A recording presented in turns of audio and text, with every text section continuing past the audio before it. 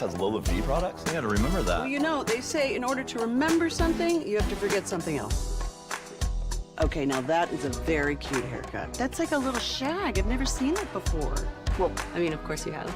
It's the Rachel. Oh, is that your name? No, I mean like your name. No, I'm Jen. My name's Jen. Right, but I just mean like this is your haircut. But that's hair on your head. I'm not saying this is your hair. Okay, freak.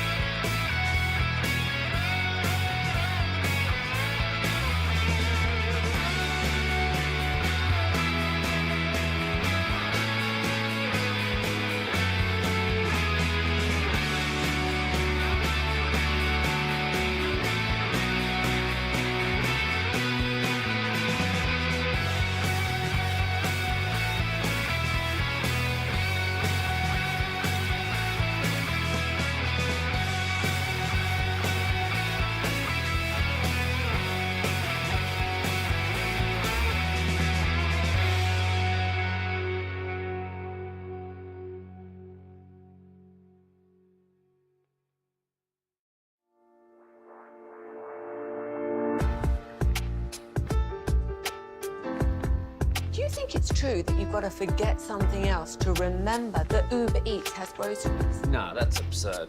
Hey, remember when you used to be a, what was it, a pepper lady? Pepper lady? Wasn't it Cinnamon Sisters? Basil Babes. Saffron Squad? Nutmeg Maidens? Paprika? No. Nutmeg Maidens. I just said that. Was it Spice Girls? Doesn't sound right. Was it Saffron Squad?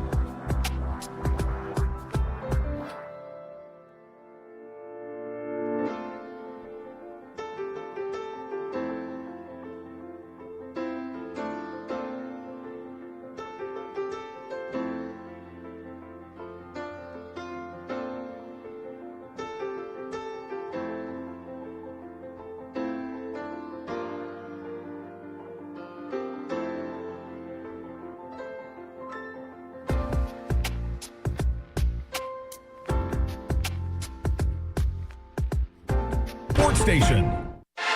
Driven from our D&M Leasing Studios, this is Sean and RJ on 105.3 The Fan.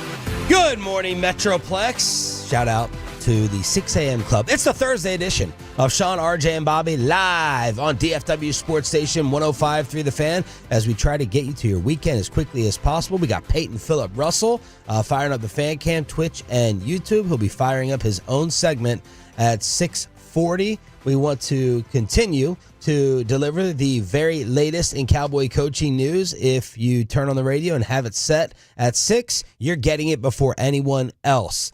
Yesterday, the Dallas Cowboys met for a second time with Brian Schottenheimer, according to the NFL Network. So on Tuesday, they spent about 3.5 hours with him, according to Jane Slater. And then Jane and Tom Pelissero had the follow-up yesterday. Are we going to get the news this morning or today? Bobby, what are you hearing? I think it's going to be Schottenheimer. That's where I've moved to this point, and I think we probably get it this week. That's just, and again, there's so much about this whole time that we've talked about where various people you talk to have said when the Schottenheimer stuff started coming out, there were people who were like, yeah, this is real, and this is going to be who it is. And then there were other people who were like, there's no shot. There's no way. We're trying to leverage something, or we're trying to get something out of somebody else, or, oh, we're just interviewing him as offensive coordinator mainly. That's what we're doing here. There was a flip for a couple of people I talked to yesterday who they went from like, this has got to be about offensive coordinator to, well, I think we're probably hiring him as head coach. Yeah, you're not meeting a second time for OC. And that was the biggest. The second meeting for everybody, I think, yesterday was kind of like, oh, okay. All right. That's probably not offensive coordinator. That's probably you're going over install plans and different things that your overall structure of what you plan to do. But again, the other thing you heard a lot, and this is probably not going to make anybody super happy. If they hire Brian Schottenheimer, the one thing you're starting to hear a lot is this is a Dak hire. This is a hire that is based on feedback from Dak Prescott and a lot of players. I refuse to believe it. They didn't have a second interview yesterday. That wasn't an interview. They just went to lunch. That's it. They just went. It was a late lunch, and it went pretty long. Well, what happened is Jerry they had extra Jason's Deli laying around. They had ordered it for the staff. It was we're on break, so all the support and cook staff is not in the building, so they had to get something. So they're like, let's see, Jersey Mike's, Jason's Deli, where are we gonna go? Yeah. And they just got too much, and they called him in and said, Shaddy, why don't you come on in here and help us finish off this turkey? You like corned beef? Yeah. So I just refuse to believe this whatsoever. I'm convinced the second interview was not about install. It was sell us, please, because we can't believe it ourselves. You have to sell us on this one there, Shoddy. Here's the thing. I'm leaning enough towards Brian Schottenheimer that I've already started rolling through my heads all the different ways that I think Jerry's going to start saying the name Schottenheimer. Shotting him, shotting to, like, however he's going to say it, Schottenheimer. I've already started running through my head. Wait, what way is he going to say his name funny in the interviews next year? I think a lot of people, including Tolo D, who just shot me the message, is like, all right, like, when's the most Cowboy time to announce it? Common sense. I don't know anything. I got my phone on. I'm waiting for the ultimate green light to say this is done and over with. Common sense would tell you it gets announced today. Common sense would tell you during the show, right after the show. But Jerry sense, many people are like, no, conference championship weekend. Yeah, it's today. Yeah, he may turn on the TV and see them talk about Aaron Glenn a lot. Be like, oh, wait, hang on a second. Can't have that. But, it's, I hate to do this because, like, I was such a huge fan of his old man. Like, yeah. I loved Marty. Like, Marty, I feel bad for Brian. I grew up like as a little kid as a Browns fan. I love those Marty Schottenheimer teams, and I think Marty's criminally underrated. I don't want to shot all over Schottenheimer. But that's a choppyism because if covering Marty Schottenheimer would have had him as your least favorite coach, you would have absolutely because the way he played. Yes. Yeah, but Marty Ball is the antithesis of RJ Choppy. As an 8-year-old kid, you didn't care about that. You don't know any different. As an 8-year-old kid, back then especially there was no computers, there was no analytics. Here's what I think is that if this is Brian Schottenheimer who they're going to hire, and I anticipate it'll be roundly criticized by all Cowboys fans. I will say the bar will be set so low that when they actually start hearing Brian Schottenheimer talk during OTAs and stuff, and they get access, fans get access to what his thoughts are, he's going to meet expectations or surpass them for a lot of fans. That's the key. That's the key. Always take a job with zero expectations. It always looks better. Well, it's not a job with zero expectations. Well, you have them. When you go there, you have zero expectations. He's going to win the press conference. As someone told you yesterday, there's a little DQ to him in terms of, but correct me if I'm wrong.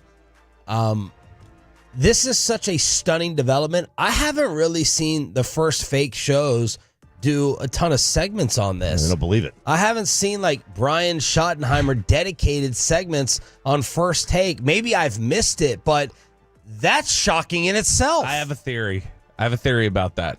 They want to milk every second of Dion or anything else to it, and they don't want to kill their absurd over-the-top reaction to it until he's hired.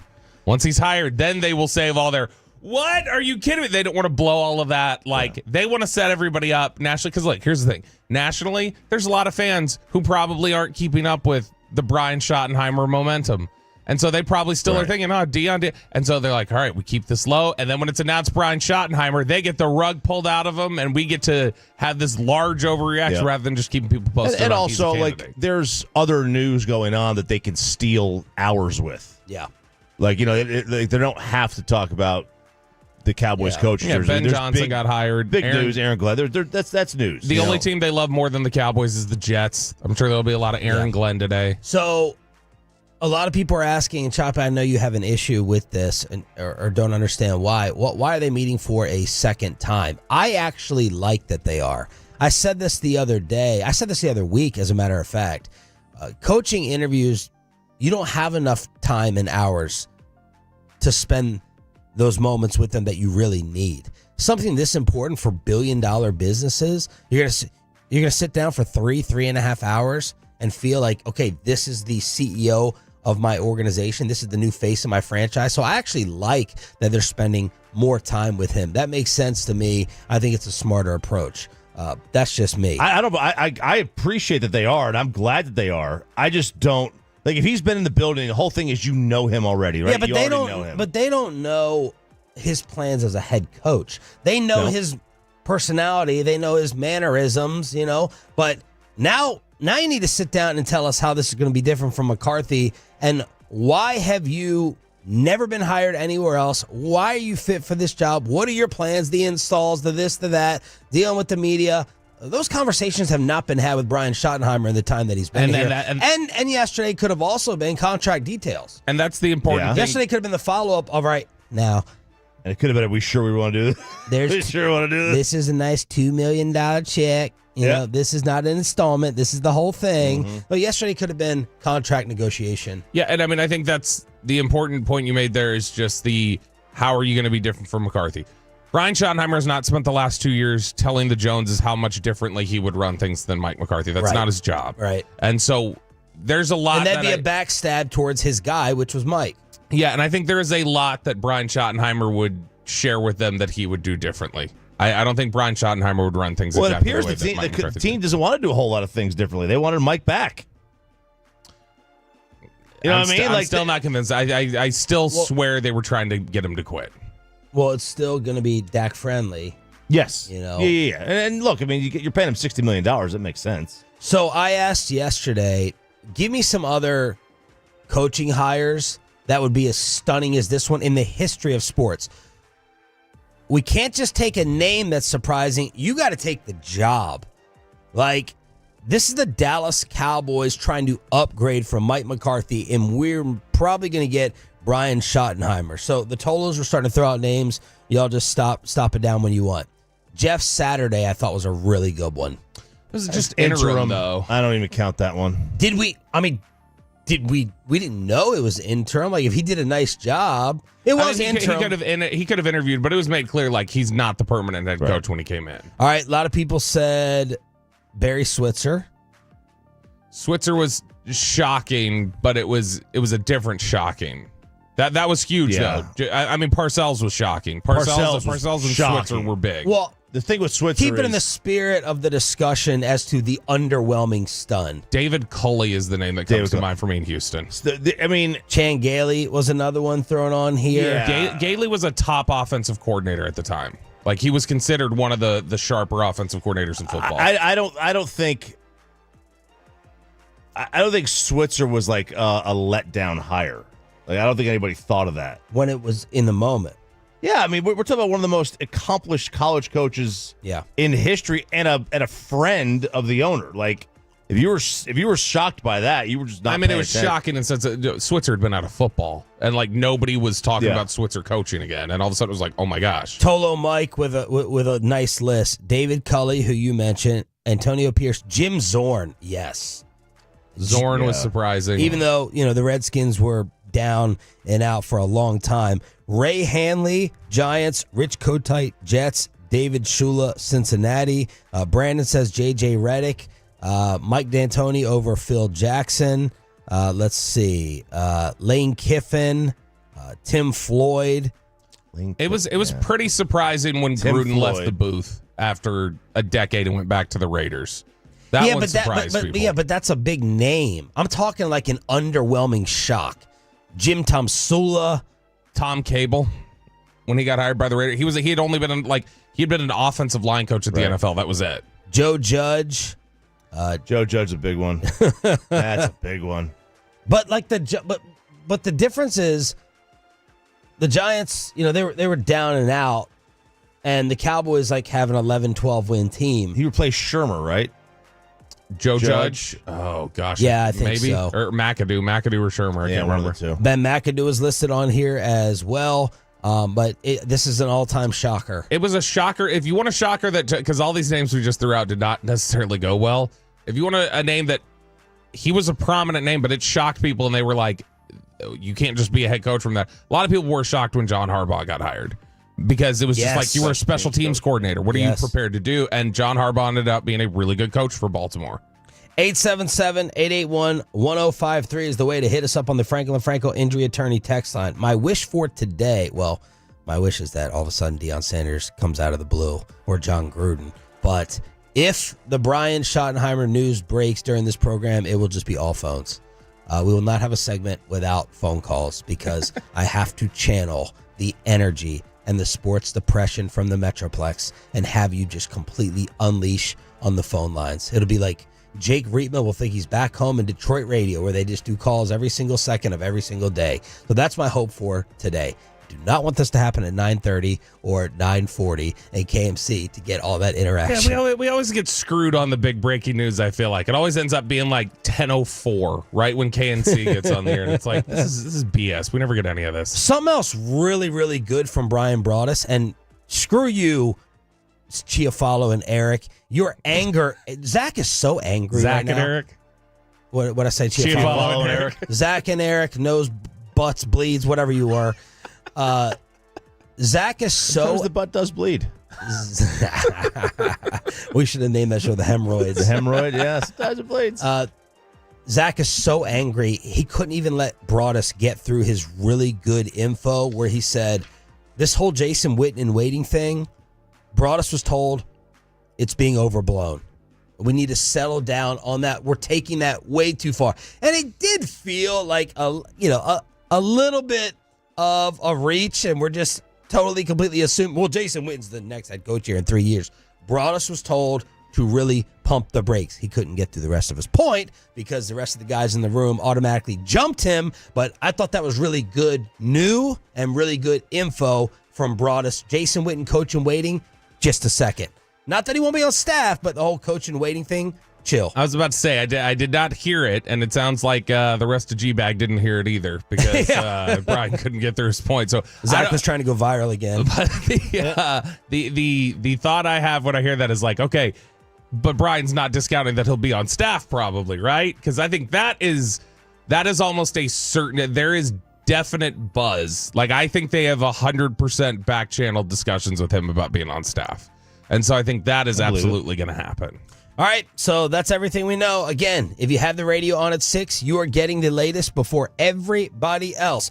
Mickey Fisher is going to rejoin the show. Who? In the 7 o'clock hour to tell you why you should absolutely love all the possibilities of Brian Schottenheimer. What you will not and should not love is another huge Dallas Mavericks injury that came out yesterday after a tough game against the Wolves. We'll tell you why the Mavs may be in real trouble now, next on 105.3 The Fan. But first, you guys want to stay glued to all the news. You want to keep up with all the updates. You don't want to miss a thing. But you also got...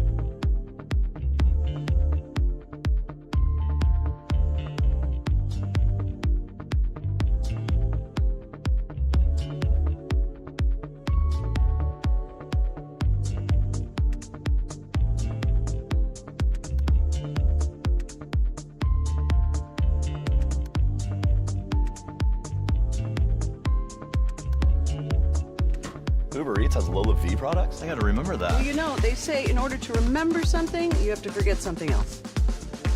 Okay, now that is a very cute haircut. That's like a little shag. I've never seen it before. Well, I mean, of course you have. It's the Rachel. Oh, is that your name? No, I mean, like your name. No, I'm Jen. My name's Jen. Right, but I just mean like this is your haircut. But that's hair on your head. I'm not saying this is your hair. Okay, forgive me.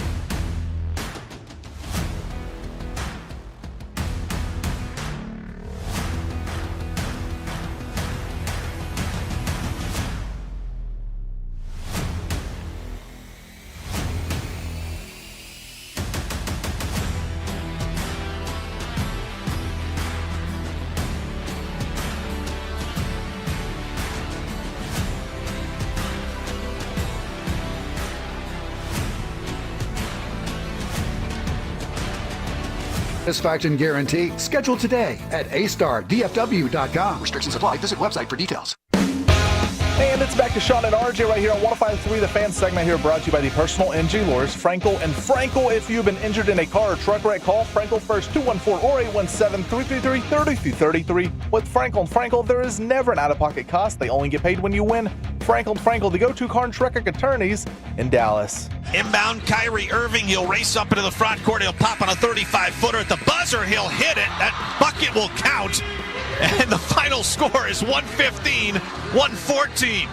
That was the call on Wolves Radio. Good morning, Metroplex. Shout out to the 6 a.m. club. We're on Shotty Watch here on DFW Sports Station 105.3 The Fan. The Dallas Mavericks lose a tough one. It was a good back and forth against the Minnesota Timberwolves. Wolves pull it out at the AAC 115-114. You had big nights from P.J. Washington and Kyrie Irving. I think Kyrie screwed up the point spread at the end with that bomb of a three that he hit. But Kyrie with 36, PJ with 30, but they still end up losing. You had Omax with 4 in the starting lineup. You had Quentin Grimes with 5 in the starting lineup. And then Daniel Gafford with a double-double as we get the crippling news that Dereck Lively is now out for a long time. Literally crippling. Literally crippling for a couple months. That hurts because, one of the main things last year and going into this year is that you had a big on the floor for the full 48 minutes if you wanted to play it like that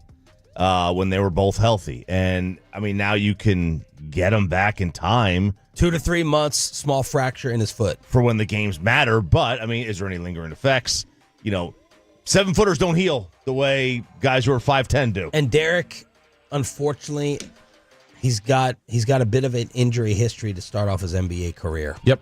Mm-hmm. Yeah, and a lot of big guys. He went at Duke, too, for a little bit. Yeah, Duke, that was a part of why people felt like he was available for the Mavericks when he did, is because it was like as he was starting to really come on at Duke, he had a soft tissue injury or something like that, and it slowed him down for the rest of the year. And so a lot of people, you didn't see him kind of hit what they thought he could. But, yeah, this is overshown like for me. It's obviously not the same devastation in terms of long term, but in terms of just like a sophomore campaign that was starting to trend really well. He had been banged up for a couple games earlier. When he came back, he was playing really well offensively. He had 21 and 16, 3 blocks the other night, and then 14, 8 and 2 before getting hurt. And is there anyone from like a locker room character standpoint, 2 guys that you like more in DFW right now than like Overshown and Lively? No. Like they're right at the top. And so to lose those 2 guys from not just what they contribute on the field or on the court, but also what they contribute in the locker room, that sucks, and it's a bummer that he's down. But I'll tell you what, it's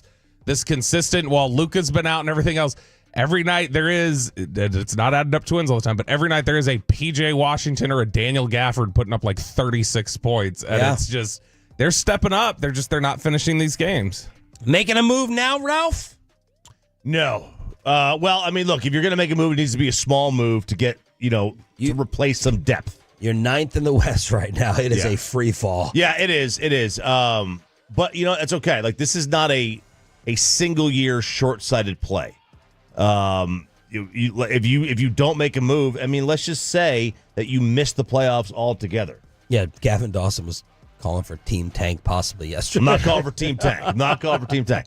But, this is a long play. I don't want to ruin the depth for next year or the year after just to get something for this year. Clay was one of 4 other Dallas regulars out with a left ankle sprain, with 4 others out total with injury or illness. Yeah, and look, I remember they flashed a graphic at just the start of the fourth quarter. The Mavs were like 4 of 18 from 3, right?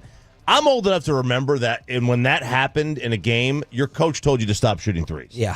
But that's not the way the game is today. And that's in part how they were able to get back into this game. They did shoot the ball well from beyond the arc in the fourth quarter.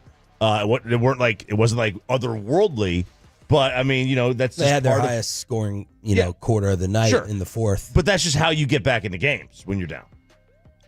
They need a Caitlin Clark. That's what they need. They need somebody to just drop bombs from deep. That's what they gotta add. So Dereck Lively is now out, and what is up with the injuries in the Metroplex? Yeah, this has got to be, is this the worst DFW sports run for injuries in history? The Rangers got just brutalized by injuries at points last year. Dallas, the Cowboys had an awful run. This is their worst year of injuries as an entire team since, I don't know, I can't even think of year 15 maybe for the Cowboys. It was pretty brutal.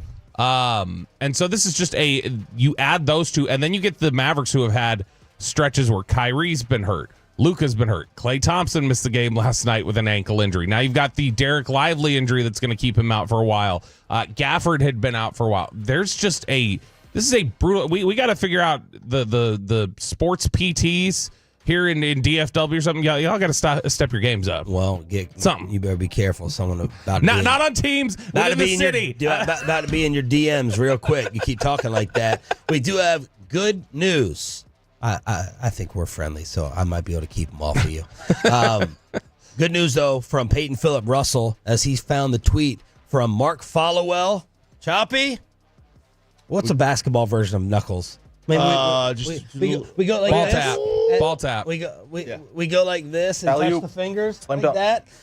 Channel 29. Looked a little sweet. It did look a little sweet. Well, that's my jumper suite.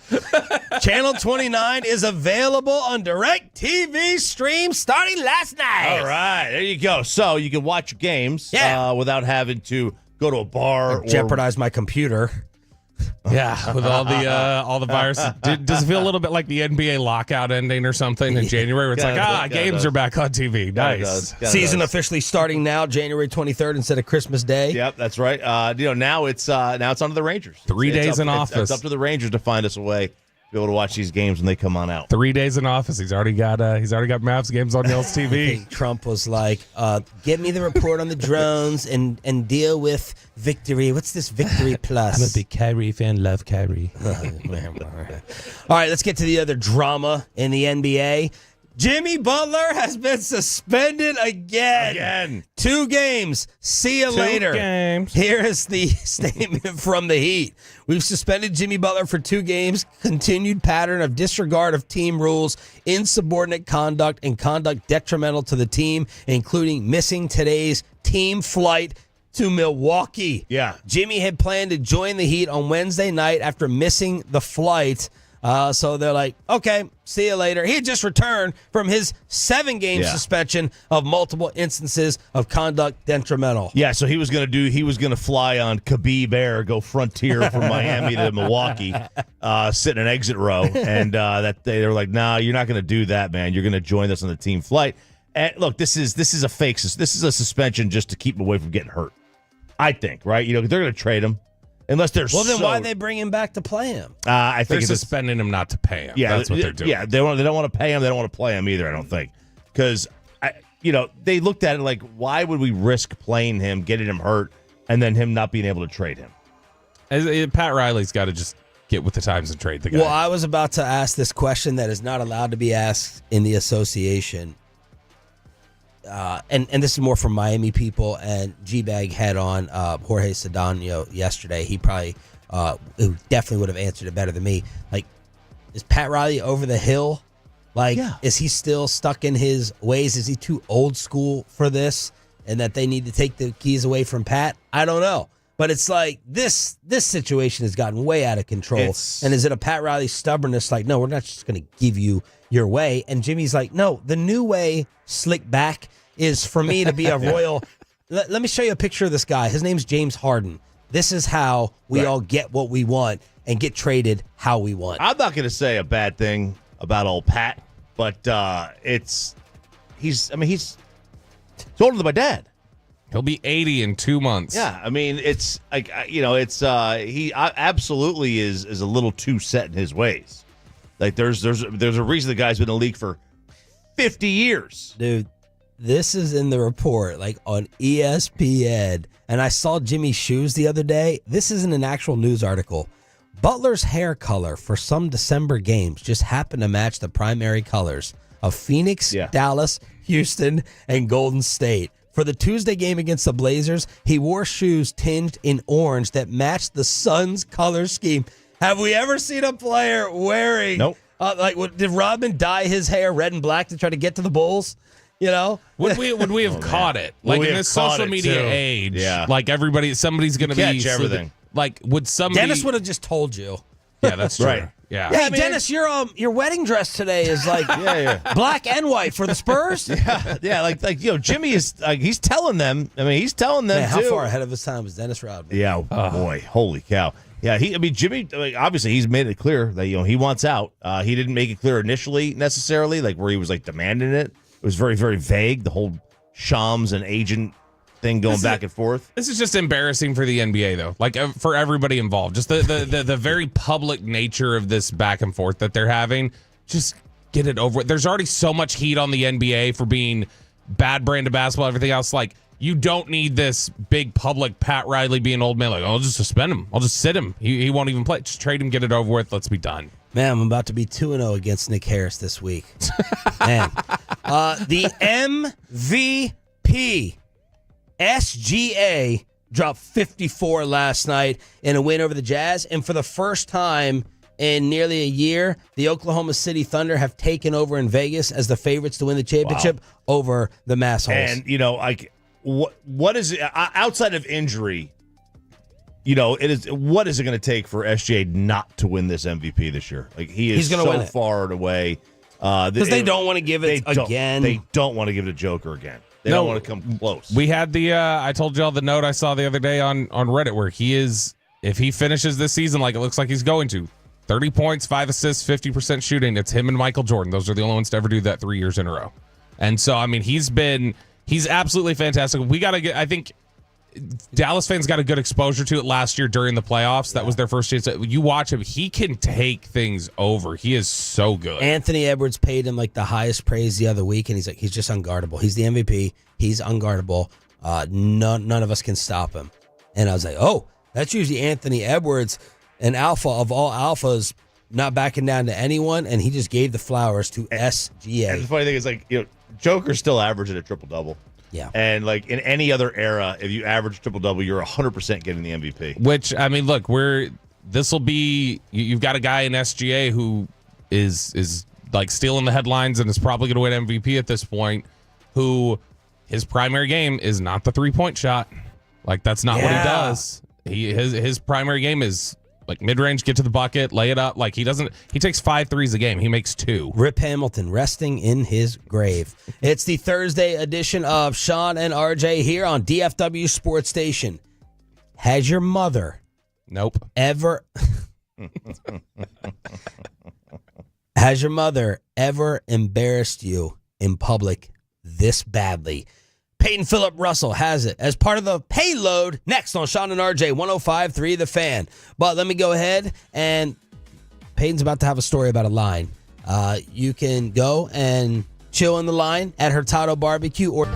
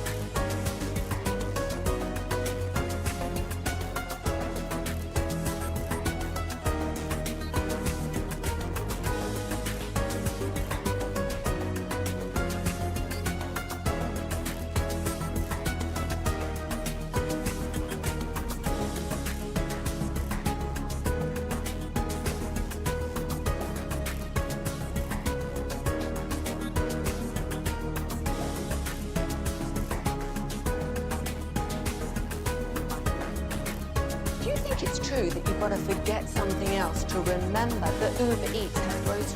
No, that's absurd. Hey, remember when you used to be a, what was it, Pepper Lady? Pepper Lady? Wasn't it Cinnamon Sisters? Razor Blades. Saffron Squad? Nutmeg Maidens? Pre-Curve? No. Nutmeg Maiden? I just said that. Was it Spice Girls? Doesn't sound right. Was it Saffron Squad?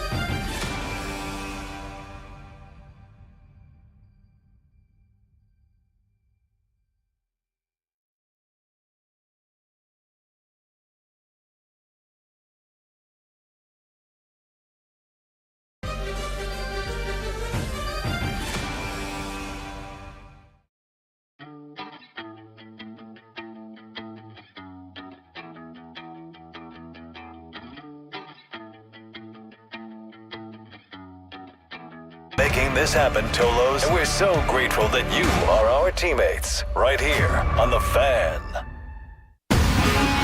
And it's back to Sean and RJ on 105.3 The Fan segment here, brought to you by Classic Chevrolet. Classic Chevrolet in Grapevine is the #1 Chevy dealer in the world. If you're in the market to upgrade your vehicle, get to Classic Chevrolet in Grapevine today, the back-to-back #1 Chevy dealership in the world. They've got more new Chevys than anyone else, all priced to sell. Visit ClassicChevrolet.com. This is Texas. This is Classic Chevrolet. Together, let's drive, relax, enjoy the difference based on new Chevrolet registrations 2023 and 2024. Okay, am I hearing this right? The morning show is letting Peyton Russell have his own segment? I just don't get it. We've known Peyton for years. He's horrible on the mic. I mean, gathering the foreigners, this is going to be a train wreck. Daddy does work, and Peyton just does board hopping. That is right. It is Thursday, 6:40, which is time for another edition of The Payload. Every Thursday at this time, And guys, we start with a serious question. Have you ever been caught by your parents doing the deed? Ever walked in on? No, never. Nope. But With my someone mom else? may have found like a video or two once. Of you? No. Oh, okay. I had locked the It would door. have been me and your mama. Oh.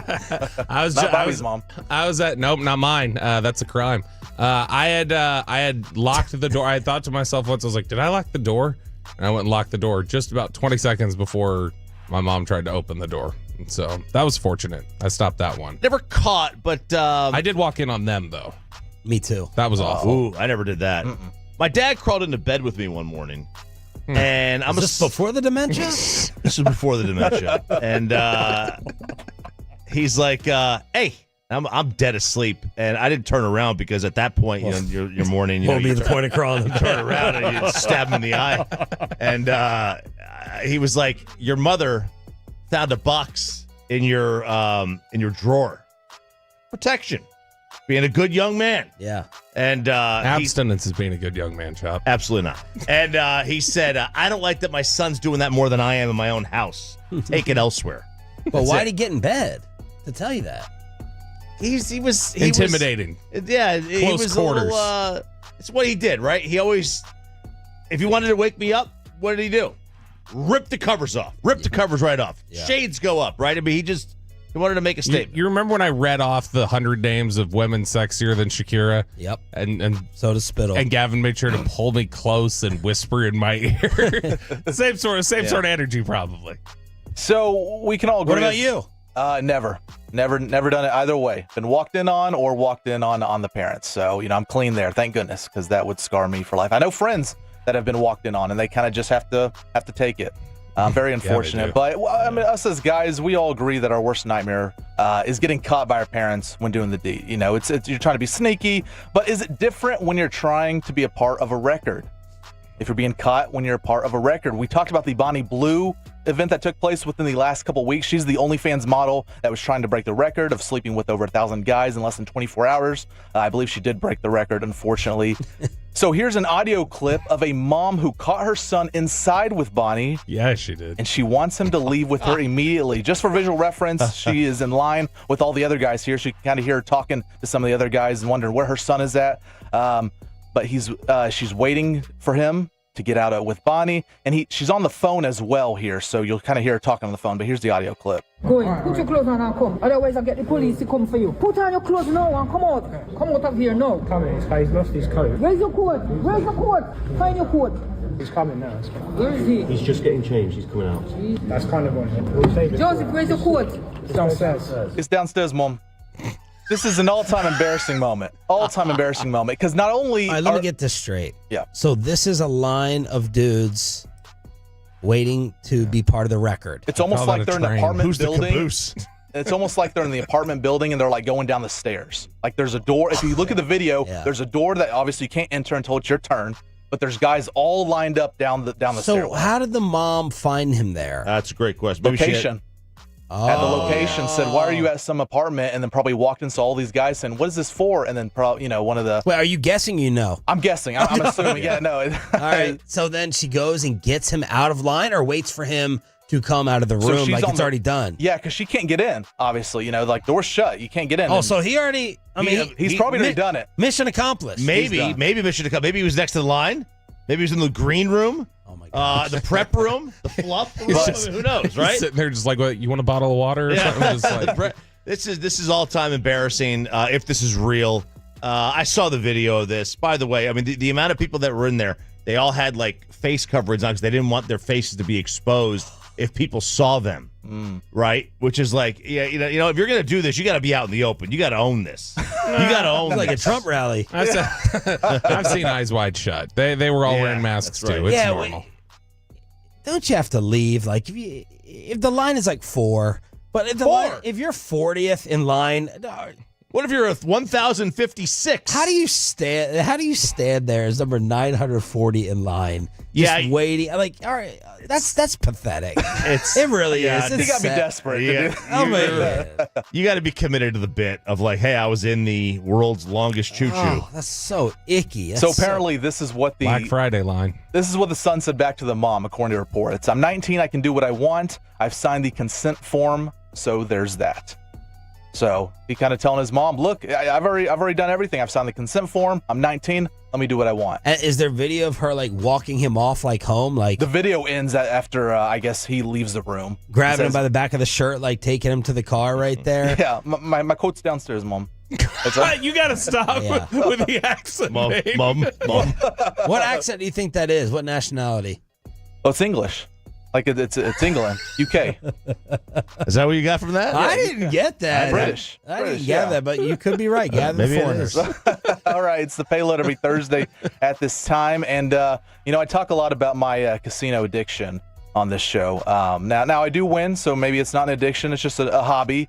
But not everyone can win at the casinos like I do, and some people don't know how to take losses like a man. Now, Caitlin, do we have the video? I believe. There we go. And then now you can hire me at Twin Peaks. What is the matter with you? On the Bobby paid me to do that. So on the YouTube and Twitch fan cam, you can see a video of a man losing his mind at a casino in Shawnee, Oklahoma. Better hope Broadus isn't listening. Oh my! Better hope she's not listening. No lunch for Peyton. Oh, geez. Apparently, this man lost a bunch of money on a slot machine and decided to attack the machine. You can see him losing his mind on the fan cam, Twitch, and YouTube. Obviously, this gets you kicked out of the casino and banned for life. And what was funny is I know this exact machine. I know this exact machine because when I don't usually play slots, but when I do, I play this. It's called Dancing Drums. It's an amazing machine. You can win a lot of money. You can lose a lot of money quickly. That's just the name of the game. But yeah, this is my game when I do play slots. But yeah, he's just and the audio wasn't great for radio, but he's just screaming, jumping into the machine. He obviously broke it. Guys are just looking out, watching him. But yeah, this guy has an issue here. So amazing. It's so amazing and terrible too. He broke it and looked like a fool doing it. And I understand the frustration, but you can't do this. Don't take it out on the machine. Take it out on the casino boss or something. You always get more mad at the dealer than the machine, right? Yeah, you get mad at the dealer if the dealer doesn't show some sympathy. If he's laughing at you, you're losing. Yeah, I mean, if the dealer's going full on Vegas vacation, then you really want to punch him. But for the most part, the dealers root for you because they know when you win, they win because you kick them back money. Bobby probably doesn't. I don't know that. I know nothing about that because I can't gamble. So you tip? When you win, you tip? Uh-oh, Peyton. You should have directed this at Peyton. Uh-oh. Yeah. When's the last time you've tipped the dealer? In Vegas, when I won over $1,000 on the craps table, I gave them $15. Tell them what's customary. What's wrong? Uh-oh. You're in trouble. How much you buy in for? $200. Oh, you should have kicked him. Stop. $100. Stop. No, Yes. RJ, that's the problem. That's how people don't walk away with profits at the casino. You would have walked away with profit. You would have walked away with $900. Not if you're tipping every time. You got to tip. No, you don't tip every time. They're not waiting. You It's tip not like when you win. You tip when you win, right? Because when I lose, they don't give me any money back. You tip. Jeez. Come He on, is the cheapest person on This earth. is actually a great topic. Yeah, we always talk about tipping and delivery and pickup and all that. Instacart. I'm fine with tipping. Casino, I'm not tipping every time. So you're tipping. You tip the dealer if you win. If you don't win, you don't tip. Now, if you win like 30, 50, $100, and you throw them $5, whatever. But if you're walking away with $1,000 after you bought in for $100 or $200, I mean, you got to kick them something for the effort. And and now that's the thing. They don't actually do anything. There's a craps person does a lot more than just picking out of the shoe. Well, the craps people, I mean, they're obviously doing the math in their head, but a lot of times they'll tell you and they'll help you with, hey, you know what? If you put this here, your odds increase. Yeah. You know what I mean? Like you want to take a hit. Yeah. But they don't know what's underneath. Everyone thinks that they know if it's a 6. In terms of the cards? Yeah. They have no idea. Yeah. They have no idea.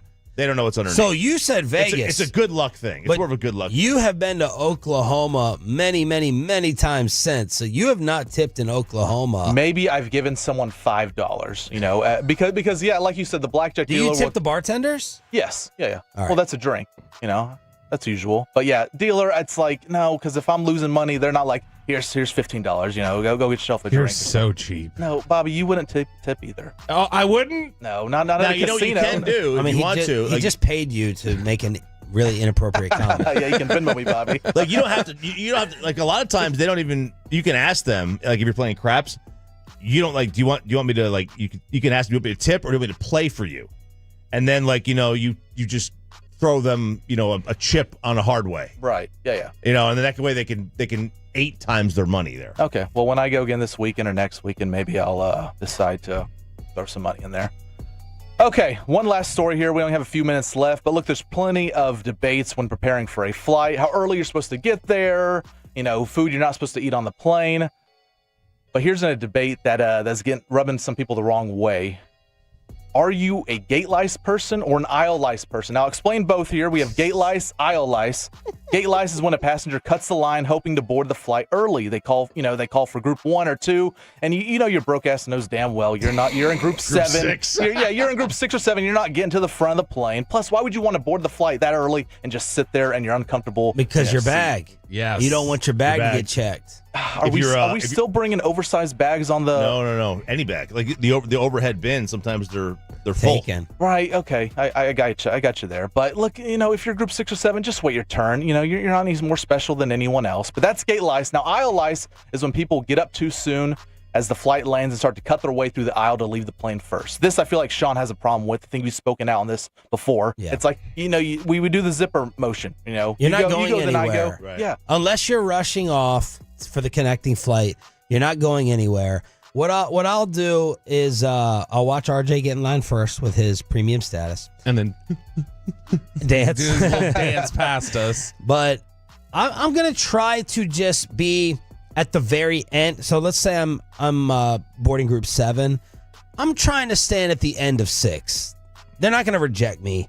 Right. Yeah. Now Southwest, you don't have to worry about this, and I feel like everyone has to. I feel like I have to show ID. Number 31. Well, 31. I'm one ahead of you. I'm one ahead. But if it's American or something else, I'm trying to get to the end of that group 6.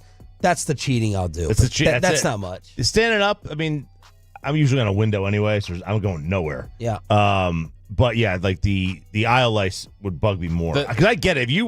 If you're carrying a bag on, like that is gold. That overhead compartment is gold. I won't have to worry about either of these. As thanks to RJ Choppy, I'll be flying to the Super Bowl first class. Wow. Yes, the wife decided to go for about a day and a half, and I was like, "Go ahead." She's like, "This is weird. Like business economy is like more expensive than like the first class ticket," and I was like, "Get the first class ticket on the way."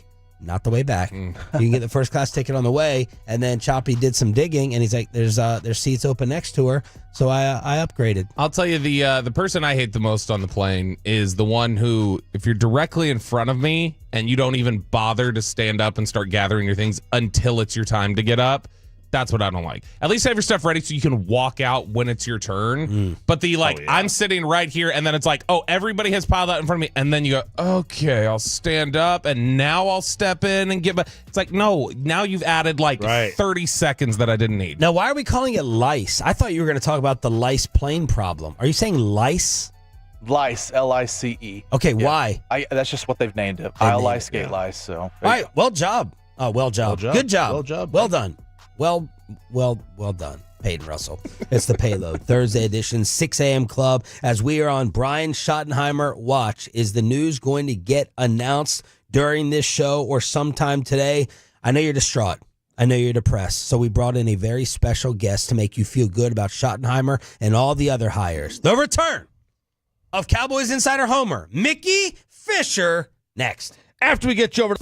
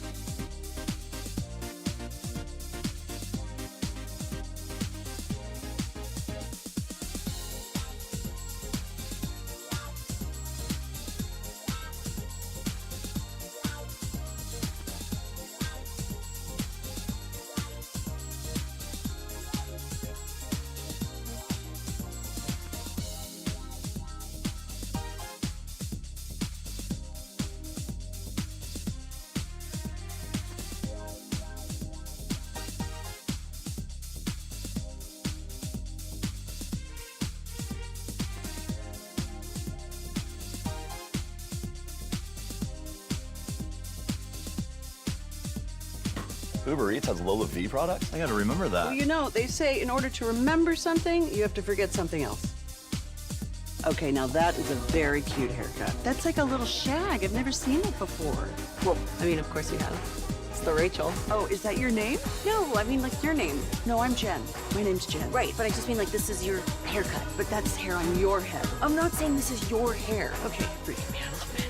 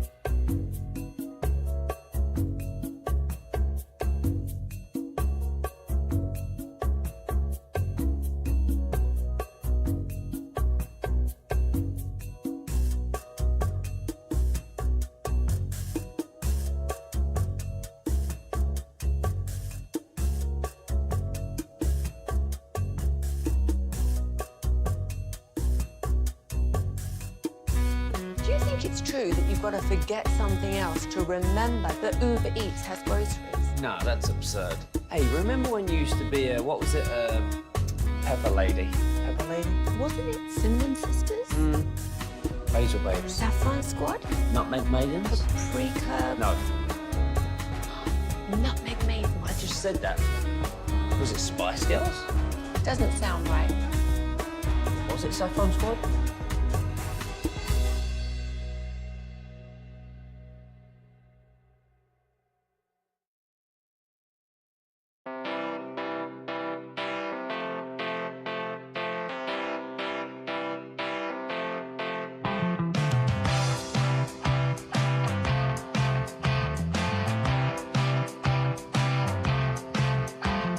krld-fm and HD1 Dallas-Fort Worth. Let's go, Cowboys. An Odyssey sports station. Driven from our D&M leasing studios, this is Sean and RJ on 105.3 The Fan. Will today be the day? Will this be the morning? Will this be the show when the news breaks that Brian Schottenheimer replaces Mike McCarthy as the next head coach of the Dallas Cowboys? Yesterday, they met up again. Some people arguing a continuation is a second interview. Whatever, who cares? They're talking for a second time after 4 hours on Tuesday, and they're for damn sure not talking about Schottenheimer as the offensive coordinator. So we'll see when it happens. You know, it'll be all over the coverage, and hopefully we get the news first to break it to you on your home of the Dallas Cowboys. Everyone's breaking down Schottenheimer, the pros and the cons and the cons and the cons, RJ Choppy, but you're looking at the Cowboys job itself. Yeah, just the pros and cons of the Cowboys job, because Ben Johnson didn't seem like he wanted this job at all. Right. Which that hurts. That hurts. That hurts a little bit. It does. Which I don't think they wanted him either. I agree. I don't think they did. So like, I think there's a couple of ways you can look at a job. Like, one is like the current roster, and then the other one is the organization. And like, if the roster's unstable, the organization is good. Is that more appealing than a good organization? A good roster with a bad organization versus a good organization with a bad roster? Like, what would you rather have if you're a coach? So the pros for the Cowboys job, I probably can't. There's probably more. But they got a top 10 quarterback. Yeah, that's a pro. They pending have health. Pending health. Pending health. If he gets hurt again this year, you can't have him in the top 10 anymore. You may not. Yeah, you may not be able to have him as your quarterback anymore. Right. Counting on it moving forward. Right. They have all pros at wide receiver, edge, corner, guard. Who's the all-pro corner? I mean, Diggs has been. Bland has been an all-pro too. Okay. Yeah, I mean, they've played at that level. At guard, at kicker, at kick returner. I mean, it's top end talent at. They got a good roster for the most. Well, yeah, it's not deep anymore. Unfortunately, that's a problem. But at the premium positions, quarterback, wide receiver, edge, corner, offensive line, they've got like guys who are legitimate Pro Bowl, All-Pro caliber players. You got good facilities. Great. You got good notoriety as being the head coach. And you have an owner who says he wants to win. And those are all the pros? And those are the pros. Now, there may be some more. Yeah, I think the big number one pro for most coaches in the NFL is if I win there, my career is made. That's how most coaches view this spot, is that if I win here, I've got it made. My life is... there's no other guy. job. Yep. Yeah. There's no other job where if you win, your career takes off as much. Yeah, and I guess that's where I put notoriety. So that may be the cons. You have an expensive, non-elite quarterback, top 10, but not elite, right? Not like in that special, 4, right? You have expensive skill position players. You have a lack of cap space. You have a seemingly who are the expensive skill position players? Well, Dak, obviously, a CD. Mike is about to be. Diggs is high, Diggs is paid. So you got guys who are paid. Oh yeah, okay. So skill. Just when I hear skill, I think like, receiver, running back, tight end, quarterback. That's what I think of. That's skill typically when they say skill position. Okay, so you don't consider, because I just consider like the top 4 that you would draft. Yeah, they consider skill position to be receiver, running back, tight end, quarterback. And why is that bad? Well, because they're expensive. The money tied up. Yeah, the money tied up. You have a lack of cap space with that. You have an unwillingness to spend outside the building on free agents, which leads to questions about the owner's actual desire to win. You have a player poll that questions some of the support staff. What was it? The training department, weight room, that stuff. Yeah. You have a meddlesome ownership whose primary goal appears to be to find his Tom Landry. Yeah. And I mean, am I missing any?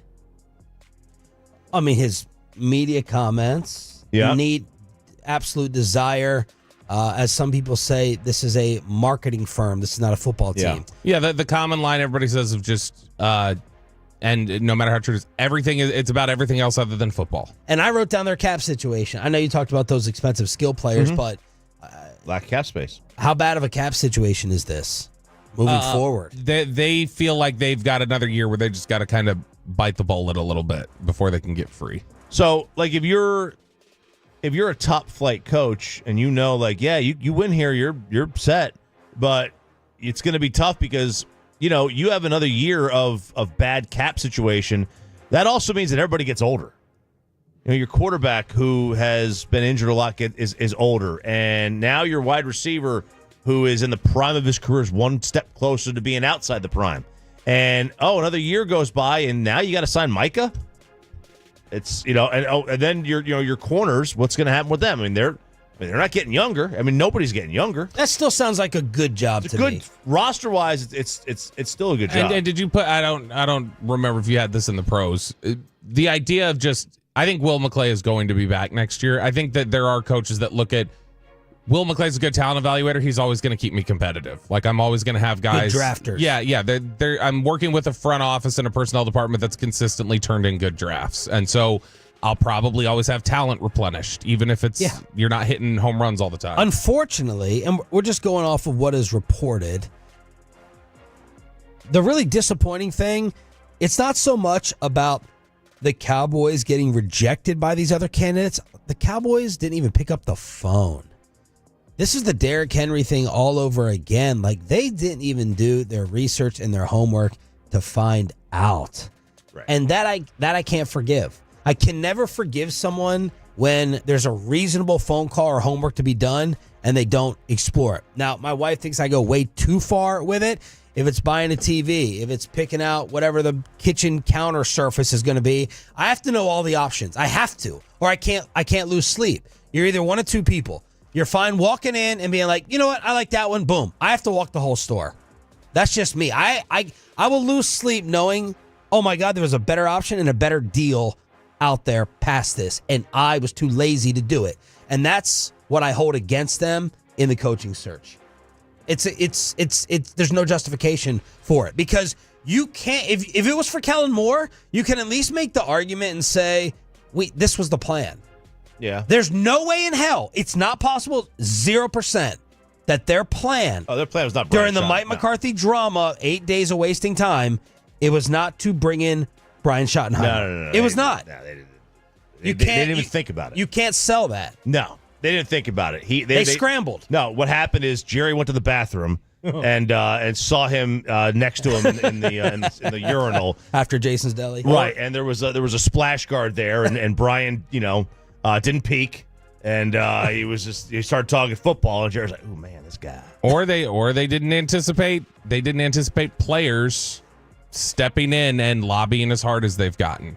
That they didn't have an anticipation that Dak or other players would have given the feedback of, like, you guys need to do this, and you guys need to make this move. Do you view them and Jerry as an organization that can really be swayed, like player input, taking in heavy amounts of player input versus just doing what they want? No, but if they already like Schottenheimer and then they start hearing from players, it may be enough to have them go, top. Oh, okay, well, you know what? Maybe they do like this guy. Maybe this is the direction we go here. All right, ladies and gentlemen, we know that there is a lot of anger, depression, and maybe departure from you as a Dallas Cowboy fan over all the options, this process, and Brian Schottenheimer probably being named the head coach.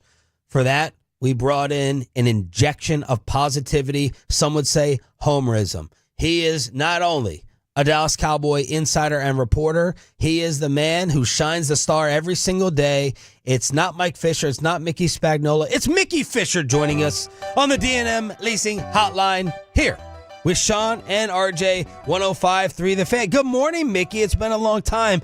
Is this the most uninspiring list of coaching candidates the Cowboys have ever interviewed? Well, what do you mean uninspiring? I mean, do you not think Robert Saleh can inspire you? I guess he can. Is Leslie Frazier not a long-time coach and assistant and head coach of this league? Is Kellen Moore not highly thought of? Huh? Has Brian Schottenheimer not come from a football family? I mean, what else do you want him to do? You want him to hire a guy like Ben Johnson, who the Jets didn't even want? Well, I don't think you do. I don't know if that's accurate. Man, Mike Fisher here. I got some breaking news. Exclusive.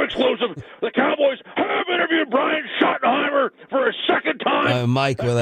Let's not break it. We knew that yesterday. I had it first, and she only get it from me, and not from that thief Adam Schefter or that carny Sean Sharif. Once again, Brian Schottenheimer has been interviewed for a second time with the Cowboys coaching church. All right, Mickey, what do you make of Brian Schottenheimer as the leader in the clubhouse for this job? Well, what do you mean leader in the clubhouse? Do they even have a clubhouse? Oh, God. I don't know. How do you know he's a leader? Are you in the meetings? Are you there? I don't think you are. I'll tell you this. The Cowboys can do a lot worse than a guy whose father had a .750 winning percentage in the UFL. The UFL? The United Football League. He was 3-1, and they folded. I mean, you can't buy that kind of a resume builder. Man, Fish here again in the 105.3 The Fan newsroom. How do you still have access to our newsroom, Mike? I have a bit of a breaking news. This one just coming down the wire. The Cowboys have parted ways with Mike McCarthy as their head coach. This is a Mike Fisher exclusive. What wire are you using? You're just getting the news in. It's the Fan newsroom wire. That's in your face, Schefter. I assume you're just going to steal that from me like you stole my game preview back in 1996 when you were still a lackey of the Denver Post. Oh, Mike, calm down. Like you stole my game preview. I'm sorry. I'm just on edge. This radio guy with small hands is scooping up everything, and I'm flustered. Mickey Fisher joining us here on the home of the Cowboys, 105.3 The Fan. Mickey, put your name on it. Who is going to be the next head coach of America's team? Well, we'll find out, won't we? We will. Yeah. I mean, we just want your prediction. Don't be difficult. I mean, your guess is as good as mine, and I'll tell you, I don't think they can screw this up if they wanted to. You've got elite candidates here. You know, the Jets should have won 3 titles with Saleh, if not for Woody Johnson. 3? Leslie Frazier, yes, Leslie Frazier is the best coach in Vikings history, and Brian Schottenheimer was the real reason why Seattle was so good and won those Super Bowls. Mickey, he wasn't even there. I know, but he played each other in 2012, and it was the game where Seattle became the Legion of Boom. He gets credit for that. He was the OC of the Jets. I'm Ed Fisher one last time. I've got more breaking news, exclusive. The Cowboys have satisfied the Rooney Rule requirements for this hiring cycle. Again, news that only I have, and not some idiot who wears a baseball hat on television. I can also report that Jerry Jones did speak with Deion Sanders. And speaking of Deion, cover your ears, Marcia. I joined the team in the White House in '96 after they beat Pittsburgh, and let me tell you, they had to tighten the screws in the Lincoln bedroom that weekend. There he is, our Cowboys insider Ed Homer, to make you feel much better about what's happening at the Ford Center at the Star in Frisco. It's not Mickey Spagnuolo. It's not Mike Fisher. It's Mickey Fisher with the return on 105.3 The Fan. Let me know how long time of a Tolo you are by saying remember on the Frango injury attorney text line. Need to test your history as a turn it on, leave it on. 877-881-1053. 877-881-1053. No, I was mewing for Addison at home watching. That's what I was doing. Oh, my God. Mewing. What the hell is that? It's this, apparently. It's you go. You tap your face. It's like facial exercises. Bite your cheeks. And Addison showed me what it was yesterday, and I told her. So you're doing like Zoolander facial poses? Sort of. She said she was going to be watching at 7:15. And I was like, oh yeah, at the end of the segment, I'll do it for you. So she said I needed to mew on camera for her while she was getting ready. Mewing. That's what it's called. All right. You may be even more bitter over Ben Johnson after what happened yesterday. And Patrick Mahomes says, no, we are not getting help from NFL officials and referees. And I completely agree. Ooh. Around the rest of the NFL playoffs and the most local segment in the Metroplex, it's the Neighborhood Watch. We go commercial free with the Expressway after this. After we get you over to Johnson Fitness and Wellness.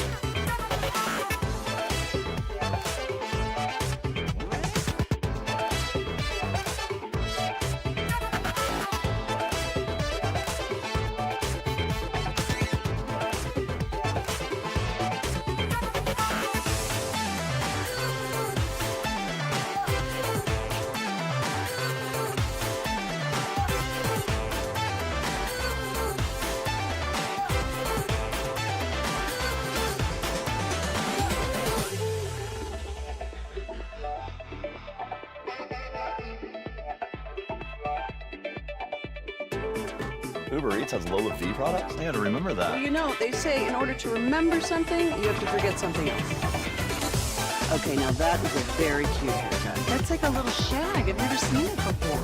Well, I mean, of course you have. It's the Rachel. Oh, is that your name? No, I mean like your name. No, I'm Jen. My name's Jen. Right, but I just mean like this is your haircut. But that's hair on your head. I'm not saying this is your hair. Okay.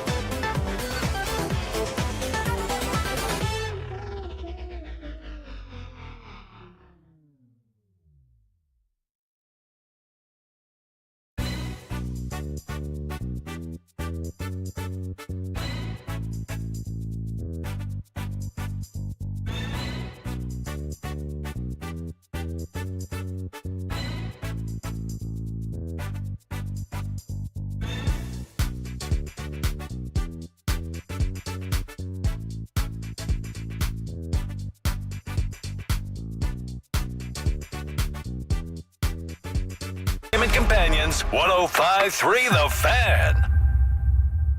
And it's back to Sean and RJ right here on 105.3 The Fan. It is the Expressway right now on The Fan, and it's brought to you by the On Time Experts. And we are commercial free as we try to get you to your weekend as quickly as possible. Sean Sharif, RJ Choppy, and our Cowboys insider Bobby Roberto Belt live on the Fan Cam, Twitch, and YouTube, thanks to Peyton Russell.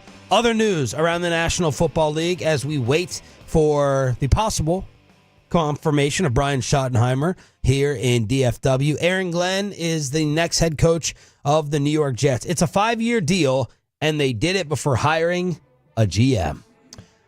I mean, that's pretty on brand for them. That's what they do.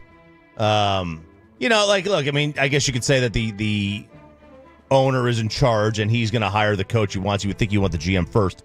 But he's probably going to hire a GM who's also on board. Was Aaron Glenn hired by the 33rd team? The Probably was. Mike Tannenbaum website? He probably was. And look, it makes complete sense. Mike Tannenbaum, who's his biggest influence? Who's his mentor? Parcells. It's Bill Parcells. Who is Aaron Glenn's biggest mentor? It's Bill Parcells. So it all makes sense. This stung me. First, I was stung because the Cowboys didn't even talk to Aaron Glenn. And then it stung to see how giddy Parcells was last night. He was pumped. He was talking to, how do we say his last name? Cimini. Rich Cimini. He was talking to Rich Cimini of ESPN, and Rich had called him to get Parcells' thoughts on the Aaron Glenn hire, and he said, it takes a lot to get Parcells worked up and excited, but he was noticeably excited on the phone, and Parcells said, I know he's done an awful lot of diligent work to prepare himself to be a pro coach. He worked hard over the years. He started in scouting, which is a very good place to start, and learned about personnel acquisition, prototypes, and things like that. He knows all that. So Parcells was like, hell yeah, Aaron Glenn is going to be a great coach, but he also thought Joe Philbin was going to be a great head coach at one point. So Parcells did? Yeah. So he's missed on some coaches before. There's no way of knowing. There's no way of knowing who's going to be a good coach, right? We don't know. We don't know who's good, because Ben Johnson's a good coordinator, but you have no idea how he's going to be as a coach. And like, even guys who were good in one spot, they may not work in the next spot. Like, would Dan Campbell, if he's great in Detroit, if he was here, would he be able to be fully Dan Campbell? I'll say this, and there are a lot of people on the fan text who are going to love hearing me say this. I'm so stupid.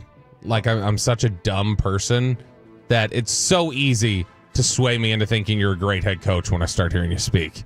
If you drop some, like when Ben Johnson stands up there just talking to the support staff, he's like, guys, we're gonna work hard. I'm like, hell yeah, we're gonna work hard and we're gonna win titles, Ben. That's what we're gonna do. I was telling Chicolina in the hallway, I was like, what a great coach you guys got.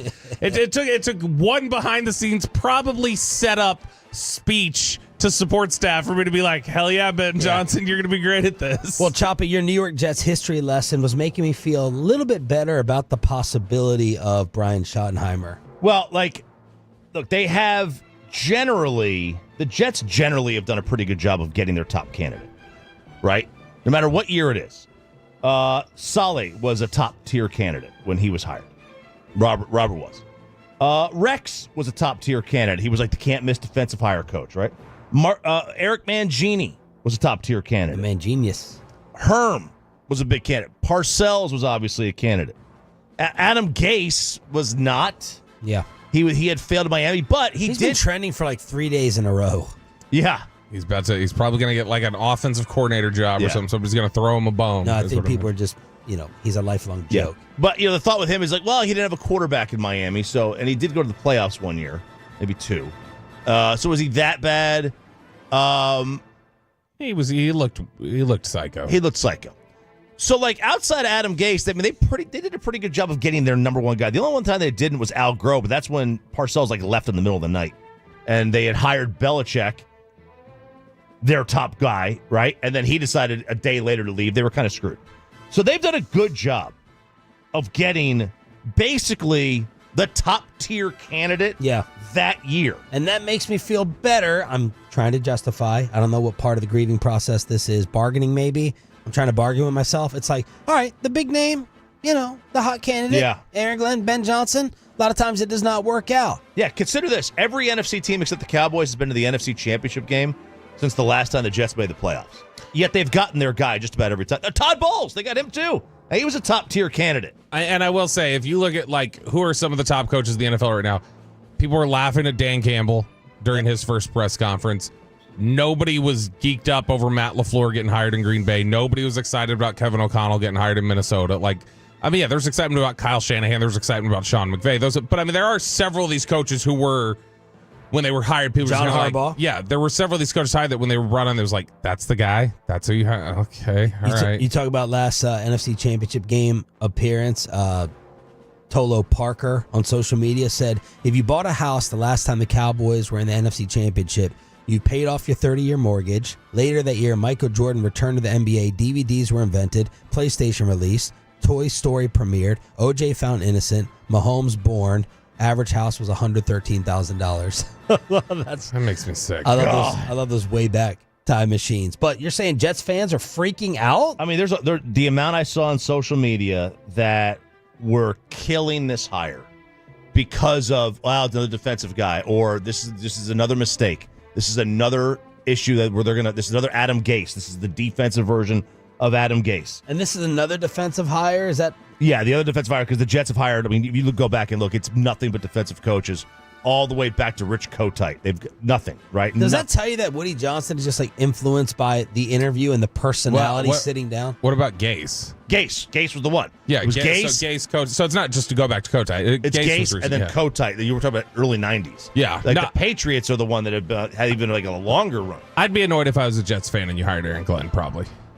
Just because, even if I think he's going to be a good coach, because to me it is I need somebody to figure out offense. The problem with this team has been they can't score for 2 decades. That's been so the get a Jets' good problem. coordinator. But that's to me it's I feel like I need a head coach who's going to be on task with offense. That's what I need. The defense has been fine most of these years. You can go have a good defensive coordinator. Get me somebody who's going to figure out what the offense is. I get it. I understand. That's a valid point. You got to fix the offense, but if you're not excited about it, you're just miserable. You're miserable. This is one of the 2 or 3 hottest candidates on the market this year, and he's a leader, and the guy, the best coach that any of these Jet fans alive have ever seen, Bill Parcells, because most of them haven't seen Weeb Eubank or whoever, right? He is like a carbon copy of him, or at least thought of. All right. If you think that Jerry Jones' hourglass runs slow, what about the Khan family in Jacksonville? Oh my God. They now decide that general manager Trent Baalke is out. Did Liam Cohen push them over the edge on this? Liam Cohen stays as the offensive coordinator of the Tampa Bay Buccaneers, turns down that job.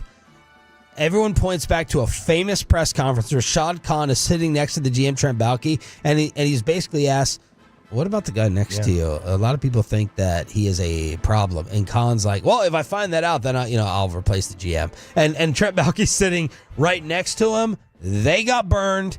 Khan felt embarrassed. And he finally realizes that people don't want to go to his organization to coach Trevor Lawrence because of the GM. Boy, what did it take? It took 16 days from the time that Khan was up there and said it would be organizational suicide for us to fire the GM and the coach in the same offseason. Wow. And then it took 16 days to go, never mind. We need to fire this guy because this is not working out. Nobody wants to work here. And Baalke's going to get blackballed.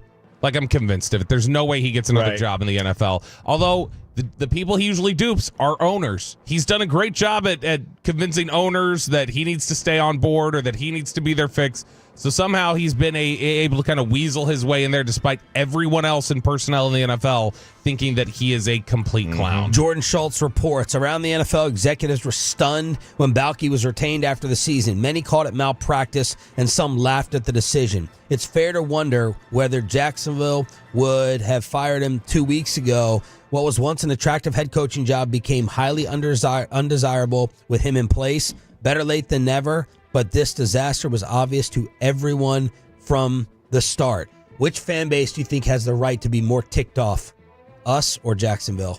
You're a Jags fan, and you're like, there's the problem. Get rid of the problem. People aren't coming here because of this guy. So I think Jacksonville, from the standpoint that it's Ben Johnson, there was an intrigue. He had intrigue with that to go there had it not been for Baalke. Would they have lost? Was that the report? Yeah, there was Ben was there, and he was not enamored with their front office. So one of the things Khan said at the press conference of January 6th when he retained him, he said that if any coaching candidate expressed reservations about the organizational structure or working with Baalke, then he'd be willing to address the topic with the candidate. Well, Ben Johnson, they lose out on him, and Ben Johnson standing up there at his press conference. A lot of people with Jacksonville apparently were looking sideways at what was behind some of the words that he was saying there? Because he said he appreciated the Bears for providing, quote, the necessary resources to build a team. He also said it was clear to me from the beginning that the priorities were straight. And some people in Jacksonville apparently took that a little bit as like, so if he just so clearly wanted to be in Chicago over here where we had him as our top candidate, why? Like, if he's talking about these things, are they, is this a juxtaposition of Chicago gave me all these things that I needed to win, Jacksonville was not willing to, I'm not going to go there, and now Jacksonville goes, you know what, we gotta make a change and start this over. Tolo Chris said, I was looking back at Baalke's draft picks. Half aren't even in the league anymore, and only 2 that left are playing on their teams. Just terrible. My friend lives in Jacksonville, and they're throwing a parade that Baalke is now gone. But is Cohen back in play now? I would not think so. That's done. Like, I think he just signed an extension yesterday. Better late than never, though, right? They learned. They did something. You know, that's the key. Can you salvage it? You have to be able to salvage something here if you're Jacksonville. They realized they were doing things wrong. And that the thing is, like, even they realized that they were doing something wrong. And the way of doing things was getting in the way. And this team just does not do that here. They don't realize. Now, maybe they realize it and they refuse to change. Yeah. Or maybe they don't. And I don't know which one's worse. You know what? Maybe they don't have a problem saying we're going to go hire our head coach before we hire our GM, because maybe they say we'll make our coach our GM. Maybe they say, hey, Belichick, you signed that deal yet? North Carolina? You wanted all that power structure? Come on to Jacksonville. I would at least call if I was them and just go, hey, this is cleared way for you to have all the power you wanted now if you want to come over here.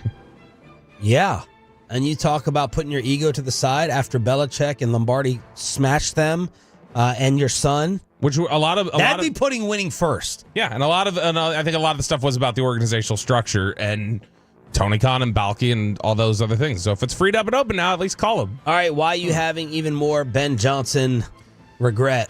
Yeah, I like I said, I'm stupid and I'm swayed very easily when coaches start talking. I'm probably like when you guys were talking about, you know, the way of if somebody coach starts talking X's and O's, it's probably really easy to sway a lot of owners where they're like, "Ooh, look at this guy, he knows football." Yeah, I'm the same sort of way, I think, and that's what happened yesterday when I heard Ben Johnson talking about Caleb Williams and the importance of having a quarterback, and just hearing him break down why he wanted to be with Caleb Williams, I was like, all right, maybe this will work out. He's pretty convincing. Modern football in the NFL is quarterback driven. That is no secret. You can look at analytics. Right now, quarterback success is a higher predictor of winning and losing than turnover ratio, which it's been for 20 plus years. Okay, that's changed.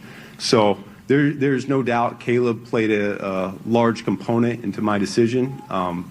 He is a phenomenal talent that had, as many quarterbacks do, an up and down rookie year. Where I see my role is as a supporter of him. This offense will be calibrated with him in mind. We're going to build this thing. This is not simply a dropping of a previous playbook down on the table and starting there. Nope. We're ripping this thing down to the studs, and we're going to build it up with him first and foremost, and then with the pieces around him next. I really look forward to challenging him and pushing him, as I said before, to continue to grow and develop. Are you cold? You got the Jamie Kennedy sweatsuit on. Turn up the heat, Bobby. You ever meet someone and you just get butterflies and shivers? He's trying to cover up those pokies right there. I just got shivers listening to that. Oh, baby. They're going to go 17-0. They're going to win every Super Bowl. I'm in on Ben Johnson. No, I still have questions about Ben Johnson, but I do too. He's saying everything right so far. He's going in there. He's being when we go we don't know what kind of a CEO he is. He sounds like a leader, and he sounds like I'm willing to put my ego aside and just say I'm going to build this around Caleb, however that needs to look, and we're going to get the best out of him. He's saying everything right so far. Man, almost as if you sat down with him, you might have hired him. Could have really charmed you and blown you away. Because we know the X's and O's. You didn't have to talk X's and O's. Just watch that ass whipping that he put on you in Arlington, that embarrassment on your birthday. X's and O's crossed off, and then he sits down and talks like this? I mean, damn! Where was this? Nobody ever heard this. I never heard this guy talk. Because the guy maybe knows his daggone role. Yeah. Shut up. You're the coordinator. Dan Campbell's the voice. Yep, and and that may be from, Parcells was like that, right? His assistants never talked. And he was brought up under Philbin. Ben Johnson was brought up under Philbin, too. Yep. Philbin, Dan Campbell, it's a trickle down. He is a trickle-down Parcells tree guy. Yeah, and it's the coach is the face of the organization. Yeah. Not here. Not here, but who's the face of the Rams? Who's the face of the Niners? Kyle. Who's the face of the Lions? Dan. Who's the face of the Eagles? Who's the face of the Patriots? Big Dom is the face of the Eagles. Yeah. But you know what I mean? There's a pattern there. Those are the whoever wrote that book is the face of the Eagles. Yeah. But the pattern, there's a pattern there. Those are the winning teams right now. All right, and then finally, Patrick Mahomes was asked about the fix. The fix is in. All you whiny crybabies who are so unreasonable when it comes to live NFL officiating, it's all directed towards Kansas City. The league wants a three-peat. Mahomes was asked about all the favorable calls. I just try to play football at the end of the day. The referees are doing their best to call the game as fair and as proper as they possibly can, and all you can do is go out there and play the game that you love as hard as you can and live with the results. And so for me, it's to go out there, play hard, try to do whatever I can to win the football game, and then live with the results based off my effort and the way that we played the game. And so I think that's what we preach here in Kansas City. I haven't felt any different.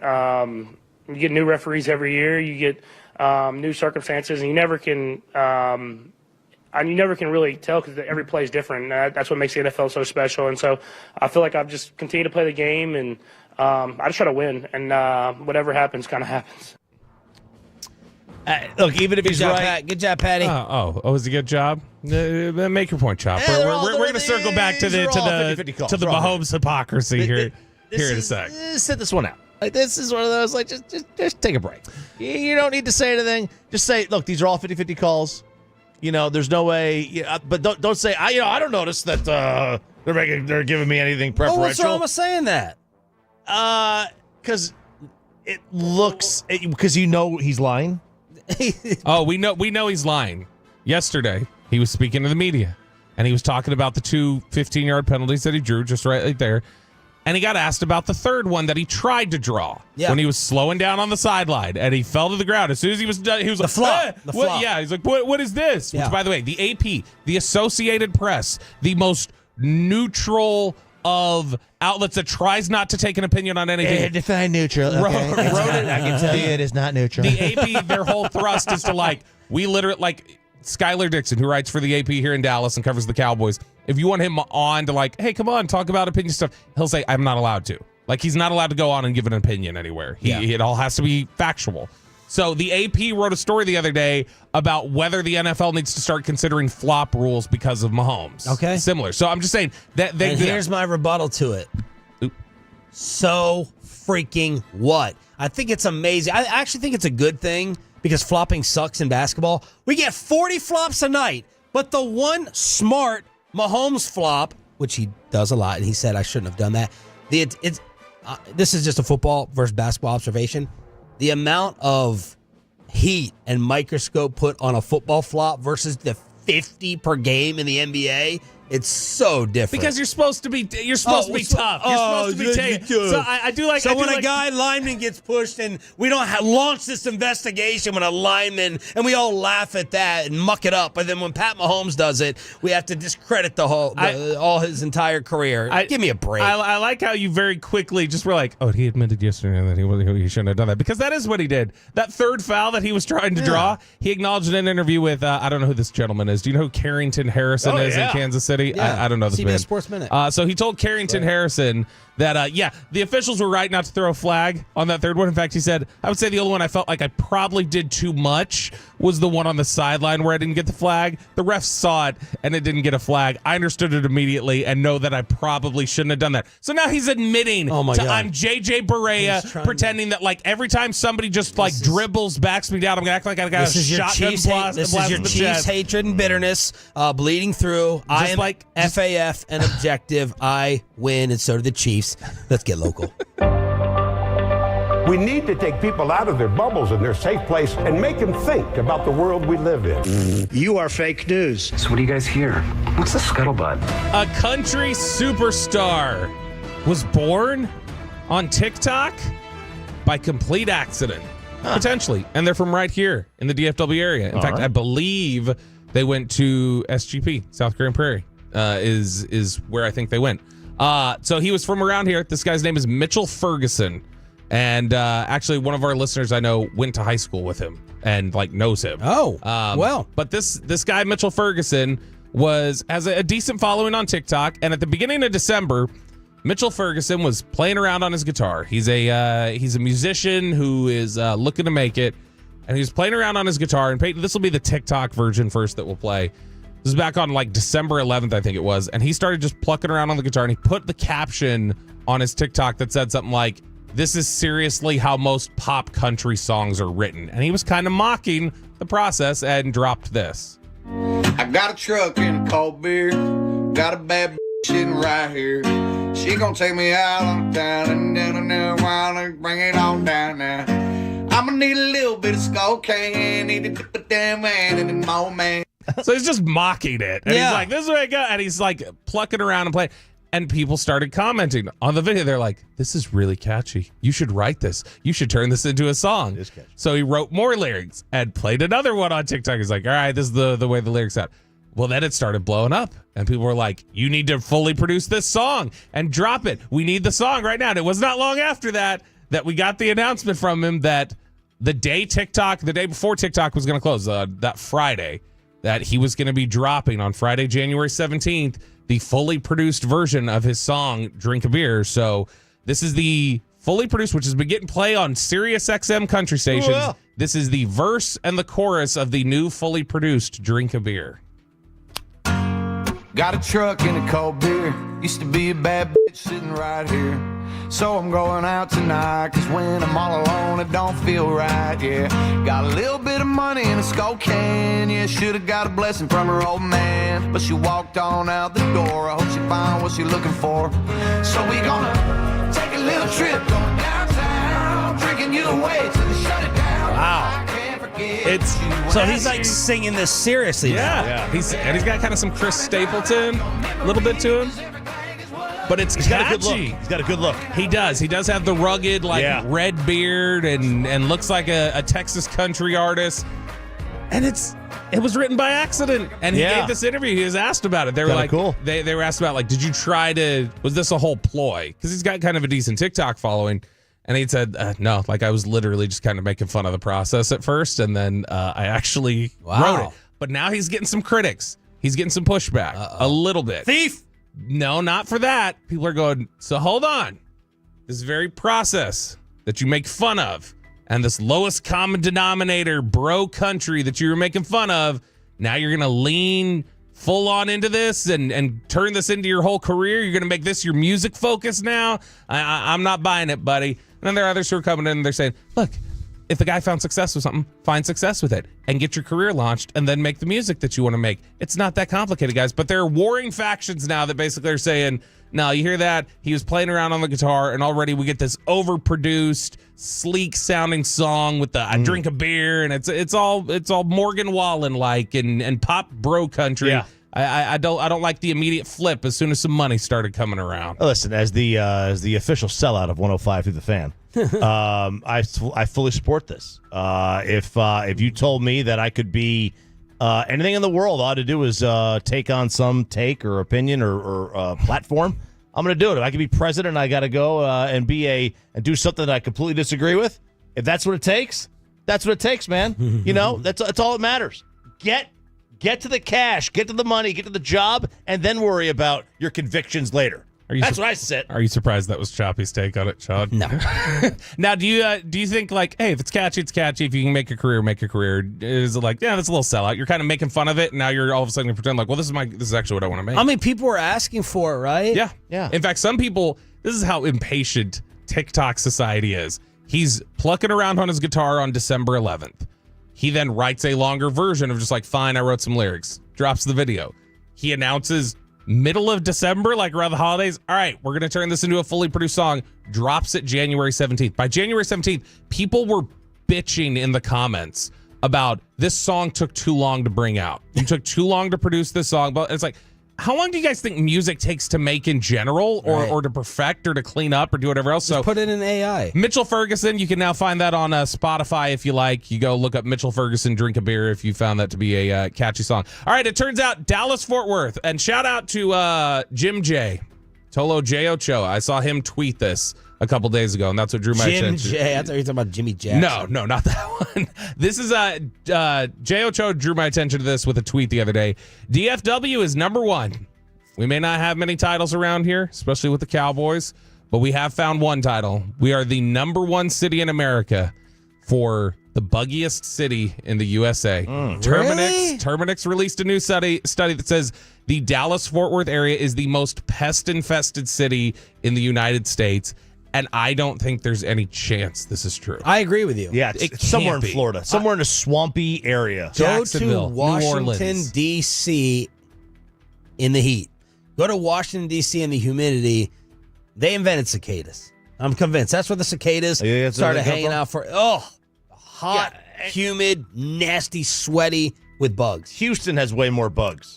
Well, anywhere where it's humid. There's humidity here, but not like in Houston or Florida, Orlando. Orlando's disgusting. It's funny you mention that. Number 2 on the list is Houston, Texas. So they say, Terminix says that according to their over 300 branches of Terminix, little what do you call them? Little businesses, like their franchises. Their 300 franchisees or whatever that the data supplied back to them said that the buggiest cities in America are Dallas number 1, Houston number 2, and then it's it's Los Angeles number 3, which I've never thought of LA as like being a buggy city. If they're talking about like termites, you don't see termites, right? So I don't even know. Oh God. By the way, I saw there was that's from Dave Chappelle. There was a helicopter overshot of the Palisades yesterday that I saw because basically the fires are basically out there. Now they've gone elsewhere. It is it's carnage. More fires. There's a new fire that in California that just popped up yesterday. They said it could go nuclear. Not nuclear. Well, I saw it on TV the other day, so I figured some tweaking at the inauguration. But so it was it looks awful. But this new fire and it's somewhere in California as well. It just popped up, and they say this thing is about to spread like crazy. Is it heading towards Oxnard? Yet? I don't know where it is. I don't know. I didn't recognize the name of the town, but they're all over the place. There was 6 fires 2 weeks ago. I'm not saying this. We play into it sometimes. Oh, filthy, and the armpit. I'm not saying this to try to be a homer.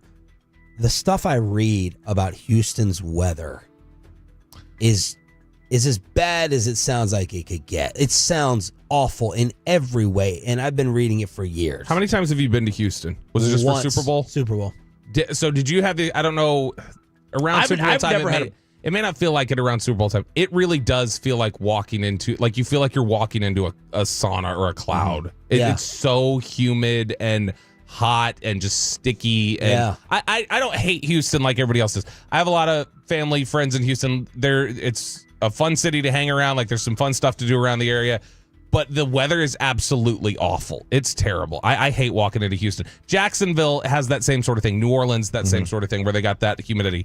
We're doing Neighborhood Watch here on 105.3 The Fan. Guys, how do you feel about our elevators here in this building? Fine. I think a little overhyped in terms of the scary factor. They need music. They got to have music. Peyton will always be like, elevator could be out. Elevator, steps. But I give the elevators about an 8 out of 10. I think the elevator is the one thing that I just put unwavering faith in that I probably shouldn't. Yeah. It's funny. So a couple weeks ago when Peyton did text us, it's funny.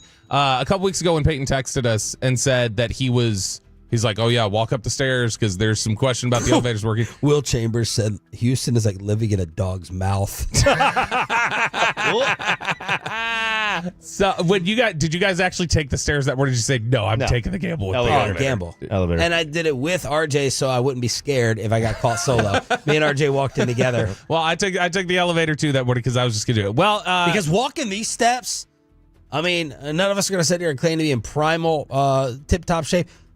These steps are beating. These are like steps and a half. Yeah. They're different. They're steeper and they're higher. It's I've never seen steps quite like this. And don't you, I remember one time I was listening, this was before I was on the show, you said that you would actually, because it's the 11th floor and how high you go, you'll actually turn around and take some steps walking backwards just to give your quads a little bit of a break. I did. As you're walking. Then you're carrying RJ's Walgreens pharmacy on his back. Yeah. And carrying all that up. Well, one woman in Uptown Dallas was not nearly as fortunate as us taking the gamble with the elevators. A woman, according to Fox 4, was lifted through the roof of a malfunctioning 25th floor elevator in Uptown Dallas this week. And a woman trapped inside an elevator in Uptown Dallas was rescued yesterday morning after being extracted through the roof of the elevator and placed in a working one nearby. The woman was stuck in an elevator on the 25th floor of the building. Dallas Fire Rescue was unable to free her and requested the assistance from the USAR, which is the Urban Search and Rescue Teams.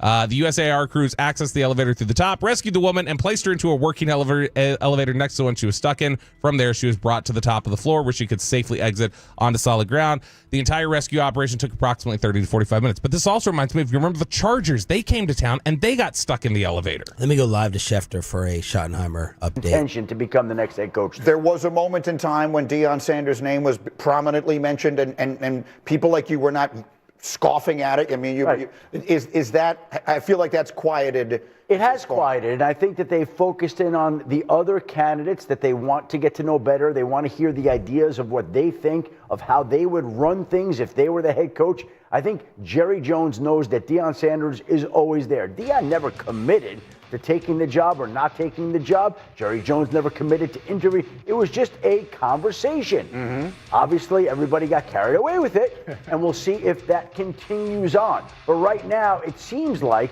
they're looking at these other candidates to decide whether or not to move forward with them. It won't matter. It won't matter. Because? You're not going to win next year in Dallas. Dak Prescott's cap hit is $90 million. They'll do something with that, though. Jalen Hurts is 20. Right. Aiden Daniels is 8. Math is math. It won't matter. I look Bam! at this and see. There it is. Schefter and Orlovsky with the latest. I'm going to give everyone a Cowboys do-over. All right? I'm putting you back in the Cowboys coaching time machine. And I want to hear some apologies with the way Tolos are voting on what they wish would have happened instead of possibly Brian Schottenheimer. That's next on the home of the Dallas Cowboys, 105.3 The Fan. After we get you over to QC Kinetics, we're going to get you healthy. We're going to keep you healthy. It is 2025. You do not want to start that new year off with the same...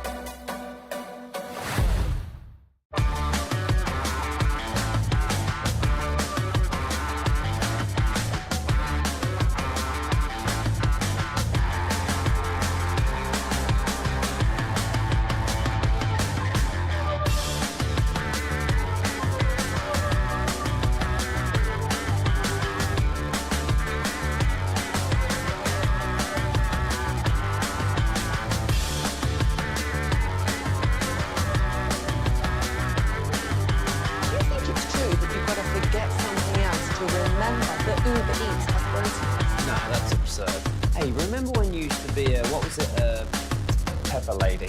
Pepper lady? Wasn't it Cinnamon Sisters?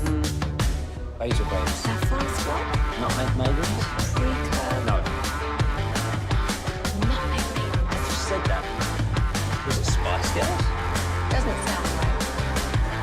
Was it Saffron Swap?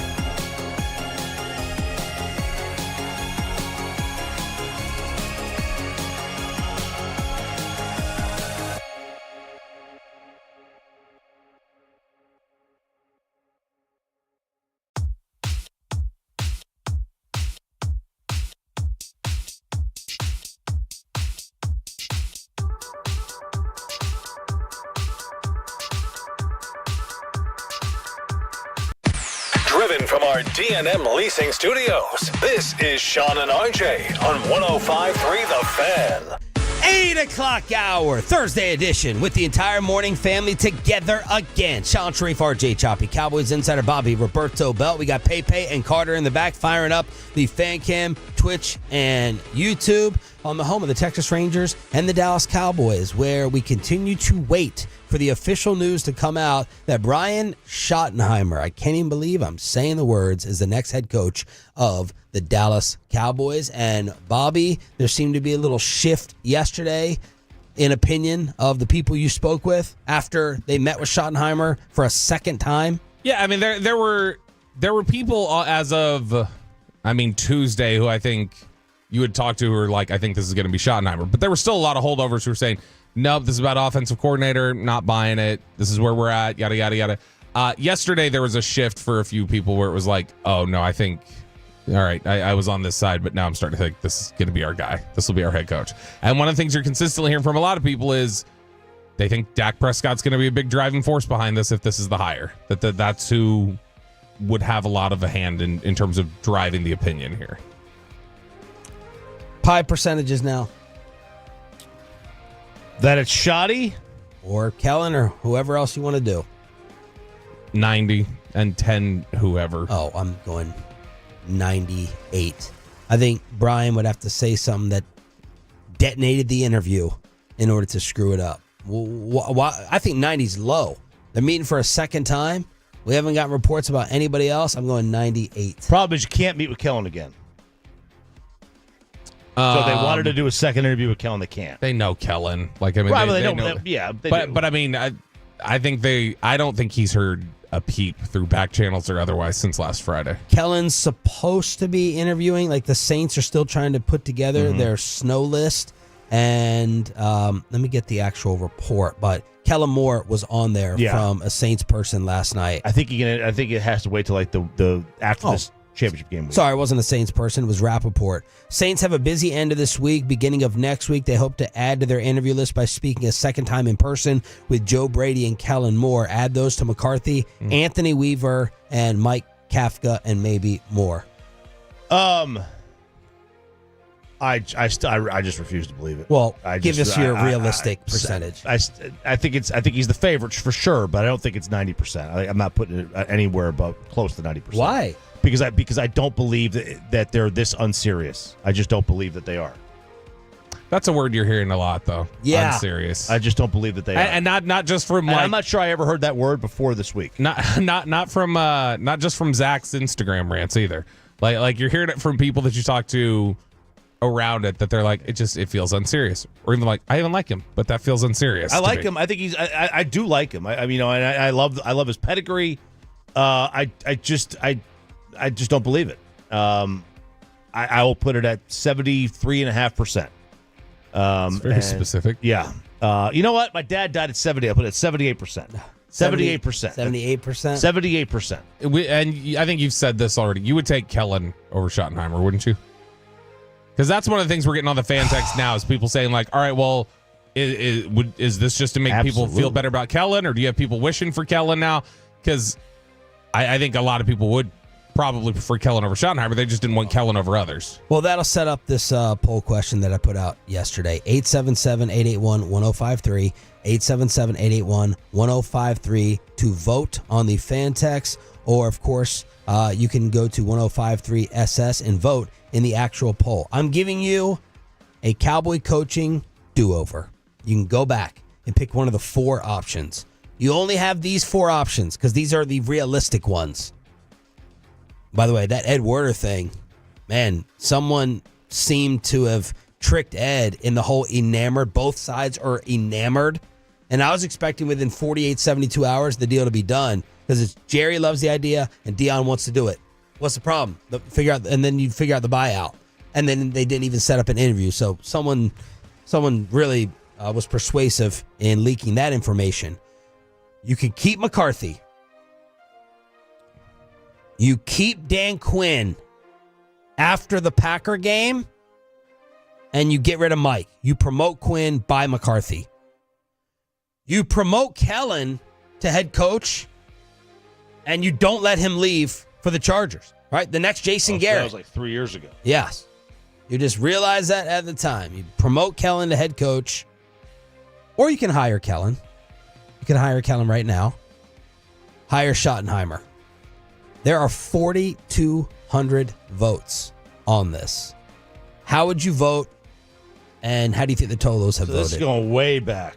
Well, it doesn't have to. Yeah. I mean, well, you have to go way back, right? Because you don't have to go way back. You could hire Kellen right now. Okay, but hiring Quinn would have you go back a year. Yeah, that's not way back. It's before this year, before this season happened. I'm going back to before or after the San Francisco game. If I could do it all over again. The Santa Clara one. I'm going back to that one, and I'm elevating Quinn to head coach and then paying Kellen to be like through the nose to be the OC. So Dan, you're not letting Dan Quinn get away. Mm-hmm. While you think I'd hire Kellen right now. You'd hire Kellen right now. I thought you were. I knew you weren't going to promote Quinn because you're anti. Well, here's the thing with Dan Quinn. Okay, let's go back to Christmas Eve last year, not this 23.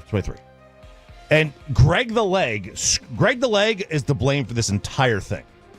And you know where I'm going with this. I don't, but go ahead. Christmas Eve, the Jets beat Washington 30-28 on a last-second field goal by Greg the Leg. He was on the logo. Had he missed that field goal, Washington wins. Washington now picks like 6th and not 2nd. And they don't get Jaden Daniels. And now they're stuck with Joe Alt or whoever. Or maybe they go quarterback and they take Bo Nix or J.J. McCarthy or Michael Penix. Point is, they don't have Jaden Daniels. They're not in the NFC Championship game. We're not looking at Dan Quinn like that. We're all revisionists here on this one. Go ask people in Atlanta about Dan Quinn. They couldn't stand him. They couldn't wait to get him out of there. People can't grow. People can't change. Of course, they absolutely can grow. But we also look at Dan with, oh man, he's you don't hear a whole lot about the ins and outs of what the defensive coordinator would do in game with in-game coaching, and they hated him in Atlanta. Anyway, he is one game away from taking 2 teams to the Super Bowl. That would be tremendous. But in an MVP, one of the best quarterback years you've ever seen, and then the best rookie season you've ever seen. I'm putting those Super Bowl runs on Jaden Daniels and Matt Ryan, 85%, and then the small smattering onto Dan Quinn. So I would promote Kellen. Okay, not keep Mike. Well, I'm telling you, I would hire Kellen now, but because the Mike thing's gone. I mean, I would have kept Mike if it was between Mike and Schottenheimer or Kellen Moore this year. I'd have kept Mike, but that's not gonna. That was never feasible. You couldn't sell that either. You got to sell something to this fan base.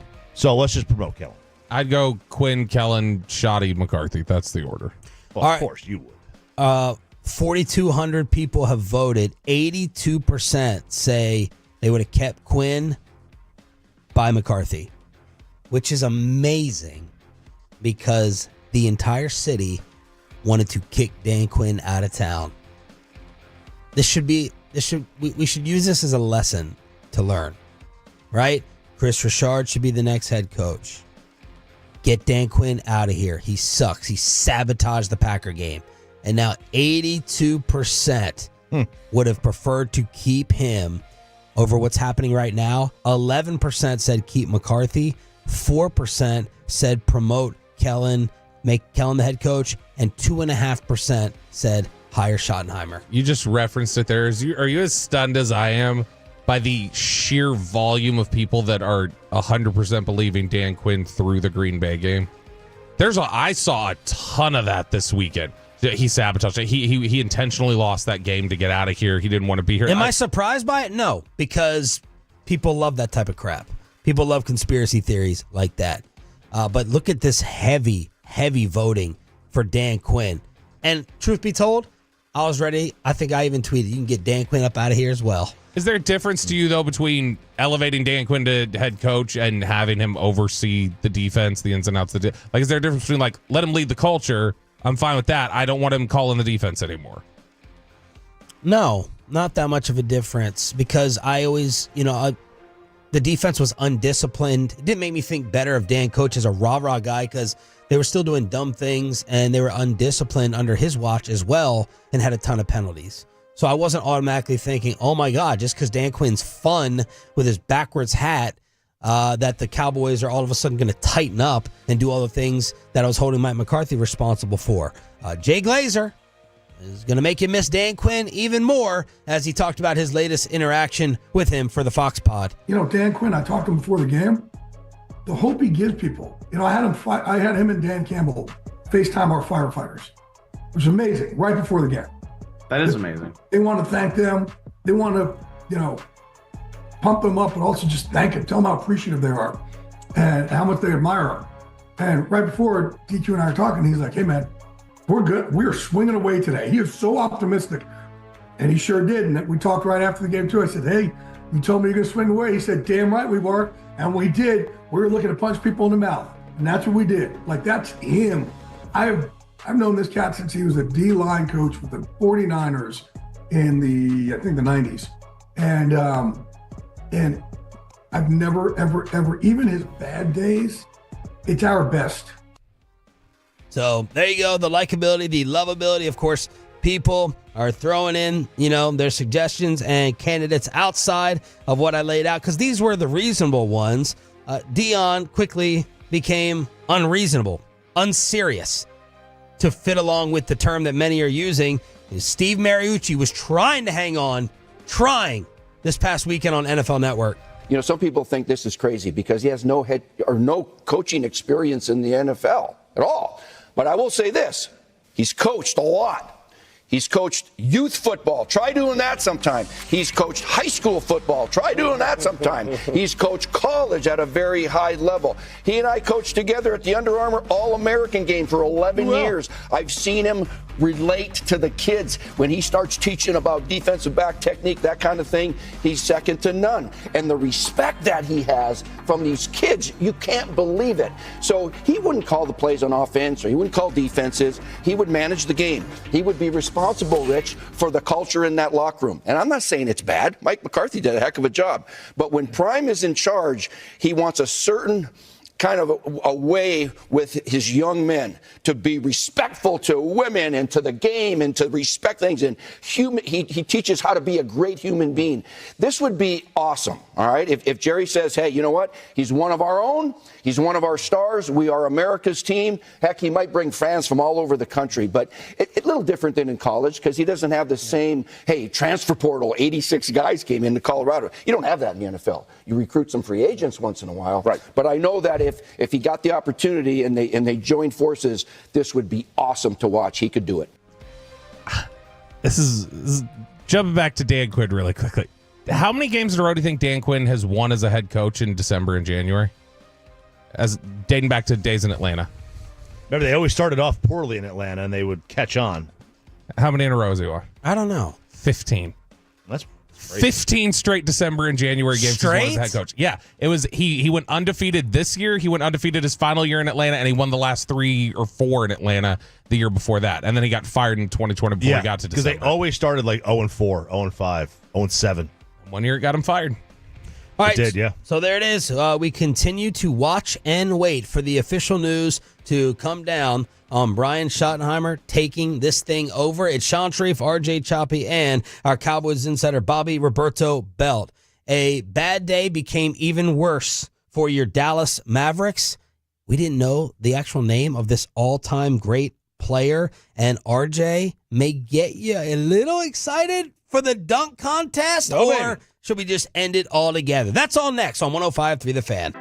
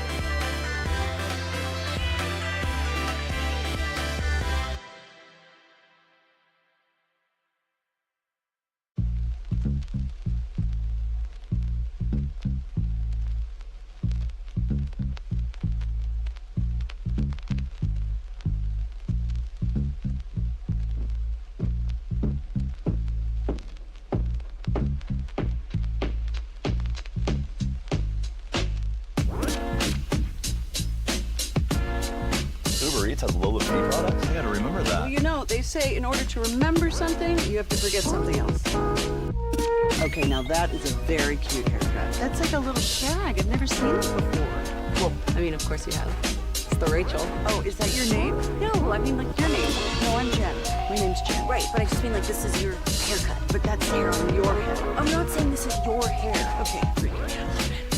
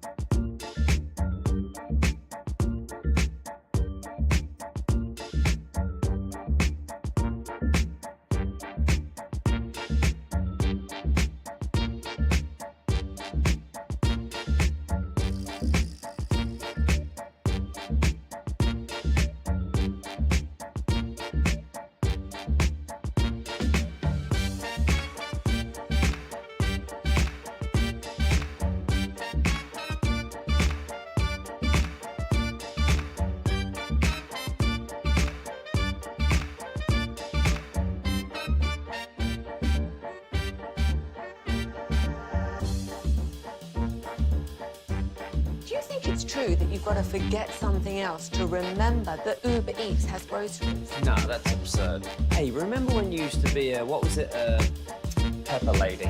Pepper Lady? Wasn't it Cinnamon Sisters?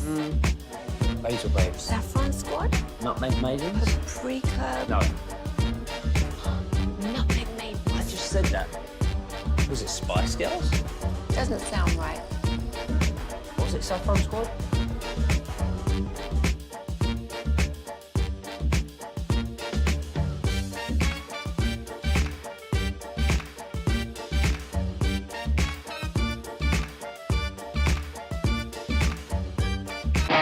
And it's back to Sean and RJ right here on 105.3 The Fan segment here, brought to you by the personal injury lawyers, Frankel. And Frankel, if you've been injured in a car or truck wreck, call Frankel first, 214 or 817-333-3333. With Frankel and Frankel, there is never an out-of-pocket cost. They only get paid when you win. Frankel and Frankel, the go-to car and truck wreck attorneys in Dallas. Edwards in some traffic. McDaniels been very aggressive offensively, scores again. 21 points for Jade McDaniels. So weird to hear Mike Breen on a random weeknight. Good morning, Metroplex. Sean, RJ, and Bobby here on DFW Sports Station. Of course, that was the call on ESPN. Mark Followell letting us know the great news. Channel 29 now available on DirecTV Stream. A 5. No. Oh, yeah, we're going to do the thing. Yeah, we're doing the thing. You got to break your wrist. Yeah, you got to break the wrist. Yes. So, Channel 29 now available. DirecTV Stream. The Mavs lose. And they lose Dereck Lively 2 to 3 months as he sustains a small fracture in the foot. Ouch. Ouch. In all ways. Always out. Always and always. For those, was it $1 Million Listing there you go. Fans. Yeah, it sucks because now it's like by the time he gets back, you hope to get him back before the playoffs. I mean, the 3-month mark would do that. I mean, you would absolutely have him back.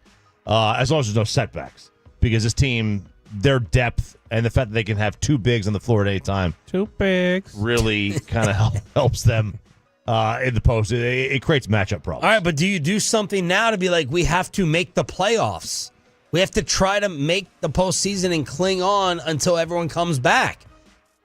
How good is this? I mean, I don't know. It's like when they're healthy, you think you're a contender. Oh no, you'd be a terrifying. Yeah. No one would ever want to see that. You'd be the Rams in the playoffs. You're the one that nobody wants to see. Mm-hmm. But I think that they were meant to be a contender this year. Way more dangerous than the Rams. When they've been healthy, they've been one of the better teams in basketball. It's just they got to be healthy. And so yeah, if you can hold on as long as you can, then you can get something out of it. The problem is, trying to make a move to hang on would probably be a bigger move. I'm more worried about the person coming in and disrupting versus what would be going out right now. Jimmy. Hell no. Hell no. Jimmy Butler gets suspended again by the Miami Heat. Missing a flight. Wasn't he taking private flights? He was taking private flights a couple of weeks back to road games, or he wanted to, and they were like, "That's not going to fly, man. You got to take the team plane." And then this one, he missed the team plane in Milwaukee. He didn't want to spend an extra day in Milwaukee, which I can't imagine in January anybody wants to spend an extra day in Milwaukee. So maybe fly in day of on his on his PJ. Maybe he was doing the Khabib Frontier Airlines. I don't know. But look, I mean, they said no, we're not going to do that. 2-game suspension. Culture guy, Mr. Culture, Mr. Winner, Jimmy Butler. Of course, he's just trying to force his way out. Yeah.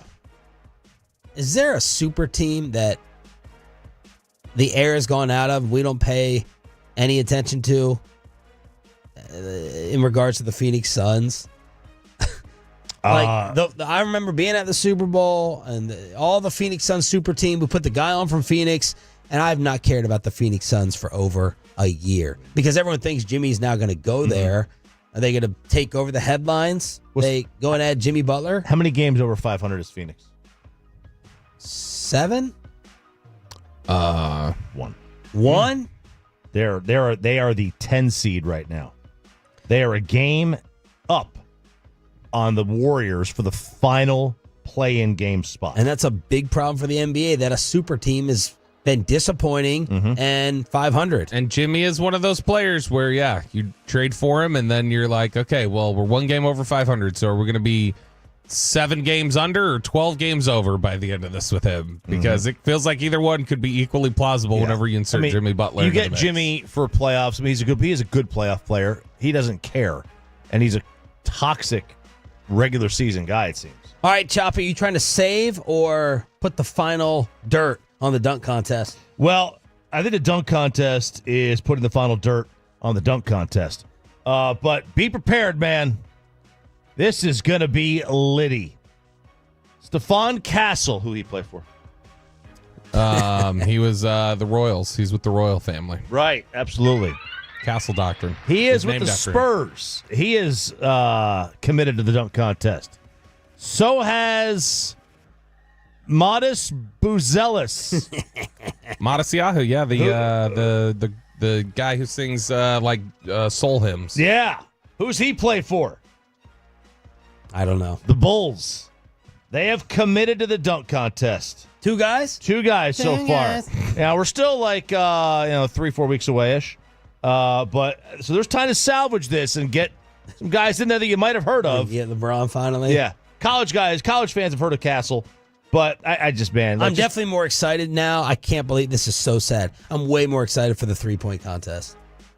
Yeah, the dunk contest is a total afterthought. It is such an afterthought. It's like, just cancel. Just do a celeb game and then go right to the All-Star game. You like the celeb? I know you don't watch the celeb. I mean, I like to see, what athletes of other sports. Like when T.O. would play and he'd dunk and, when Bieber was out there with, throwing some handles out, or Micah last year.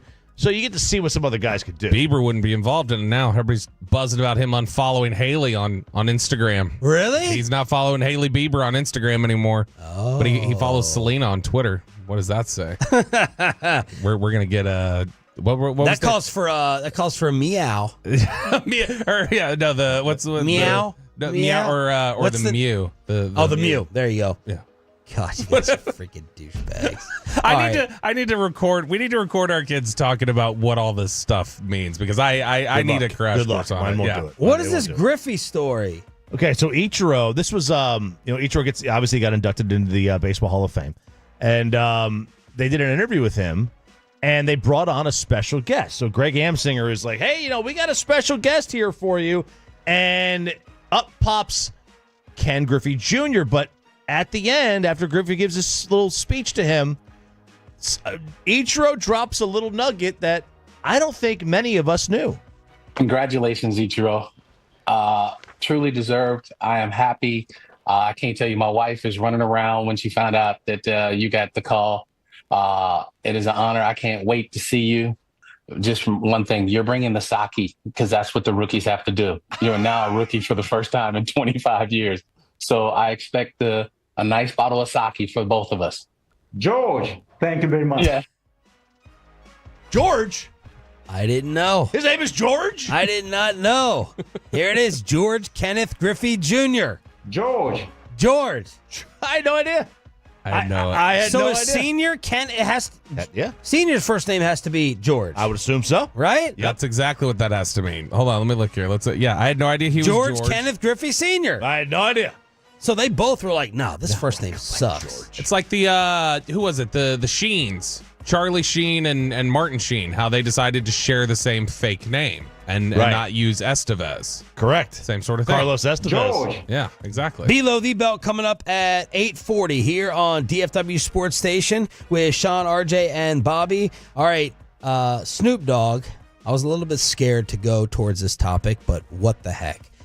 Snoop Dogg has been getting crushed and criticized. So yeah, he performed as part of the inauguration celebration. Was him, Nelly performed, Soulja Boy performed, Carrie Underwood, Carrie Underwood performed, and they've been catching a lot of flack for this, and to the point where Stephen A. Smith had to go on his podcast and lay into people who were going at them. I saw Soulja Boy pull out some cash. I couldn't see that well. I couldn't count. But it looked like at least 6 figures. What it took most people, or what it takes most people to make in a year, the brother made in one night. You sure? You sure about that? You sure you could have found a way to go and make the kind of cash that he making? Snoop Dogg worth over $100 million. He got a youth football league. This brother sending cats to college. He's sending cats to the NFL. We just gonna ignore that. Because he performed at the inauguration. Let me tell you something right now. Some of you in our community, I didn't say y'all community, I said ours. I'm a black man who's entitled to feel whatever the hell I want to feel. Some of y'all, when you turned against Ice Cube, it's unforgivable. It's unforgivable. I like Stephen A. Smith nowadays. I appreciate him coming on the show. Shut the hell up. You sound ignorant. You sound like a sellout. You sound like a spineless sellout, which I don't think he is. Correct me if I'm wrong. but I've read a couple articles on it. Snoop, back in 2017, was calling out anyone who dared perform for Donald Trump. Am I right or wrong about this? I believe so. Yeah. He was saying, who's going to be the Uncle Tom?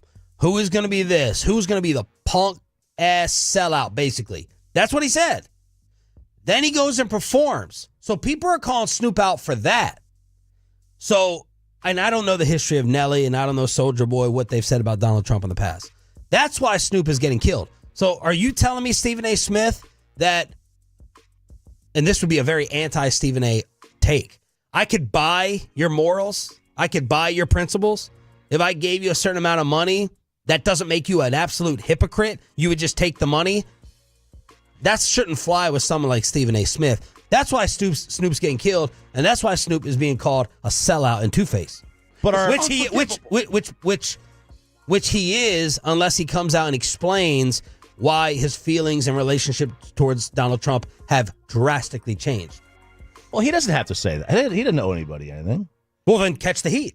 He shouldn't. I don't think you should. I mean, look. I mean, you're allowed to change your mind. Okay, right. Well, then, I mean, a lot of people, and I'm allowed to criticize for changing your mind.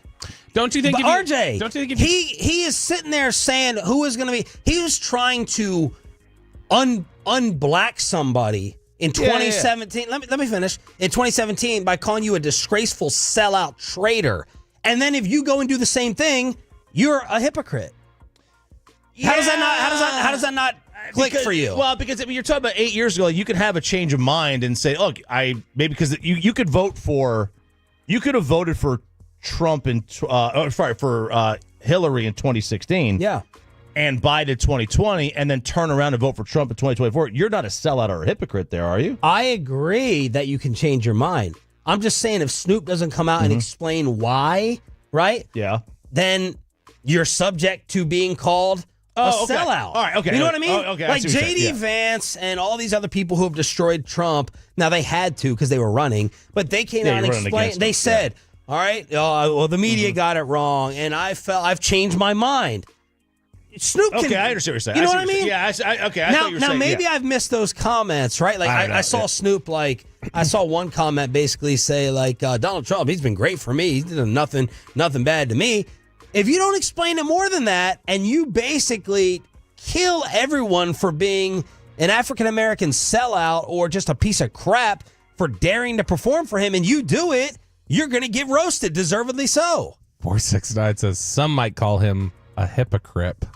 Yeah. But Stephen A. Smith's opinion is so stupid. You bring up money, like you're a sellout too. So you're saying I could buy your conviction, I could buy your backbone and your morals. You're a sellout. What are you talking about? And I'm Googling around. I'm trying to see how accurate this whole thing is.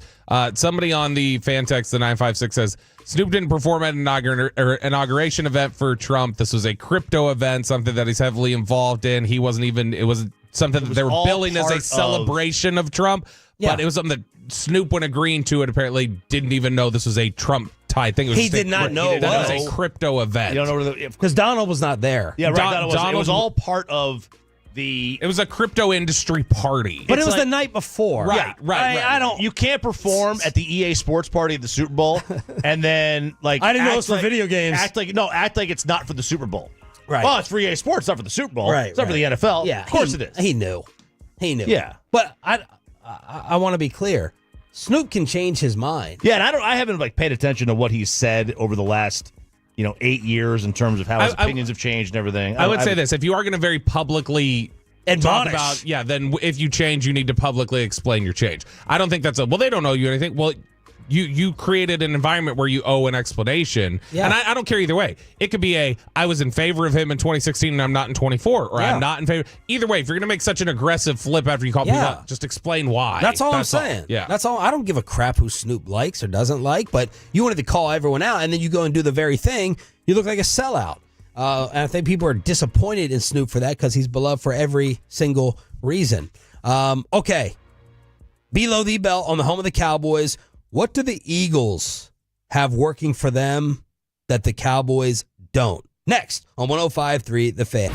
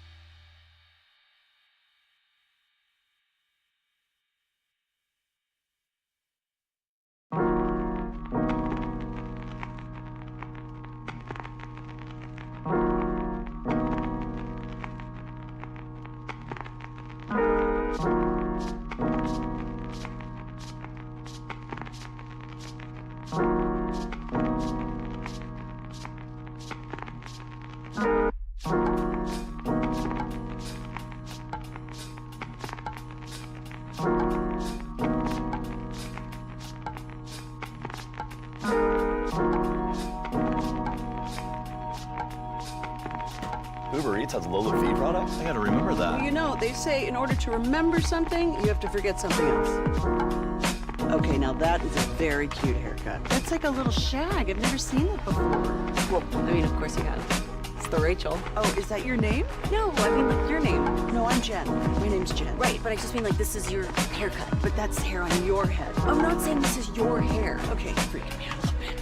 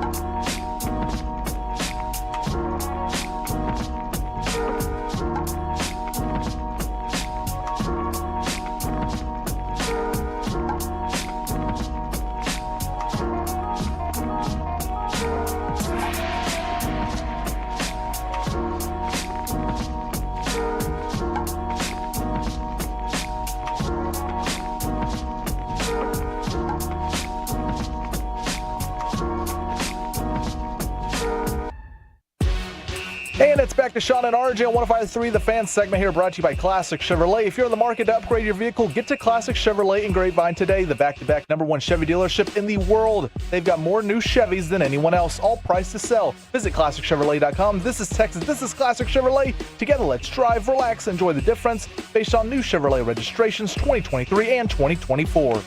The great Bobby Belt. Bobby Belt is an idiot. Don't make me take off my belt. Don't make me take off my belt. We're not. Over to you, Bobby. Why don't the Eagles have problems overcoming injuries and toxic culture and everything else that always seems to be an excuse for your Dallas Cowboys? Well, let's talk about it here in Below the Belt. Before we do, they got Big Dom and we don't. That's what right. it is. You know what? Has your opinion at all changed on Big Dom throughout the year? Now that more people do seem to be leaning more and more on, like, he really does kind of keep everybody in line. I know. I think he does. I've warmed to him a little. I have a little bit too. I've changed a little bit. I still think he's a ridiculous character. It's because I kind of feel sorry for him having to put back together all Sirianni's crap.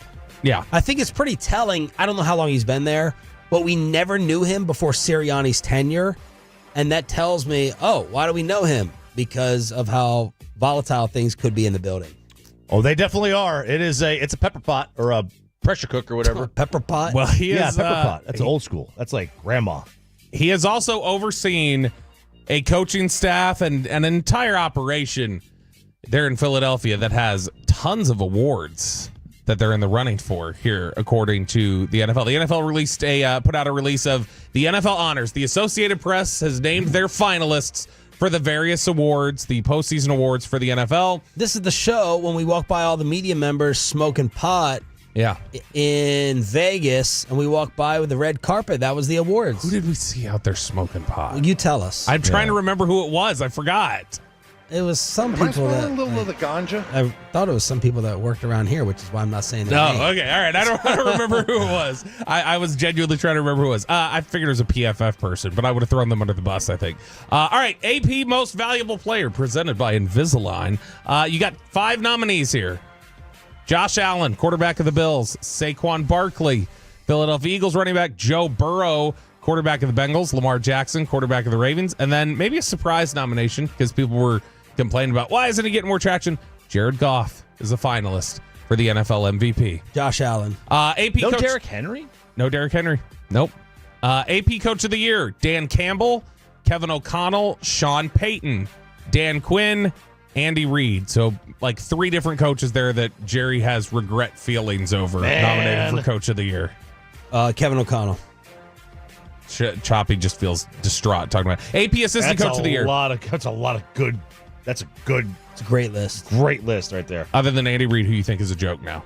Joe Brady. I don't think Andy Reid. That's what you were texting us over the weekend. You're texting what a joke Andy Reid is, how he didn't go for 2. What a loser. Oh, well, that was what a loser. That was stupid, yes.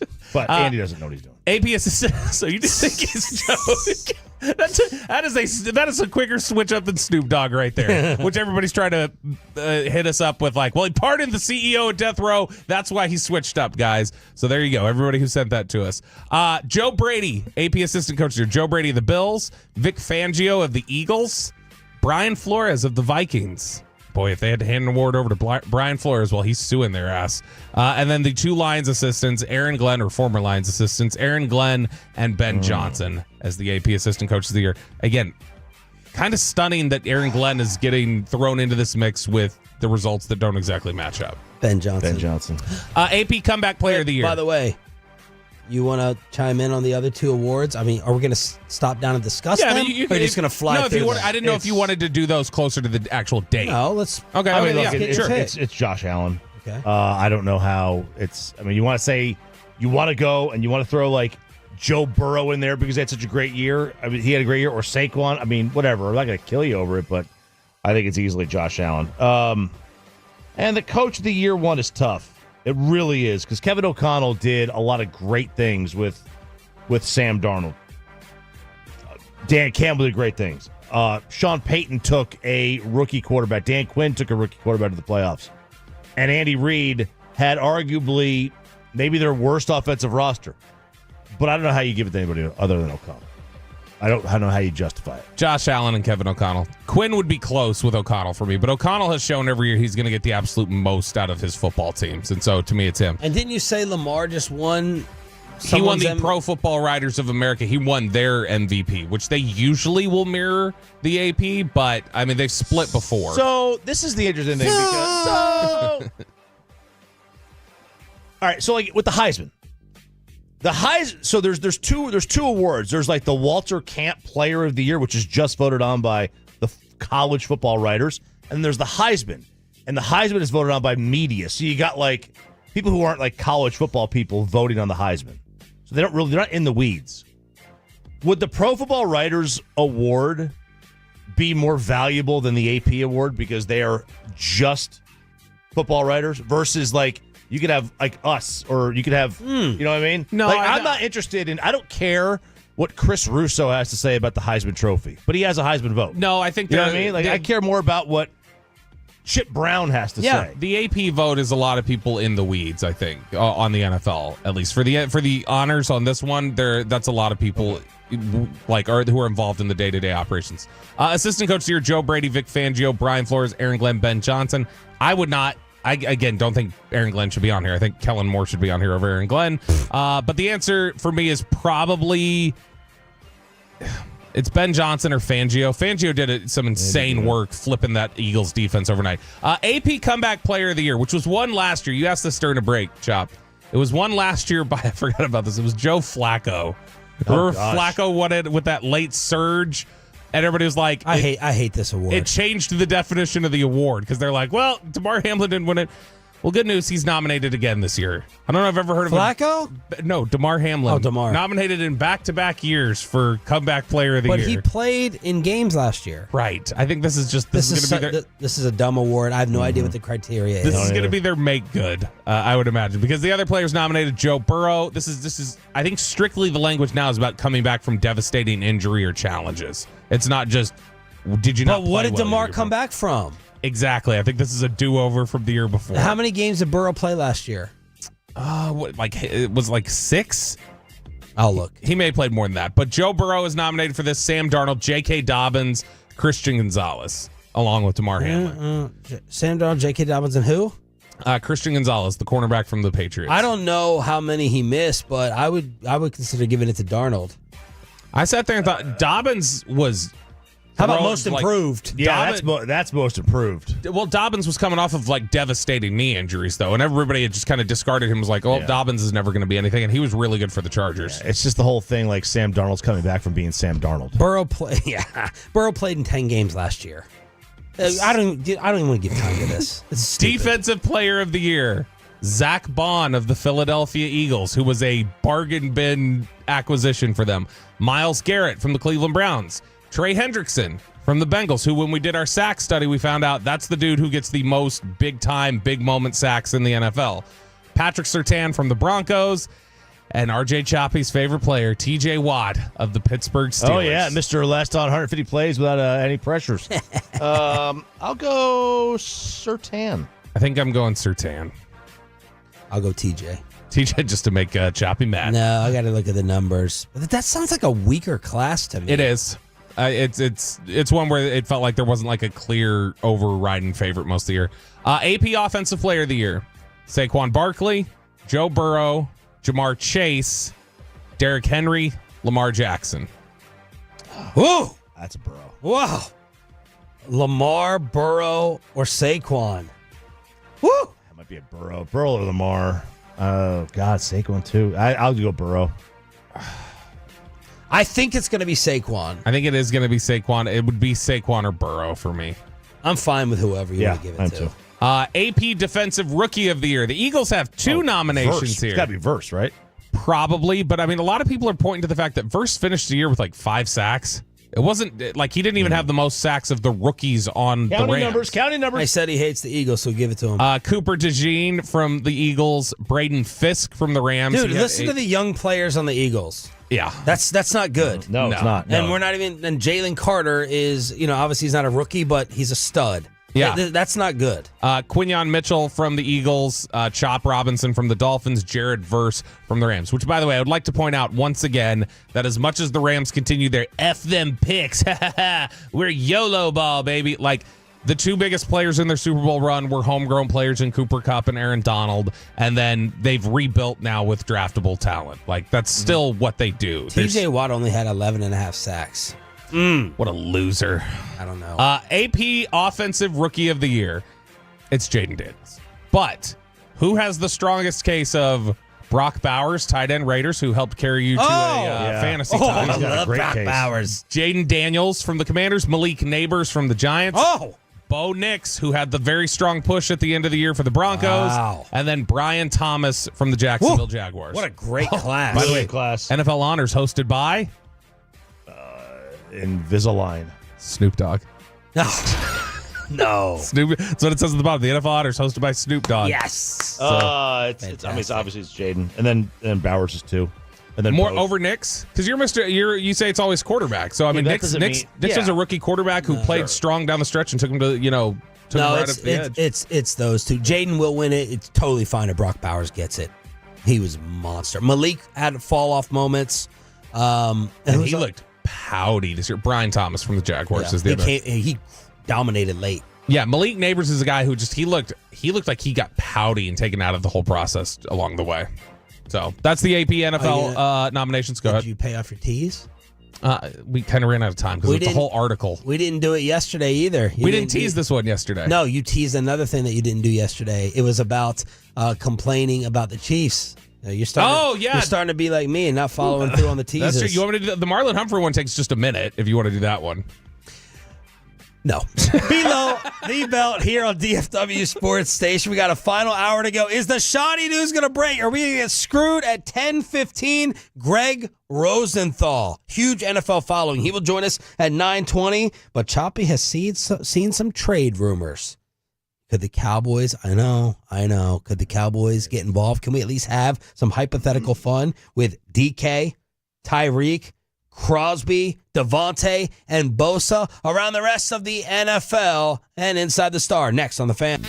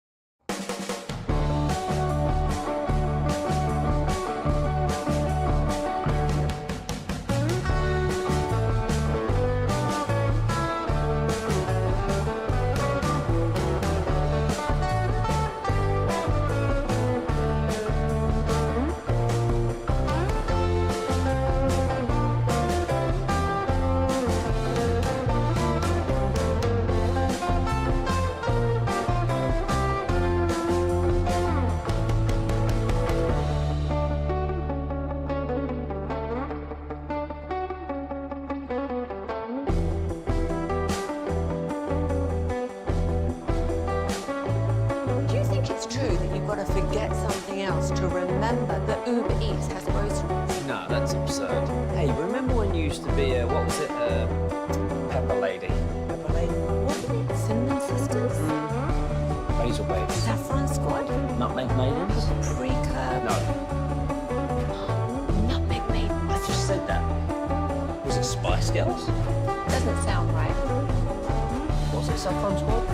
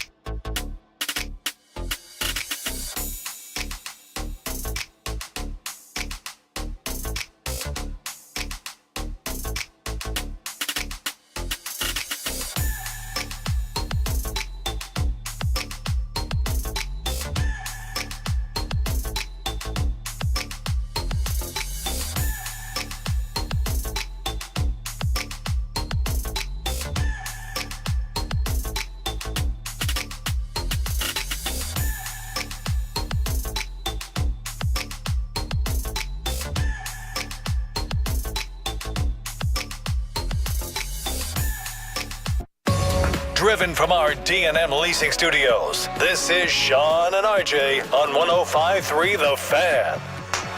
Final hour fist pump time on the Fan Cam, Twitch and YouTube. Sean Sharif, RJ Choppy, Cowboys insider Bobby Belt. We got Peyton, we got Carter in the back. Thanks for being a total. That stands for Turn It On, Leave It On.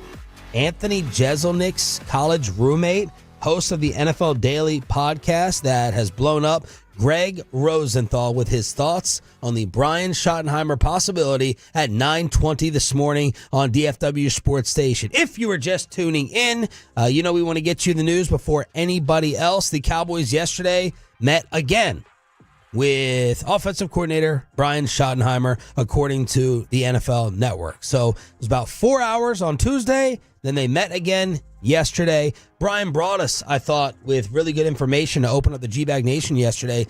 He was told by someone to pump the brakes on the whole Jason Witten. What are you phrasing it, Chop? Witten waiting. Witten waiting. pump the brakes that the media has probably gone a little bit overboard with that. So brought us with really good new information. And I don't know any of this. I'm just guessing. I would guess that Schottenheimer gets announced today. Now, maybe that's not on the Jerry Look at Us timeline. Schedule. Because tomorrow, that's a news-buried day. You don't want to announce things on Friday unless it's bad news. Oh, maybe they want to announce this on Friday. I would think it would get announced today, and common sense would tell you the longer it takes for an announcement, maybe it's not happening, but then you got to weigh that versus the headlines that Jerry always wants to grab. The PR headline grabbing day is not today or tomorrow. It's not Monday of next week. It's Tuesday or Wednesday. Because that is a dead week in the NFL. Yep. Right? There's no games to prepare for. No, you're not previewing the Super Bowl 10 days out. Yep. You don't want to do it Monday. Monday, you're going to get buried by the games. Yep. So you want to do it Tuesday afternoon of next week, and then that gives you 4 days of conversation. This way, if you do it today, Does anyone else, how many other teams talk and think like I don't even think they do. I'm just hoping they do. I'm hoping they do here. Oh, no. I think you're correct. I'm just like, is this another embarrassment that we're talking about the scheduling and the planning of it? Yes, and it's already like if it doesn't happen by 11 a.m., I don't think it happens. It's going to happen. He's going to throw Stephen A. a bone. No. Stephen A. basically says he has dementia. That's right. He's not going to let Stephen A. break it. Yeah, so, I would say there's a lot of people over there who are not friendly towards Stephen A. I don't think anybody would allow that to happen because of recent stuff. A lot of stuff, yeah. So I think today be vague about it. I think PR wise, I know who listens around this time of day. Today'd be a mistake PR wise. It'd be you're getting 48 hours of coverage instead of what's 48 times 2? 96. Well, if you're going to wait that long in the next week, then you got to come up with one more rumor to keep us entertained and talking about. Mm-hmm. You're just going to go dead silent when we're like, all right, it's obviously Schottenheimer, or you're going to throw one more crazy Dion thing out there or Gruden. Let's say Sunday happens. Eagles win. Can you interview Kellen Moore that week? The dead week between then and the Super Bowl. I think you can, yeah. Maybe that's what they're waiting for. Just to talk to him one more time. Yeah.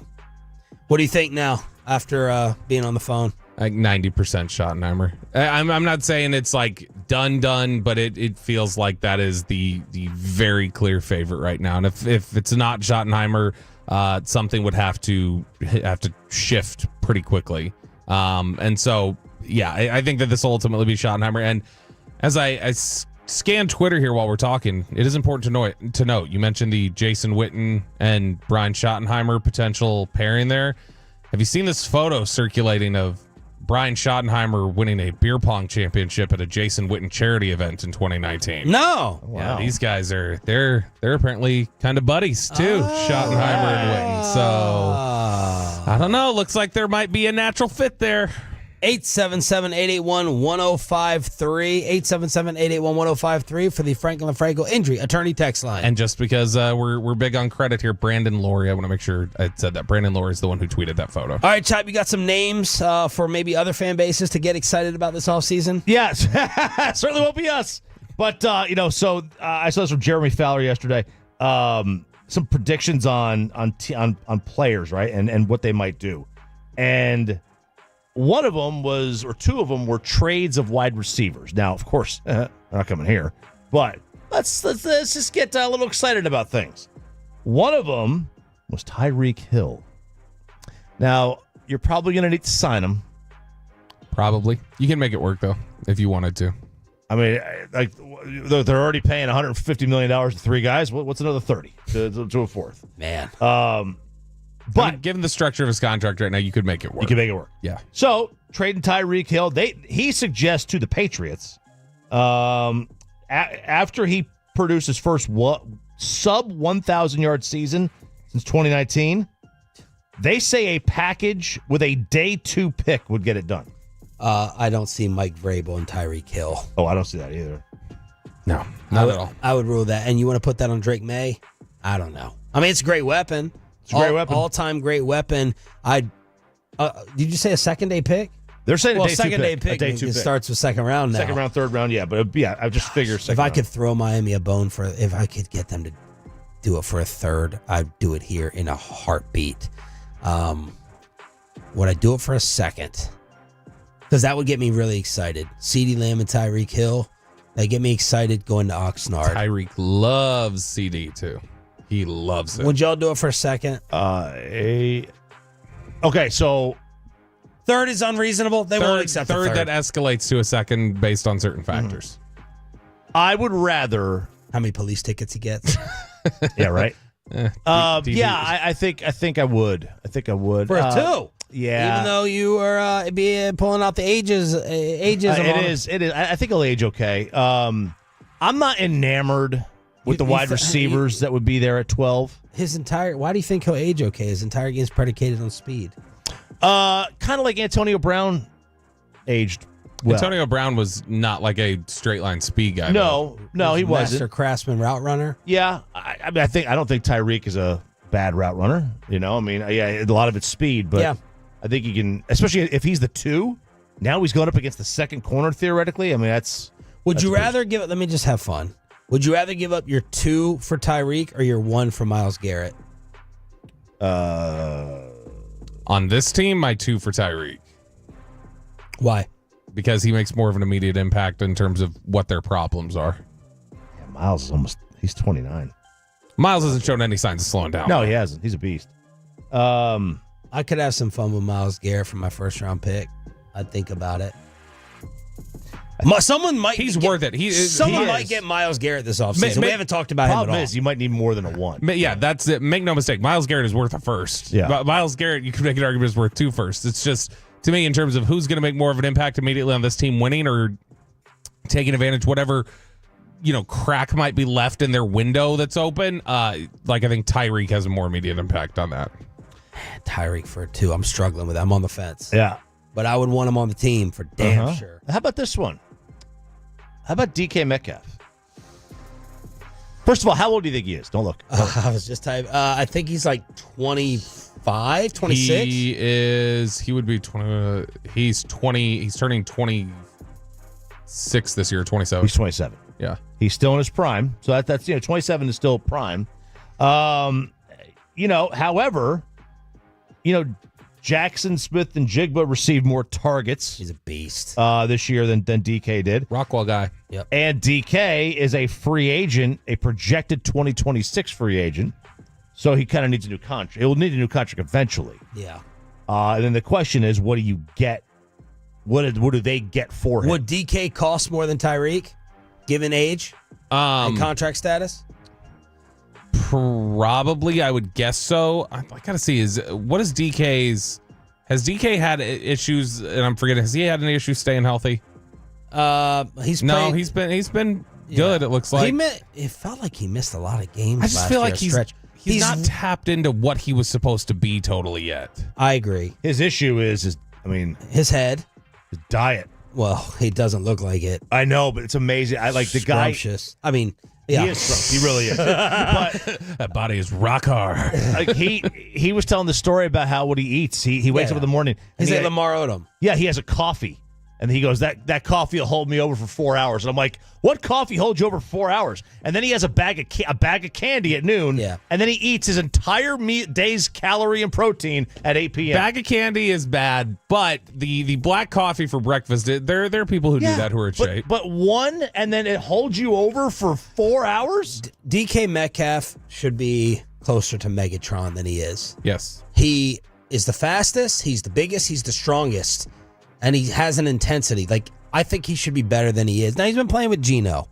Geno's good, not great, but 66 catches the last 2 years. Like, DK disappears too much for my liking. They do have good receivers, so there is a lot to go around. That's true. Very true. He's built like David Boston. He's a monster. He's probably the big. You could say he's the biggest physical freak in the entire league. He came by it honest, unlike David Boston. David Boston. You make a steroids comparison. David Boston was he was a David unit. Canseco.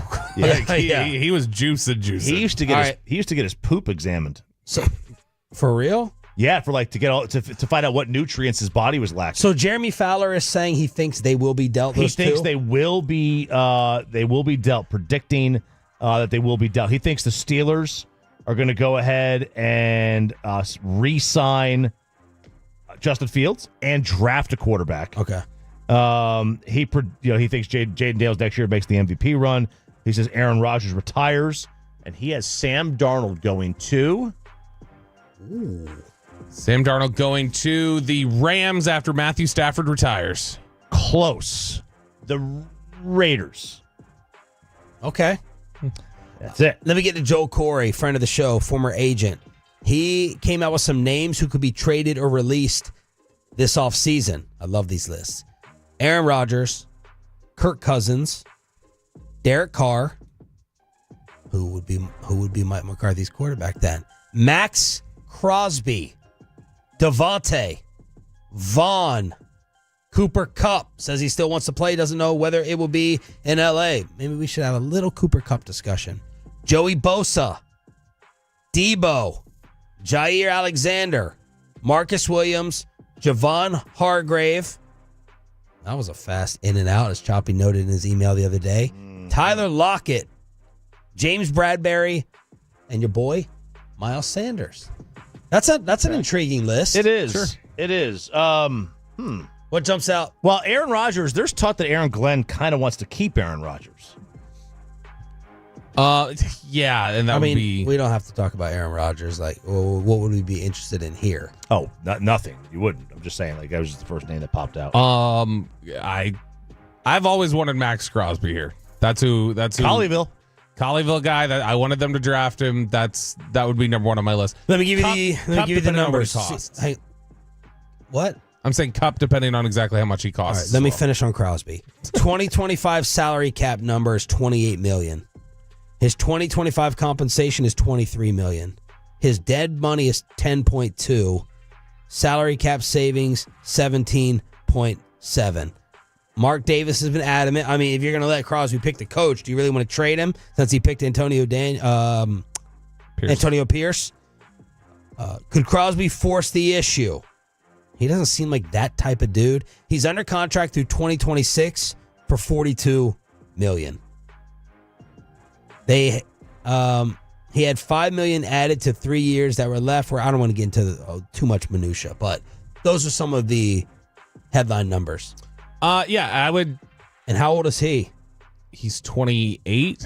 I think he is 27. Will be 28 in August. Yeah. Woo! So I mean, look, just say what he costs Micah for Crosby in a third.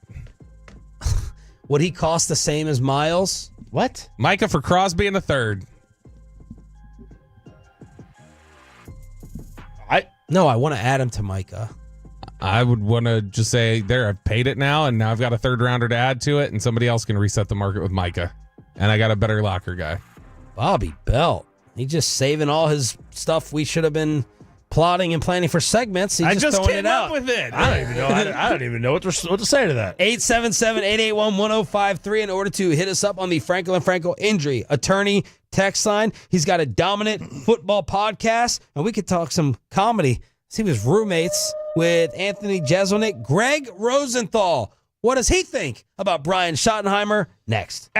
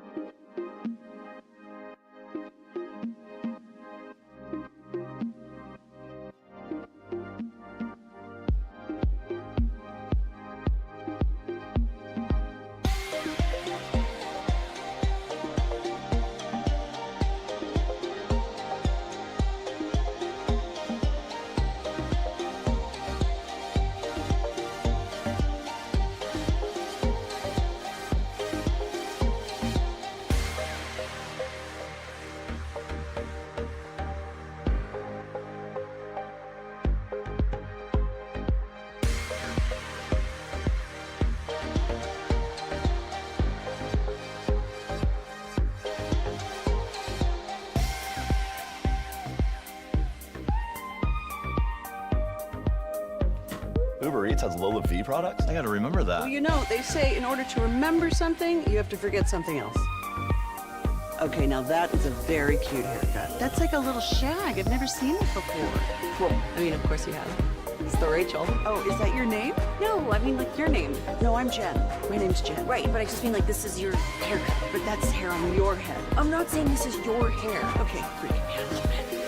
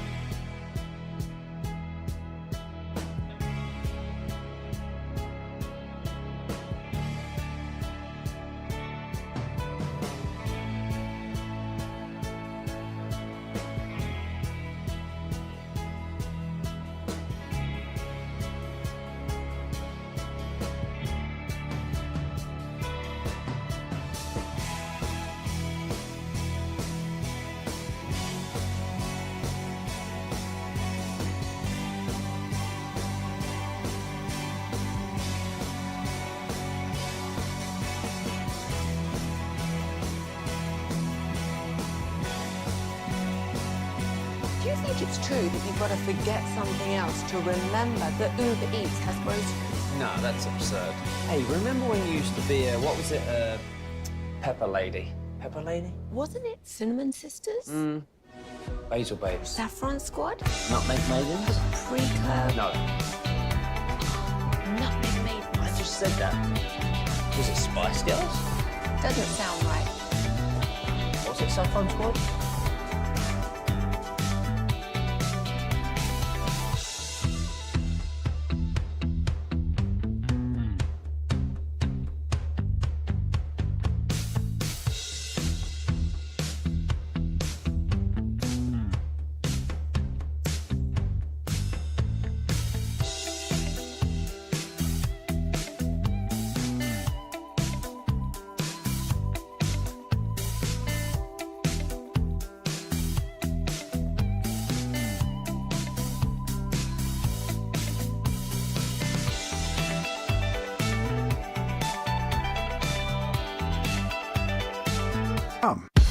And it's back to Sean and RJ right here on 105.3 The Fan segment here, brought to you by Cars for Kids. Donate today at carsforkids.org, and also brought to you by the personal injury lawyers Frankel and Frankel. If you've been injured in a car or truck wreck, call Frankel first, 214-4817-333-3333. With Frankel and Frankel, there is never an out-of-pocket cost. They only get paid when you win. Frankel and Frankel, the go-to car and truck wreck attorneys in Dallas.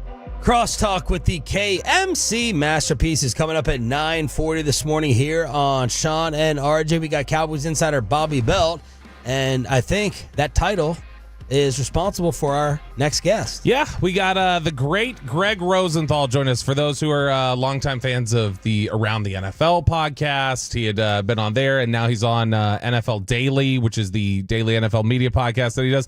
And he's also the host of one of my favorite podcasts, which is the Jeselnik and Rosenthal Vanity Project, with his friend from college, Anthony Jeselnik. Is Jeselnik the darkest comedy out there? Amazing delivery. I don't know that there's anybody that could even be in the vicinity. Without question, the darkest comedy. My favorite Jeselnik joke There's a million that of he them. does. There's a bunch of them, but one of my favorites of his of all time is he said, when I was in high school, when I was graduating, I wanted to get a motorcycle. I saved up my money. I wanted to get a motorcycle. And my mom said no. See, she had a brother who died in an awful motorcycle accident, so I could just save my money and have his motorcycle. Greg, were you college? Good morning. Thank you for joining us. You weren't roommates with Jeselnik, were you? Yeah, we were buddies in college, and then we actually moved out to LA together from college. And yeah, he was just as funny back in college too. So that means you have a really sick, twisted sense of humor. I do. I like to say to him, like, among all of our college friends, like, I was just as funny as you, and you just took it more seriously, and I just turned into a dad that likes sports. So yeah, that's what happened. Were you in any uncomfortable environments where he made that joke and like it got ugly? No, I definitely saw him bomb more than once in Los Angeles, because not every crowd was his crowd. He built up his crowd, but no, he managed to stay on the fight in too late. Pepe, we gotta put him on hold. We gotta try to figure this out with the phone going in and out. There are certain crowds I don't think that would play well with him, for sure. Yeah, there's a lot. A lot. Yeah. But he says he actually he said he likes it. He said he likes the one where he doesn't really know them as well. We were talking about stand-up yesterday during Crosstalk, and a lot of it is like you can save a lot of things with delivery. Chappelle the other day, like I felt like there was on SNL, there was 2 or 3 instances where the joke wasn't that good, but he does like the eye to the upper corner. Mm-hmm. That body language can get laughs. Jeselnik's delivery. He's so dry. He's so dry. There's a guy here, I'm going to sound like I'm some freaking comedy. Well, you know what? I am a comedy expert. But Ralph Barbosa. Barbosa's great. Mm-hmm. He could be much. I think someone needs to help him with more material. His delivery and mannerisms is a 10 out of 10. But I feel like the joke writing, the content, like I know he exploded and everything and Oak Cliff and all that. My wife, we went to see him for a little bit, but I'm like, dude, someone needs to help him a little bit, even more jokes and content, and you'd have the perfect package because his delivery and his mannerisms, I think, are hysterical. You want me to ghost creativity? You are a good ghostwriter. You need to have a good. You need to write, be able to write it, but like you need to be able. The way the delivery is in terms of with Jeselnik. I mean, he doesn't. Nothing changes with him. He is very calm and stoked the entire way, just pacing the stage. He's not like Sebastian Maniscalco, who's all over the place. Yeah, he's just like he's so animated. And Sebastian's got that Italian thing going on that you love. So all right, much. let's try this again with Greg Rosenthal, NFL analyst here on 105.3 The Fan. Greg, how shocking is this Brian Schottenheimer possibility? When did you come around to even start believing it? Once all you in Dallas started reporting it over and over, and then I thought about it, and it's kind of not shocking at all. I saw some comments that are saying like, this used to be a great franchise and everything, and I'm thinking Brian Schottenheimer kind of fits with almost every coach you've ever hired, other than maybe Bill Parcells. Like he kind of fits the mold of the guys that Jerry likes to have. How, in league circles, would this be received?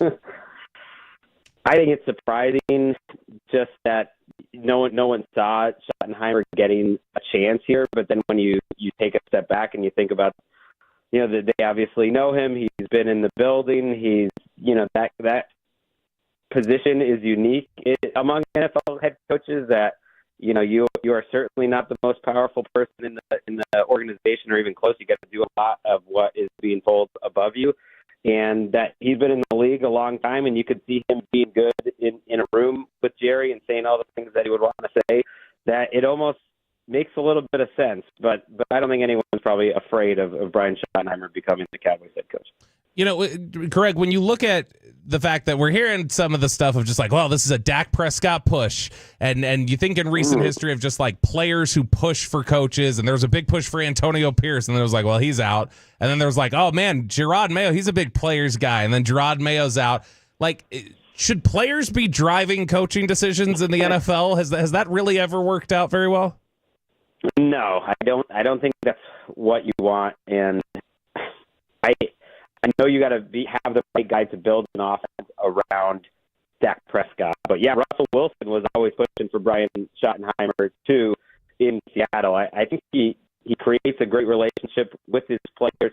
The one thing I would wonder about him is there a chance he'd make more sense as a head coach than as a offensive coordinator / play caller? He obviously has been around the league a long time. And he's not known as like an incredible schemer, although he was fine. He was fine in Seattle, and who knows how much power he had in Dallas. But is he someone that could be better at being a head coach than being a play caller? Like it wouldn't be shocking to me. But to me, he fits very much with the. Greg, we love you. We got to try to reconnect another time. It's a little too tough, a little bit too difficult.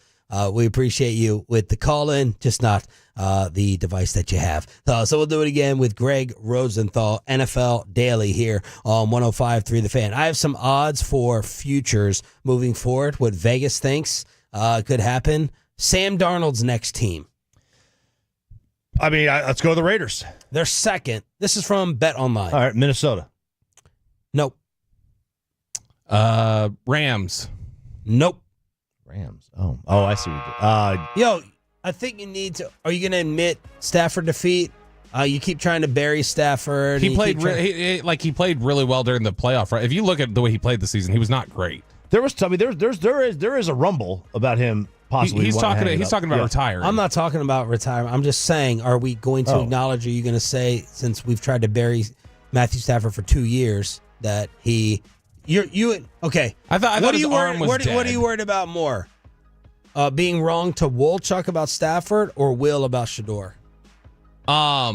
Well, I've already proven I'm right about Shador. That's already the draft has not happened yet. No, but it's already been settled that like we've heard enough of the reports of just he has not been the consensus number one for a year and a half, like Will was trying to say. That was never true. No, he was the consensus. A lot of people were mentioning him at number one, like up until like the last month or two. This is what the fight was to begin with. Was that he was trying to claim that CBS Sports, Cody Benjamin, putting him in his mock draft for a year and a half, counted as consensus when I said the league never viewed him as a consensus number one. Okay. And the back and forth of it shows I already beat him. In Vegas odds and stuff, they would put Shador one in many of them. They had Mason Rudolph one too at one point. So I'm just saying it doesn't matter. But the Wolchuk thing is just Matthew Stafford's been good. Matthew Stafford was not great this season. Like he was good, but to me he hasn't been great.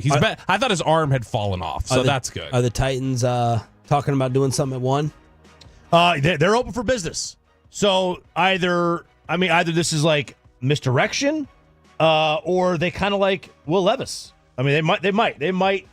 You know, the new regime. Every team usually does this. Yeah. They announce they're open for business. But yeah, it's like there's a chance that the Titans would trade it. And I mean, look, if you're in the AFC, you don't have a chance as a football team.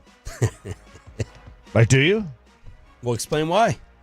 You have four gods. You have four gods at quarterback in the AFC. You have Lamar, Burrow, Allen, Mahomes. Yep. You're not breaking down that wall. There is no quarterback that you're breaking down that wall with. So your option is, let's just build the absolute best team we can, trade down from one, pick up a bunch of picks, and then ride with Will Levis. Like, because other than that, who's breaking through those guys? I don't hate Levis as a quarterback. I don't hate him either. I think he's not. So I was like near the end of the year, I was studying just different weeks. I'm trying to find like best throws. I was just studying quarterback play across the league. He wasn't consistently good, but every week he had some of the 2 or 3 best throws on tape you would see. In the last 23 years, the AFC has sent 5 quarterbacks to the Super Bowl. In the last 23 years. Wow. Brady, Mahomes, Ben, Peyton, Flacco 1 year. Meanwhile, in that same time frame, 20 different NFC quarterbacks have gone to the Super Bowl. There is a path in the AFC, and there's a path in the NFC. And the path in the AFC is you've got to have the guy or the other guy or the other guy, right? And in the NFC, it's just like, hey, let's get a rookie quarterback in here, and let's just go to the Super Bowl with him. Vikings starting quarterback in week 1. J.J. McCarthy is 2-3, then Darnold. Will Darnold start a game next season? Yes. For Minnesota or period? Period. Yes. Yes is 1-6. No is 7-2. Will Aaron Rodgers retire? Yes. Totally no. Yes is 11-10. No is 2-3. 11-10 is regular. It's your regular odds on a. So on a 2-3 regular is bet. the slight favorite there? No, 11-10 is the slight favorite. 11-10. So him retiring is a slight favorite. You got to bet 3 to win 2. You got to bet. Don't ask. I can barely do addition. Don't ask fractions. No, 2-3 is less than 100. 2-3 is So less 2 to than 3, 100. Yeah, that'd be the favorite. 11. You got to bet 11 to win 10. Otherwise, you bet 2 to win. Or bet So 3 is to he win more 2. or less likely to retire? Peyton. No. 2-3. Book it. 2 to 3 Is he more or less likely to retire? According to Vegas. 2 to 3 is the favorite, whatever that is. He's less likely to retire. Radio. Every day. We need to highlight this for Fridays, like our math of the day. Aaron Rodgers' next team, if he has one. I would say the Jets of the 49ers. Jets. Nope and nope. Raiders. 2-1, then Pittsburgh. Steelers starting quarterback in week 1. Justin Fields. Nope. Russell Wilson. Good job. 2-1. Fields is second at 4-1. Why did you think Fields over Russ? Yeah. I just assumed that at the way they ended with Russ, the year was, they ended poorly. I just figured they were going to move on from him. All right, those are some. And then Jalen Milroe is 4th on this list. Just go get another running quarterback. Why not? Just go ahead. Do that. Keep stacking them up. We hand out MVPs to them. So. All right, around the NFL here on DFW Sports Station 105.3 The Fan, still waiting. Everyone, all the Tolos are saying, Sharif, you're screwed. 10:15, 10:20, the news is going to break on Brian Schottenheimer. Stop rooting for it. Well, now I'm rooting for it. Yeah. Because I'm on a full show. Yeah. Absolutely. You don't want it now. But if I told you it could have broke at 6:30 this morning. Nope. Why? Because the show is not the difficult part of radio. It's the day before. Once the show starts, he wants to drink at 2 is what he's telling you. Crosstalk with I drink at 2 anyway. Crosstalk with a KMC masterpiece is next.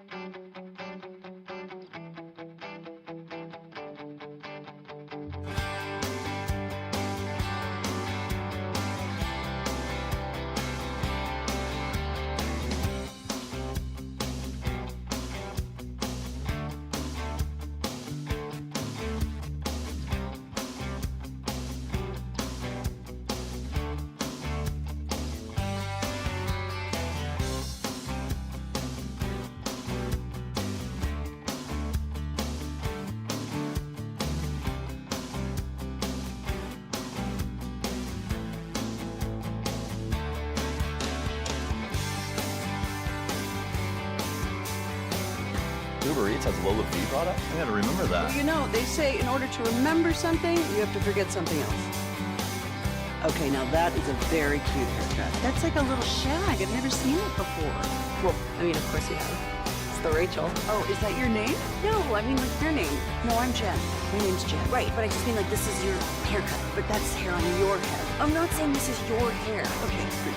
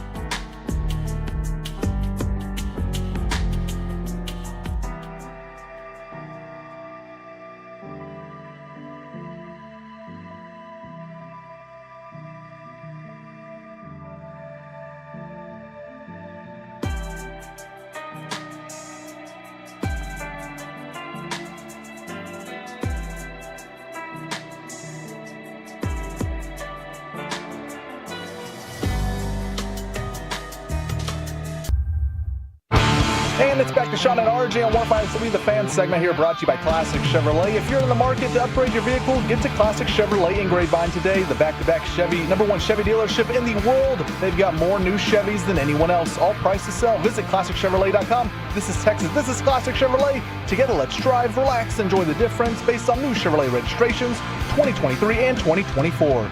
Crosstalk with the K and C masterpiece here on 105.3 The Fan. Mikey Bassick out today. Good morning, he doesn't Kevin. feel well. He doesn't? Have you ever seen the movie Grease?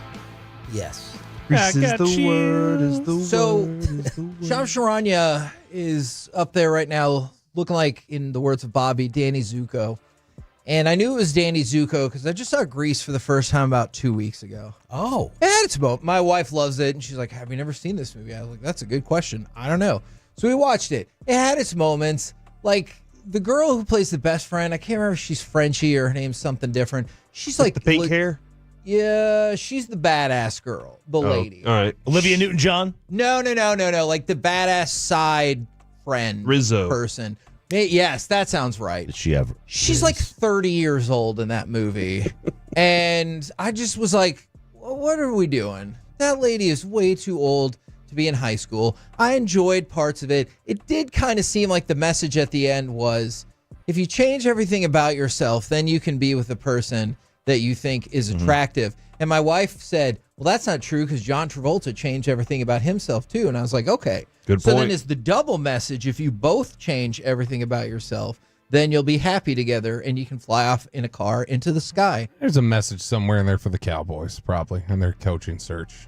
If you change everything about both yourselves, then you come to an agreement, and then everybody's happy. How much did you change? How much have you changed since you've been married? Not a damn bit.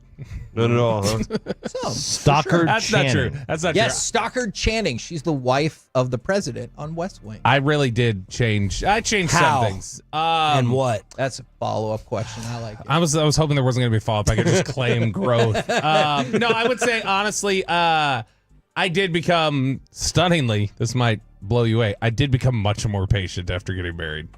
I was not patient at all before. And so I got better at patience, and I got better at working around structure more, because I don't like structure at all. I want it all thrown I want caution to the wind. I don't want anything. Interesting career choice for you then. I'm Mr. I always want to, me, I want to book a trip the day before. Let's just go now. I'm like, we'll go now. And she hates it. She despises it. And so I've learned to live more within the bounds of planning things. I don't want to plan anything. Which is kind of weird because you are so nerdy in other respects and organized with things. I mean, you're obviously on the spectrum. Yeah. We all are. That's why it's called a spectrum. That's right. I don't know what plays into that or not, or the inconsistencies or the this and that. But yeah, you're just so organized and in line with certain things, and then so sloppy and unorganized with others. You know who I stole that spectrum line from, by the way? About we all are. That's why it's called a spectrum. Mackenzie. She said it because I had said that to myself before. Peyton's fiance? Yeah. She goes, well, we all are. She said that's why it's called a spectrum. Peyton Alec. And by the way, I said that because Bobby said he was on the spectrum earlier, so don't get mad at me. I've been told that several times. Mr. Producer, step up to the microphone. Whoa, what is going on here? Whoa, what's happening? So, boss man Spittle came in and said, Peyton, I need to grab you. So I think he's getting handed his box, getting told to pack up. So he did it. Or getting sexually harassed the way you just said that. I need to grab you. Like he did it right now before the show ended. He just walked in with his tail tucked too. Okay. He did that to double punish Peyton, to have you fill in. And then we just Spittle found was out. fist pumping on the way down the hall, too. He was? I just knocked him down. And then we found out something else that connects these two. Yeah. Did y'all know Peyton's middle name? I just learned it, so I did just learn it moments I don't think ago. Hagee knows it. Tiberius? It's not. It's his initials are PAR. P-A-R. Peyton Alec. Alec. He is Peyton Alec. Another reason why he hates Alec. Alec, that's a win for you, bro. Yeah. it really is. Although Alec could claim, Peyton could claim Alec is my son. He was named after me because I was born first. That's true. What if Alec's middle name is Peyton? Or Russell? Oh, that'd be great. Alec, what's your middle name? First name's actually Alexander, so it flows a lot better. Alexander Chase Medford. Ooh, Chase, that's a cool name. Thanks, man. I hate my middle That's why name. he's on the case right Yeah, now. Chase is on the case. What's coming up on the show? It's a good Paw Patrol reference. Thank you very much. You're against Brian Schottenheimer as the head coach, but why? Tell us. Tell us exactly the reason that you don't want him to be the head coach. Plus, we prefer success. Call in, Wolchuk. The Mavs. Why are you the a Mavs Cowboys rotation. fan then? And then AM on the FM at 11:20 today. What was the last? What was the? Oh, get in the Mavs rotation. What's going to look like, and then baseball buckets at 10:40. The original baseball segment. All right. How's your day gone today? I saw last night your social media post that you needed people to talk you down or make you feel better today about Schottenheimer. How did that go? Did I do that yesterday? I needed you to make me feel better. No, I needed other people to throw out as stunning a hiring candidate that they can remember. Because this would make you feel bad, right? Yeah, What were some of the answers? Well, I'm really going to feel bad when this breaks in about 20 minutes on your show. Everything does. David Culley, Chan Gailey, Barry Switzer was thrown in there. Culley was the big one for me. Tom Cable, Jim years ago. Tomsula. That's a good John one. Harbaugh was a stunning hire at the time when he was hired by the Ravens. That's one that worked out. he was somebody who, all right. Except for this last weekend when he forgot. A handicap the right. fundamentals Freddie of their Kitchens was another one. Oh, Freddie Kitchens. Freddie Kitchens was a big hire. Yeah, I think anything where you go from like a position coach to you're elevated to head coach, those have been the ones that have been stunning. Basically, any Tennessee football coach between Fulmer and Josh Heupel. But see, here's the difference. Like Mike Mayock count. I know that's a GM, but man, Mayock when that happened, I was like, what? Mayock pissed the NFL off. There were so many people in NFL personnel circles who were like, bro, we have been grinding in this career field for forever. You just snatched somebody off TV to do our job. What about some of the Laker hires? Because when it's a Browns hire, I'm like, that doesn't belong in the same category. They who cares? They deserve a Freddie Kitchens. They deserve a whatever. Darvin Ham, like these guys, Darvin Ham, I felt like they set the groundwork because LeBron was like, oh, he's good.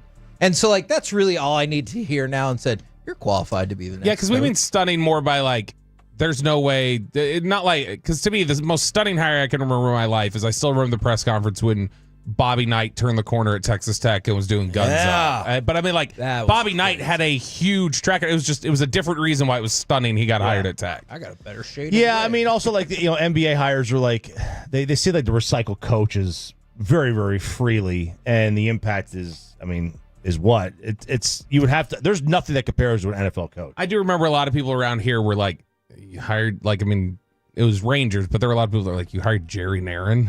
Like that was your manager replacement for Johnny Oates. Okay. All right, I'm building the time machine. Oh, great. And you can go back and make your Cowboys coaching decision with these 4 possibilities.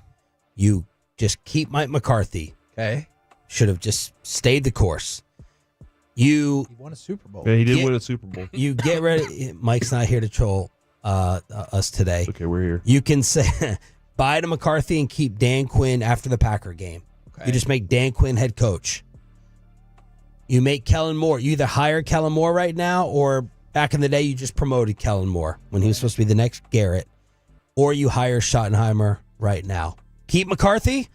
Should have kept Quinn. Bye McCarthy. Kellen coach. Schottenheimer coach. Are any of these factored in about whether or not I would also kill baby Hitler, or is that not? I feel like every time machine question always includes. I got the joke. I understood you it. It was good. Parents, not the baby. Oh, you go further back. Okay, that actually makes a lot of sense. 82%. There's 4,500 votes, and is it Dan Quinn? It's Dan Quinn by 400 miles. 82%. He didn't win a Super Bowl. He did not. He could still win because head coaches don't win Super Bowls with multiple teams. The thing about that is, and I realize you preface it by saying you jump in a time machine.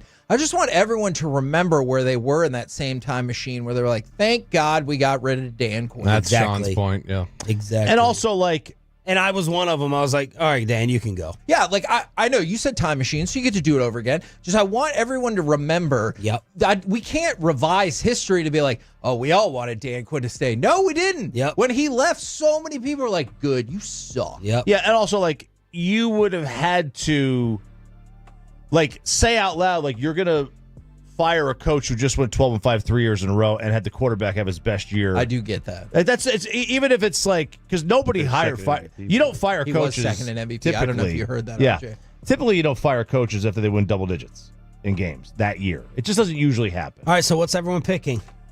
Corey, I'm picking Quinn. Yeah, I'm probably sticking with McCarthy, building team around him. Probably going to go with that.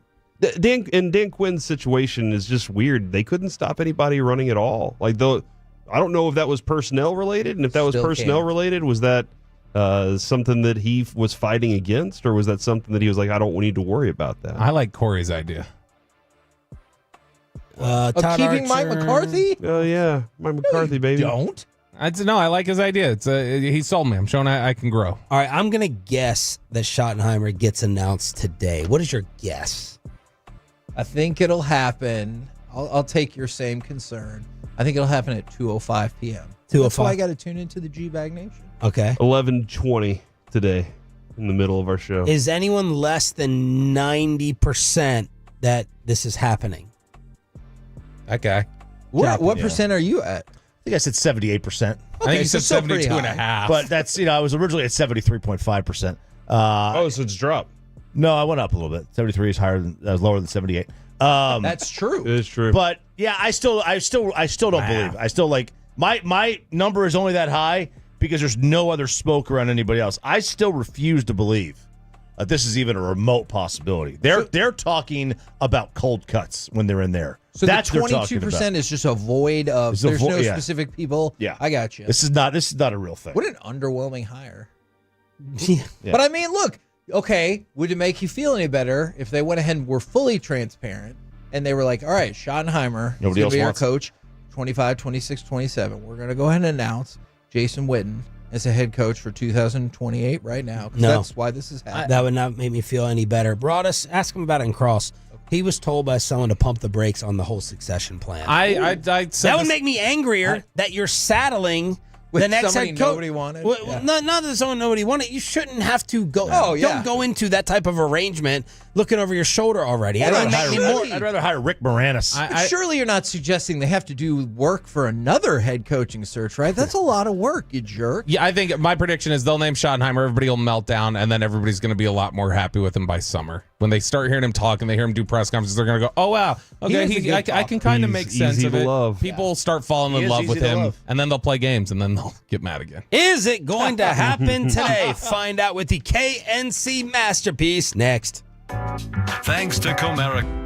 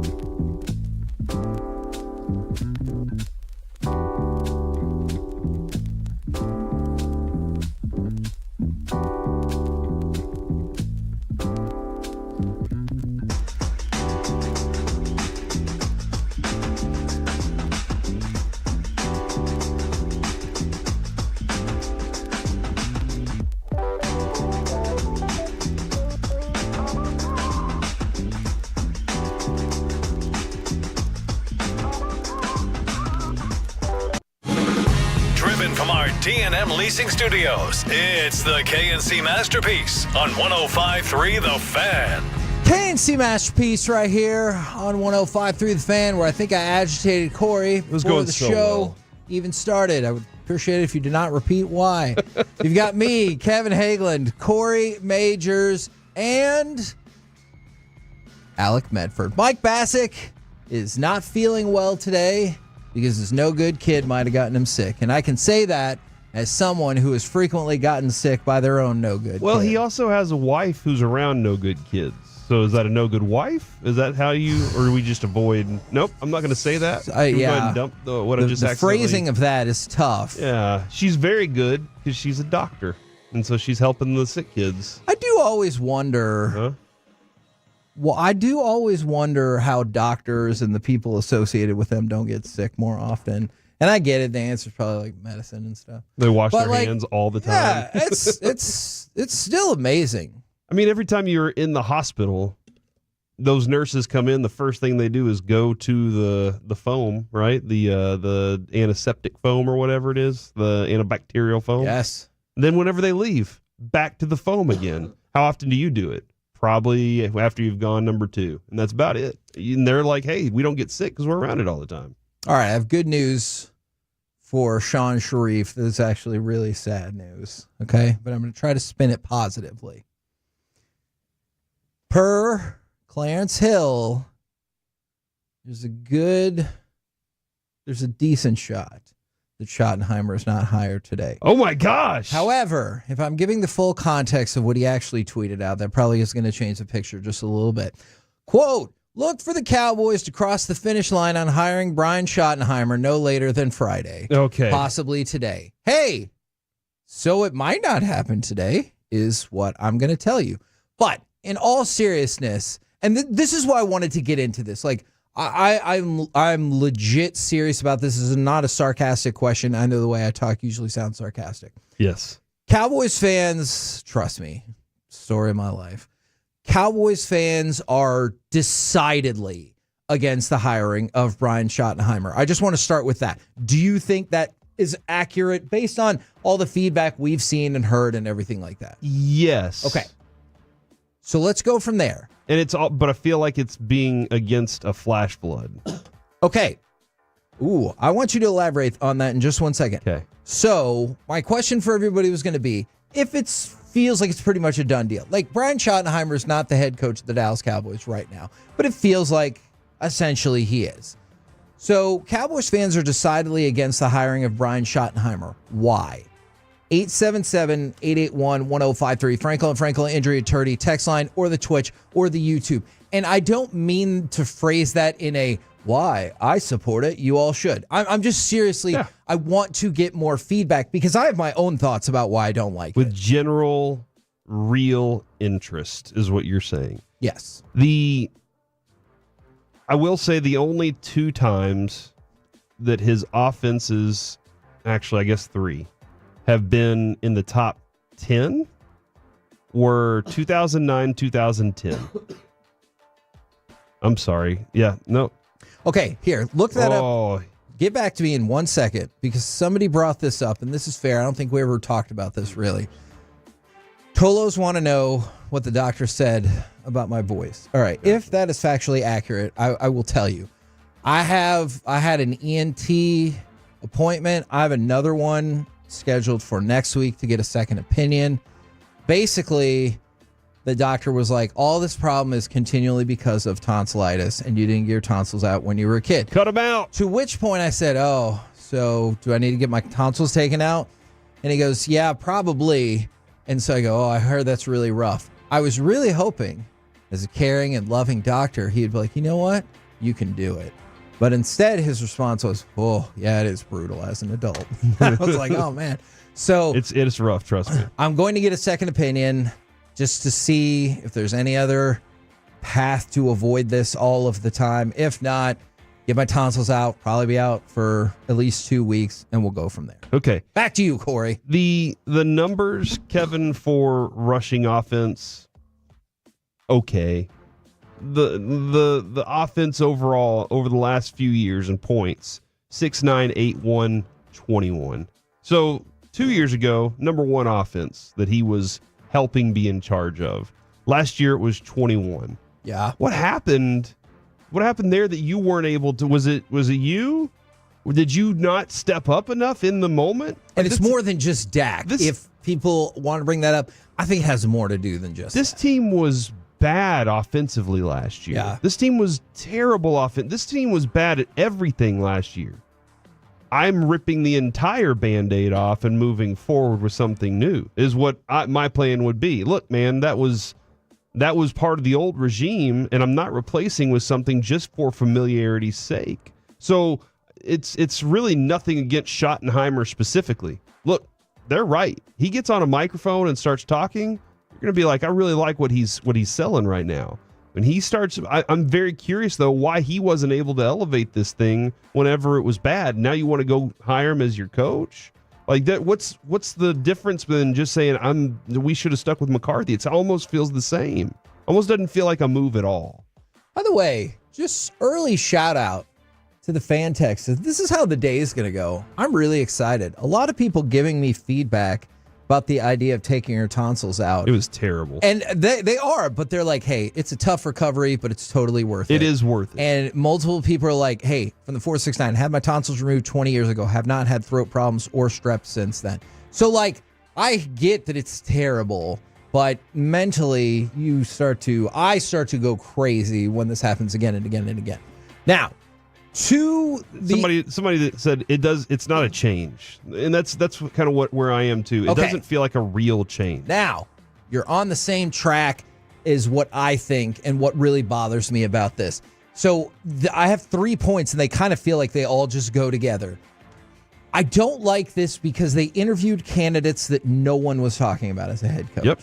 And then four candidates that nobody even thought of. And then they didn't talk with anyone that people did want to be their head coach. Now, look, that's not to say if you didn't hire Liam Cohen or Ben Johnson or Aaron Glenn or whatever, you're a fool. What's right isn't always popular. Exactly. What's popular isn't always exactly. right. But you would think somewhere along the way you would have interviewed either A, someone that other teams were talking about, or B, one of the candidates that all the teams were talking about. We did neither. Mm-hmm. And instead, we're going to pick the guy who was already there. Yeah. Now, that might not be fair. We've had Brian Schottenheimer on the show. He's a very affable person to talk to. But like great stories. Yeah, that's great. I'm not hiring a friend. I'm hiring a football coach, and it is concerning to me that we're going to hire the offensive coordinator that the head coach said we're not going to run your plays during the game. And we're going to hire the guy that nobody else wanted to interview. And we didn't interview any of the other people that everybody wanted to interview. And we're just picking the guy who was already there. This feels like the laziest path possible, where the Cowboys were like, hey, let's create our nonsensical, non-realistic buzz pick by just dropping Deion's name out there. Let's follow the absolute minimum of the Rooney Rule, and then let's just hire the person that's in the building. Mm-hmm. That's what it feels like. Yeah, it's whenever your refrigerator's gone out, and you're just like, I like the refrigerator, though.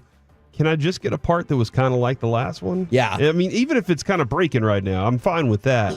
And people are, saying the issue with Schotty is a lot less to do with Schotty, more to do with the dysfunction of the front office. That's fair, and I think it's really simple. There were much better coaches out there, and there still are. And I think I don't disagree with that second part at all. The first part, I think, is what gets in people's heads, right?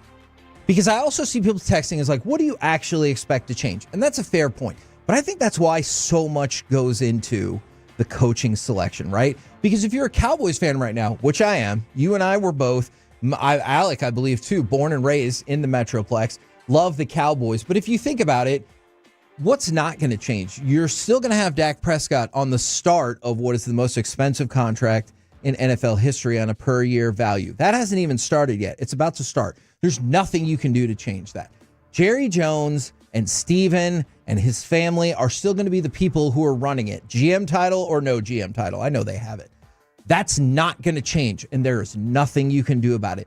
This felt like the one thing that could change and maybe can make a difference. Odds are they could hire whoever the hell you want, and it might just be exactly the same. But like, this is the one ray of hope where you're like, hey, I know we can't change anything with Dak. I know we can't change anything with the Jones family. But maybe, just maybe, like Dan Quinn going to the Commanders, or Kevin O'Connell with the Vikings, or Dan Campbell with the Lions, like all of those coaches made an impact.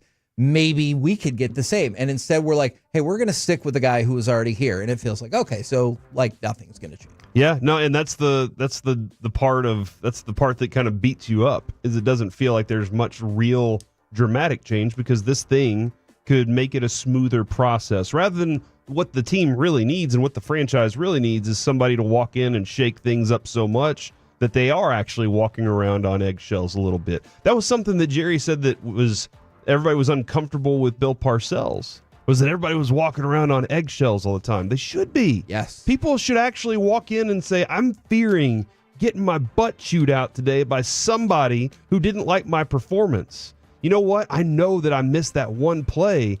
I need to be better. Instead of, you know what? If the owner's cool with it, we're cool with it too. Because the owner's not upset that we lost a primetime slot. And the owner should be ticked off about that. He should be the one walking in and saying, hey, this is how it's going to be. But if he's not going to be, then somebody has to have the hammer as the head coach. And it just seems like that head coach, that person, that personality isn't walking through the door and hasn't walked through the door. And it's not something that the Cowboys ownership and front office want, because they don't want to walk around on eggshells. They don't want to be uncomfortable. And everybody on that team needs to be uncomfortable. Like, demand better from yourself. Don't surround yourself with a whole bunch of yes men. I've always believed this. This is one of the reasons I think our show, going back to when we had Colby and several different iterations, works really well. And if you don't like our show, that's okay. Yeah, I hater. appreciate that. What are you doing? Is that we all try to keep each other in check. Like, I'll just speak when I was on the wrong side of this. I have had multiple ideas that have been stomped out in the room, and for good reason. I can look back at them and be like, I'm really glad I had other people to bounce those ideas off of, because they were stupid. Where if I just had people that were like, yes, sir, let's all go along with what you think. What a terrible thing that would be. Like, and then why even hire those people to begin with? If you're just going to have everyone who's going to agree with you, why hire anybody? Does this thing feel like it's going to be, Alec, does it feel like it's going to be any longer than a 1 year kind of thing? Because a lot of people are saying that too, that look, man, this is just a get by year. And then whoever's available next year is the real guy. Doesn't feel like it's a real thing to me either. Like they're going to give it a real shot. This whole situation has felt so fabricated and so weird, all in and of itself. But I think it's going to be out of stubbornness. I think it will be longer than a year. I think that they're not going to want to admit defeat after 1 year, even if they only win 3 games this year. I don't think they'll lose that many games. But if that were to happen, they would still say, look, it's year 1. We gotta pump the brakes a little bit. Even if Jason Witten's on this staff, they're gonna be like, hey, let's calm down. He's still got, X amount of years to figure it out. We're gonna get this thing done. I think it's like 2, 3, maybe even 4 years. They're gonna buy into this thing and say, look, because Jerry told you guys multiple times the biggest mistake he ever made was firing coaches in season. So I think he's gonna stick to that truth in his mind, and we're gonna have to deal with this for years to come, whether it's good or not. By the way, for people for asking to hear some of those, I was just writing that down as a segment idea. Terrible ideas.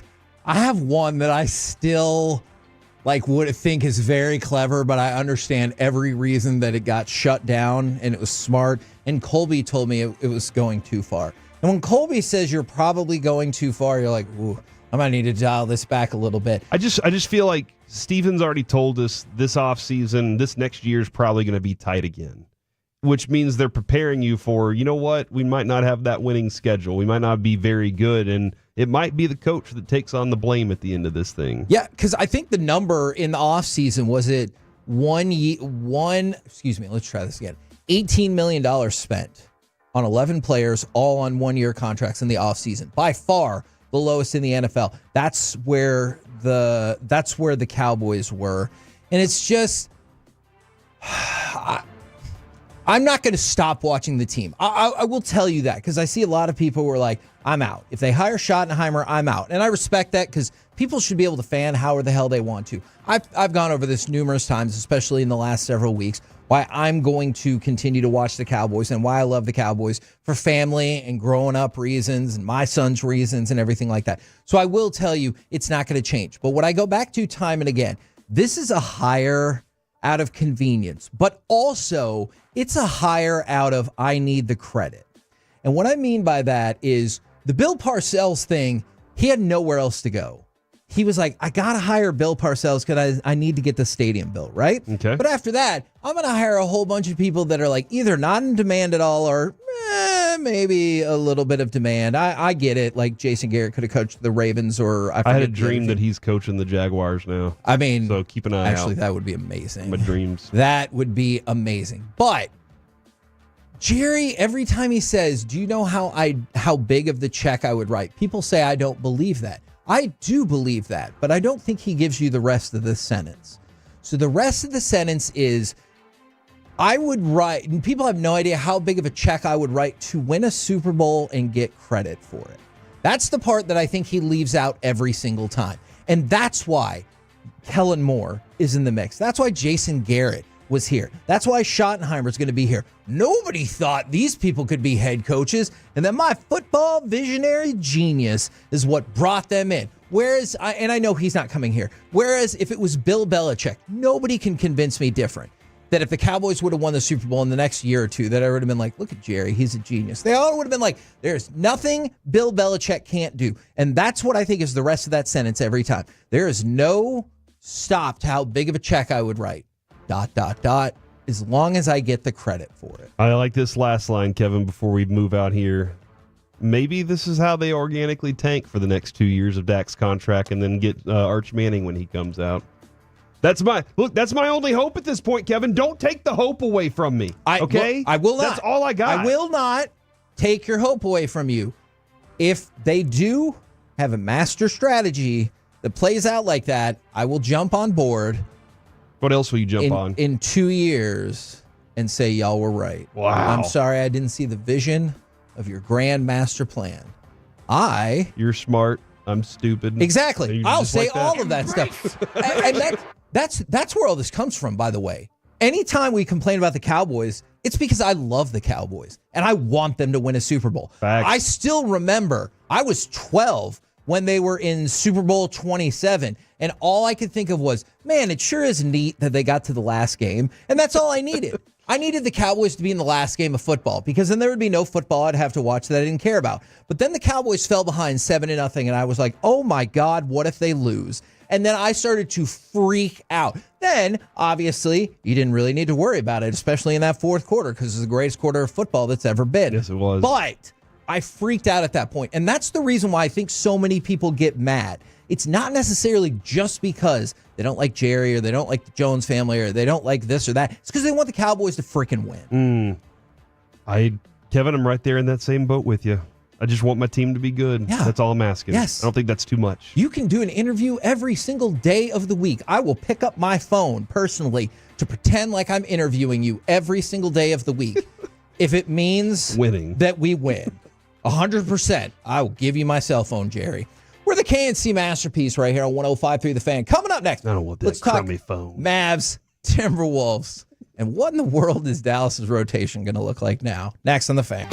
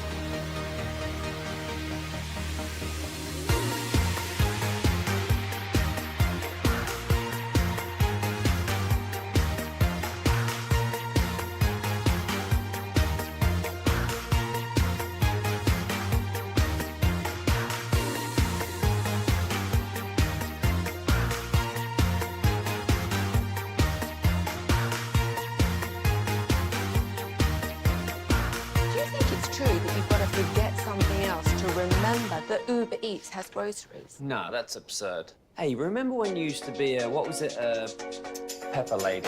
Pepper Lady? Wasn't it Cinnamon Sisters? Basil Babes. Saffron Squad? Nutmeg Maidens? Pre-Curb? No. Nutmeg Maidens. I just said that. Was it Spice Girls? Doesn't sound right. Was it Saffron Squad?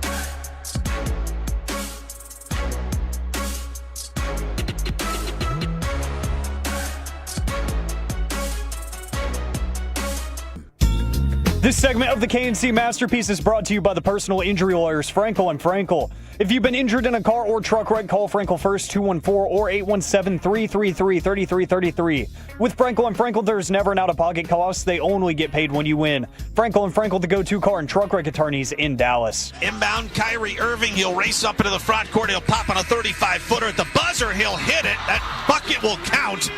And the final score is 115-114.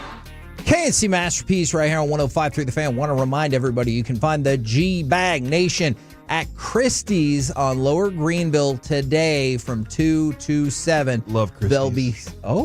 They'll be serving Stella Artois in buckets and on drafts. That's today at Christie's on Lower Greenville, 2 to 7. I used to think that it was actually a bucket of beer. Like they would pour the beer into a bucket. Instead of the beers being in the bucket. Instead of bottles being in ice. I was like, a whole bucket of beer. But my grandfather worked at the Budweiser, at the place where they made Budweiser. The brewery. And he said he used to just grab bottles and put them in his bucket. And Okay. He would just grab a bottle in the middle of the shift and they'd drink it and he'd set it in his bucket. So that was his bucket of beer. Okay, and I do want to talk about the Mavericks and the loss yesterday. Did you think it was a game that went down to the buzzer? So close. Because of that shot by Kyrie? Such a close game there. But also, do I still think if I see like is it Oak Farms? It used to be why am I drawing a blank on my chocolate milk all of a sudden? Shep's. And whenever I see one of those trucks, part of me thinks it's filled with nothing but chocolate milk. Do I realize the logistical conundrum of opening up the back and like where all the chocolate milk goes? I realize it. That's not what it is. Whether it's True Moo or whatever, if I see that truck, I think it's nothing like a swimming pool of chocolate milk. Oh, yours is actually more logical than mine. I always thought that they actually had the chocolate milk cows in the truck and that they were just driving around milking the cows in the truck all the time. That would suck. That actually does sound kind of amazing. All right, so the Mavs lose 115 to 114. I don't want to make it sound like this game wasn't close because obviously it was close throughout. It was very close at the end of the fourth quarter, but it didn't come down to a last-second shot. That Kyrie last-second shot you heard made it 115, 114, as opposed to 115, 111. We can talk about the game. If that's what you guys want to focus in on, we definitely can. But PJ had an interesting night with points, getting to the basket, doing his thing. He didn't, the 3-point shooting wasn't the greatest last night. Sure. That wasn't you can great. say that about the whole team, but yes, that is factually accurate. Yeah, so, I mean, and then you're just missing that guy still. You're missing a couple of pieces of your team. And that's what I wanted to talk about. Reality. Although I know if Mike was here, he'd want to point out that he's infuriated that Kessler Edwards got 15 minutes because he doesn't know his name. Yeah, still? he's like, I don't know who that is. Is his name Kessler? You're missing half your starters. Okay, now, that is a great point because one of the things that Jason Kidd said, well, he talked a lot yesterday about the possibility of like, hey, trying to ramp up Dereck Lively and getting him good to go. But what he said at the very end, I thought was really fascinating because yesterday when we found out about the Dereck Lively injury, which, by the way, has already kind of changed from what Sharanya said yesterday. So Sharanya said it was a fracture in the foot, out 2 to 3 weeks. Now it sounds like the Mavericks, and like obviously I will take their word for it, they believe it's a stress fracture in his right ankle. And it's going to be reevaluated in 4 weeks. Now, that's not to say he'll be back in 4 weeks because that will not happen. Reevaluated. So did the bone heal? Exactly. I'm not disputing the 2 to 3 month time frame. It was just interesting. We kind of bounced from foot injury to ankle injury, concerning nonetheless. But while we talked about yesterday, does this mean you need to make a trade? Do you need to win some of these games like Minnesota? Do you just want to see them naturally tank because they're without so many of their players? Jason Kidd had this to say, and I think this makes a lot of sense. I don't think we're looking at the standings. We're trying to figure out who can put on a uniform and go from there. Yep. And that is a staggering task. Like you pointed out, the Mavericks had, I believe, 8 players who were questionable. And as we went on into the game, at least 6 that were out. And that's just tough to plan against because Clay was out with left ankle. We just talked about why Lively's out. Clearly, Dante Exum's been out the entire season, although he was, again, shooting some before the game. If you're looking for positive injury news, Kyrie was there, but we've been talking about that. Luka is still out. So, like, you have been decimated by injuries, which seems to be kind of like what we've been talking about for the Cowboys all season too. It's a tough thing to overcome. And that's why Mike is so down right now. And yeah, maybe Mike is out today because of the Mavs and their whole situation. I can see that. But I can't rule it out. That's why he's like, it's just if you aren't in the playoffs, it's a lost season. Honestly, it is really a lost season. I hope that the team continues to play for the playoffs because I want to see the team in the playoffs. A lot of people are like, look, if you can't even win the championship, then it's a lost season. Now, hold on. Getting the playoffs does give you a chance to be there. You have this full team together, it's lethal. It's a real contender when it's there. I don't know how healthy Luka and Lively will be on that run, but they could be the healthiest they've been all year and in great shape and ready to rock with fresh legs. They also could be dying because they're not conditioned for it. But right now is tough, and that's what Jason Kidd has to think is, I'm just trying to get a team together at the moment. Bochy kind of had that feeling last year too. I'm just trying to get guys out on the field that are healthy. I got plans to win games. It's just we got to make sure we can keep a team together for a minute. So I continue to look at it like this, and everything Corey said is factually accurate. If Luka comes back at the All-Star break, naturally that's going to give you a bump up. If Dereck Lively, I'm not saying rely on that. Yeah. But that's what the hope is. That's the only real hope there. If Dereck Lively came back at the end of the regular season or the beginning of the playoffs and Kyrie is still good to go and Luka's back there and obviously Gaffer's been playing really well, then you're like, hey, let's roll. I don't care if we are on the play-in or not.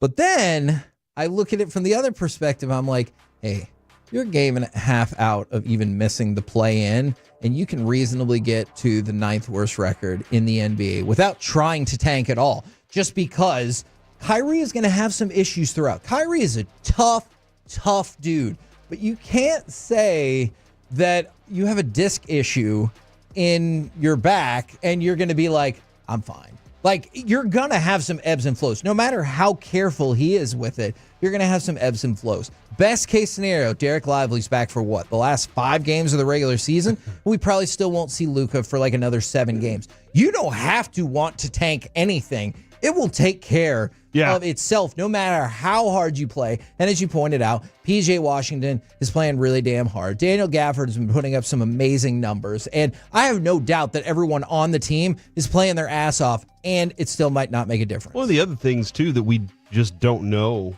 yet because we're in the infancy of the governorship of this franchise. We don't know what ownership expects and wants and is demanding from Nico. True. Like I feel like Nico and Kidd have a firm grasp on what their job is, and they're very strong at the top of this thing. But if the ownership comes to you and goes, "Hey, look, we're just going to tank this. Do your best to do that," or no, go make the moves to go win this thing, whatever it takes. That's 2 different directions that you can take a cue from ownership. So we have no clue what they're. It sounds like they want to win. Okay, you're right. I don't know this to be a fact whatsoever. I was just going to throw out my opinion. I think the Adelson family bought this team as a turnkey operation where they're like, hey, you do. They're into leverage something. You do whatever you need to do. I'm here to, well, first of all, sports teams have inherently been profitable. I don't want to rule that out.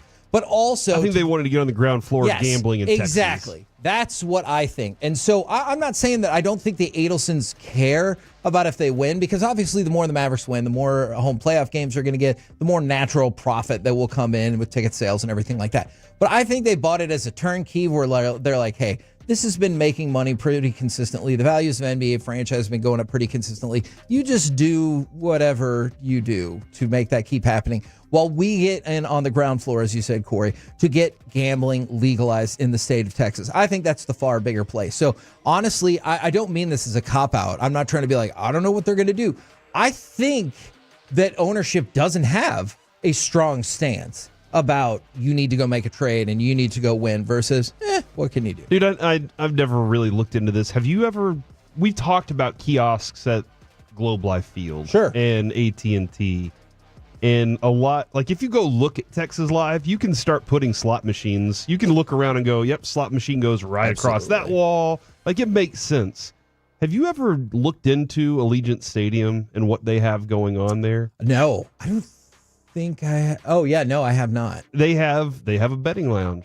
They have a betting lounge at the stadium. They have kiosks. I think the Atlanta Hawks might have something similar. There are definitely other stadiums that have stuff like that. The atmosphere, I love it. Yeah, and it's the gambling aspect. Whether you bet one or use your phone, it can all be done right there. That's wild to me that in an NFL stadium, they're like, yeah, we can go ahead and pop these in there. But we see that as the future. And if the Adelsons wanted to look at something and say, okay, Texas has legalized gambling, they would say, okay, get this new arena up. Get whatever new arena up so we can go ahead and start loading all these kiosks in here. Look, and I still think we're going to get to the point where that's going to be something that incentivizes people to go to the games. Like, as much as we've talked about, like, you've heard Jerry say like 80 bajillion times, only 6 or 7% of people have ever been to an actual NFL game. I got it. But same in all the other sports, why you want to encourage people to get there, having that gambling lounge, or perhaps finding a workaround where you can only gamble at these specific destination casinos or arenas. I definitely think that is something that could be on the table. From the 214, sorry I'm late, guys. Is Prime our coach yet? No. I've not seen that report. Unless you mean prime time Brian. Brian Schottenheimer, it looks like, for all intents and purposes, is going to be the Cowboys head coach, probably official in the next 36 hours, maybe less than that. And then from the 817, do the Dallas Mavericks have a strength and conditioning problem? The thing about that is, and I know it's been worse this year, but Luka misses time. Like, Luka's a guy that misses time. It's usually so does Kyrie. It's shorter amount of time, but he misses time. So yeah, does this Kyrie. is a significant injury for Luka. And Dereck Lively, it's tough to say. This is just his second year in the league. So I'm not ready to say it's a strength and conditioning issue, but I definitely understand why the question would come up.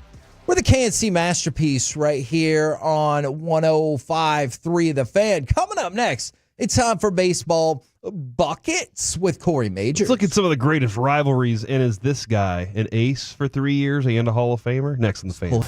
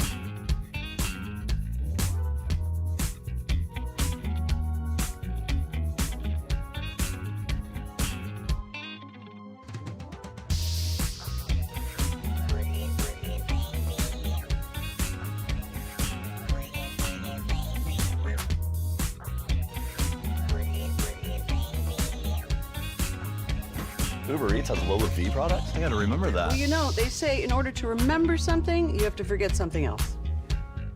Okay, now that is a very cute haircut. That's like a little shag. I've never seen that before. Well, I mean, of course you have. It's the Rachel. Oh, is that your name? No, I mean, like, your name. No, I'm Jen. My name's Jen. Right, but I just mean, like, this is your haircut. But that's hair on your head. I'm not saying this is your hair. Okay, freak me out a little bit.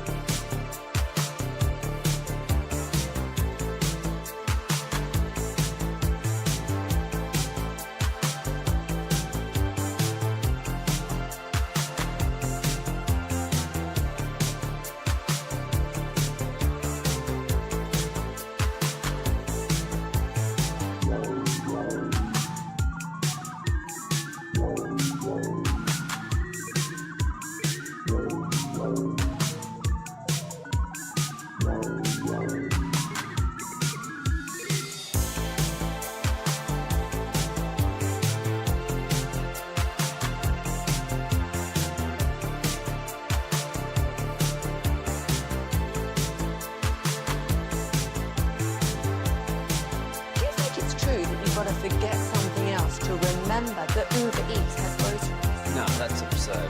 Hey, remember when you used to be a, what was it, pepper lady?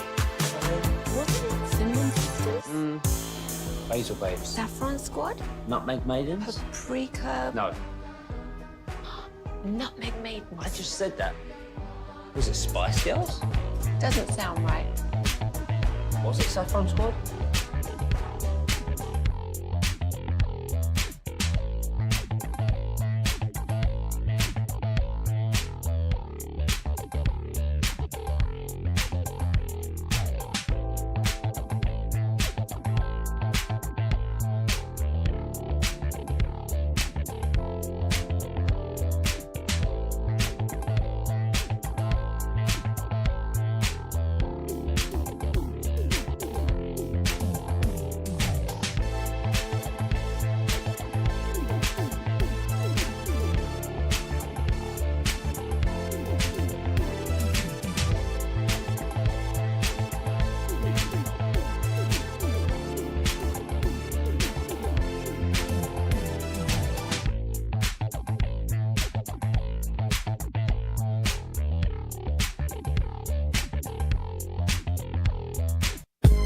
This segment is brought to you by Classic Chevrolet. If you're in the market to upgrade your vehicle, get to Classic Chevrolet in Grapevine. Back-to-back #1 Chevy dealership in the world. They've got more new Chevys than anyone, all priced to sell. Visit ClassicChevrolet.com. This is Texas. This is Classic Chevrolet. Together, let's drive. Based on new Chevy registrations 2023 and 2024. KNC Masterpiece right here on 105.3 The Fan. What I would like right now, if possible, hit us up on the Twitch, on the YouTube, on the Frankel & Frankel Injury Attorney text line. I believe in you. What movie is this from? Now, I know you probably know the song, probably know the name of the song. Can you tell me the movie, not you, Corey, everybody else listening, the movie that this is from? I saw Coolio once at the Lakewood Theater over in East Dallas by the in-laws' house over by White Rock Lake. They brought in sand to make a beach in the parking lot. Awesome. And then he did a show there, and it was fantastic. That's awesome. Thanks, Coolio. Do you want to pitch? Or he was. Yeah, I just kind of wanted you to just sit with that story for Thanks, a minute. Coolio. But Appreciate also, it. the problem was I was thinking in my head that you were going to say you saw Coolio at the bank. And so I got kind of caught up in my own head. I was like, why the bank? Oh, he's also dead now, so I couldn't. Well, see him. you're not now. Okay, thanks a lot, Captain Bringdown. He passed away. Oh, man, I am proud of you guys from the 214-469-559-817-214. Huh, Dangerous Minds. Although the 817 added Dangerous Minds and Step Up Revolution. Step Up Revolution was great. Okay, I have to admit, I'm not familiar. I love all the Step with that Up movies. movie. They're all good. I did watch a different Channing Tatum movie last night. Blinked twice, super preachy, but it was okay. But yes, really proud of you guys for getting Dangerous Minds there. Now, baseball buckets with Corey Majors. Your attention, please, ladies and gentlemen. Now batting with baseball buckets, Corey Majors. Buckets. Thank you very much, Chuck Morgan. Can't wait to hear that again. Baseball time in Texas coming up soon. Pitchers and catchers report very shortly, Kevin. We can play it again if you want. The want. 13th. No, we're good. We're good. We're the 13th of February, I believe, is when the Rangers pitchers and catchers do report. And yes, Michelle Pfeiffer was in Dangerous Minds. Good job. I do have a style question to start off baseball buckets with. I am currently wearing my 2023 World Series Championship hoodie. It's one of my favorite hoodies. The thickness is good. The way that it fits, it's comfortable. I'm in it good, all right? Okay. But it's from 2023, and another team has since won the World Series. Yeah. Is it okay to continue wearing shirts and hoodies and clothing, apparel from older championships? Or do you say that one just goes and hangs up in the closet now? No, I think it's fine because it's the only one we have. Okay. Like if we look, this is a dream scenario. Let's say the Rangers won in 25 and 27. In 2028, maybe you pick the 2027 one or even the 2025 one. But this is the only one that the Rangers have. It's the first one. You can wear that as long as you damn well Okay, so if please. they win a couple more, then I can wear. Then we can upgrade. We got options. All right. Yeah, I just never know. Alec, are you the same way on this? I can wear this forever, or It depends. I mean, like for the Rangers, like Kevin said, it's sentimental to me because it's the only one we've got. Yeah, very but I did make the mistake of a couple times, like with some of the Stars playoff runs, getting some of the like conference championship stuff. That turns into gym wear. I only wear it at the gym to get it like dirty and not wear it out in public, really. But like some of that Ranger stuff, especially, I invested a lot of money. Like I got one of those quarter zip jackets that's like $125. So I'm like, I'm gonna wear this because I paid a lot of money for this. Yeah, I got this at 75% off. So I was pretty still happy about that. But either way, I'm representing, and there are a lot of texts coming in that What are. if I say that means you're not a real fan? I feel like around a You paid full decade price for would be when you finally hang up that clothing of article of clothing for good. That's fine. If you get a decade's worth of use out of an article of clothing, good for you. The 214, I will wear my 2023 World Series champions hoodie until I cease to draw breath. Ooh, do you want to be buried in it then? The 214, that's like wearing a player's jersey that's no longer on that team.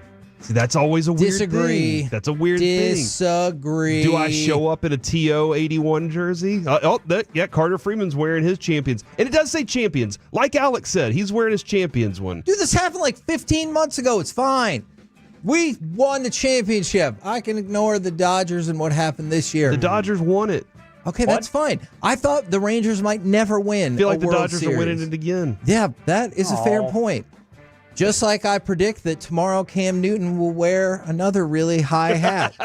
I agree with that. We talk about that a lot around here. But we still won it. And it was like, what, 14 months ago? It's fine. Keep wearing it. 469, wear it as long as it fits. That's a good point. From the 806, people still wear their Cowboys 95 Super Bowl gear, so why not? Man, that is, you know what? At this point, here, I'm going to make a plea to Jerry Jones with the Brian Schottenheimer thing. Going to go down imminently. Make it to the conference championship game. I promise you, I will buy some of that gear. All right? I know that the Jones family is in the money-making and sales business. You make it to the conference championship game. I don't care if we lose. Well, I mean, I prefer if we win. But even if we lose, I will buy that gear. I will buy that hat. I will buy that shirt because that's what gets the job done for the Jones family, money. So I'm willing to make that claim or that promise. I will buy your gear if you make it that far. He is rich. Oh, yeah. Yeah. From the 254, I still wear my 89 high school state championship t-shirt. That's awesome that it still exists because you would think it would just be a bunch of thread. But you did that. That brings up another question. Where's your Letterman jacket? All right. Is your Letterman jacket hanging up in the closet? Because mine is in a plastic bag in the attic. And a while back, the arms started melting or something. It was weird. Yeah. There's some Arms of oil. the jacket. There's oil residue coming off of it. And I was like, this isn't right. So. All right. So this probably won't surprise you to know. And I'll get to baseball talk in just a second. I like to get rid of anything that can be gotten rid of.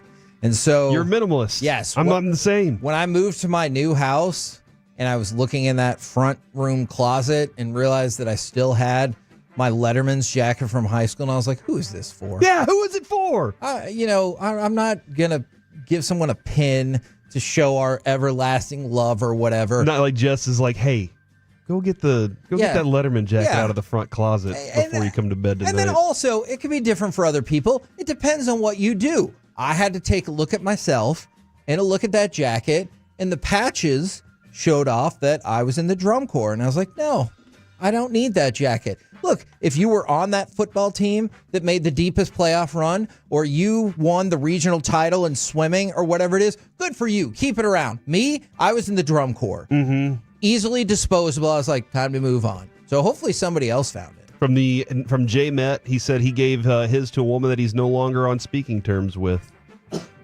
I feel like I could donate it because there are people that need coats. So maybe I should donate my Letterman jacket. It's a warm coat. It's a tough decision. If you're going to give away a valuable piece of clothing, much like if you're going to buy a jersey, you have to put the research in. You have to be like, is this a smart move? or will this person be gone? Oh, yeah. In 6 to 9 months. Absolutely. That makes a lot of sense. Can't say. All right, we got plenty of time for this. Okay.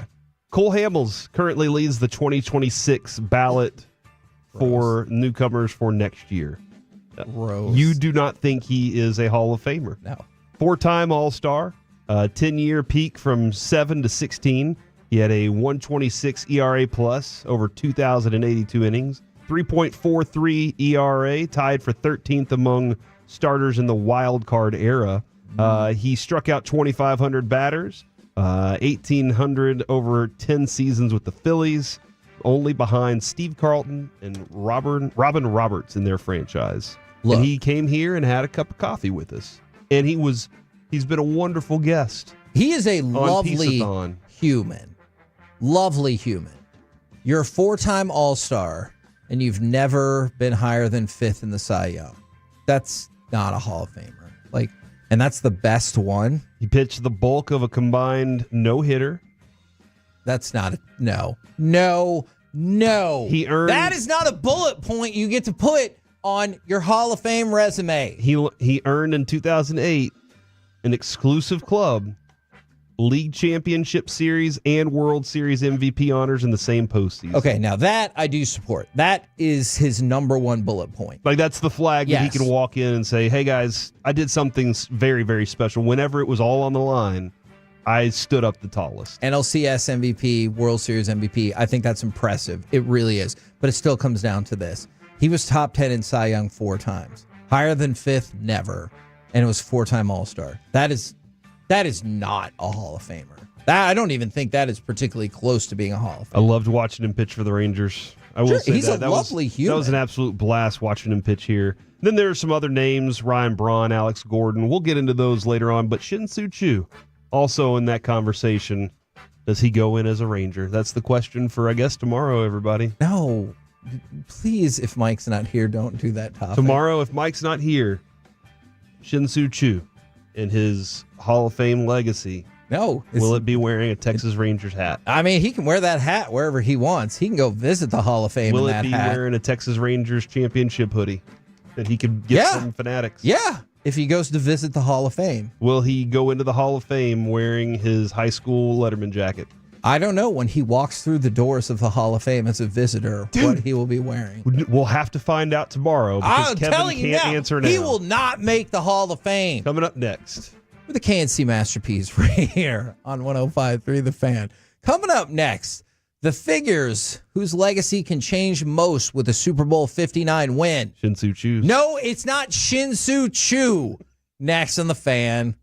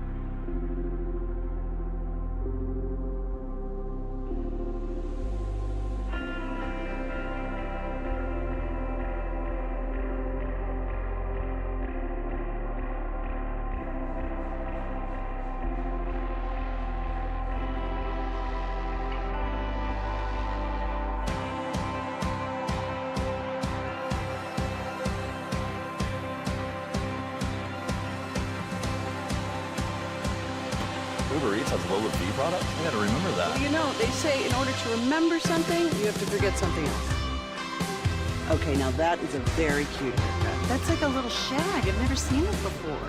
Well, I mean, of course you have. It's the Rachel. Oh, is that your name? No, I mean like your name. No, I'm Jen. My name's Jen. Right, but I just mean like this is your haircut, but that's hair on your head. I'm not saying this is your hair. Okay.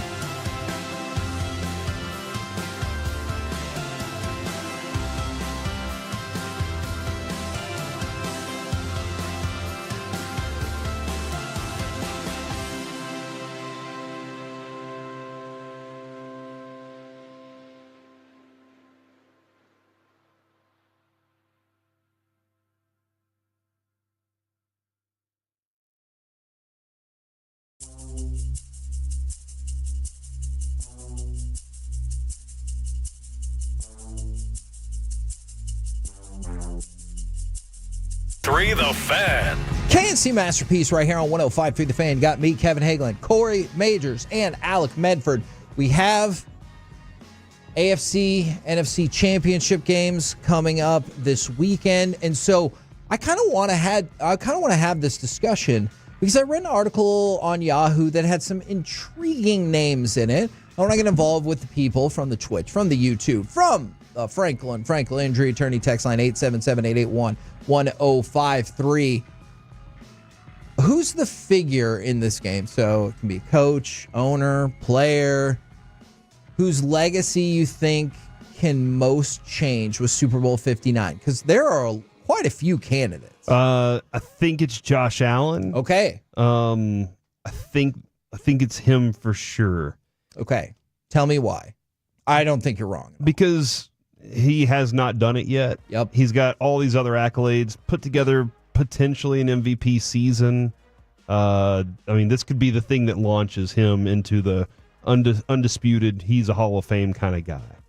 His numbers at the end of his career are going to stack up, but this would cap it for him. Being in division championship's important, but getting into a Super Bowl, winning a Super Bowl would stamp that for him. Do you guys think that it would also put Josh Allen, at least to start next year, and his play would dictate it from there, in the no question he is in the tier, not along with Patrick Mahomes, but he's in the same tier as Patrick Mahomes? Because a lot of people now are like, tier one is Patrick Mahomes, and then we'll get to the rest. Then it's Josh Allen, Joe Burrow, and Lamar. But now, do you think they would be like, all right, so clearly Patrick Mahomes and Josh Allen are tier one? Yeah, next year it would change that way. Okay, all right. Maybe even put Jaden Daniels in there. Ooh, okay. Since that's going to be Josh Allen's opponent. So, oh man, look at that spicy tease right there. All right, Alec, is there somebody for you? Because I think there are several viable candidates on here, and clearly Corey's selection of Josh Allen makes a whole lot of sense. I'm going to go with somebody on the same team as Josh Allen. I'm going to say his coach, Sean McDermott. Okay. Because I don't think he's really that great of a coach. And really? Yeah, there's been too many good things going his direction up until this season where, ironically, whenever I say that, it's like they had a loaded team. They had a really high salary just total for the past 2, 3, maybe even 4 years with Josh Allen on that team. They had a lot of stars on that team. They make the move for Von Miller, so on and so forth. And now they're in a season where I thought they were going to be a wild card and leave kind of team because they had to salary dump so many people For sure. this past offseason, and now they're over-exceeding my expectations because the coaching has been good enough and the quarterback has been good enough, and they make one key move ahead of the deadline in Amari Cooper to help out that situation. So I think if he wins the Super Bowl, even if he really just makes the Super Bowl, if Sean McDermott does, he changes my mind entirely about the coach that he is. If he fails in the championship game, though, I'm sticking to my guns there and saying that I don't think he's the greatest head coach I've ever seen. You know what's really funny about that, and I think the way you put it is really interesting. Sean McDermott has all of the second-tier information to confirm him as a top-notch coach. You know what I'm saying? Like, yeah. But he doesn't have the thing. It's kind of like Lamar Jackson. Like, if Lamar Jackson would have won the Super Bowl, then clearly he has all of the other things you need to be great. And Sean McDermott is like one of, 5 coaches in NFL history to have X number of straight 11-win seasons. And every person in that category is elite except for him. And so if he got to the Super Bowl, if he won the Super Bowl, then I feel like you're like, all right, there's the main data point I needed to back up the rest of this. I'm going to throw out 2 others, and I want to get your thoughts. Because Josh Allen is really hard to argue against for number 1. And from the 682, it's absolutely Josh Allen. If he loses to Mahomes again, he's the new Phillip Rivers. It's these 2 people. Patrick Mahomes, and I know how I have to explain that one, and Jaden Daniels. You don't have to explain Mahomes, really. Okay. I mean, like the 3-peat, that's in lore that nobody can get to. And so it's not as dire as Josh Allen, depending on where you're coming from, right? Because if you're Patrick Mahomes, you're like, the hell it's not. I need a bullet point that's going to say I'm the best of all time because he's that good and he's going to be in that conversation. 3-peat probably gets you your own wing exactly at the Hall of Fame. Josh Allen is like, I'm trying to show everybody I'm not, and I hate to say this because I love the guy, I'm not Lamar Jackson. Mm-hmm. Like, I can lead my team to the championship. I can slay the dragon, and I can be on that top tier.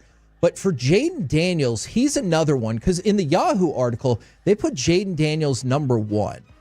And wow, Josh Allen number 2. Well, I mean, think about it for a second. He gets to and wins a Super Bowl as a rookie. Never been done. First one to ever do it after the season that he put together. Which, Kevin, I was listening this morning. I think Rookie of the Year might be the hottest race of this season. Not MVP. I think offensive Rookie of the Year, or defense? Offensive. Okay. But I think Offensive Rookie of the Year, you put out some very talented players. That's true. Neighbors included. Like, there's some Brock Bowers. There's some very big names. Brock Bowers might finish 3rd, and he's had one of the most amazing seasons you've ever seen. But for Jaden Daniels, if he was able to do that, did something nobody's ever done, and like already puts himself in that category. I had an amazing year. Now, obviously, to get in the Hall of Fame, there needs to be more of it. Sure. But it starts your career off a certain way. And, like, just imagine what that does for that whole organization. That whole place is going to be, it's already rejuvenated. You know, it's funny that you said that whole organization, and I agree with you. How much does this light up the garbage teams of the NFL? Because you think about it, they were 4-13 last year. It's not like they were just waiting to break through and they had like some busted up quarterback who that's the only thing they went 9-8 and that was the only thing keeping them. They were terrible last year. They were 4-13 and now Jaden Daniels would go to the front of the line of greatest rookie quarterback season we've ever seen. I guess probably greatest rookie season we've ever seen. So much work roster wise. And that is true. Like front office, roster, coaching staff.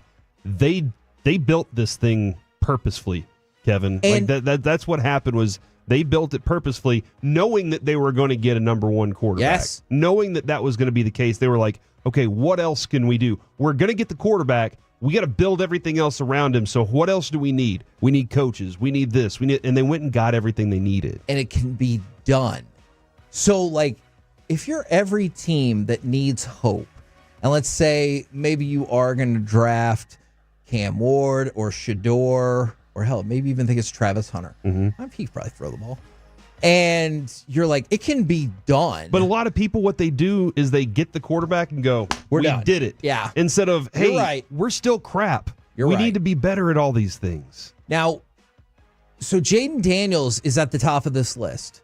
I would probably go Josh Allen 1, but I understand Jaden Daniels would, he's already gotten them to the first conference championship game in 33 years. He's already having one of the greatest rookie quarterback seasons we've ever seen. But this would stamp it as the greatest rookie quarterback season we've ever seen. Yeah, nobody can touch it. Absolutely. And then number 3, and somebody brought this up from the 682. He gave up the rushing record for this, Saquon Barkley. So I wanted to throw out Saquon Barkley for a totally different reason than the other two. So Josh Allen needs it to show, like, I'm the dude. Like, I have everything, and maybe he'll win MVP as well to go along with this, but he's like, I'm the guy, or I'm one of the guys, along with Patrick Mahomes. Jaden Daniels needs, if he got it. Would benefit from it. Yeah, exactly. Saquon Barkley, then does Saquon Barkley not go on the list along with Drew Brees, Reggie White, probably Peyton Manning, as the greatest free agent acquisitions in the history of football? I think a lot of people would look at McCaffrey as one of those amazing additions, and that's kind of the same thing, a team that was already well built, and then they add an all-pro running back to the mix. Was that a trade? Free agency, I think. Okay. And McCaffrey? Yeah. McCaffrey was a trade. Okay. But yeah, like that's, for him specifically, it puts him in it. He already can't overcome a quarterback. You know what I mean? Like, it's going to be greater for a quarterback to do it. People will probably classify Jalen Hurts higher than Barkley, but on the scale of respected all pros, everybody knows what Barkley is, and so it just adds to his lore that much more. And I think it makes it really interesting because we've talked a lot about the upped valuation of the running back, and no longer could you make a concrete, you can't prove me wrong argument that, well, who's going to get put over the top by a running back? Yeah, you can't just go sign a running back for free agency and then go to the Super Bowl unless your team is stacked. But they just did. Maybe you could if that's the last piece. And then and maybe the idea of drafting a running back that high, like if it's that guy, it might be worth it. Even though the Giants weren't able to do it, look what happens whenever you have a good team and a good running back. And Broadus has talked about like how much he loves Reggie White, and I get it. I think a lot of people would say Reggie White is the greatest free agent acquisition in the history of football, and I'm not here to argue against that. I'm just saying Saquon Barkley could be in that group with him, Peyton, and Drew Brees as saying, like, this is somebody you went out and signed, and it changed everything for your franchise, for sure. So the list from there, and we can go over any of these people that you want, but Yahoo has Jaden Daniels, number 1, Josh Allen, 2. I think we've talked about it. I would flip those. Saquon Barkley, Andy Reid, and Patrick Mahomes are lumped together. And that makes complete sense. It does. It really does. Andy Reid's another person who, once he won the Super Bowl, it made everything else he had done fall into place. Because he was like, I was in 5 other conference championship games and a Super Bowl. And you're like, yeah, but you always lost. But once he won, you're like, okay, now you have all of the evidence I need to build a case for like one of the best of all time. Dan Quinn is number 5 on the list. Yeah, because he lost the Super Bowl. He did. And what was every time Steven talked about him, he would always mention, don't forget, he should have won that Super Bowl. Yeah. And so that would definitely, because having won as a defensive coordinator with the Seahawks, been with the Falcons, you can always then say it was Shanahan's fault. You can be like, it was his fault. He called bad plays. I okayed it, but it was still on him. Look, I'm a really good coach. I won with freaking Washington. Yeah. Like that would definitely put him in a new stratosphere. Was he there for the second? I know he won a ring with the Seahawks. Was he there for the second season where they made the worst play call in the history of football? Oh, when Pete Carroll said, let's throw it instead of running it in? I don't remember if he was there for that one. I know he has a ring for the Seahawks. 2015 was when he took over. So that would be, I don't know what year that was, but 2014 was his last year with them. And so he might have... Yes, they lost. Okay, so he was there for the one they won, and so Dan Quinn is sitting here saying, I have the worst meltdown in the history of second half football on my resume. I also have, and I know it's not his play call, but I'm part of the team that made the dumbest play call in the history of football to help both of those things help artificially inflate the greatness of Tom Brady, but that's neither here nor there. And so if he could win a Super Bowl, that would be high on the list. Steve Spagnuolo, from the Chiefs defensive coordinator, and Andy Reid, even in the last couple of days, has stepped out and said he deserves another chance. Let him be a head coach. He deserves another chance. And this one I know is probably the one people want to talk about. Number 7 on the list, Commanders owner Josh Harris. Oh, wow. I mean, you talk about what I would assume would be a beloved figure forever in that greater DC area. It's got to be Harris, right? Like, you got rid of the scumbag owner who did a lot of questionable ethical things. Yes. And we all didn't like, and you got him to go away. And within 18 months, you won a Super Bowl. I'm not saying that the Cowboys fans would feel the same. But you're not sure saying it. That's true. I'm sure there are other fan bases out in the world that would be like, you know what?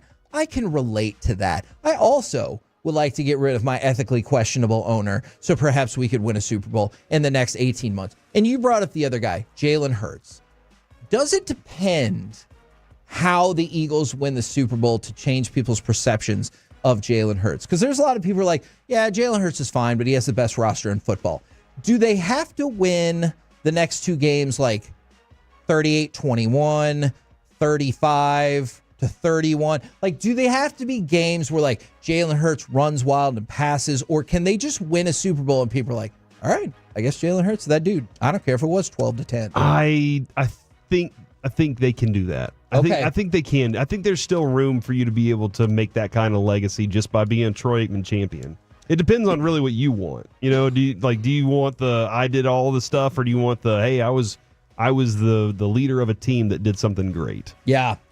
And then, by the way, if you're curious, the last 2 people on the list are DeMar Hamlin and Bobby Wagner. Now, for very different reasons. DeMar Hamlin, in the span of what would then be 25 months, would have just one of the most incredible turnaround stories for a human of, hey, I technically died on the football field, and then 25 months later, I was there when we won the Super Bowl. Yeah. And then Bobby Wagner is more of a legacy thing because, again, we go back to the Dan Quinn defense that we were talking about with the Legion of Boom. He was badass with them, but he's probably like, I should have another ring. Yeah, he could have been badass with another team too, but they just didn't want to sign him. Cowboys. Yeah. Cowboys, that is. Yo, I know. The Cowboys. Everybody listening right now identified who you were talking about, and they just sighed. The probably along Cowboys with me. have passed up on some players because money. The check, the size of the check. Because they think nobody understands the salary cap like they do, and I feverishly disagree. We're the KNC masterpiece right here. Look, I'm sorry. I know I'm not supposed to do that. We're supposed to tease. We're supposed to go to the next segment. One of the worst things that's happened in the last 30 years for the Jones family is not the lack of winning. It's the explosion of information available. Because now everybody knows how full of crap they are on certain things. Yeah. No. And I will say that. I have said that to them before. We got Steven to agree that they just value running backs differently when we broke down the nuts and bolts of not signing Derrick Henry. And that's been the biggest problem, is you can say, well, the salary cap is this, the salary cap's that. I didn't know that information when we started the salary cap in the mid-90s, also because I was about to be a teenager. But all that information being available has been one of the worst things that can happen to the Jones family, because now you can't confidence man your way through it. Nope. Because I can be like, I can fact check that. That's inaccurate. And people are calling them out. Yes. And then yes, they are. They get mad and yell back. Sorry about that, Alec. I cut into your time. Coming up next, it's AM on the FM. We got the question of the day plus a heavy metal degree next on The Fan.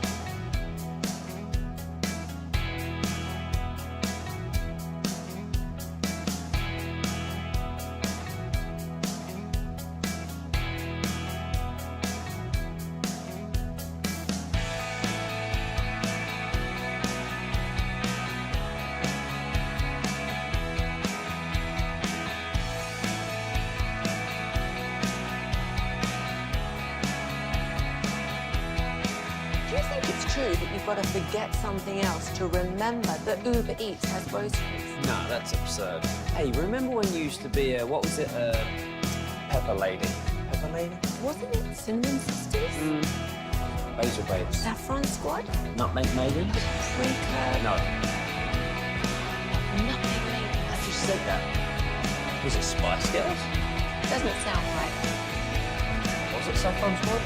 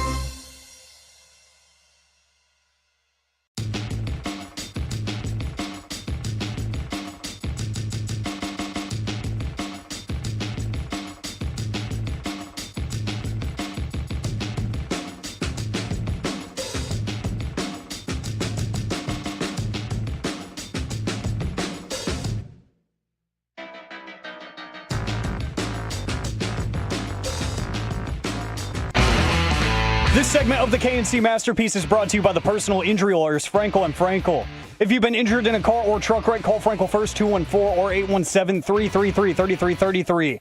With Frankel and Frankel, there's never an out-of-pocket cost. They only get paid when you win. Frankel and Frankel, the go-to car and truck wreck attorneys in Dallas. Chew on the first pitch of the game. Swings and hits a long drive out to left field. This one way back, and this one is history. An opposite field home run for Shin-Soo Choo on the very first pitch of the ball game from Tommy Malone. You're damn right. Shin-Soo Choo is awesome. He's still not a Hall of Famer. Look, I've told this story before. We're going to be at spring training in about a month, Alec, but it's one of my favorite moments. It was when Mike Trout signed his $400+ million contract. Every single Rangers player in that clubhouse was buzzing about the deal, and they didn't know the details. So what did they do? They came to us. They came to us. and we're like, hey, what are the details? And then somebody would hear one of our conversations. They'd be like, hold up. I'm sorry.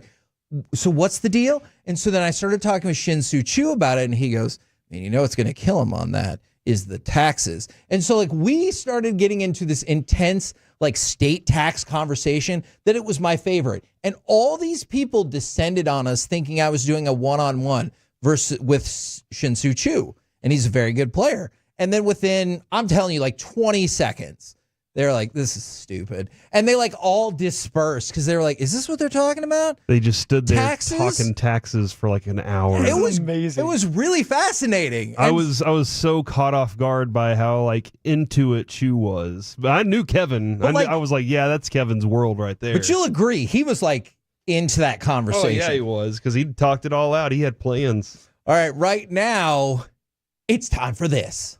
What does this button do? Please, do not push the button. You have no idea what it... Alec, you be quiet. Alec, that was awful. 1 for Alec, 0 for Peyton. Don't you dare touch that dial. Don't you dare do it. It is time, 4 a.m. on the FM. We got the question of the day. I'm hoping and I'm feeling like this is going to be one of my most chaotic in a very long time. We're going to get to that here in just a second and some more stuff, including how you can get a degree in heavy metal. I'm not talking about actual metal. I'm talking about the music. Let's rock. We'll get to that here in just a second. Before anything, though, I do want to read a tweet that was put out by Nick Harris of the Fort Worth Star-Telegram just a few minutes ago. If you remember, he's been pretty adamant saying that the Brian Schottenheimer experiment would not be as a head coach this year, but he just tweeted and said those in the building at one point said this week they would have been considering the hiring of Brian Schottenheimer a major surprise, are now just that, surprised. The likelihood of this hiring is high, and those people understand that after yesterday. The growing feeling is that this will go down today. Wow. That's part of like getting multiple sources on a story is important. And so he was wrong. Those sources. Well, the sources were. And he did give credit to Sean Sharif, by the way, which I appreciate, for being on top of that. Yeah, but listen, you find out sometimes somebody you have source doesn't know. Yeah, so you're like, oh crap. And so now here you are, everybody. With the way that they're approaching this. It is going to happen, it sounds like. Yeah, I tweeted that yesterday. I just said, buckle up. This is going to get done. And my mentions have been in shambles since then. And trust me, I'm trying to make sense of it too, everybody. I'm trying to make sense of this too. Look, my PSA for the day, check in on Sean. Make sure Sean Sharif's doing okay. He's going to take this the worst of us. Yeah, I'm going to give him a text whenever you guys are giving your answers to the question of the day, just to make sure. Wellness check, because I care about our coworkers. That's smart. The question of the day, 877-881-1053, Frankel and Frankel Injury Attorneys text line. Twitch and YouTube want to hear from you as well. So I was listening to O'Shea Jackson Jr. He has his own wrestling podcast now under Rich Eisen's podcast network. And it is fantastic. And they had Obafemi, my current favorite superstar in NXT right now, the NXT champion. They had him on. And they have a new question that they ask every single wrestler they have on. They say, you're in a bar with 25 people who do not want you there. They want you to get hurt. You have 4 other wrestlers with you to get you out of that bar in one piece. Who are you picking and why? So I'm going to change that up just a little bit. Can I just say one of those wrestlers needs to be Haku? I don't care if he's like 65 or 70. People tell these stories about when he ripped this dude's eyeball out at a bar because he tried. Everybody you ever talk to in wrestling is like, oh my God, I would never fight him. Yeah. Like, never. He ripped a guy's eyeball out? That guy started it. What did he do with the eyeball? That's a good question. I hope he put it back. That would be the polite thing to do. But terrible thing would step on it. Oh my goodness. Right in front of him, he's got to watch it with his other eye. But could you see that happening? Probably not. It's probably not still connected. You just look up. It can be. You just see the foot coming down and stomp.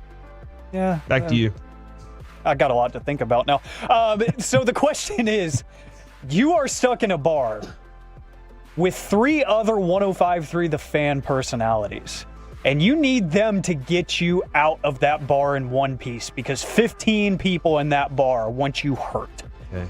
Who are those 3 other fan personalities you are choosing? And Tolos, please get involved. 877-881-1053. I limit it to 3 since there's a lot less of us than there is a pro wrestling locker room. So you got 15 people that really want to hurt you at that bar, and you need to get out of there in one piece. Who are you picking? See, this is the thing. I feel like a lot of people are going to be going for violence here. I'm going to go the opposite. I'm going to pick CA because A, he knows everybody and he probably knows most of the people in that place. Fair. And then they're going to be like, oh, here with CA, you're fine. Like that's probably what's going to happen. Okay. I'm not going with Sean because I've seen a situation at a bar once with him and that I had to escort him out. Man, there was a time that everybody in the bars wanted to whoop Sharif's ass. Will Chambers, I feel like just going to make it louder and more of a problem, so I'm not going there. Yeah. So I think Chiafalo might be a good option too because lighthearted, fun. I know Wolchuk's going to amp it up. Like I've been in a situation like this before, and he just made it worse. And I was like, "What are you doing right now?" So Chiafalo. I feel like is going to be like, "Hey, if we need to fight, I'm cool, but let's just talk it out, man." So I got 2 people I think that are going to help me talk it out, and then I'm taking Alec because I believe he's Mighty Mouse. I like that. Thank you for putting some respect on my name because the night show was doing like a producer fitness rankings the other day and they put me at like 4 and I took that personally. See, like Michael Jordan. You should be number 1. And see, you're not helping behind Lucius. I'd say I'd be number 2. You're not helping me get out of there peacefully, though. I'm believing if all violence happens, that now it's on Alec to save us. Yeah, I go to war for the people I care about. So absolutely, if it intensifies that quick, then it's not going to be pretty. Okay, I have a question. I'm sorry, I don't know the answer to this. And if it was like an hour later, I could just ask him directly. Does he want to fight for it? Like, would he prefer to defuse the situation, or he's like, let's do it? I think he would prefer to defuse and enjoy life together. All right. So I'm going to cross him off the list, and I'm going to go with people who can defuse the situation, at least one of them. But instead, everyone's going to fight with me because I'm going the opposite path of Corey. We're fighting our way out, and this is what we're doing. So, man, I feel like we've got some pacifists at the station. Are you getting to this bar? Are you getting to the car in the parking lot and driving off, or are you just standing in the bar over everybody? Or if I have to finish the fight definitively, finish the fight, then that's what I'll do out in the parking lot. I'm picking Alec, Wolchuk, and Chris Arnold. All right? Because Wolchuk, you're right. He will start a fight. He's ready to throw hands all the time. Maybe not. I need him dialed back into soberness a little bit more to be as effective. Not at that bar as I want. Chris Arnold is super nice, but he's like, got you down, and then you punch him in the midsection. You're like, oh my God, did I just punch a wall? Yeah. And then it's on. He's and made you're in of trouble. cinder blocks. Same thing with Alec. He is strong, dude. You might be like, oh, I'll take that guy. And he's going to beat your ass. And so these are the people that I'm going to fight with. I'm glad that you found what I was really trying to do here. I was just trying to stroke the ego. So thank you very much, Kevin. We both took Chris and Alec. It was just we took a separate nosebleeder. That's right. Bagger. Nosebleed bagger. Look, and it's tough because over the years, there was a time that I wonder. You want Crazy Mike on your side. That maybe, but I was going to say, I wonder if maybe a few years earlier, Broadus was more interested in, oh yeah, I'll help you punch your way out of the bar. Obviously, Colby would do it because one time we asked Colby when we were at spring training if we needed him for an alibi for something, if he would do it, and he goes, no problem. Before we even finished, like we said, hey, if we need you for an alibi, he's like, I got you. And he was like, don't worry about it. Don't even tell me because that is going to get me in more trouble. Just tell me what I need to know. Obviously, I would have picked him too. That was just like in college for me, the equivalent of that because we weren't doing anything too crazy. It was just like you would have that one friend that would be like, if my girl calls, you just say that I'm there with you. Yeah.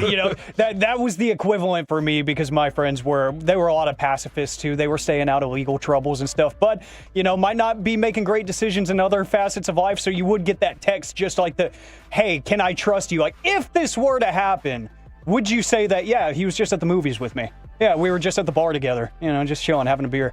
Yeah, my wife has too many follow-up questions that she needs details about. I was like, no. Colby just texted and said, let's fight people. So he said, I'm down. Let's fight people. Look, and that's another love thing. Colby Sapp. When the boxer pulled his punch against Colby because he didn't want to break his hand because, he was fighting the next night. Yeah. And then CA tried to convince him that he would pull his punch. And Colby's like, the hell you will. Punch me in the face. Like, that's somebody mark that that, you please. want on your side.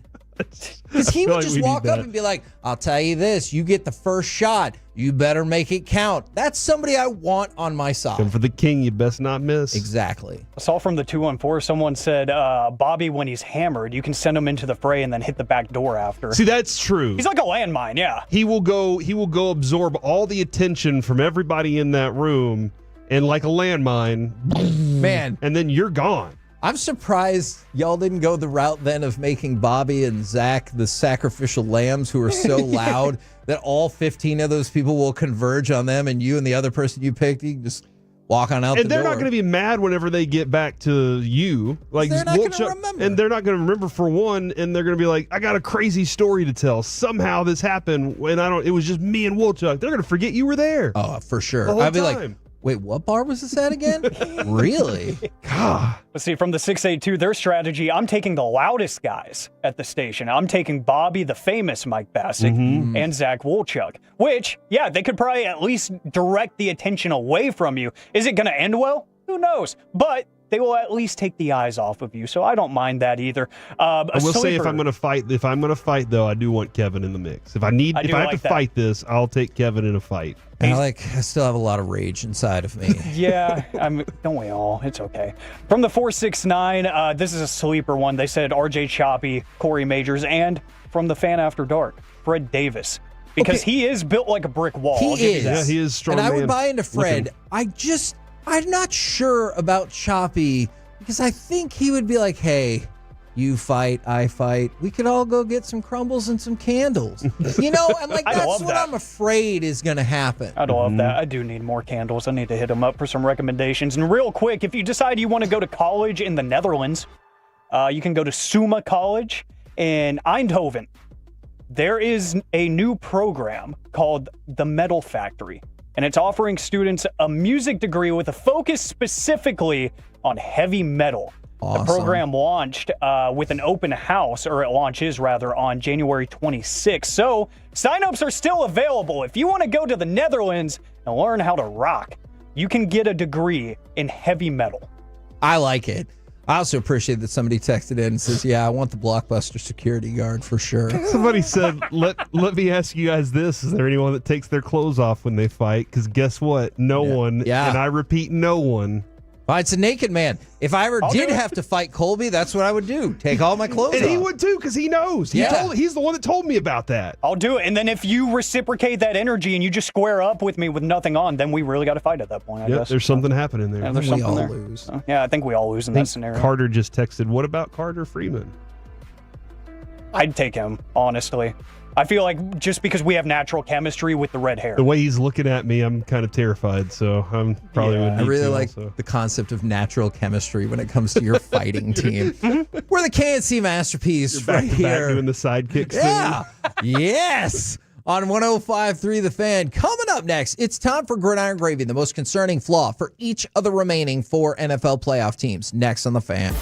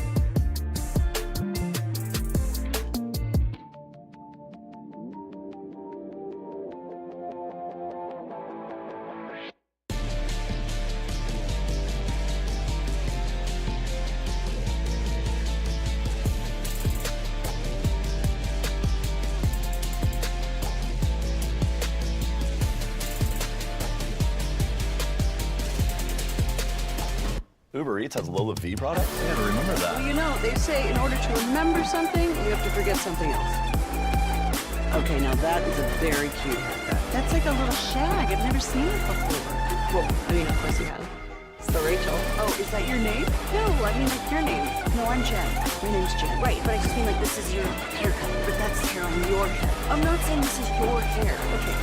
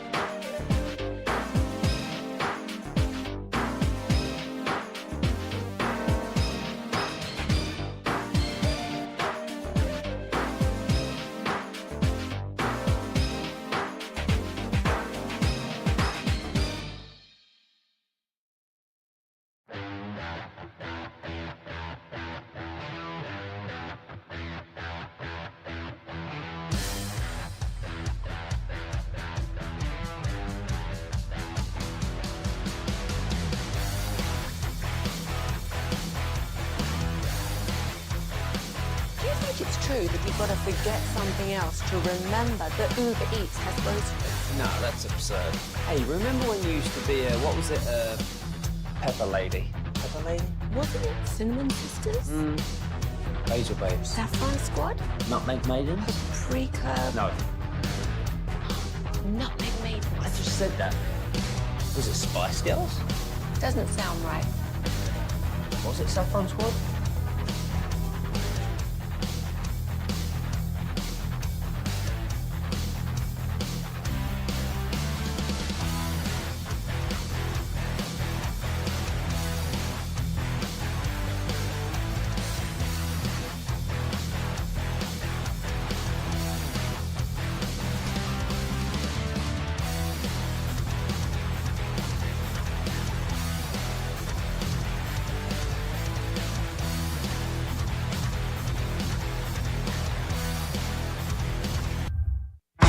This segment is brought to you by Classic Chevrolet. If you're in the market to upgrade your vehicle, get to Classic Chevrolet in Grapevine. Back-to-back #1 Chevy dealership in the world. They've got more new Chevys than anyone, all priced to sell. Visit ClassicChevrolet.com. This is Texas. This is Classic Chevrolet. Together, let's drive. Based on new Chevy registrations 2023 and 2024. 3rd and 15. Hurts from the end zone. Intercepted. Taken away by Xavier McKinney. The big offseason acquisition inside the 20. KNC Masterpiece right here on 105.3 The Fan. I'm going to talk about the flaws of these 4 remaining playoff teams and also give you Cowboys coaching update as we go around the entire NFL and dip into some gridiron gravy. Here we go. We start with this from Jane Slater. We talked about on Tuesday, the Cowboys and Brian Schottenheimer reportedly met for about 4 hours. And then what was supposedly a second interview yesterday, a lot of people were reclassified as like, nah, I'd say it's more a continuation of the other interview. So Jane Slater, at Slater NFL, if you want to follow her on Twitter. So the Cowboys met with Brian Schottenheimer for more than 5 hours yesterday. When asked if this was imminent or whether news was expected today, I was told, quote, nothing as of yet. Per a source informed, the wait continues. But it feels like everyone believes that this is going to happen, and I feel like that report from Slater pretty much feeds into that. Yep. This is going to happen. It absolutely does. This has been less of interviews, more of meetings for preparation. So I could see we need to roll plan out. We need to have a vision before we start talking to media. We can't just say we interviewed you and we talked to you and we have no plan from here. So how are you going to answer these questions? When you're asked about this, when you're asked about the team, what are you going to do? How are you going to? That's what they're preparing him for right now. It feels like I think it's going to happen tomorrow just because that's the optimum media visibility to take away from the actual teams playing that matter. You don't want it to be on Friday. That's news dump day for one. All right. You do want next week's probably a good time though. Because then you have a whole week worth of topics about you, right? If you do it tomorrow, you get tomorrow and Friday and leading into some of these games. See, I think you're going to get the other side too because of the way people talk, and probably beyond, just because of the way people talk about the Cowboys. That's just my guess for their media philosophy, but we shall see. All right, most concerning flaw. Who runs that plan, by the way?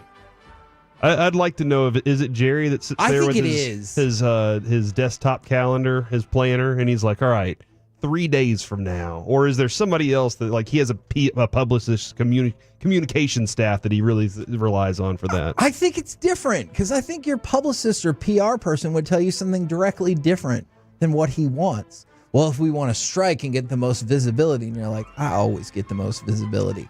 Now I want to make sure I get the most visibility. You know what I'm saying? Like I don't know if that feels like an abstract concept, but you get what I'm saying. All right. Flaws for the remaining playoff teams. And now I know some people will say the health of Jalen Hurts. He was listed on the injury report yesterday, although he said he's trending in the right direction. He feels like he'll be ready to go for Sunday. But a lot of people are thinking that it's the turnover possibility for Jalen Hurts, and that's the biggest hurdle remaining. Like we talked about, they're afraid of him throwing the ball or fumbling. See, I think it's both. Okay. Because if Patrick Mahomes is I'm not afraid you're going to make a mistake at the wrong time. Even with Jaden Daniels in the mix, I think Jalen Hurts might be the highest on the list of I'm afraid you're going to make the wrong mistake at the wrong time, which is interesting because he's been significantly better with the ball the second half of the season, or maybe even a little bit longer than he was at the beginning of the season or last year. 10 fumbles this year. Baker Mayfield was number 1 with 14. Yikes. Cousins had 13. Burrow had 11. A lot of Burrow's fumbles were like end of game trying to make a play kind of thing. Caleb Williams had 10. Levis had 10. Jalen Hurts had 10. So Lamar Jackson had 11. So the guys that handle the ball, they're going to fumble. His interceptions, I don't think he trusts himself right now, Kevin. I can see that. He doesn't look like he trusts himself most times. And I mean, you're in the NFC Championship game. I think Jalen Hurts should believe in Jalen Hurts. Yeah, I still, at some point, Kevin, I think there's going to be a tell-all about what happened behind the scenes with A.J. Brown and him, because I think there's still something weird. What do you think is the knock on the Bills? I will give you a hint. Something about this kind of came up earlier in the show. When Josh Allen has to be Superman. When Sean McDermott has to be in a big game. Okay. Now, it's the same thing we talked about earlier about how Andy Reid and Patrick Mahomes are obviously connected for a variety of reasons. Sean McDermott and Josh Allen are connected, but Sean McDermott is going to take the blame for the 13 seconds left in the divisional round game 3 years ago, as opposed to Josh Allen, who's just sitting on the sideline. He's like, well, what the hell did you want me to do about that? I scored with 13 seconds left. We should have won the damn game. Mm-hmm. So Sean McDermott's history in big game. From the 405, biggest flaw for the Bills is they have to play against the refs also. So it's already happening, dude. All right, I'm just going to throw this out there, and of course this is what he thinks. Patrick Mahomes says he disagrees that the Chiefs are getting favorable calls. Now, he did admit that he probably oversold one particular play on the sidelines, but he said you get new referees every year, you get new circumstances, and you can never really tell because every play is different, and that's what makes the NFL so special. Mm-hmm. I feel like I've just continued to play the game, try to win, whatever kind of happens, happens. Of course, ESPN posted a picture of Patrick Mahomes complaining in between two officials with this story just to hammer home, I don't know about that. But I think that's why people think the refs are for the Chiefs, because of what Mahomes said. It's different referees, different competition, different circumstances, but everybody's still, not everybody, a lot of people still feel like the benefit of the doubt goes to the Chiefs. Yeah, it does feel that way a lot of times. So, I mean, look. Not to me, because I'm not watching them that close, but there are a lot of people that are ticked off about the Chiefs. But that's the thing, Kevin. They're at a point now where the Patriots were. They're at a point now where the Cowboys were, where you've won enough and we're tired of it. And no matter how much fun it seems you are, now I'm just tired of looking at your stupid face. And sometimes I always think that part is built into the reffing in terms of, it's not necessarily that they get favorable calls, but just we look at the calls that are borderline more about that team. Because, like, whenever I think my team got screwed on a play or a call or whatever, I never go back and factor in the other play where we definitely should have gotten flagged. Yeah. Like, you don't do that. No. I'm just like, hey, we got screwed in that holding call. And they're like, hey, what about the holding call that didn't get called? That was definitely a hold. Call the one that I need you to call now. Yeah. I was like, I don't even know what you're talking about. For the Commanders, a lack of experience is going to be the most logical explanation there. And it's not just the quarterback. I know the Commanders do have 6 starters. Terry McLaurin's never been here. Yes, who have played in a championship game before. But you have more for the Eagles, definitely more for the Chiefs. You're looking at the Bills, and you're like, we're a few years removed from this. They're a generation plus removed from this. So experience is going to be it for Washington. And then this is going to be something to watch. And maybe we expand on it tomorrow. The Chiefs' defense is really good, but not as dominant as it looks. So, like, you look inside some of those numbers. You go to that Houston game. They gave up 10 of 17 conversions on third down. Mm-hmm. Now, I know the point is going to be, hey, how many points did they give up? 14. And, like, rock on. That's all that really matters. But there is also a school of thought that if you continue to play with that fire, you're eventually going to get burned. And Josh Allen is probably the best person outside of Joe Burrow to burn you. Yes, that's for sure. That's for sure. All right, let's go from that to Trent Baalke got fired. And I'm not laughing specifically at him. I've never seen Kevin celebrate so hard. I'm actually just laughing at how dumb the Jags look in all of this. So they put out a statement, I don't know, it was like 3 weeks ago, whatever. They're going to hire a new coach. We're moving on. Our coach doesn't work anymore. We got Trent Baalke here, and he is going to be part of the team that is going to help us figure out who the next coach is. Mm-hmm. And then they realize everybody doesn't like Trent Baalke. Yes. Nobody wants to work for him. Yes. The new Bears coach, he's like, nah, I'm good. I'm going to pass on that. Liam Cohen, the presumptive favorite for much of the way, he's like, hey, I'm going to pull myself out of this to continue to be the offensive coordinator for the Bucs. Now, I know there are some people who think he has a deal in place to also become the next head coach. I hear you on that. But, like, you could have been the head coach now. And he's like, you know what? I'm good. I want a head coach job. Yes. Just not that head exactly. coach job. On your face. And partially because we think that our GM that we have to work with, he sucks. And so he got fired yesterday. And I think it's because everyone was like, I don't want to work with him. Mm-hmm. Yeah, no, I think that's a huge part of it. It's bad organization from the top to bottom, and they got to fix those things first. That's got to be tough. When you get fired and you know the very specific reason, the owner's like, hey, none of these coaches wanted to come here because they don't like you. So you just take all of my money and go hang out at the beach? Or I mean, I'm sure he'll still get paid. So time to find a new career. Good for him. We're the KNC Masterpiece right here on 105.3 The Fan. Coming up next, let's do some NFL overreaction or reality right here on The Fan. Full KNC Masterpiece shows available anytime on the Odyssey app. Proudly presented by Comerica.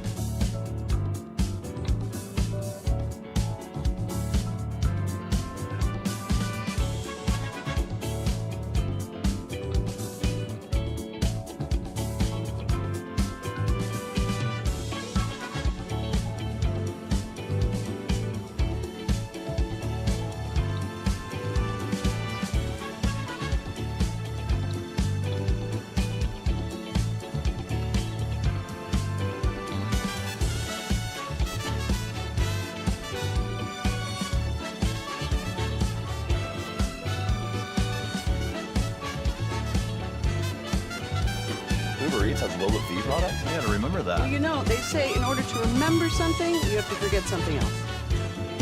Okay, now that is a very cute haircut. That's like a little shag. I've never seen it before. Well, I mean, of course you have. It's the Rachel. Oh, is that your name? No, I mean like your name. No, I'm Jen. My name's Jen. Right, but I just mean like this is your haircut. But that's hair on your head. I'm not saying this is your hair. Okay, you're freaking me out a little bit.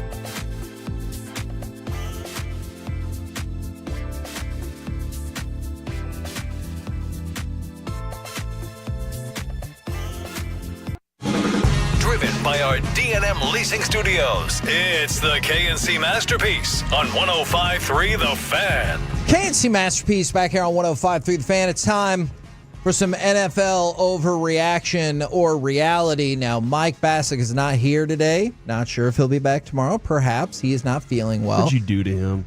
His son is not feeling well. But we can get Alec involved on these, unless Corey decides against it. NFL overreaction or reality, because I think this answer is true for Mike. This is your favorite football weekend of the season. Now, I like the divisional round the best just because there's more games and they're usually still pretty high level. But this is your favorite football weekend of the season. I feel like this is the weekend where ball or field position, ball possession are supremely important. And you will see occasional risks late in the game, but for the first part of the game, it's two teams trying to feel each other out, maybe try to strike on the first drive and then kind of say, okay, what are we doing? So it's very intense, very fun. But I'll say overreaction. I am with you. The last round was my favorite. Was technically my favorite round. Plus, we got the NCAA, the college football championship. Man, that is kind of a game changer. Like it feels a little bit unfair, but yeah, if you pack that in, like for sure. Alec?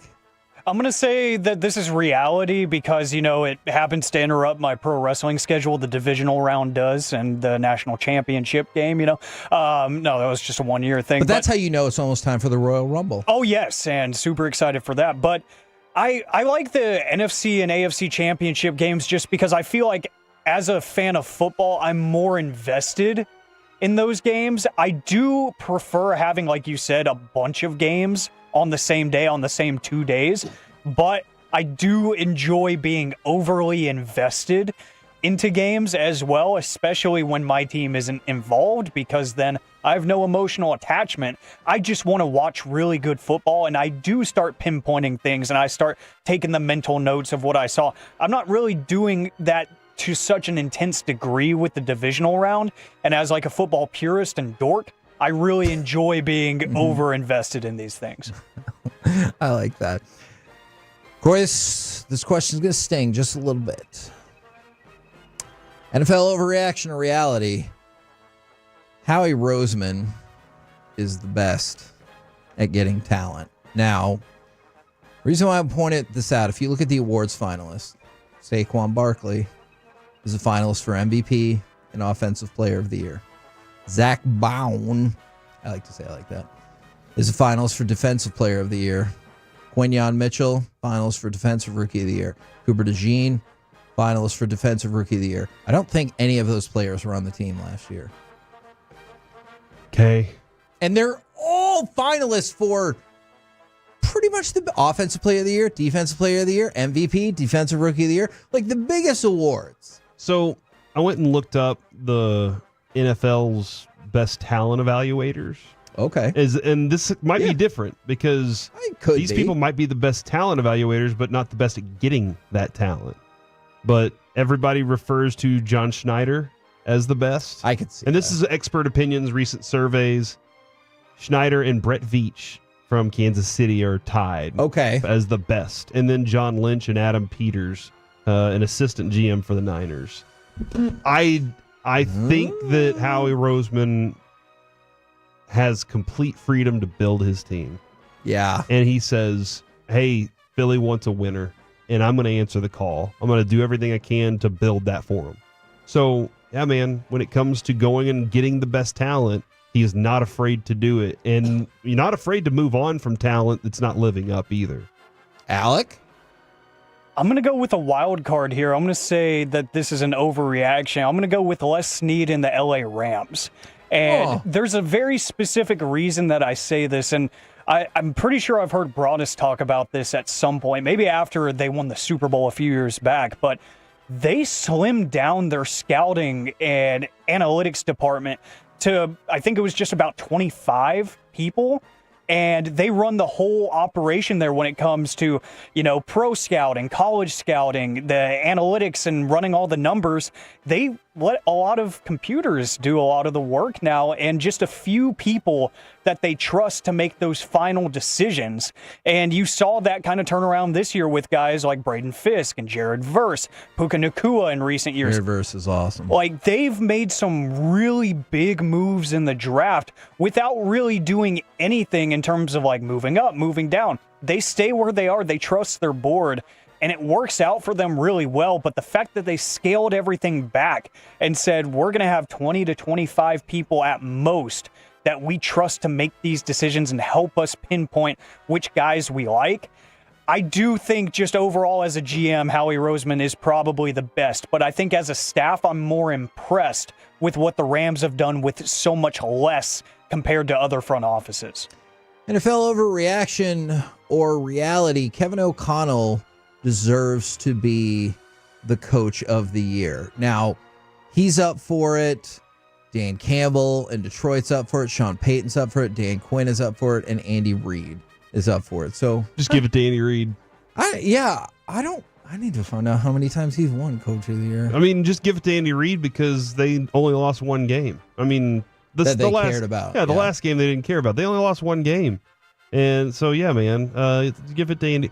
Sean Payton, well-deserved. Like, that would be well-deserved considering he had a rookie quarterback and they did what they did this year. But AP Coach of the Year, Andy Reid was it once.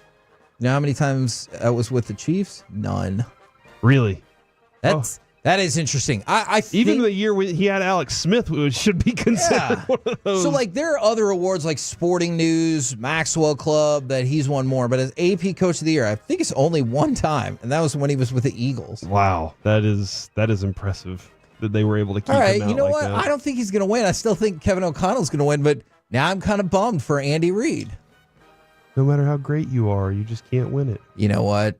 He can take all his Super Bowl rings. He's like, I'm all right. Well, and don't worry about it. Isn't that what Nate always brings up? He's like, always, hey man, you think Troy would exchange the all those Super Bowl championships and that gold jacket for an MVP? No way in hell. Yeah. Like, he loved winning as a team and being part of that process.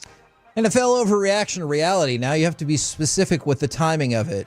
Brian Schottenheimer will find out that Brian Schottenheimer is the Cowboys' new head coach today. From Twitter?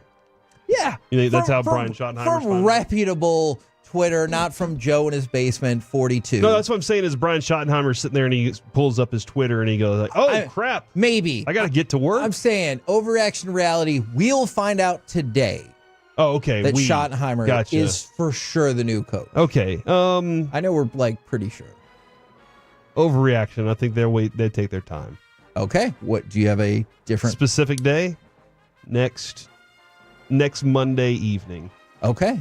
Ooh, I like that. Monday afternoon, because the games will be talked about at that point, and they'll be able to move on. All right. Alec? Probably during our show. What say you? Overreaction to reality? We find out today. I'm going to say reality because, one, the writing's already on the wall. You've met for like a whole work day in terms of hours spent in meetings over this. Two, I did see Josina Anderson say that the prospects the Cowboys have interviewed have been told and or are not expecting any more conversations. So that is as of 47 minutes ago. Because we all know it's a done deal. It's just, when's it going to happen? Yeah. Sorry, Sharif. I think that deal was all but signed last night, and I think they were just waiting for the sun to come up, and they're going to wait for drive time, because the home of the Cowboys is going to bring it to you first, right when it happens, and you're going to be listening. My prediction, you're going to be listening to the G-Bag Nation sometime, I don't know, maybe like 3:30, 4 o'clock. Okay. And you're going to find that out. I could be totally wrong, but I think it happens today. I like the specificity there.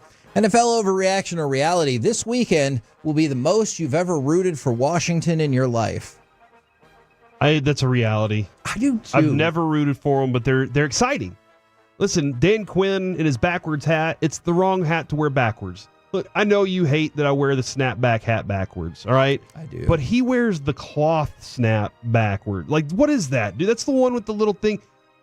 That's the hat that a guy that never wears a hat wears. He's like, I got to go put a hat on, and I got to go see somebody. I get that. And guess what? I'm wearing jeans today. That's what he, instead of my slacks. So that's what that. Anyway, he's wearing it backwards. He's a fun personality. McLaurin, exciting on-field personality. Jaden Daniels is out. There's a lot of fun storylines with Washington, and it makes me sick. It's disgusting. Side note, before you answer, Alec, if you ever needed another reason to go to Worth Collecting in Waxahachie, the guy who runs it looks remarkably similar to Dan Quinn. Mm-hmm, he does. That's true.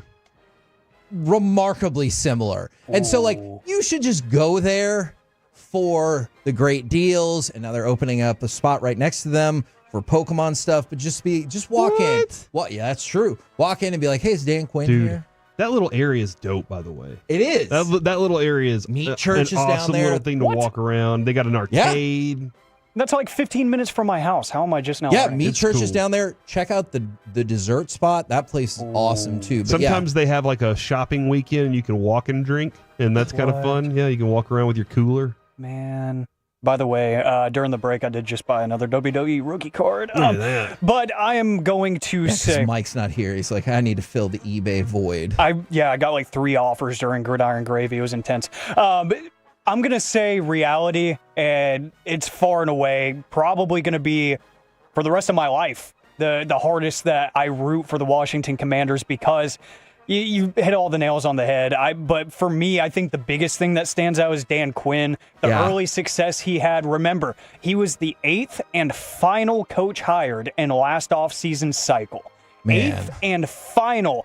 And you know why it didn't happen? Because Ben Johnson decided he wanted so much money that he diverted his flight back. So he was almost like the side piece that they called up and said, hey, we know we didn't give you the light of day, but we really want you. We don't really, but we really want you. But I'm going to give all the props to Josh Harris, the new owner, and that group. They said, here's what you need. We get out of the way. And one, I just envy that level of ownership and that level of knowledge and just common sense. But two, Dan Quinn is such an amazing human in general that I want to see him avenge the whole, Tom Brady thing that happened. You can buy cards from him in Waxahachie. Exactly. So, that I could see a Super Bowl ring whenever it comes in. That's right. That's a good point. NFL overreaction or reality. And I know you think I might be kidding. Go check it out. I'm not kidding. Every time we see Dan Quinn and Jess is watching football with me, she goes, oh, it's Paul. And I'm like, still Dan Quinn. Overreaction or reality. Matthew Stafford will be back with the Rams for at least one more season. Oh, yeah. So, reality, yeah. Okay. So Matthew Stafford said he's going to take some time to think about it, but added, sure feels like he has more football in him. And then Sean McVay said, hey, we just need clarity sooner rather than later. Yeah, a lot of their failures this year weren't him. Last year, I thought that he would be the big factor for it, his arm, elbow, shoulder thing. But a lot of it this year was not him. It was other injuries that were a problem. He might look at it and go, you know what, this is the last run, because he's done it. He's accomplished the goal. Sure. He's got a Super Bowl. He's doing a lot. He's got all the money. How much more does he have left? And now he's getting all the acting commercials with him and his wife in their bed. But that is, I think that's a definite reality. He knows he has Puka, a fun receiver to throw to. I think he's excited about working with McVay again. I think he'll be back. I think this is reality. He'll be back for a couple of reasons. One, I do think he still has something left. Two, I think that team has a lot more to offer. And I think because of the way the NFC is shaped up right now, we've talked about it all year, that they are definitely the armpit of pro football right now, just because there's so much. It's either like you got the top with the Eagles and the Commanders right now, obviously in the championship game, and then it feels like there's everybody else in the NFC, at least this season. But the Rams are competitive enough, and they showed it, that they have the right young pieces. We just talked about Fisk and Verse and Puka, so on and so forth. They got to figure out what's going on with Cooper Kupp. That's a whole different story. That's a good point. Which I don't think he's on that team next year just because of salary reasons and age. But a weird kind of contradiction to what we're talking about with Matthew Stafford here. But I think he realizes, I've got one more good chance with this team to run away with it. And then the team is saying, we've got one more chance to find a guy that can be the next step after him. Okay. I actually think there's some similarities with the next team when you said we got one more really good chance. But I want to see what you guys think. NFL overreaction or reality? The Lions Super Bowl window is wide open for one more season.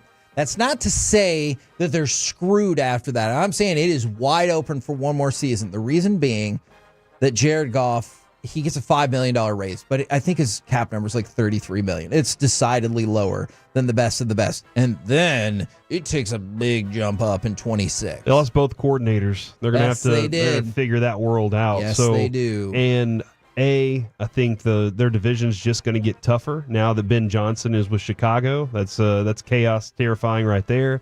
And it's just natural that teams get better, you get worse. So this could be one of those where they're fighting for a wild card spot in their own division. I don't think it's wide open, Kevin. Okay. So I think that's an overreaction. Alec, what say you? I'm going to say reality, because one of the silver linings in losing both of their coordinators, at least to this point, at noon o'clock here Central Time, their assistants that left haven't poached every single other assistant. So if I'm the Lions, I'm saying, hey, maybe a passing game coordinator, maybe a run game coordinator. Somebody spent a lot of extra time with Ben Johnson, and they're ready to be that next step up. Same with Aaron Glenn. Maybe like with Al Harris here in Dallas, you have somebody that you have enough trust in that can, one, lead men, but two, just picked up on enough from the previous guy in Aaron Glenn. So they haven't lost everything, and I think Dan Campbell finds weird ways to surround himself with people that are a lot smarter than him, which is, that's what a head coach needs to do. You saw Mike McCarthy do it with Dan Quinn. That's somebody that I thought knew a lot more about certain things than Mike McCarthy, and good on him for doing that. So I think they still have a chance, and the main reason is because you laid it out perfectly. Jared Goff's cap hit is not astronomical yet. We're the KNC Masterpiece right here on 105 through the Fan. Coming up next, how much better are sports with a villain? Plus the amazing segment we came up with. Like Dishonest John? Or maybe potentially Mariano Rivera. Oh, no. We'll do it next right here on the Fan.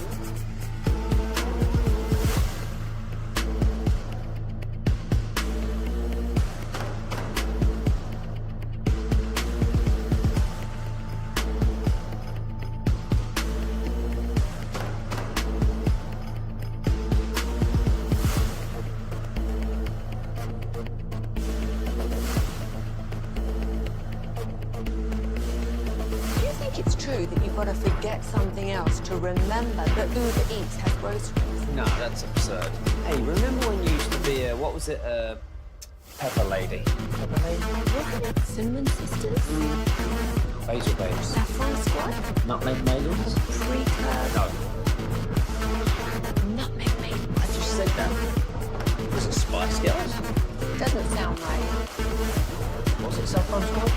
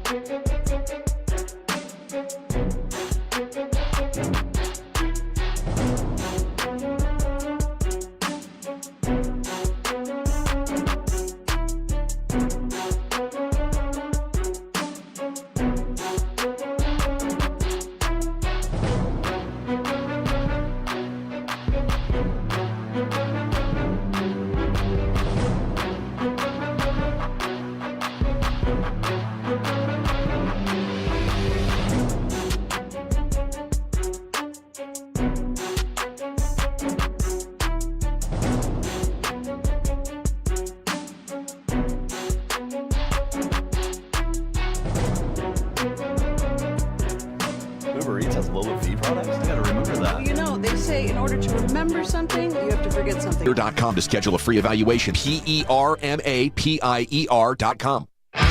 The Expressway on 105.3 The Fan is presented by the On Time Experts. Cortez delivers. Freeman hits the ball to right field.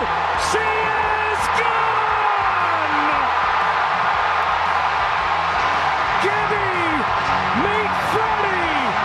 Game 1 of the World Series. KNC Masterpiece right here on 105.3 The Fan. We're asking the question. We got a lot going on in this segment. How much better are sports with a villain? And so, like, there's an article on The Athletic that disputes the notion that the Dodgers are a villain. They're just spending money. And I get that. And do I wish I was a Dodgers fan and our team was spending all of that money right now? Well, hell yeah. Yeah, what I makes do. a villain a lot of times is jealousy, right? Yeah. You're jealous. I hate that guy because he got something I want. It's interesting. I think we also learned, but you can't have two villains because that's problematic. Because if you saw the college football playoff national championship ratings, they went down like 12%. So 22 million people watched it, which, again, that's the best non-NFL number that you're going to get. But last year, Michigan and Washington drew 25 million because I don't know how many people out there hate like the University of Washington.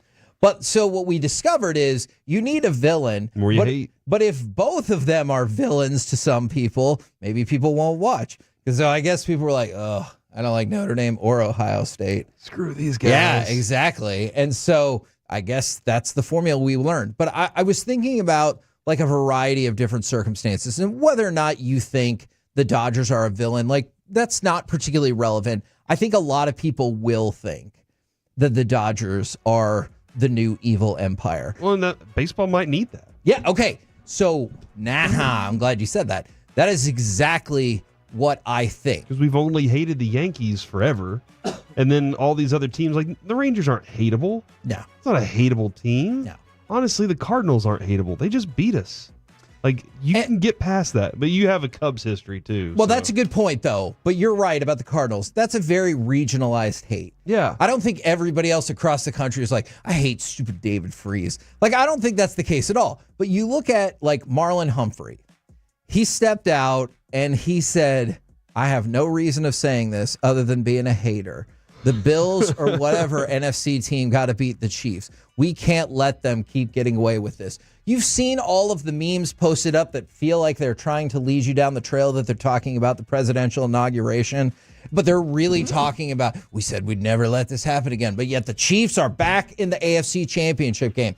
And I think the Chiefs have now moved into villain mode. I think you can go into villain mode for a couple of different reasons. Like LeBron, when he went with the Heat, he brought that on himself. Yeah, he did. Because he was like, oh, I'm sorry that all those people have to live their sad lives, and I'm still out here living my life after they lost to the championship. He wasn't villain whenever he said he's leaving Cleveland to go to Miami. He was a villain once he got to Miami and started doing well. Agreed. Because then again, I still think he was still what we'll say was the regionalized villain. Like if you lived in the greater Midwest, maybe you were mad at him for that. Most people were like, I didn't love the way you did the show, but we'll be fine. But then it's when he was like, not 2, not 3, not 4, and everyone's like, okay, I can root against this person. Somebody's right. Baseball did have the Astros. Everybody hated the Astros for a while, but nobody really cared about the Astros either. So it was like they hated them because they cheated the game. Okay. Now that brings up a next point. What kind of hateable do you have to be, right? Because, so I see these people's points. I think the Astros were cheating the game.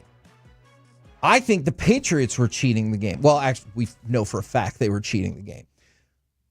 But it didn't seem like that's with the balls? Yeah, that didn't seem, and broken phones and everything like that. Yeah. That doesn't seem like that's what got people so sick of the Patriots. They were just like, oh my God, I just hate their stupid faces. Mm-hmm. You know, like, and that's a weird thing. They keep winning. Yeah. And so I'm not disagreeing that people dislike the Astros, but I think more people like, not just because it's the NFL, way more people dislike the Chiefs because they're winning, as opposed to the fact that Andy Reid kept his son on the staff and tried to protect him after he almost killed a little girl and she has permanent brain damage.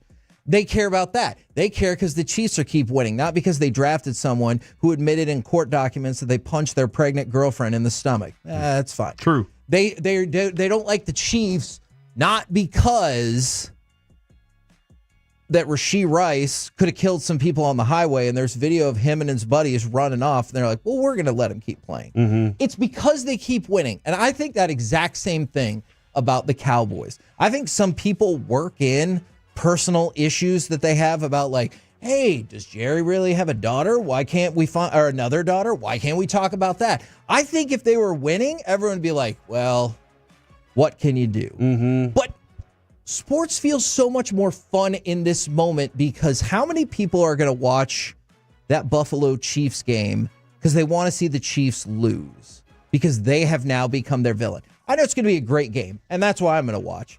But your rooting interest changes. I'm not going to lie. My rooting interests have shifted to Buffalo because I'm just kind of tired of people talking about the Chiefs in a way that they've never done anything wrong. But what they've done wrong is off the field, and they've done a lot of it. But they keep winning. But Kevin, you're a Karate Kid fan. I am a Karate Kid fan. But Karate Kid's not Karate Kid without Johnny. Or without Danny. Depends on who you decide the villain is there. So, like if it's him just going into a tournament and fighting and learning lessons from Mr. Miyagi, is like, okay, but where's the conflict? What's the battle? And it is Johnny. And so you have to have that. In order to be captivated by the drama of it all, it has to be a villain somewhere, which baseball needs, which basketball feels like it's been missing for a while yes. too. But the NFL can, if all fails, they just break glass on Jerry Jones and say, go full heel mode, Jerry. And he's like, gotcha. Because everybody loves to hate the Cowboys. Man, so you've just hit on something that plays a lot in wrestling, right? Because like one of the things that always bent Roddy Piper out of shape is everyone gave Vince McMahon and Hulk Hogan credit for WrestleMania. And he was like, WrestleMania is not WrestleMania unless you have somebody that you want to see get their ass kicked. Mm-hmm. And so when you bring up the LeBron thing, like LeBron with the Heat, isn't that why everyone fell in love with the Golden State Warriors in part eventually? Because they're like, hey, what came from the ashes of the Heat? Not like really doing, I mean, I know they won 2 championships, but they didn't take over the world like they thought they would. Bam, then there's the Heat. Look at these guys. Mm-hmm. Everybody gave up on Steph Curry. He's got a bum ankle. Everybody gave up on Klay Thompson. Like this ragtag group, they had to replace their coach. And everybody loved them. Even when they got Kevin Durant. But then it started to shift, right? Like that's lasted for a minute. Yeah. And then everyone's like, the Warriors suck and Kevin Durant sucks because I don't like them. I'm going back to rooting for LeBron because he went back to his hometown team. I'm so sick of watching Steph shoot threes and smile and do his little go to sleep baby thing. I'm so tired of it because they're having fun out there. That's how we are, Kevin. That's how we all are. We want to build it up. We want to watch that rise. And then we want to see the next underdog take their place up there. I think there's an argument to be made. I'm sure there's other cultures like this. I just happen to live in America. That you what? Yeah, it's true. That America's second favorite pastime is that underdog building themselves up in the world. Surpassed only by the number one pastime of tearing them down once they do get to the top of the mountain. Because we love to see people succeed, but man, do we love to see people fail. So you look at basketball right now. And while we could be sitting there just enjoying dominance, in whatever it is, you go, you know what? I'm tired of this dominance. And I will point out, I am guilty about this because I want to see the Chiefs lose because I'm just like, I got it. You win a lot. You rooted for Philadelphia to win a Super Bowl. I did because I really despise Tom Brady. And that's fair. So in basketball right now, you pointed it out. LeBron, I know there's plenty of people don't like LeBron, but he's older now. Mm-hmm. And it doesn't feel like as much of a threat. Not that team's not good, but they have other players that are really good too. So I don't know that basketball has that super hateable villain. College basketball does, just because I love Duke basketball, but they are inherently dislikable. I get it because they slap the court. and they look all happy to be there, and people are like, God, I hate him so much. And they're elitist. Yeah, and they're an elitist private school. Like, I understand all of that. For the longest time, it was the Yankees. Now it feels like in Major League Baseball, the Dodgers have taken over. Whether you're just like, hey, they're smarter than MLB because they figured out I can defer all this money and make my way out of paying some of the luxury tax. That sucks, but they were just smarter than everybody else. But they're the villain. The Chiefs in the NFL, for some people, they're the villain. And I feel like that just makes sports so much more fun. That's why they tried to bring Taylor Swift in. She's a villain, right? Like, but they tried to bring her in as part of the, hey, look, it's happy and fun. It's a love story. And now people are like, nope, gonna hate her. And it is weird, too, right? Because, look, I'll admit, I've heard several Taylor Swift songs like on the radio, and I'm like, oh, yeah, that's really catchy. But I don't have like a really strong love or dislike of her music one way or another because my wife doesn't care about her and I don't have any daughters or anything like that. So I'm like pretty indifferent. She's clearly, hey, keep doing what you're doing, girl, because you're making all the money in the world and you're super famous. But it wasn't until she got involved with the NFL that I heard all these people who dislike her. And it's not even for things that she can control. Because, like, what is Taylor Swift really doing? Like, let's say you believe everything about their relationship. She's distracting everybody from the game. How? By being there. That is not a good enough answer. No one's dying. Because, yes, Jason Kidd's right. Because I would argue then, shouldn't you hate, like, Fox and CBS for going to her every time? I do. Gosh, it's the worst. If you believe that everything about this relationship, and I know some people are like, oh, it's PR, blah, blah, blah. If you believe that everything about this relationship is straight up, then so Taylor Swift is just going to support the man that she loves. Mm-hmm. That's not hateable, but it's when she's on camera all the time, which she doesn't run the production truck at CBS. Hanging out with Caitlin Clark. Yeah, why does that bother people? Right? Yeah. No, Mike, comprende. Not right. And so I think there's so much more excitement going into this AFC championship game, not only because as football fans, it's a game we all want to see, but much like the Cowboys and I don't know, every game they've ever played, it feels like a lot of people are going to tune in to see if they lose. Yeah. Oh, no, absolutely. Absolutely. I mean, Ohio State got that with Urban Meyer for a long time. I know you brought up just in this last one, but with Urban Meyer for a long time, you were just like, I hate Urban Meyer. I want to see him lose today. I really want to see him lose today. Yeah, look, and this is a fair point. I've seen some people, Kevin, if you hate Tom Brady, you need to cheer for Patrick Mahomes, so he'll become the new GOAT. I think my hatred more was like, as a kid, I loved Joe Montana, and to see the idea that he would be surpassed was just so crushingly sad to me. And it's not just that I need somebody to take out Tom Brady. I'm like, it's done. Now, if somebody takes out Tom Brady, then Montana falls to 3. And I'm sure there's plenty of people out there who's like, bro, that's already happened.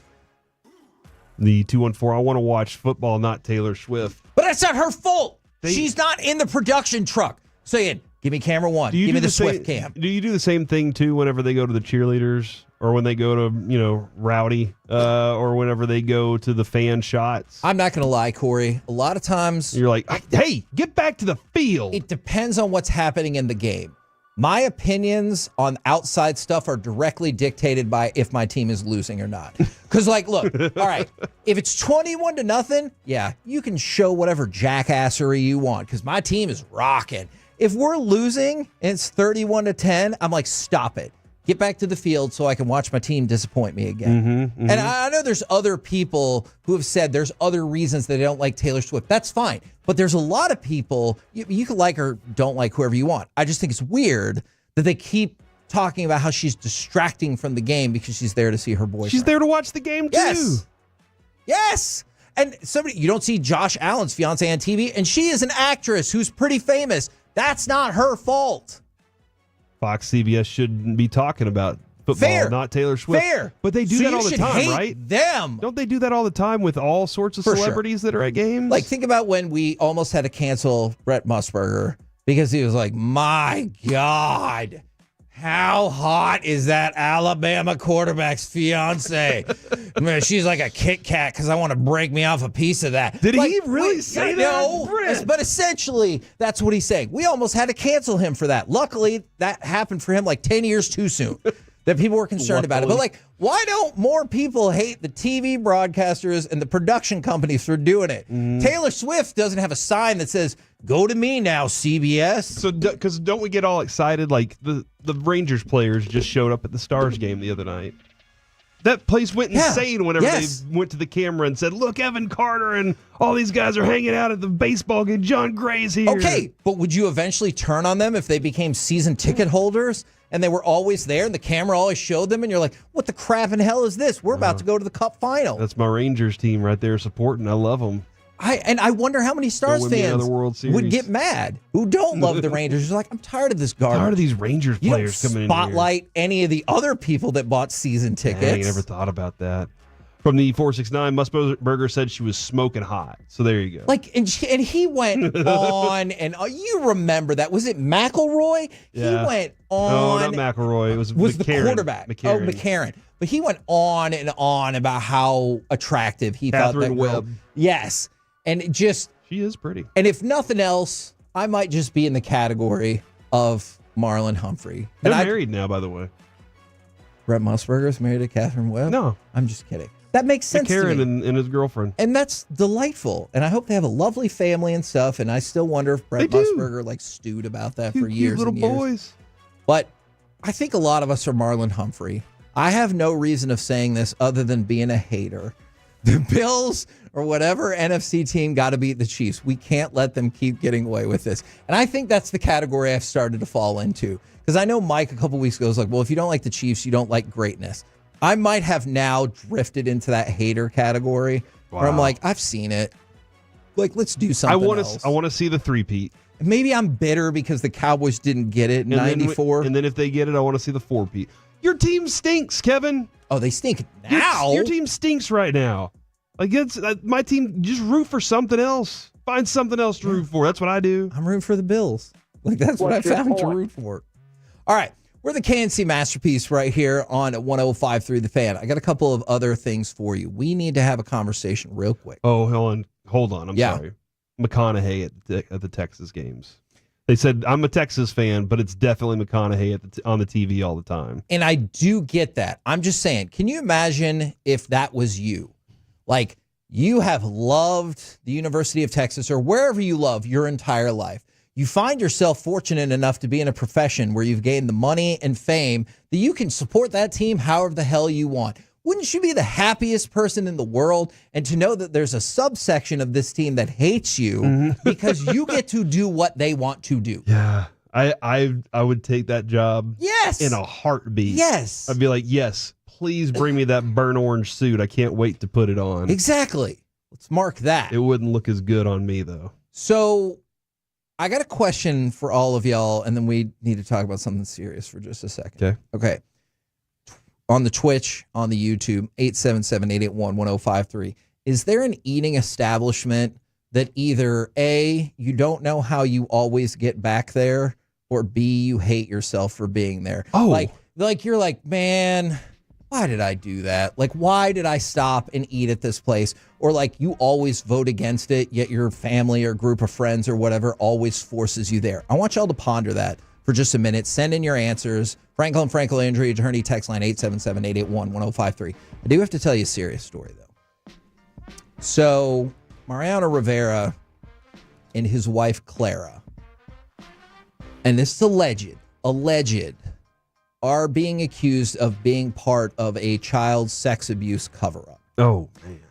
Now, this is an odd story because, and you can read about it at TMZ. This is like kind of their wheelhouse, TMZ Sports. And they said TMZ Sports got a hold of a new lawsuit that, interestingly enough, neither Mariano Rivera or his wife are named in the court documents directly as defendants in the lawsuit. However, their names are all over the lawsuit. And the allegation is that they were part of the group that covered up sexual abuse that took place at their home and one of their church's summer camps.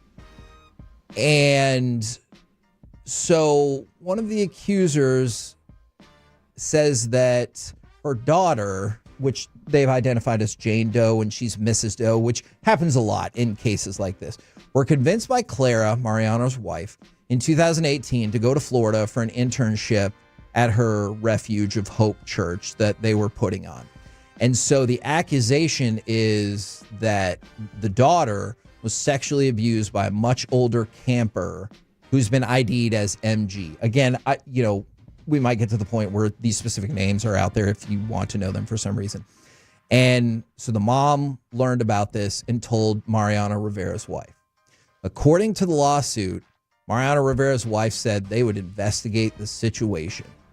But when they got back to the camp, they just moved these two people apart, and the lawsuit claims that they intimidated the family and told them to be quiet because they needed to protect their church and their affiliated summer program, which I guess because they're like, hey, if this happens, like we're done. Yeah, like our program's done, our church is done. I don't know if that would have been the way it played out, but that would make a whole lot of sense. And so it's odd to me that they're not listed as the direct defendants, obviously the person who was at the heart of this, but they are mentioned throughout as having like either directly or kind of indirectly trying to cover this up to save their program and their church. And it's just weird timing because we were talking yesterday about the Baseball Hall of Fame and how Mariano Rivera is the only unanimous Baseball Hall of Famer of all time. And we're like, Ichiro missed by one, Jeter missed by one, but everybody voted for Rivera. And then right after the fact, this lawsuit drops that like, it's horrible, horrible stuff. Is real Alleged. wild. A guy that has a pristine background, like everything you ever heard was just amazing. You don't remember hearing about his scandals and stuff. And something like this, he's probably still trying to protect that because this would look bad on me, even though I didn't do anything. But by doing that, it's bad. That's a bad decision. Yeah. You're supposed to help those people. You're supposed to help people that can't help themselves. And so I just wanted to throw that story out because that's something we're going to have to keep an eye out on. And it sucks, not just in sports, but in any place where somebody you admire, either because they mentored you or they're just great, and you see potentially that it's not quite what you thought it was, or they made, it could be one very poor decision. Yeah. That's what it absolutely could be, would be that one thing. And you're like, dang it, they're not perfect. Well, we aren't. And so allegations at this point, we will keep up on this. Now, this question came up because I think everyone we've all made really terrible decisions, right?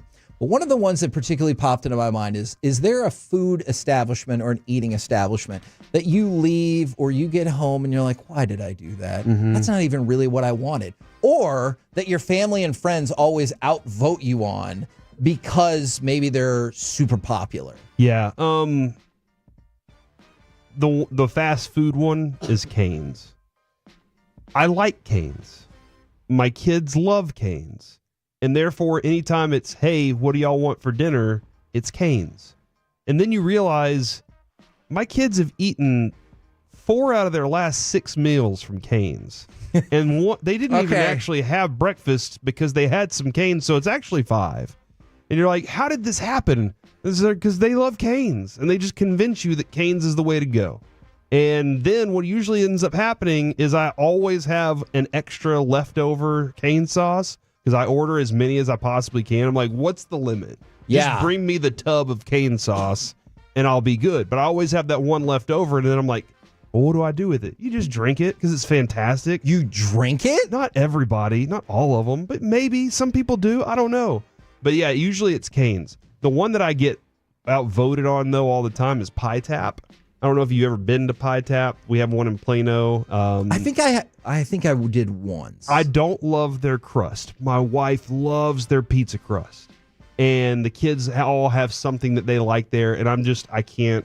So it's Pie Tap. I get outvoted, and I'm sitting there drinking a root beer by myself. So it's interesting that the two answers you gave are for very different reasons. One, specifically, you don't love the crust, but the first one is because you like it too much. I like it too much. And that's what I think about Girl Scout cookies. So sometimes I'm like, man, that tag along is freaking delicious. And then sometimes I'm like, how did you eat all those cookies? And everybody that says, I'm sorry to interrupt you, Kevin, everybody that says Cane's is mid without the sauce, I think you're right. I don't. It's not like I think they're the greatest tenders in the world. All right, it's just that my kids seem to love it, and the sauce is the thing. The sauce is the thing that everybody wants. So I get it. I'm with you on that. An interesting answer, and I think I felt bad about this because society wants me to, was Golden Corral. I think Golden Corral is good, and I know everybody makes fun of my taste buds and everything, but I think it was afterwards that like society wants you to feel bad about eating there, man. And I was like, you know what? I didn't. I thought their bourbon chicken was really good. All right, Alec, is there a place for you? Because there are a lot, and another one that comes up for me is Olive Garden. Because my family is like, hey, we can all agree on Olive Garden. I was like, well, then pick the better version of it in Chili's. I know they have different kinds of food, but essentially they're the same, like homogenized. Hey, you'll accept this, right? They have pasta at Chili's. Yeah. It's Applebee's, right? You love Applebee's. There are a lot of similarities in there, I won't deny. So one that I kind of knock myself for going to a lot, and again, kind of like Corey was saying, I like it. I enjoy this place, but then I eat it. I'm like, why did I do that? Like you were saying, Kevin, I'm like, I didn't even like crave this. Yes. It's not what I want. It's just what I defaulted to because there's like 3 of them within a 5-mile radius of my house, McDonald's. Like if you hate on McDonald's, you do it because, like you were saying, society tells you you should. And there are plenty of people that are answering with that. That is the only reason you hate on it. I promise you that, because it's almost as consistent can be. You know what you're going to get every single time. But the one that I get outvoted on a lot is whenever we DoorDash. We have to stay local because we live over by Joe Pool Lake. So like a lot of places, just because of the distance of going around the lake, they're like, no, we're not going to deliver to you. So my parents outvote me all the time on Jason's Deli. And good salad bar there. Yeah, I like it. I prefer going there, for one. And two, because they got the soft serve ice cream. Yes. And it's like, I like to build everything. Like you said, the salad bar and everything. I like that stuff. But one, it seems like every time I order, something gets left out. And then 2, like, I can make a lot of that stuff at home. Like, I end up doing, like, the build-your-own sandwich. Phenomenal, right? But I end up just getting, like, a croissant with turkey, cheese, bacon, whatever. All of that, it's all stuff I have at home, so I eat it. I'm like, I could have made that in 5 minutes instead of waiting 45 minutes to get it delivered. Now, this is a fascinating aspect I had not considered from the 214. Little Caesars Pizza, it's not that good, but the price makes it right. And there are some places that I wonder. You should have a $2.99 buffet at Little CC's, dude. And I think we've kind of. Little Caesars, like, man, you had the Bigfoot. Yes, it wasn't that great. Yes. You loved the cheese. But on it. Where else could you get that much pizza for $8 or whatever? You can't. I think you can't even get a frozen pizza for $8 anymore. It seems like. Sometimes I think that about the 2 tacos at Jack in the Box. It's either A, because of the state of mind or time of day, people go to the Jack in the Box, but I'm like, hey, it's $1.29 for 2 tacos or whatever it is at the moment right now. You can't beat that. And we've all romanticized the version of, what? Did they just take this directly out of the freezer and put it in the fryer? And they're like, here you go. Probably. The lettuce was frozen moments ago. But and you're like, lettuce? Oh, that is lettuce. But it's so cheap. And you're like, I get it. And then there are other people saying Taco Bell, Poncho's, Arby's, and it's not the eating experience. It's the aftermath that perhaps they don't totally care for. Oh, no. With Jack in the Box, back in the day, it was you could get a jumbo jack, or you could get the breakfast jack because you could get it at any time. So you get a breakfast jack for tomorrow morning because I'm going to need it with the hangover. True. Get a jumbo jack for right now, and I don't like the fries, so 2 tacos. Like that was always, you replaced the fries with tacos, and you had a better meal for $3 than you could have gotten on the meal deal for $6.50. Yeah, and I think some people are confusing the convenience aspect of it when they're talking about like, hey, there are way better places you can get a burger than McDonald's. Like, I hear you, but then it's like, hey, you make a left off of Campbell, and then I need you to head towards, and you're like, right on. Or I could just drive my normal way home, and I know that there's the McDonald's right there. McDonald's is right there. Yeah, it or has whatever. Yeah, whatever your fast food place is. It's not my best option right now, but it's there. And then I love this from the 817. Golden Corral is fire. Thank you for understanding me. We're the KNC Masterpiece right here on 105 through the Fan. Coming up next, it's time for the C Block, starring Corey Majors. Oh my gosh, did this note get this signing done? Plus, You want to be more like Nick Saban and have this kind of regret? Next on The Fan. If you're new to the Fan, welcome. You'll hear us refer to our listeners. A very cute haircut. That's like a little shag. I've never seen that before. Well, I mean, of course you have. It's the Rachel. Oh, is that your name? No, I mean like your name. No, I'm Jen. My name's Jen. Right, but I just mean like this is your haircut. But that's hair on your head. I'm not saying this is your hair. Okay.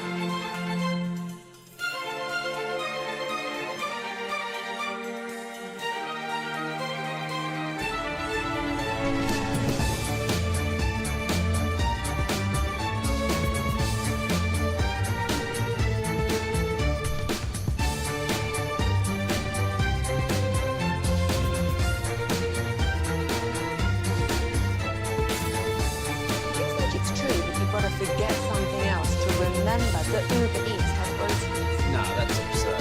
Hey, remember when you used to be a, what was it, Pepper Lady? Pepper Lady? Wasn't it Cinnamon Sisters?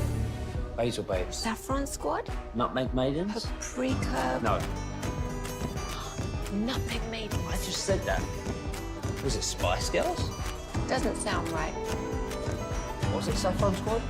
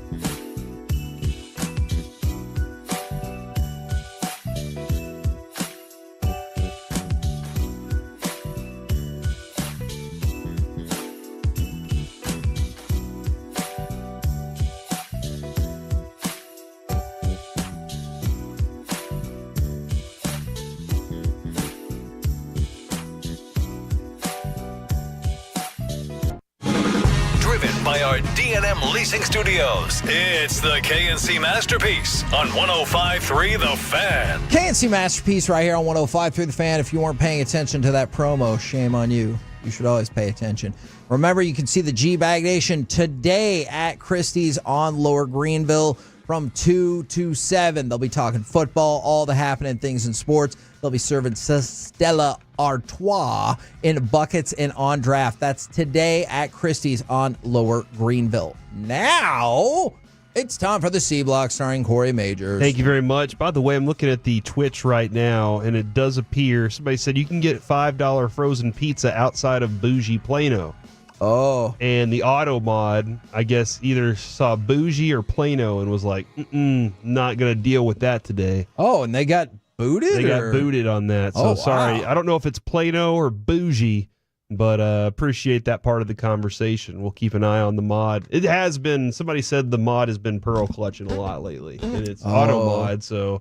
It's kind of like our automatic text reply at 877-881-1053. If you ever put something like "stop thinking the Cowboys are going to win this game," then it'll be like, you have selected to stop getting text from 105.3 The Fan. You could still text in. That being said, just remember Carter loves y'all on the Twitch and YouTube. He thinks the world of you, and he's constantly trying to do what he can to ensure that you're getting the best and most successful experience on 1053thefan.com.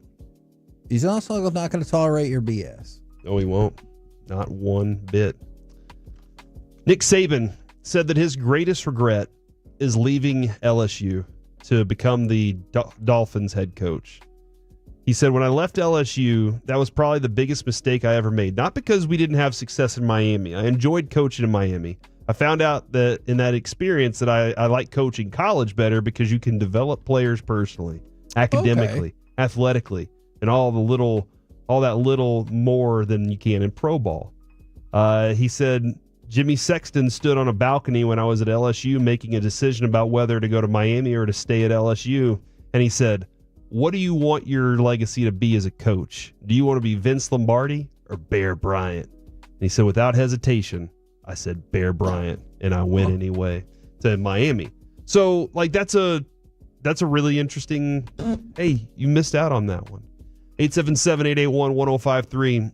What's been your biggest mistake, or the mistake that you missed out on, or the biggest sports mistake that you've witnessed?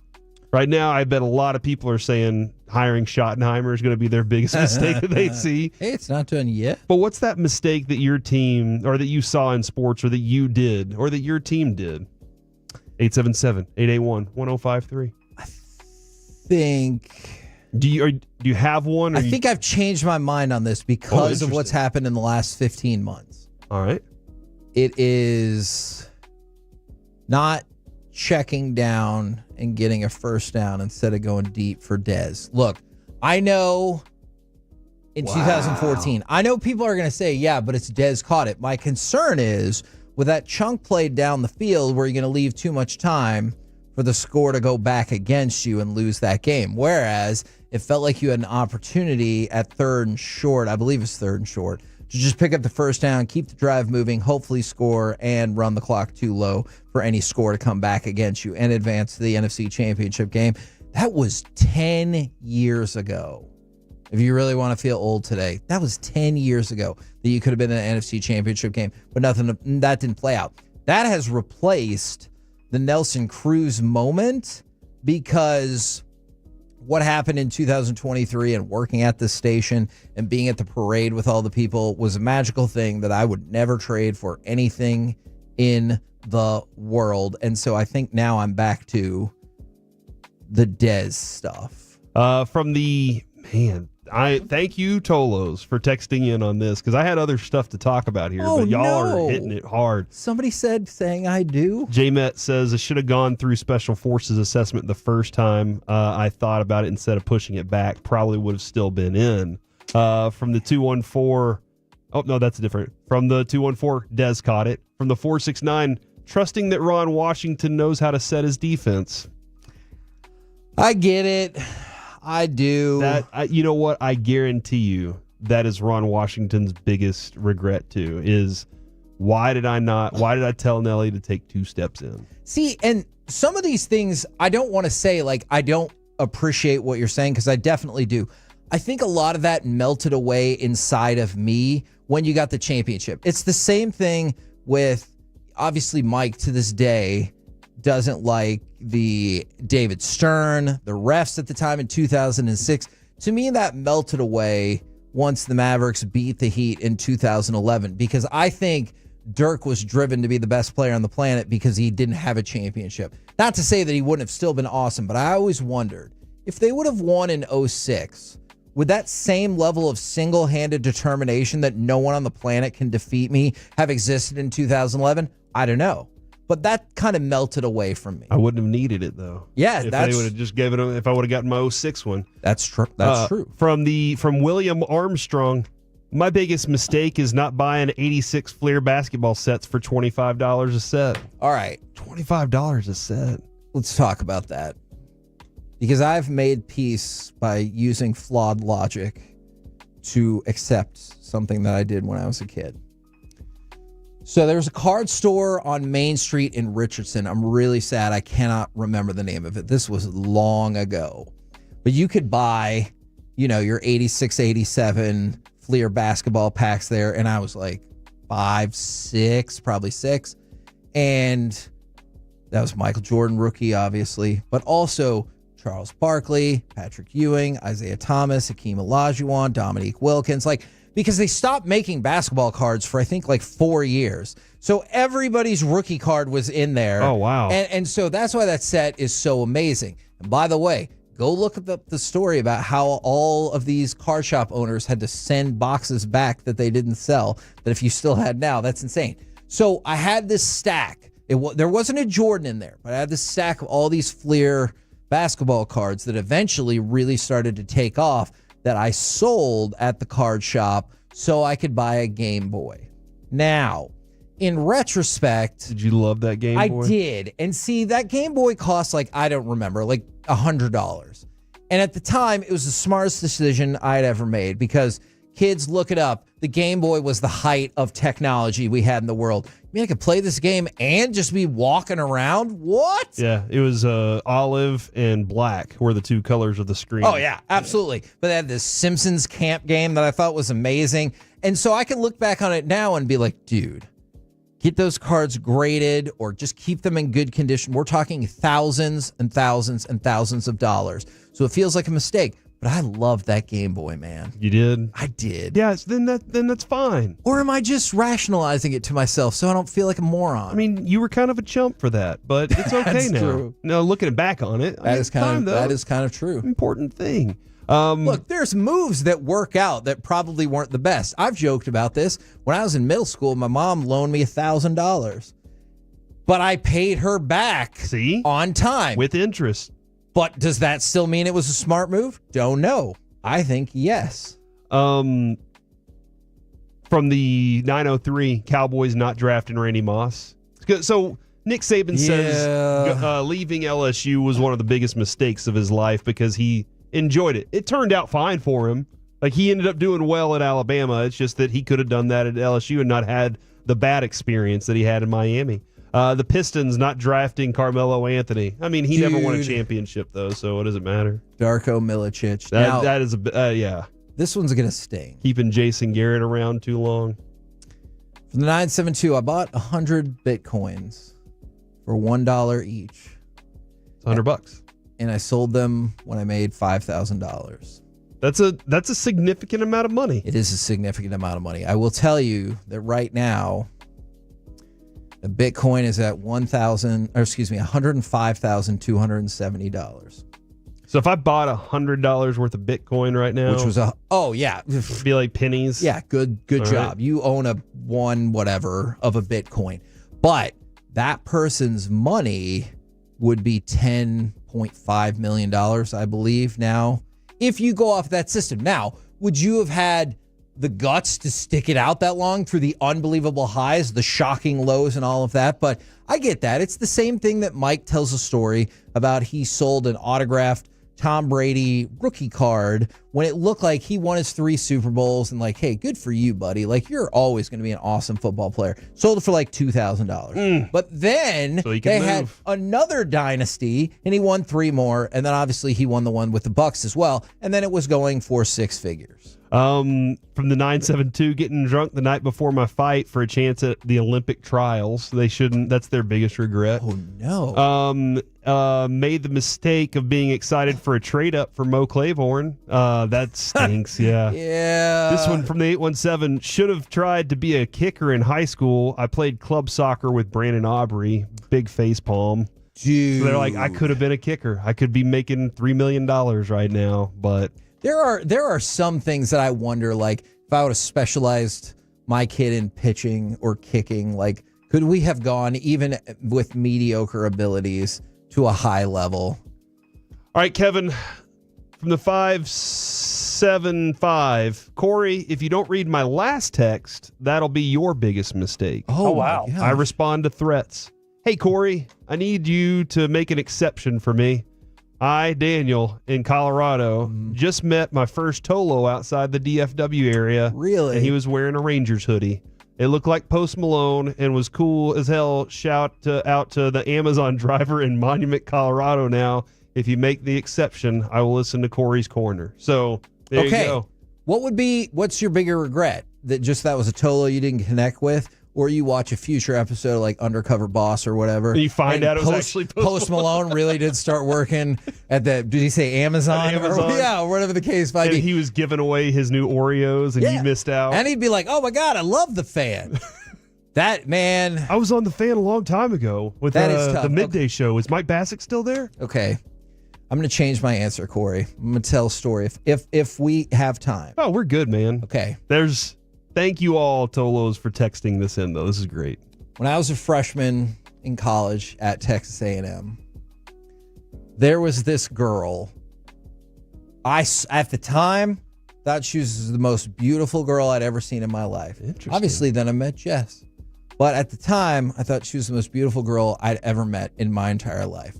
And her room number was one room number off of mine at the dorm. Because we were like, lived at University Tower. That's so cute.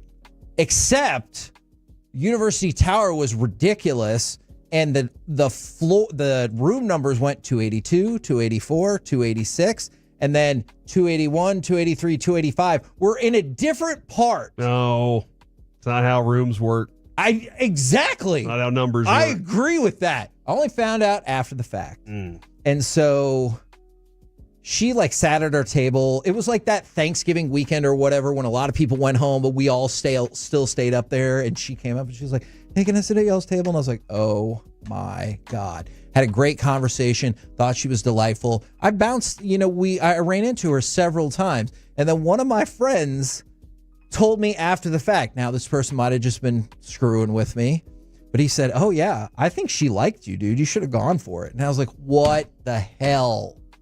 Now, was that person just trying to make me feel better or make me feel worse, I guess, probably? Maybe. And it wasn't easy to find her because like 50,000 people go to that school. Yeah, so what Kevin did was he went up to his dorm and he looked across to see where hers was and he counted.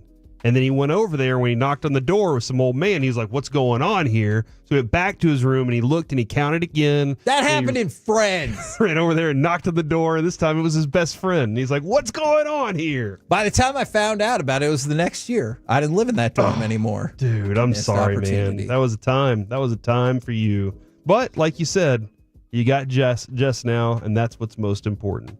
And that is the C Block, ladies and gentlemen. I have more tomorrow, though. Is it sad if I remember that person's name still? No, I remember some people's names. I want that as a drop. Thanks, Corey.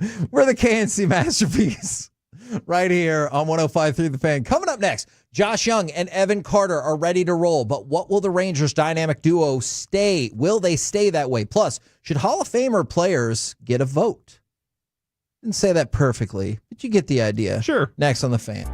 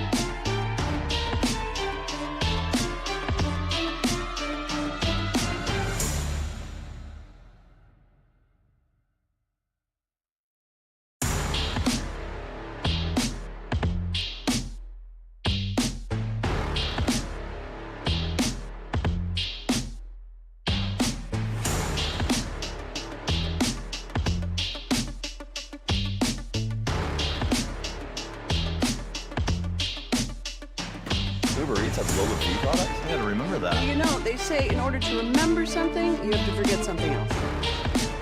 Okay, now that is a very cute haircut. That's like a little shag. I've never seen it before. Well, I mean, of course you have. It's the Rachel. Oh, is that your name? No, I mean like your name. No, I'm Jen. My name's Jen. Right, but I just mean like this is your haircut, but that's hair on your head. I'm not saying this is your hair. Okay, freaking out.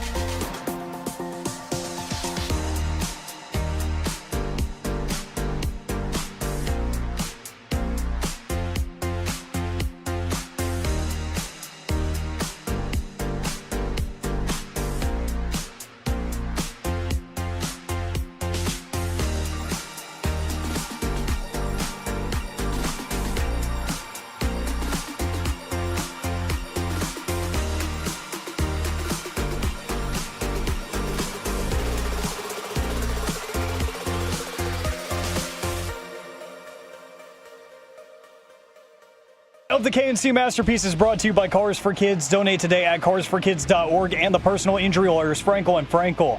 If you've been injured in a car or truck wreck, call Frankel first, 214 or 817-333-3333. With Frankel & Frankel, there is never an out-of-pocket cost. They only get paid when you win. Frankel & Frankel, the go-to car and truck wreck attorneys in Dallas. The 1-2 pitch is cranked to deep center field. Margot going back to the track, and this one is gone. Josh Young with a laser home run, a little to the left of dead center. He has given Texas a 5-4 lead. KNC Masterpiece back here on 105.3 The Fan. So we've been talking some baseball topics as the week has gone on. Besides just baseball nuggets or buckets, ramping up for the season. We'll be at spring training in about a month. So Josh Young and Evan Carter, they're healthy. They're ready to roll. What are reasonable expectations for both of them, though? Because, look, like at FanFest on Saturday, Josh Young talked about, hey, he's gotten injured several years in a row, because it came up that he'd gotten injured 2 years in a row, and he said 4 years in a row. And oh, yeah. Yeah. And so he said 4 years in a row, 5 surgeries. Somebody joked, okay, but who's counting? And he said, me.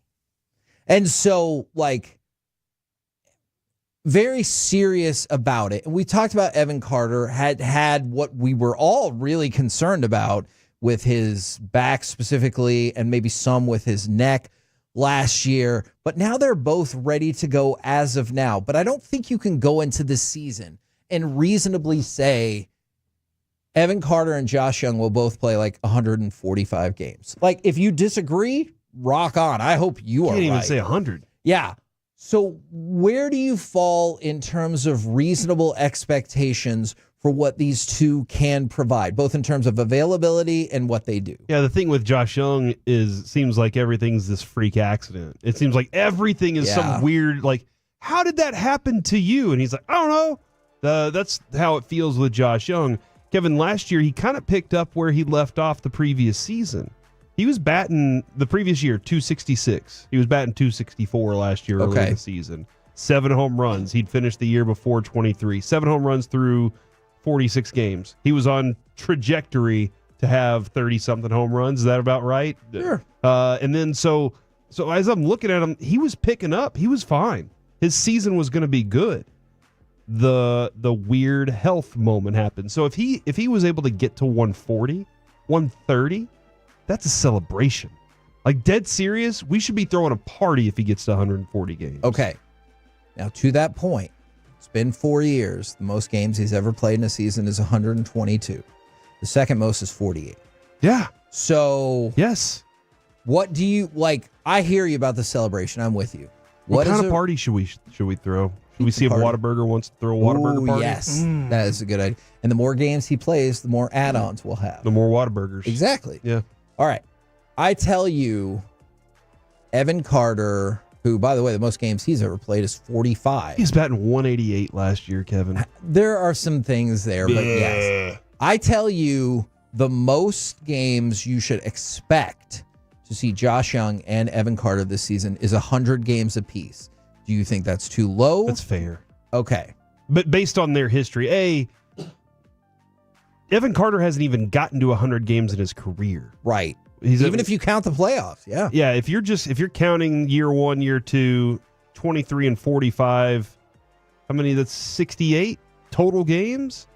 His body is going to need a little bit of a reprieve anyway, just because the season's long. The other thing is he can't hit lefties, evidently. Maybe he worked on it in the offseason. How many games is he going to be sitting out because he can't go up against a lefty? He might get an appearance in that game because Boch is always ready to win a game, but if he can't hit lefties, then you're going to reduce that. So Kevin, if they get to 100 for him specifically, I think that's a significant deal. For Josh Young, that's a little bit of a disappointment for me. He's my everyday third baseman. I have nobody else that I really want over there. He's my best option as a hitter. In the outfield, I feel like I have options with Evan Carter. I'm a little concerned that the initial wave of feedback, I'm not saying you're wrong, from the 682, scary thought, we've already seen the height of Evan Carter. Oh my gosh. I have definitely heard people who think that. From the 682, I would say 90 games for Carter, 75 for Josh Young. And then from another 682, hell, they might not play 100 games combined. It's possible. I listen, man, this might be one of those where Josh Young's like fights Bochy to be on the field for every game. Yeah. As long as he doesn't get hit by a ball in the hand, I think he's going to be fighting so he can prove to himself. You even laid it out right there. He said he's counting. He's keeping track of this. And so I think that he's on a mission this year. So I'm going to throw Josh Young's reasonable expectations to be the same as 2023. All right. You go back to 2023. He played in 122 games, 23 home runs, 70 RBIs, batting average of 266, and for a lot of people, more importantly, OPS of 781. Oh, wow.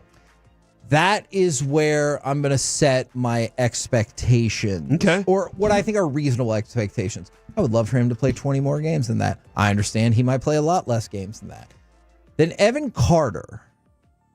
We got to find a middle ground between the postseason Wonder Boy and what he can be for the rest of his career. Because the postseason Wonder Boy had more doubles than anyone at his age in the history of the playoffs.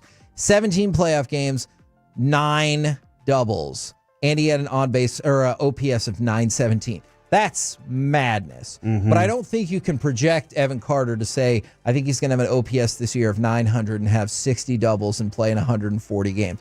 Like, that just doesn't feel reasonable. So if I tell you he plays a discounted Josh Young amount and stat-wise. So he plays 120 games, has 18 home runs, 65 RBIs, hits about 250, and he has an OPS around 760. I'm disappointed because I want more from the player. Okay. I really want more, but here's the thing. I went out and got Jock Peterson for a reason.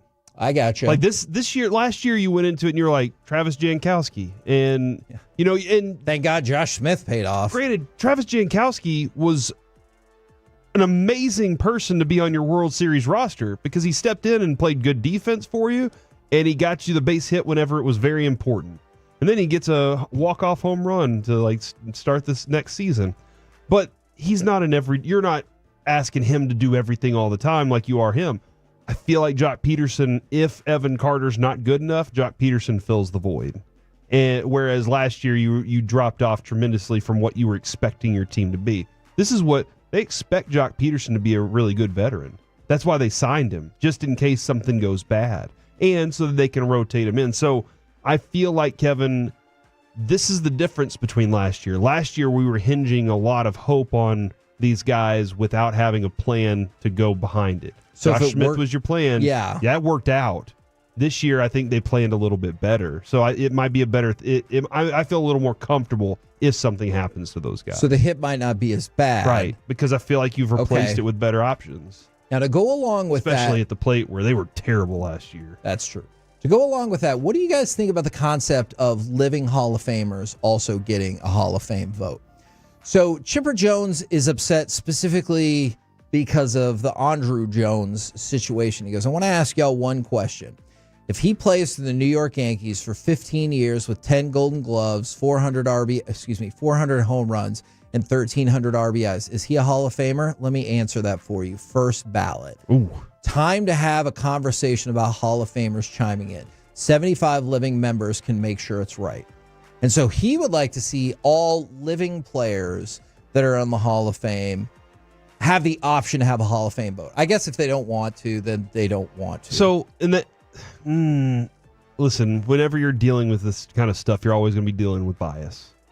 Yes. There's writer's bias for sure. That's what's keeping Barry Bonds out of the Hall of Fame. Like you can blame it on the steroids, but there's a lot of bias that goes into that too. So you still think if he would have been nicer to people, they would have been like, Clemens was nicer to people, they would forgive it. But Mark McGwire was a little bit nicer. If Palmeiro, I don't know about Palmeiro, but he did stick that Congress pointing finger in everybody's face. I feel like if you're going to have a guy like that, he's going to leave a dude out that he hated playing against. Okay. Or he's not going to vote. So there has to be a trust that goes along with it still, or some honor code, that they're dealing with that, hey, look, I won't be biased towards somebody I played against. But when you hear Mike talk about, I was on the field playing against this guy and I thought he was a Hall of Famer when I saw him. That's different because those guys know what those players are going through and what they've dealt with. So I do like it as a concept. I just don't know exactly how I feel completely because bias gets in the way for all of us. Yeah, that is interesting because the other thing that I wondered is there like a cap on that? So like I get why Chipper Jones would want to vote for the Hall of Fame. He's not that far removed from it. But are you letting like the 85-year-old Hall of Famer vote when they've been out of the game for 45 years and they're at least 25 years removed from when that player was even in Major League Baseball? Yeah, that game's not played the same as when I was a kid. Yeah, so I think we maybe need to figure out some conditions on that, but I understand why Chipper Jones is fired up. And, well, especially since he knows that person particularly, that player specifically. And when you hear it on the surface, 15 years, 10 Gold Gloves, 400 home runs, and 1,300 RBIs. That sounds like a pretty damn good resume. It was a good resume. And they're still like, not yet. Yeah. Maybe you'll get in by your last year on the ballot. That seems weird. Not yet. That just seems weird. We're the KNC Masterpiece right here on 105.3 The Fan. Can you, Alec, give me some of that cut number 2, please, sir? And now Dallas has got to move it with the clock winding down. Dinwiddie puts it down, steps through the defense, and scores. Now, I know the Dallas Mavericks end up losing 115-114 to the Timberwolves, and they're going to play the Oklahoma City Thunder tonight. By the way, don't look at that point spread. or you're going to be sad. Oh. What do you think it's at? 16. Oh, that's not so bad. It's only 13.5. I went for worst case scenario. Well, and that's still a pretty staggeringly terrible scenario. But I wanted to shout out Kyrie Irving, who became the 81st player in NBA history to get to 18,000 points or more. But what really fascinated me was the two players he's in between. Dave Bing is number 80. Who cares? John Bada. No. Bada Bing. Yes, I understood. Bada boom. Number 82 is World Be Free. Now, I know we just talked about that 1986-87 Fleer basketball set. That, I thought, was the coolest card in the world because it was first name World, middle initial B, last name Free. World Be Free. And I always thought that was the coolest name and just the most amazing basketball card. And last night, Kyrie Irving surpassed World Be Free, which is a weird sentence that I don't know if I ever would have envisioned. You have this card? I do. Okay, I was going to say, I'm pretty still sure have I have this card. This is amazing. I don't remember. I feel really bad, and I'm sure there's probably people listening. I don't remember the story of how his name got to be World Be Free, and if that was like, I don't imagine that was his like actual name. Lloyd Bernard Free. Oh, okay. All right. Free was known as the Prince of Midair, Brownsville Bomber, and All World. So I wonder if the All World thing flipped into his nickname. And he was a solid player. Mm-hmm. I thought that was really cool, even though they lost and Kyrie hit the three-pointer at the end to make it only a 1-point loss, that Kyrie Irving just surpassed World Be Free for 81st most points in NBA history. According to him, he legally changed his name in 1981, December 8th. He said, according to Free, the fellas back in Brownsville gave me the nickname World when I was in junior high. They just started calling me All World because All City and All County and things like that weren't good enough. Finally, they just started calling me World. I'm still the same guy I was when I was Lloyd. I'll say what I'm doing, I'm going to do, and then I go out and do it. So there you go. I've become fascinated by another aspect of this. When I saw that pop up on Wikipedia, it said, if you want the punk band World Be Free, click here. In the 817, World Be Free is also a great punk band that is named after the basketball player. I didn't do enough research to determine if that's factually accurate, but I like to think it is, and I think that is freaking amazing. Congratulations again to Kyrie Irving. That's impressive, man. We're the KNC Masterpiece right here on 105.3 The Fan. Coming up next, let's chit-chat with those fellas from the G-Bag Nation right here on 105.3 The Fan.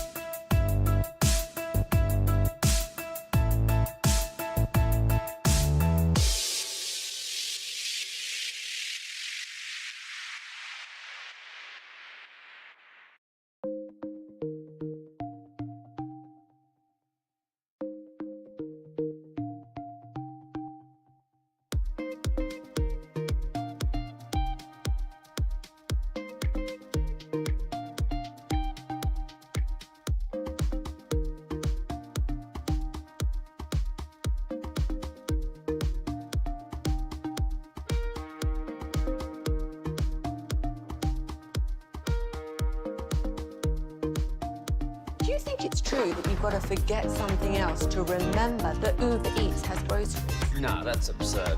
Hey, remember when you used to be a, what was it, Pepper Lady? Pepper Lady? Wasn't it Cinnamon Sisters? Basil Babes. Saffron Squad? Nutmeg Maidens? Paprika? No. Nutmeg Maidens. I just said that. Was it Spice Girls? Doesn't sound right. Was it Saffron Squad?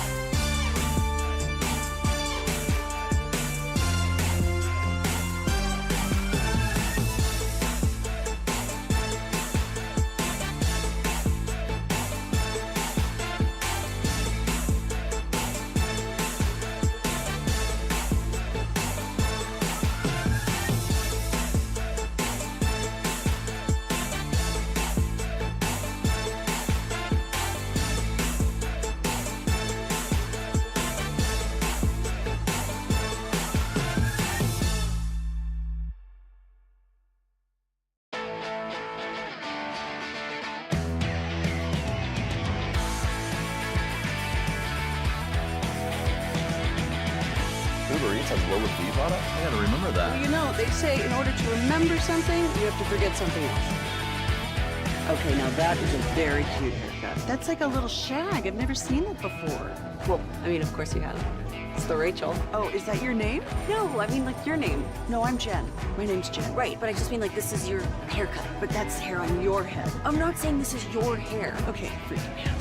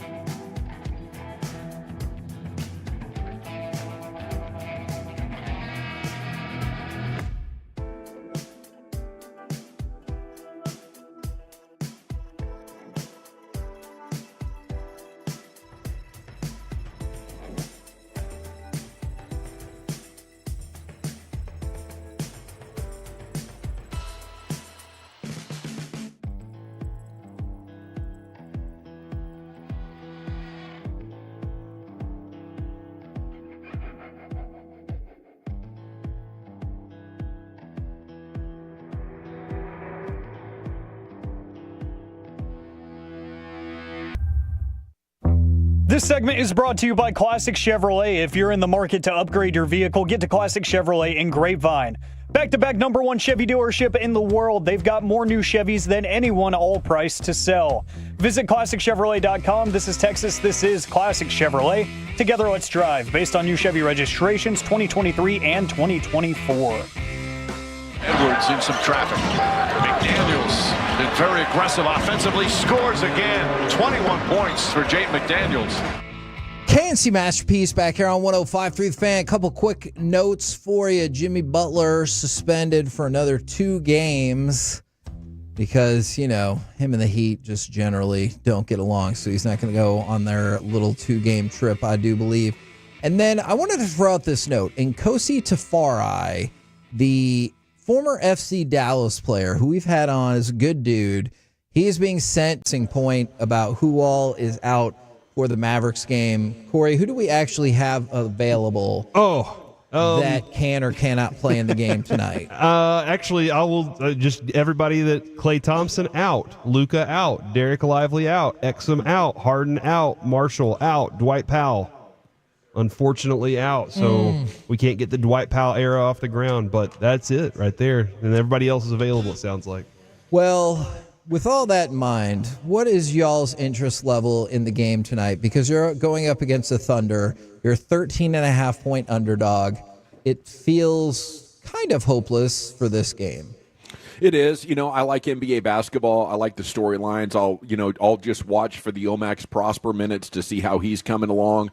You know, as they showed last night, you know, even against good teams, they have, you know, enough to get to like what, 105, 110, somewhere in there. And if they can avoid giving up butt-naked backdoor alley-oops in the last 30 seconds of the game, maybe they could finish one. Which we could not yesterday. That is fair. Embarrassing. Did he ever move? He's like, oh, my man's dunking. Whoops. All right, I guess I should have been paying We attention. gotta hope the rest of the league doesn't realize he's a broken player, because we got to get rid of him at this deadline for whatever the hell you can get, even if it's cash considerations. Yeah, you know, I think they need another big, you know, so whatever they got, if they want to, you know, package some picks and put Hardy in there, you know, and try to get a serviceable rim protector with an awareness above 4, you know, I think that'd be good. I couldn't believe Gobert bit on the three ball pump fake and let him just blow by him last night. I mean, I would have been losing my mind if I was a T-Wolves fan. It was a fun ending, though. It was. They made a nice run. That 13-2 run was fun. I really was believing. I was like, oh, my gosh, they're going to find a way to steal one. Unfortunately, Kyrie missed that big 3, and he was kicking himself. I mean, it's a good look. He almost had it, just a little short. Well, and then he smoked the layup. Fortunately, they get the rebound, and he gets to cash another one. But, yeah, that was disappointing. You know, the Thunder have to be humiliated from what happened last week, though. Yes. I would pick them to win by 30+. Now, We were talking about this earlier. How much better do you think sports are with like a villain that everyone seems to agree, whether it's a team, a person, or whatever? And do you think that the Dodgers and the Chiefs have moved into villain territory, whether you think it's unfair or not? Yeah, I think it's much better with a villain, with a dominant force that you can either be rooting for or against that is polarizing. I think it's one of the great things that WWE does is they just lean into it, and that's, I think great sports entertainment, but it really exposes the value of it. I think, sports that, want a wholesome sort of family value thing that they're leaning on, I think they're missing the boat. I think the NFL is missing the boat with their taunting calls. Let guys be hated, let guys be celebrated a little bit more, and it will just bring in more passion and emotion. I don't get the hate for Kansas City right now. I guess we're reaching and coming up with a fairly compelling officiating storyline there with them having one of the worst differentials in the regular season during the Mahomes era, and getting the benefit of the doubt or getting more calls against the opposition. Like sort of a general fan, and maybe it helps the Mahomes local tie too. I think that adds an extra layer for me personally, maybe for Wolchuk and as the former well. Dallas Texans, there's ways we can tie to be like, okay, they're somewhat ours, I guess, maybe not. Yeah, and all the Andy Reid factor as well, just super likable. So I love it. But I think the Taylor Swift thing has added another layer of we're kind of Kelsey'd out. Even somebody who pulls for the Chiefs, it's it's a little much. Yeah. But that's the most annoying thing about them is Kelsey and Taylor Swift. The Patriots gave you Spygate. They gave you reasons to be like, this is the evil empire, screw them, they're cheaters. The Chiefs really haven't given you anything. We're just choosing to hate on Kelsey and Travis Swift and True Love. And I guess if you want to write this officiating thing, I think it's kind of blown out of the table. It's overrated. Did you say on the field or in general? In general, I think both, off the field and on the field. I don't think that there's really anything that they've done that's made them super hateable for me. I don't agree with all the complaining when it comes to the officiating. What about don't hit the quarterback in the head, guys. What about complaining about the head coach helping facilitate his son keeping his job when he almost killed a little girl who is now going to be permanently brain damaged? Or drafting the guy who punched his pregnant wife in the stomach, or having a guy on video that almost killed some people on the highway. It's easy to judge when you're not in that person's shoes. That's what I would say. I'm not sure how you would react if that were you. I'm not sure how I would. Well, I'll go ahead and tell you. I have had a pregnant girlfriend and a pregnant wife. Never punched either one of them in the stomach. I've never gotten in a drunk driving accident either. I've never hit and run anybody either. But I have been in those shoes, Zach. But that wasn't anybody on the Chiefs. Andy Reid didn't actually do any of that. But he tried to help cover it up and keep a job for his son, didn't he? Yeah, I don't know. I'm not as educated as you are, clearly, on this situation. I can tell. I know. All right, G-Bag Nation, roll home with them. They're coming up next, live from Christie's. We've been the Kansas Masterpiece. You can join us tomorrow, 10 a.m. to 2 p.m. right here on 105.3 The Fan. Good night, Kevin.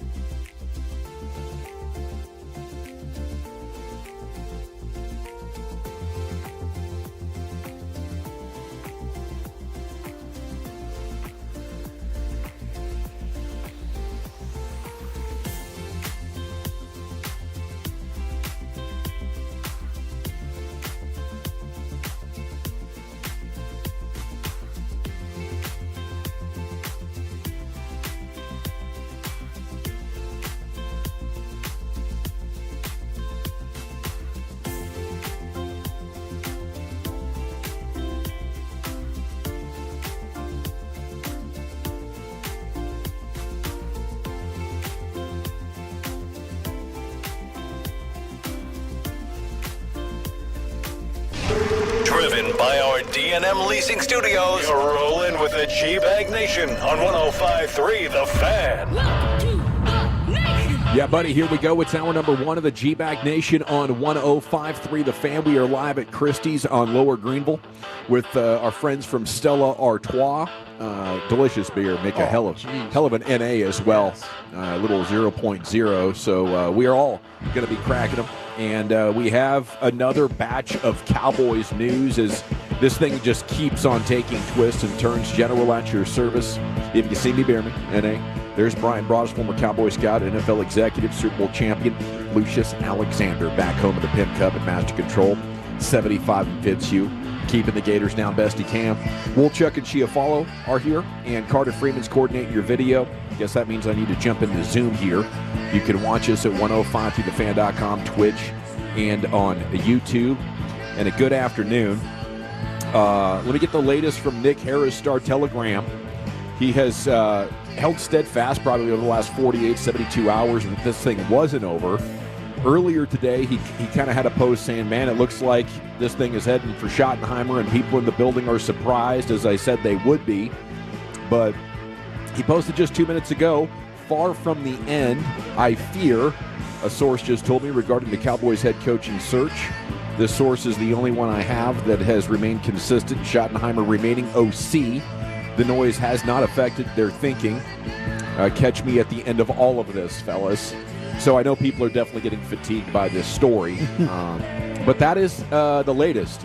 Along with Josina Anderson tweeting that there is another, informal interview candidate out there beyond Deion Sanders. So we knew about the Deion one, but, another candidate out there, and maybe that's how Schottenheimer would remain OC, and the Cowboys can find their next head coach at the same time, guys. I really don't know what to make of it. It's fascinating that you would do 9 hours worth of interviewing with Brian Schottenheimer and not have an announcement last night, but maybe they're trying to get the rest of the offensive staff in order with a defensive-minded head coach potentially still developing in the coming days or weeks. But far from the end, I fear, is what the source said. So maybe as Calvin Watkins reported last week, this thing's going to go past the Super Bowl. What'd you guys read on it right now?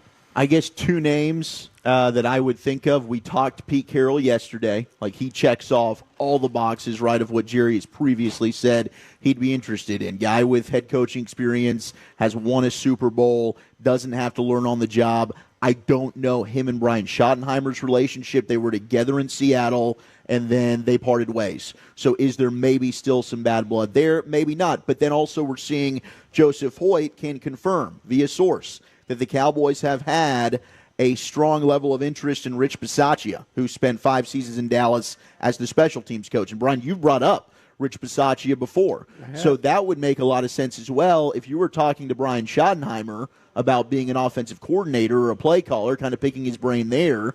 Maybe he ends up being an offensive coordinator, even assistant head coach for a Rich Bisaccia. I mean, those would be the 2 other names that I would think of outside of a Deion Sanders that could end up being part of this head coaching search and conversation. Absolutely. I mean, from the beginning when McCarthy was gone and we knew that Pete Carroll wanted to have his name in the hat to get back into head coaching, that was a name that we all looked at of like the general qualifiers for Jerry, a guy with experience, a guy with a Super Bowl pedigree. I think Pete Carroll would be the one that kind of satisfies that former Super Bowl champion box.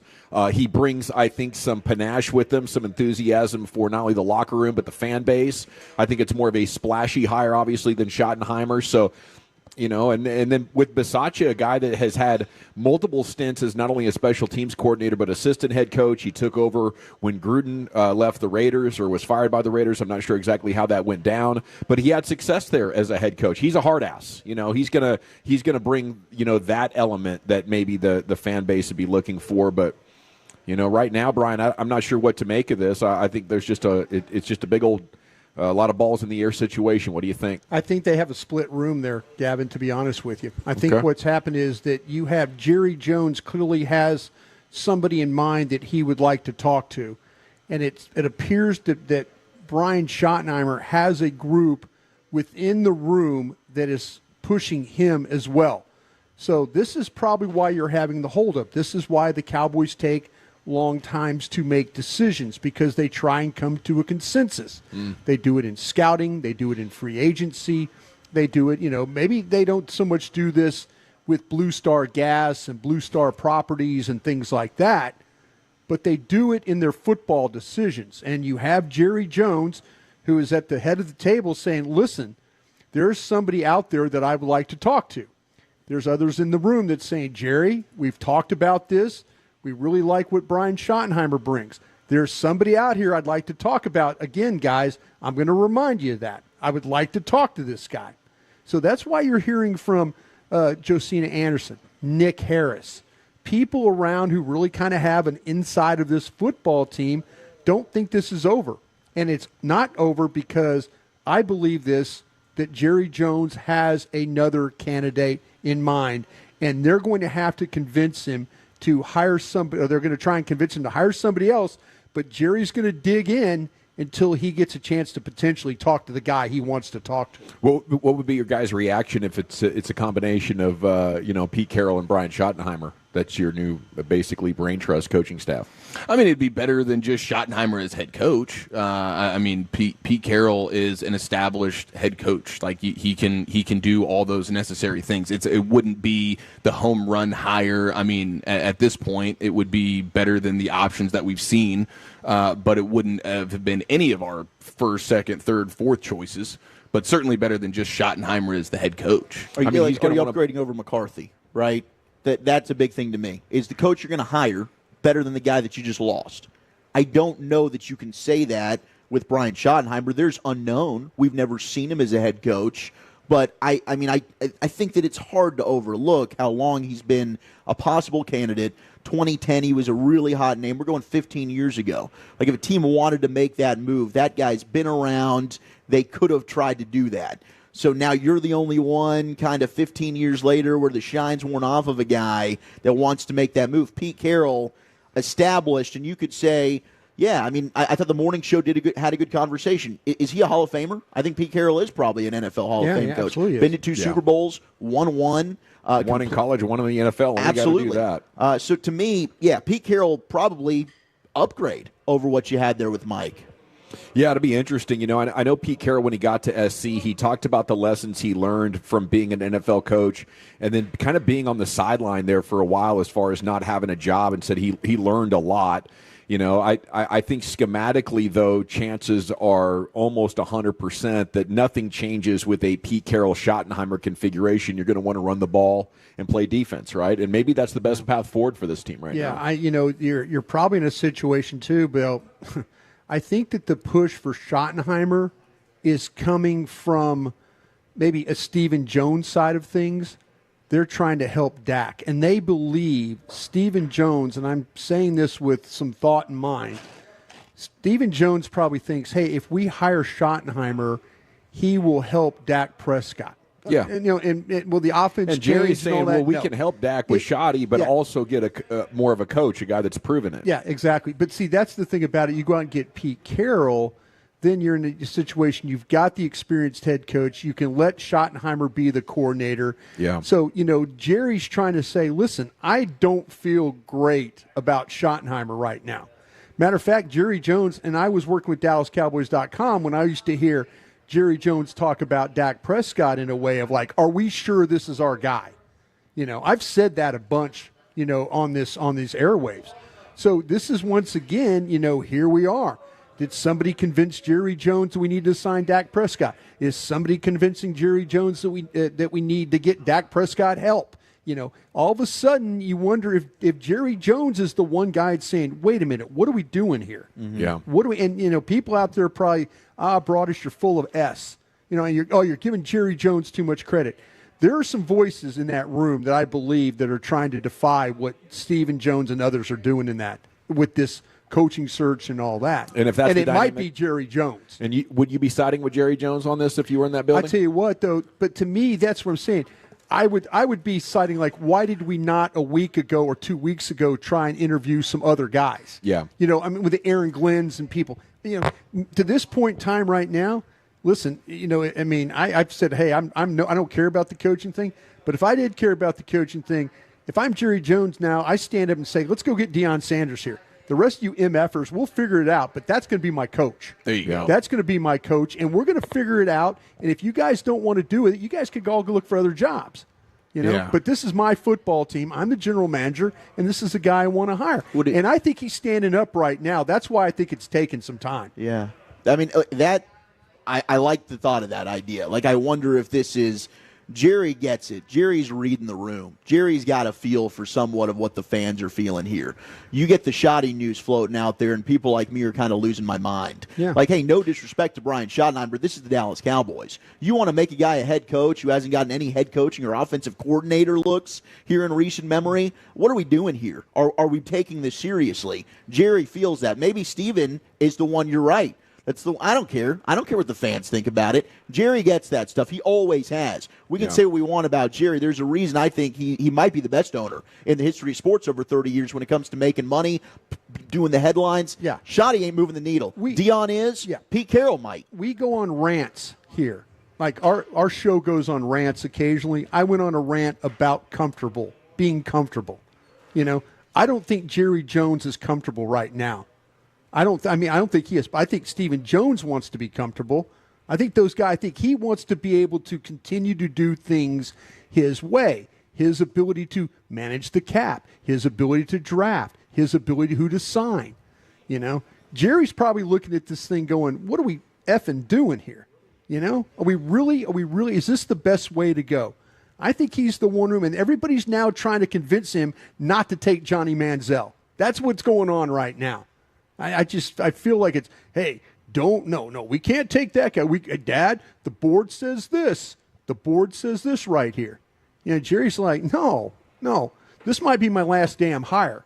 Yeah. You're gonna let me hire Brian Schottenheimer as my last damn hire? I like Schotty, but damn, are you gonna make me hire Brian Schottenheimer? That's the discussion I believe is going on at the Star. Let's go, Brian. It sounds crazy. When you say it out loud, it sounds insane. It's asinine. Yeah. And even with the Pete Carroll stuff, it is a bummer that the two leading candidates right now, if Pete Carroll is the other guy, so to speak, then... I think Jerry wants to hire Deion Sanders. Yeah. I really do. And that would make a lot more sense. I really do. I think Jerry Jones wants to hire Deion Sanders. I hate going back to the Schottenheimer, Pete Carrolls of the world where it was like, their heyday, the height of their powers was a decade plus ago. Bring somebody in that's going to rattle the cages, right? Yeah. Prime's going to do that a little bit. Yeah. Let's do this. Let's go ahead and change some things up, and I think now the timing is everything.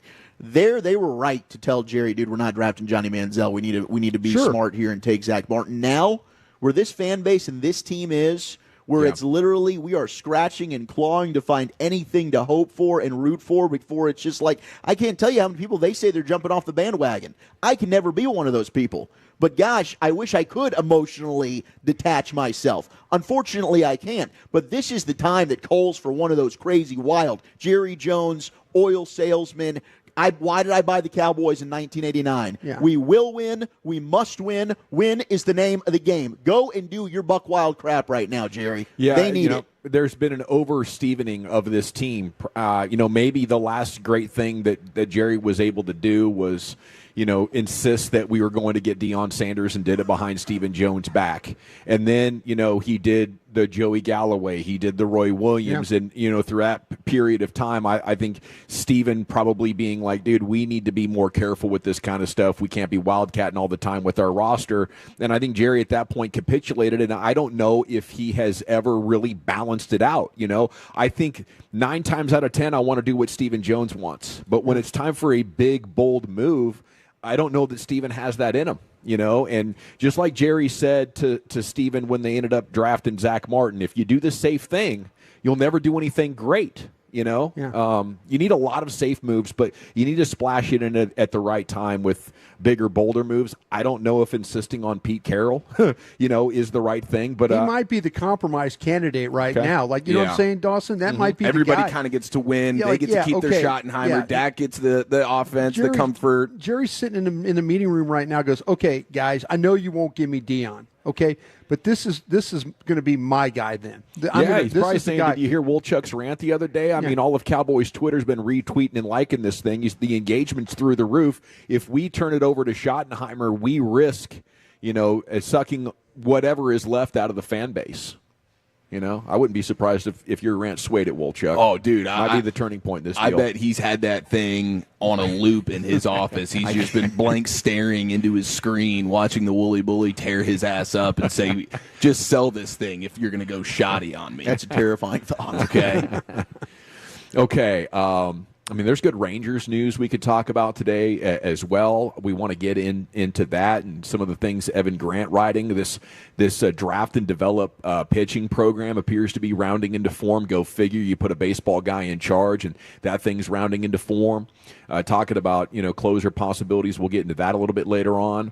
I think I did see a little bit of positivity on Lively last night that maybe eliminates the idea of a fifth metatarsal foot break. Is a hairline fracture in his ankle, not his foot. Yeah, I was okay because I was seeing some of that as well. It was like Sham's report was in the foot. Yes. And then later it's like, well, actually, is it the ankle? I'm starting to see that. But I didn't see Sham's correct himself on. Yeah. So if it is the ankle, which is what we all thought it was originally. Yeah. And then it became the foot, and that was sort of weird. Like if he can avoid having to have surgery here, that would be incredible. Yeah, the fifth metatarsal is worst case scenario when they start talking about these hairline fractures in the ankle and foot area, because that can be 6, 9, 12, 15 months of recovery. You think it's good, you go out there and try to exercise, and all of a sudden they're like, nope, it's not healed, you need another 6 months, and that would be an absolute nightmare.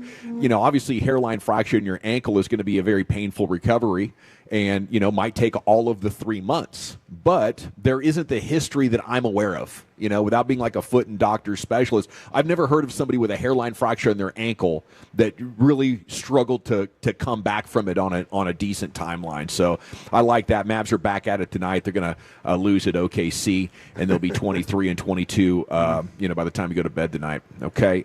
When we come back, G-Bag of the Day is coming up at 2:30.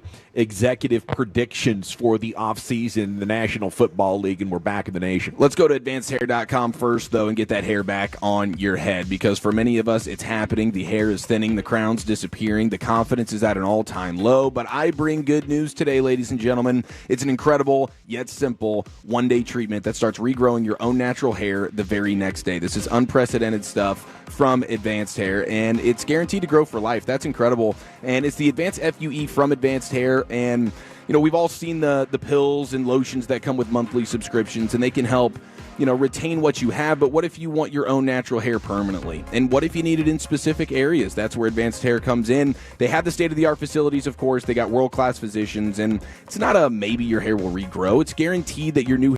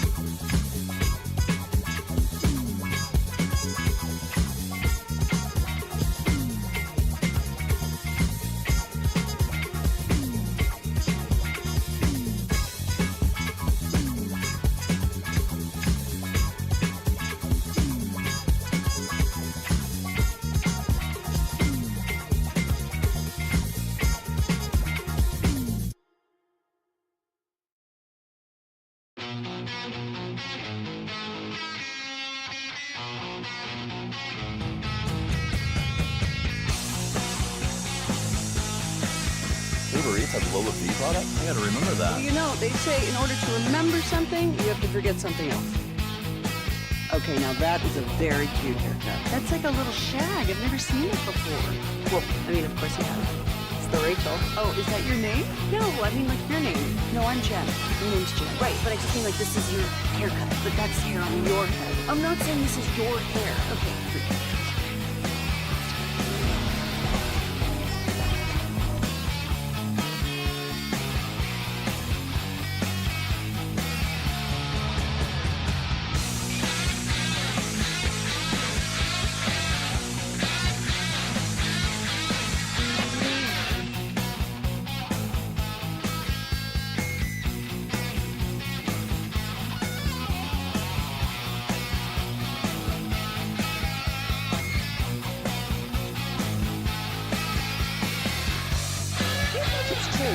Forget something else to remember that Uber Eats has groceries. No, that's absurd. Hey, remember when you used to be a, what was it, pepper lady? Pepper lady? What are you, cinnamon sisters? Those are those. Saffron squad? Nutmeg Megan? No. Nutmeg Megan. Yeah, buddy. Welcome back. We are live at Christie's on Lower Greenville. Brought to you by our friends at Stella Artois. It's a great hangout. Come say hi, do some fellowshipping. Ed Werder tweeting the Cowboys have not made a request to chat with Rich Bisaccia yet. But in a conversation, Matt LaFleur told him that Bisaccia would be an exceptional head coach, demanding but respected by all because of how he invests in his players. LaFleur says he would hate to lose him, but feels Bisaccia deserves an opportunity. So there's another name. As just a couple of hours ago, it looked like everybody was on the Brian Schottenheimer train. But, not so fast, my friends, is the storyline as we continue. G-Bag of the Day is coming up in 8 minutes. Here's Wolchuk. All right, let's do some NFL executive predictions for this offseason. Now, none of these were specifically to the Cowboys, but there was one that I did want to kick around because we're looking for any type of excitement we could get here. I know, and I love Hagee. I know he wouldn't approve of this move, though. I would say that.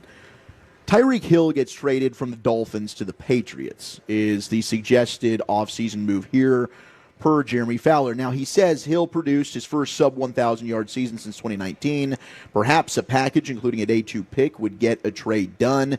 Patriots are desperate. They need a guy that alpha type that can be friendly for Drake May. Said one veteran NFL personnel man thinks that would be a good fit. But I don't know. Dolphins, Patriots, I know they've swapped receivers before. Wes Welker comes to mind. I don't think that was a trade, though.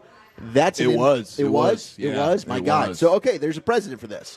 But I kind of wonder, from a Cowboys lens, if it's a day 2 pick, and Brian, we've seen kind of the depth to this receiving core. There's some guys that I'd like, on day 2, but nobody that's even going to be on par with Tyreek Hill.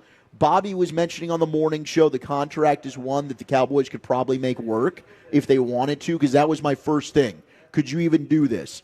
But you need to add some more speed and talent. We had that conversation with Burden.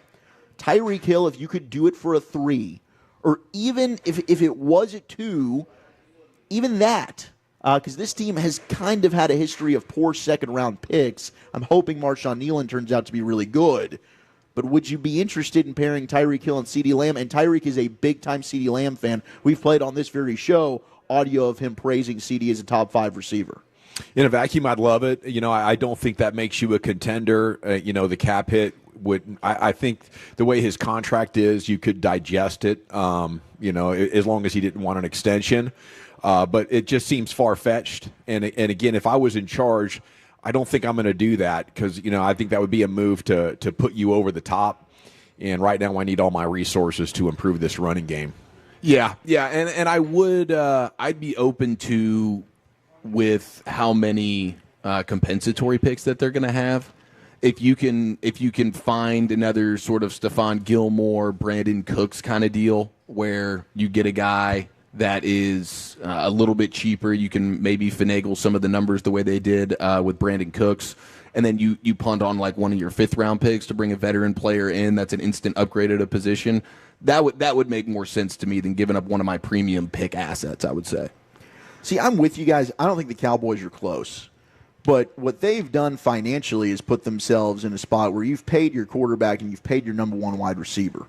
So they're kind of in win now thinks mode. they're close, right? They're not in a position to be like, we're a rebuild team. They need to, but they don't want to do that. They never really want to. So I don't know. Like, Brian, I don't think you're getting anybody that's that level of talent. Like, if you gave up that third rounder, I'd much rather do the 3. Like, if I can go 3 and not the 2 era, I'm with you, dude. Right. The later, the better. And then maybe I can even use some of those 3-5s that I have to try and move up to get more of a premium position there in the 4th round or the 3rd round.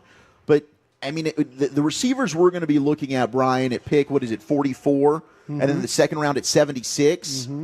They're not helping you as much as a Tyreek Hill would if that's an option for you. Okay, tell me about this, though. And, Eric, please educate me as the Dolphin guy that understands the roster. How many slot reps do you get from Hill? I mean, they move him around quite a bit. Okay. I could go look at some of the slot I'm numbers terrible and at looking see. up metrics and stuff like that. Wooly, at 44, I'm looking at an X receiver is what I'm trying to find here. You know what I'm saying? I'm trying to pair. I'm pairing somebody potentially with Lamb that allows him to do the moving stuff. But I can, if I can convince you, like with Williams from TCU, Besh from TCU, maybe Trey Harris from Ole Miss. I can do that. This is what I'm talking about. There's a kid Royals from Utah State. Yeah, very Burden-like. See, that's what I'm saying. I'm trying to pair him with an X, a true X, big body X, so I can allow him to move. Maybe the Stanford kid. Yeah, to get CD to move around. Okay, but that's what if I'm getting Hill. I wonder how many slot reps am I getting with CD, who also has slot reps. That's kind of how I would look at that. Now, that's trade. a fair concern because that same conversation, like I had it with John Owning about Emeka Egbuka from Ohio State. There you go. There's an X right there. Yeah. But he can play all. He can, but he dominated out of the slot. So that's kind of the fear of like he's so good in the slot, CD's so good in the slot, but I think he can play X. Yeah. See, that's the thing about it is Egbuka has been a 2 to a lot of really talented wide receivers, so he's comfortable with that role that he could play. I don't see too much. He doesn't pop up. I'm looking at a chart of some of the best slot guys in the league from this year. I just wondered how many slot reps he plays. For a shorter guy, does he play outside a lot? That's all I'm saying. I would only make the trade if I knew that he was primarily going to play on the outside. Okay, let me throw this out there to another receiver then, Brian, because this is a guy that is an X, and we know for sure, and he's given the Cowboys fits. That would be DK Metcalf, because they've got Metcalf being traded from Seattle to the Chargers to pair with Ladd McConkey. Now, they do say that they can still get good value for him. I don't know what good value means. Is that more than what you're getting in a 2nd and 3rd rounder? To me, that is still pretty good value. But I'd give up 44 to try and get DK Metcalf, but that contract, I don't know how it compares with Tyreek. I don't think it's as much off the top of my head. That might be a little bit cheaper for you. I mean, below average left tackle, no running game. Every defense you face is in cover 2 with clog and cover. So, I'm not going to entertain the idea of premium resources on pretty much any wide receiver until you have a really good offensive line and a great running game. And I think we've definitely seen enough of that through Dak Prescott's career. Very few quarterbacks are good enough. And you don't have one of them that can still produce in the passing game like that. And if your running game can get shut down without a loaded box, they're never going to come out of that, and you're going to be at the halftime like, how do we have 3 points again? How are we in a playoff game and, we're only scoring 12 or 17 points? I feel like, the idea of bringing in Schottenheimer to, call plays or a head coach and Pete Carroll is the path here. And the path, really has to start and finish with an absolutely dominant running game to put Dak Prescott in favorable looks. We're live at Christie's on Lower Greenville. It's brought to you by Stella Artois. It's time to go into the Pimp Cup where Lucius has your G-Bag of the day. Check. How do I sound to you, fellas? Can you hear me? Perfect. Great. All right, Butter. Perfect. Yeah, you guys got me anticipating this Cowboy news. You know what I mean? It feels like I'm waiting for a new pope to be announced. Yeah. Yeah, I mean, And it might take it longer than that.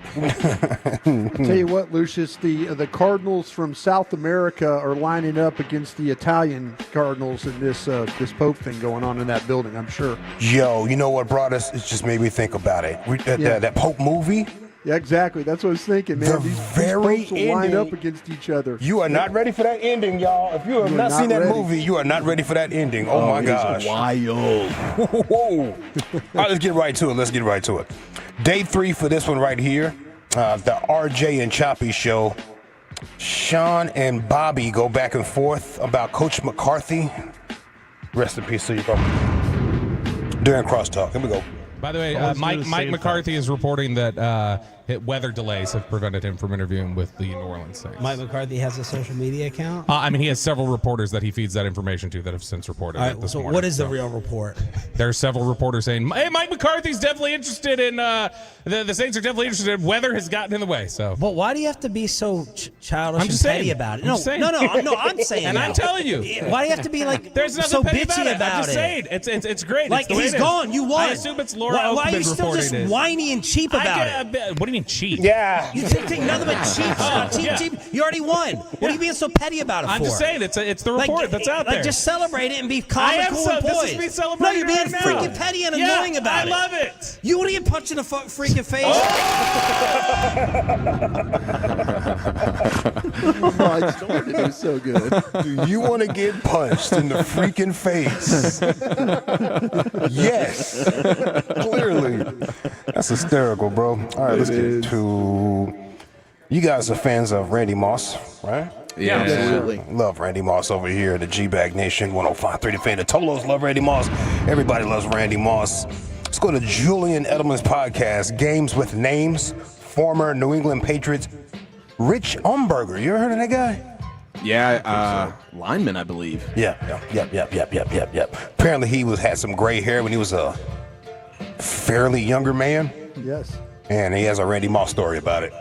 Randy Moss gave me this nickname, and it happened immediately. I have no idea why, because we barely spoke to each other. Yeah. He'd be like, hey, what's up, coach? He called me coach.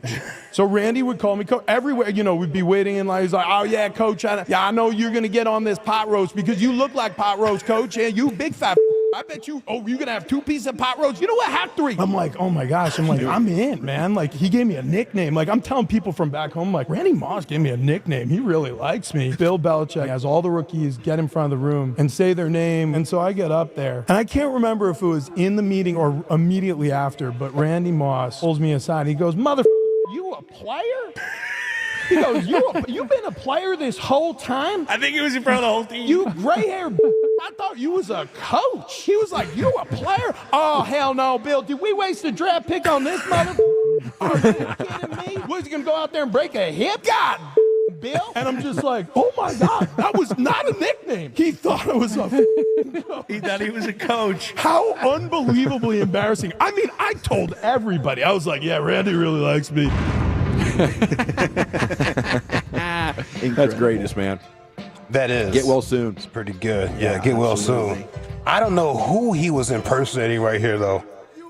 So Randy would call me coach. Everywhere, we'd be waiting in line. He's like, oh, yeah, coach. I know you're going to get on this pot roast because you look like pot roast, coach, and you big fat. Who is that? That ain't Randy Moss, fool. No idea. Randy Moss is a little bit more country than that. A little bit more country. Yeah. Who was that? There was one syllable in there where I thought he found it, but no. I Randy Moss. Jeez. All right, let's go. Yesterday was a church day. I pray you got your blessing. Shout out to my Reverend Dr. Pastor Freddie Haynes and Reverend Ike. Yes, I'll be on that Reverend Ike-ish. One pastor for my mind, another one for my money. Cha-ching. Hey. Now, we have a pastor right here. He has a very inappropriate joke for his congregation. Especially if you're trying to find out if a man is pregnant. Yeah. Which in England now, they ask the men, are you pregnant? They have to ask them. They have to, by law, ask every man, are you pregnant? You know me. I'm the wrong person to ask that question.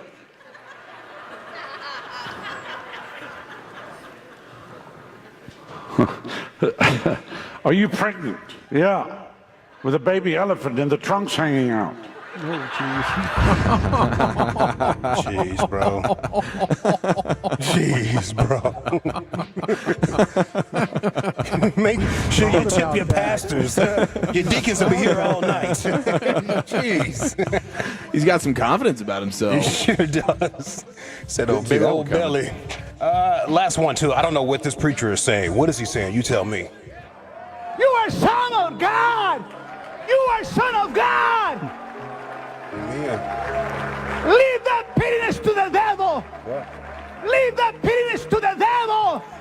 Stand down on your feet. Huh? Wow. What is he saying? Leave the penis to the devil? I don't know. Leave the penis Leave to the that devil. pettiness to the devil. I don't think so, bro. I don't know what he's saying. That's Leave a tough that one. pettiness to the devil. Leave that pettiness to the devil. The pianist, she probably screwed up during the worship portion. Yes. She was playing some of that devil Bad music. piano. That'll set Those somebody damn off. keys are important, dude. They Don't are. bleep up They the are. keys. She played sympathy for the devil, man, is what she did. Yeah. Leave that pettiness to the devil. What? Yeah. I've always thought that was a holy expression of love myself. I don't know what he's saying. Surprising bro. to hear from the pulpit. Lost in translation right there. I don't know what he's saying. All right, let's go, dog. That's it.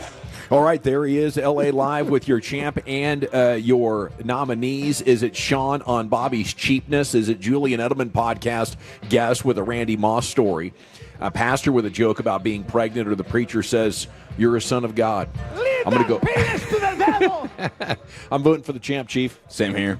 Lucius? I got to figure out what that man is saying. Real talk. I got to get in those comments. I'm going to go with Bobby and Sean. Yes, I will. Wolchuk? I'll go with Bobby and Sean as well.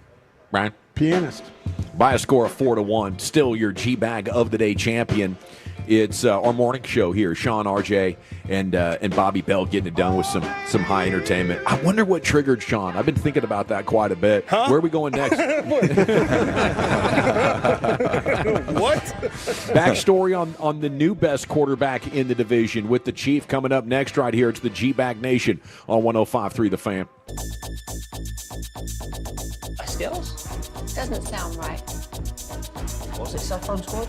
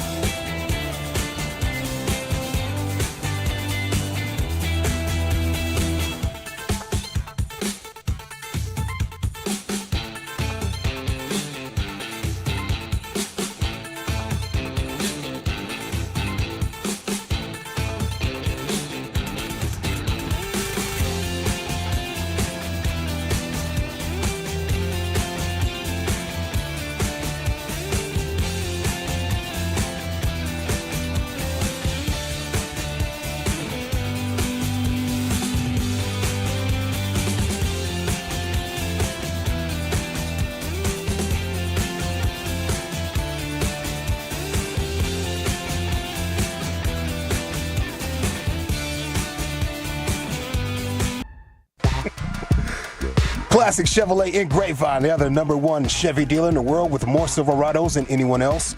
Go see them today and visit ClassicChevrolet.com. This is Texas. This is Classic Chevrolet. Together, let's drive, relax, and enjoy the difference. Based on new Chevrolet registrations 2023 and 2024. Yes, sir. Thank you, Lucius. We're live at Christie's here. It's brought to you by Stella Artois, Lower Greenville. Come say hi. It's time now for Eric Chiafalo to deliver the goods on how Jaden Daniels got so good. Yeah, this is the secret sauce that has been a game changer for Jaden Daniels and might be for many, many quarterbacks here in the future. This is next level stuff. We saw the MVP candidates, the finalists, get dropped today, and Jaden Daniels was not a part of that. I think that's some horse ass. I know he's going to be the offensive rookie of the year, but he is absolutely more than Jared Goff, more than Saquon Barkley. Jaden Daniels should have been an MVP finalist. Let's be real about that. For what he's done, turning that thing around. Yeah. I mean, the impact. Unbelievable. I mean, just the eyeball test. Yes, dude. It's the same thing with like all the Burrow, tests. right? Like you take an organization that hadn't won a playoff game in 30 years. You're taking over one that just the owner had to sell. It's utter dysfunction, and now you've got him in the NFC Championship game for the first time since '91. It's incredible. Yeah, and just a little nugget on the way Jaden Daniels is playing right now, and then we'll get into this awesome story. Orlovsky pointed this out, and we talked about it on Monday, on a Football Monday after the weekend, because Aaron Glenn was constantly blitzing and sending 5 or 6 rushers at Jaden Daniels, and he was absolutely punishing them. One of which was the huge McLaurin play. Because I don't even know what Aaron Glenn was thinking with that particular call, but an average QBR is 50. A perfect QBR is 100. During Washington's 7-game win streak, Jaden Daniels has a 98.5 QBR when blitzed. That's 81 plays. So he's basically perfect when you've blitzed him over the course of this 7-game win streak. He's completing 71% of his passes. He's got 41 first downs out of the 81 plays that he's been blitzed on, and he's only taken 3 sacks. So, and even when you look at the numbers from the 2 matchups between the Eagles and the Commanders from this season, the first matchup, they didn't blitz Jaden Daniels very much at all, and it was positive for the Eagles. The second matchup, for whatever reason, the one they end up losing, and they have the awful fourth quarter defensively, they blitzed him at a much higher rate that game, and he took advantage of it. So just something like, don't do that. Dick Fangio, don't be blitzing Jaden Daniels right now, because he's please blitz. He's Teflon. No, we need you to blitz. Or actually, that's unheard of for a 10-year Hall of Famer to post those kind of numbers. Yeah. This is unseen stuff. Well, so let's dig into it with Jaden Daniels. And this is, there's been a lot of articles written, and one guy put just a nice piece together. So you start with Jaden Daniels at Arizona State. 10 interceptions. The confidence is shattered. He went through a lot of stuff off the field with his grandparents and COVID. He was just at like sort of an all-time low for himself. And the first turning point was, of course, he transfers from Arizona State to Broadus's Baton Rouge LSU Tigers. Mm-hmm. And he showed flashes of brilliance there, but he was still just a mid-round draft prospect at best, and something was sort of missing there still. Then 2 German entrepreneurs changed everything. It is a husband and wife. They founded a VR company. It was originally built for soccer, and I've seen those ads on Facebook and stuff. I've always been interested by that. They look pretty cool. I haven't seen the soccer version. I've now only seen the football stuff. Yeah, because like everybody on a soccer field is essentially the quarterback when you get the ball. Yeah, good. Right. Yeah. So I think there's a lot of value in it. I think the price point was pretty high. So I pushed it on into the future, but I'd love to get my hands on it.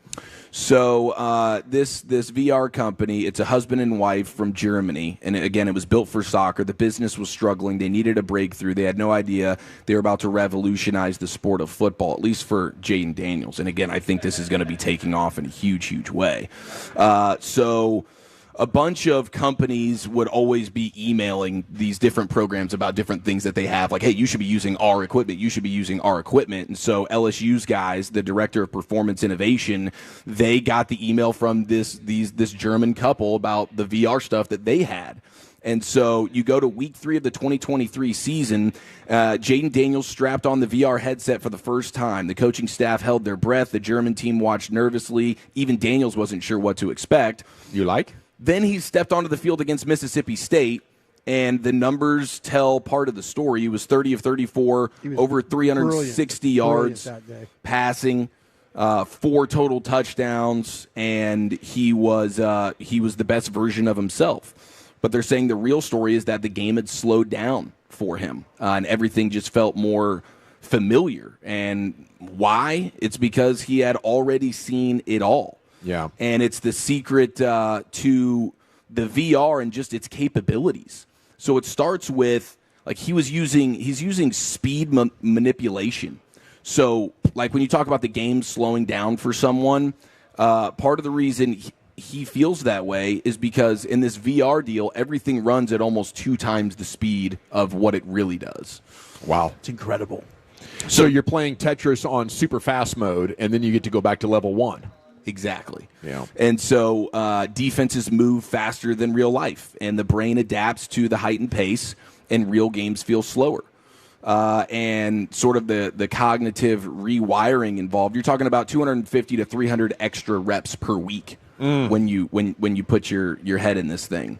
Thousands of mental reps, 0 physical toll, pure neural adaptation. So, and then he ends up having an even bigger breakthrough when it was the Florida game, and he had another. He got a concussion, and so the Heisman was on the line. He couldn't practice all week leading into the Florida game, but he ends up putting up 600 total yards. And it's because all week long, he was able to just be locked in on the VR stuff. He couldn't practice. He was in the protocol.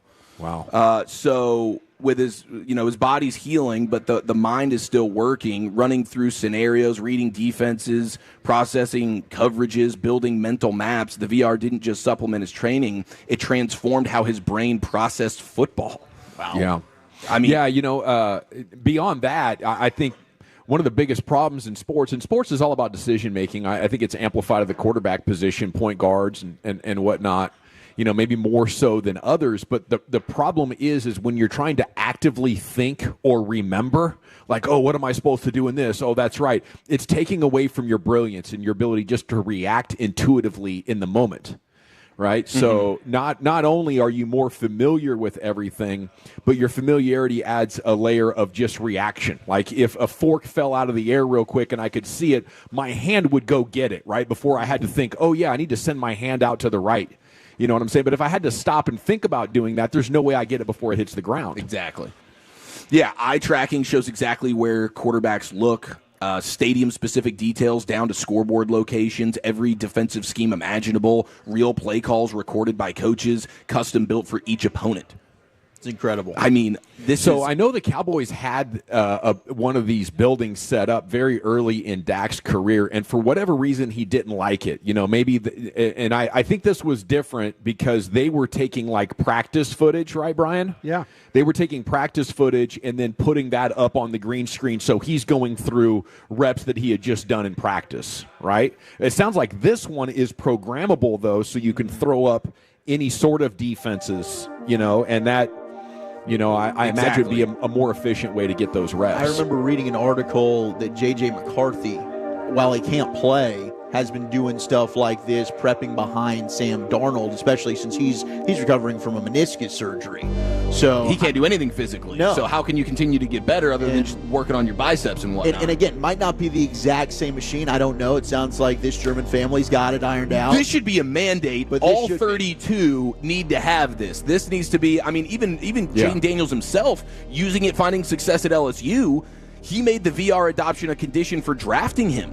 So he was telling the teams and the commanders, like, hey, I need this. This is part of what I do and what makes me great. And the proof is in the pudding, dude. I mean, he's having a world-class sort of historic rookie season at the position. And I think part of what makes him so clutch, too, is just the general calm nature that he's at. He's playing with so much confidence. Like, he knows exactly what he's seeing. And part of that is probably just DNA factor. And, kudos to him and God on that one. But I think that helps when you're playing with just supreme confidence. Oh, yeah. Yeah. And, the biggest difference between him and all of the other rookie quarterbacks that have come into this league, he's getting an additional season's worth of reps or half season's worth of reps. in between it. Right. So, I mean, that's the explanation for why it's the greatest rookie year ever. Why can't we blitz him like we can every other rookie quarterback in the history of the league and make him less effective? Yes. And so you have the professional proof in the pudding, and then just to look at like the pre-VR to post-VR comparisons from a production standpoint for Jaden Daniels in college. Like pre-VR, he never topped 3,000 passing yards. His career high was 17 touchdowns. He was like a mid-round draft prospect. Then he goes on the Heisman run post-VR, nearly 4,000 yards, 40 touchdowns, number 2 overall pick, rookie of the year. This has been an absolute game changer for him. Every quarterback in the world should be on the horn with this German crew saying, hey, get me one now. Expedite that thing. I'm ready to get in the lab. Yeah, if I'm the Cowboys right now and I see this Twitter post that you're going through, or maybe I'm listening to this segment while we're enjoying some lunch, I'm like, okay, guys, we're going to take a break from this coaching search, and we're ordering 2 of these. One's going to Dak's house, and one's going into this office, and we're going to see if we can take a second run at this. 100%. Yeah, because I think this version of it is so much different than the one that Dak probably didn't really like from a few years ago. And those headsets have evolved a lot. I know when I put on an Oculus or an Oculus 2 like 7 years or so ago or whatever, there was like a real fisheye component to your and the headache factor and the strain, and as those things get more comfortable, I think people would be more open to adopting it. But that's brilliant, Chief. Thank you. Yes, sir.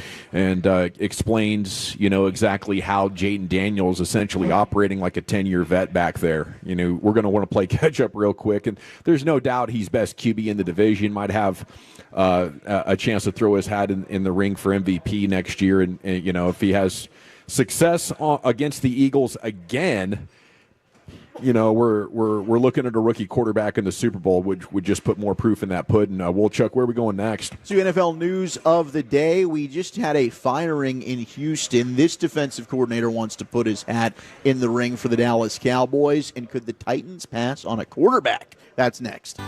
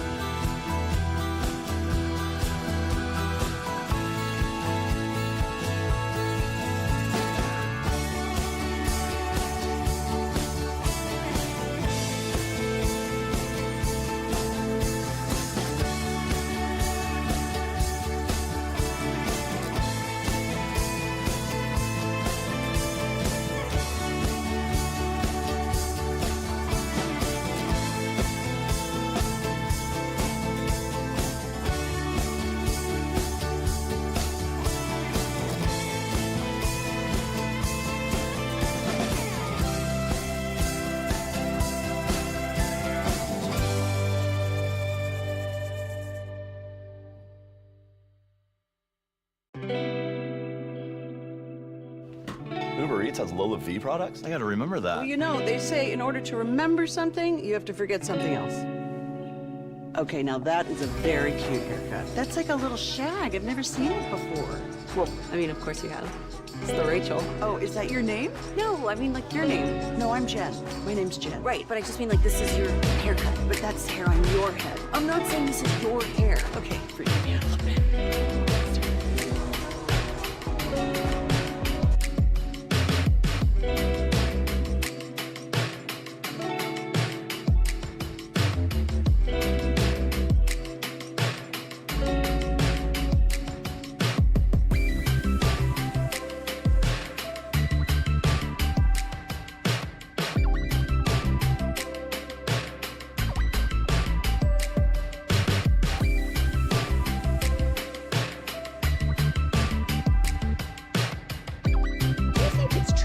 got to forget something else to remember that Uber Eats has groceries. No, that's absurd. Hey, remember when you used to be a, what was it, Pepper Lady? What were they? Cinnamon Sisters? Basil Babes. Saffron Squad?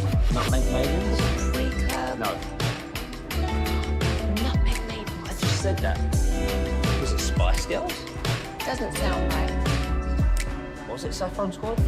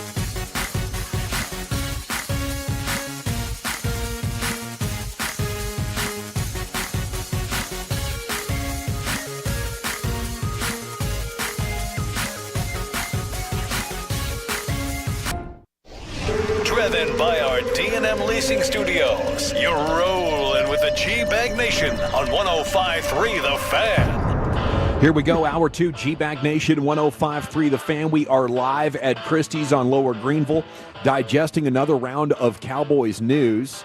As it appeared earlier, we were heading once again down the Schottenheimer path.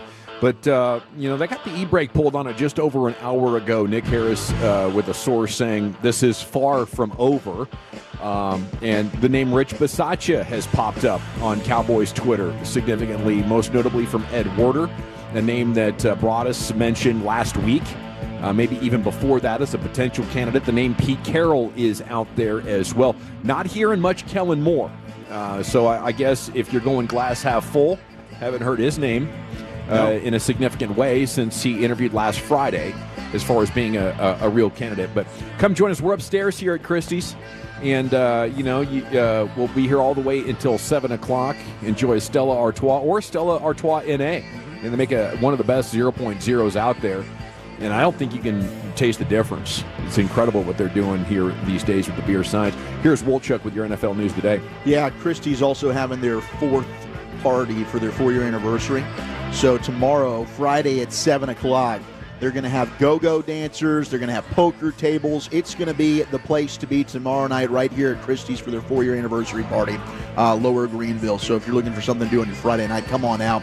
Just tried some of the Southwestern egg rolls. They're delicious. They really, really are. Absolutely dominant. Fantastic. Yeah, the French fries, the chicken wings. I mean, this is a top-tier sports bar spot, dude. Tell the spot. It is. So come on out. We'll be here till 7 o'clock, Christie's, Lower Greenville. I did just see this prior to the break. So we're wondering who's going to be the Cowboys head coach.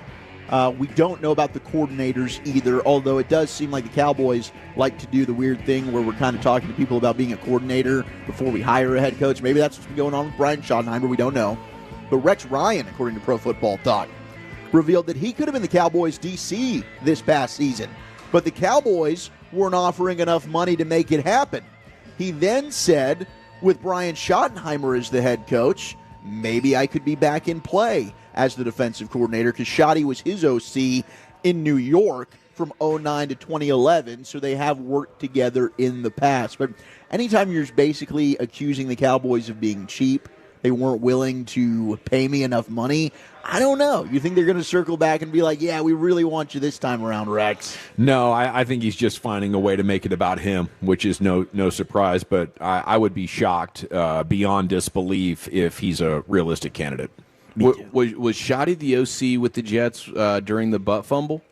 He might have been. I mean, he was there with Mark Sanchez. Did he call the butt fumble play? We need to get the behind, like the behind the butt, yeah. Behind the butt, Behind yeah. scenes, like take us back, channel us down. Yeah, I wonder what year that was. What was the call? Was it 99? No. It was with Mark Sanchez. Yeah, it was 2012. Oh, 2012. So I don't know if he left in 11. Oh, he left in 11? I think so. Oh, that hurts. I think 11 was his last year with the Jets. I was hoping that he was the orchestrator of the butt fumble. But you might be right. Do some homework on how long Schotty was there. If he was there in the 2012 season. Well, I got the Schotty resume down pat. Oh, I know you do. You know I the know. back of your hand. I know all the years that he was everywhere. Oh, you sure? It's like that Hurtado menu, baby. Even when he wasn't there. Damn right. I knew he was. Okay, Titans. This is crazy stuff right now. We've assumed Cam Ward's going number 1 overall, and I know there's a fresh new piping hot draft show that's out today that you can go and check out with my fellas, and they had a conversation about this, but the world kind of broke down in the NFL when you had Chad Brinker, the Titans president of football ops, say, quote, "We won't pass on a generational talent with the first pick in the draft. We won't do that." So now you've got WEEI in New England. They're freaking out. They're like, wait a second. We thought quarterbacks were going. We've got our quarterback. We want the quarterbacks going 1, maybe even 2. Hell, maybe even 3. Give us Travis Hunter or Abdul Carter at 4. They're freaking out. Here's Adam Schefter joining WEEI in Boston. So, Adam, last one here. Earlier today, this is sort of more looking forward into the draft. You tweeted out around 11:30 today, Titans president of football operations, Chad Brinker, at today's press conference to introduce GM Mike Borgonzi. We won't pass on a generational talent with the first pick in the NFL draft. If you had to guess, not holding your feet to the fire per se, but if you had to guess, who do you think that generational talent might be, or do you have any intimations as to which way the Titans would be going? The defensive lineman from Penn State or the wide receiver cornerback from Colorado. That quote told me that they are not locked in to take a quarterback at 1. That is not what New England wanted to hear. That quote today. Oh, it was not, sir. Certainly not. That's unfortunate, Adam, but we end on a low note, so a great player is not going to drop to the Patriots. At 4, appreciate you. Yeah, it's heartbreaking if you're a Patriot fan. I don't know. It could be smoke screens. You never really know. But you got the number 1 overall pick. You pretty much don't have to put out stuff out there for other teams necessarily. Maybe if they want a quarterback, you're saying, come on up and get the number 1 pick. It also says kind of what we've been saying and heard with Cam Ward and Shedeur. Like, these aren't surefire necessarily round 1 graded quarterbacks. You know someone's going to take him in the top 10 because you need quarterbacks. You're going to get pushed up the board. But I kind of do commend a team in Tennessee that might say, look, we don't have these guys rated high. We're going to go ahead and draft the best player available. Yeah, I mean, this is smokescreen season. I don't think anybody knows what they really want to do at this point, but I think this is a heady play to just keep all your options open. And it's like, hey, New England, you really want Travis Hunter? You really want one of these guys? Then why don't you trade up to come get him? Mm-hmm. Like that's why you do it. Maybe Tennessee feels like we could trade down a few spots and still get our quarterback. Yeah, I commend it. You know, if I'm a fan of Tennessee right now, if you truly don't believe either one of these quarterbacks is, going to be a franchise guy or has a chance to be special, then I'd stand in there and take, even if, nobody's going to trade up to number 1. I have no problem doing that.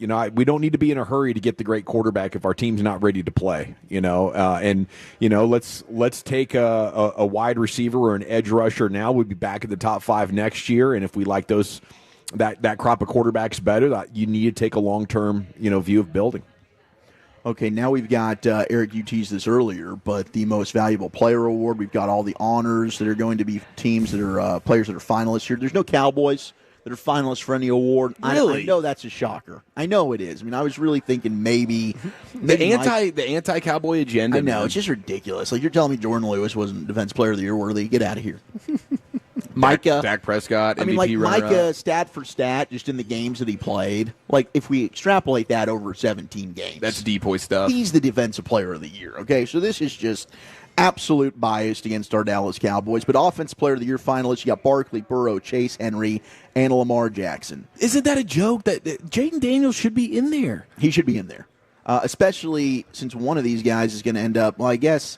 You don't have Josh Allen here, so Allen's only chance would be really to win the MVP. But I agree. Jaden Daniels has got to be in there. I think this is Barkley's award, though. Defensive Player of the Year, Eagles linebacker Zach Bond. Free agent signing. Well done. You got Myles Garrett from the Browns, Trey Hendrickson from the Bengals, Pat Surtain, the second from the Broncos, T.J. Watt, who won it in 2021.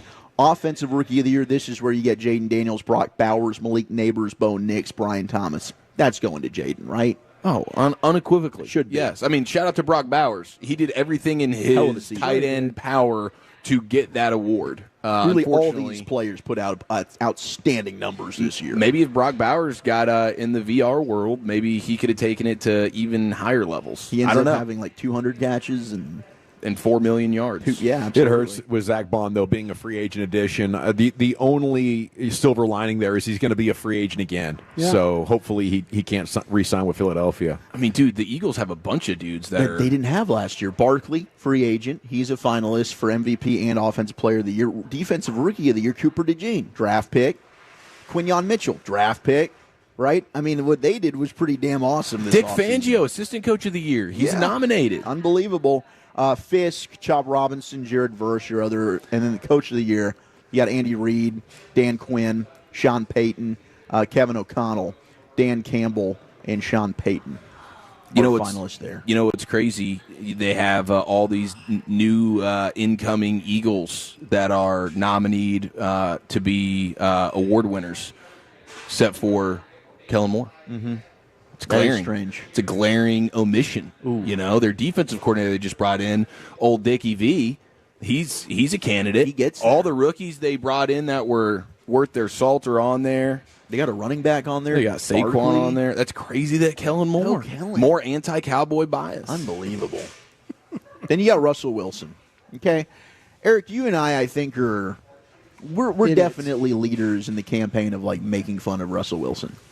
Yeah, we're I'd like to think we're at the forefront. We really are. And one of our favorite stories was the high knees and the up downs and whatever he was doing on that plane. And the 26-hour-a-day finger rehab.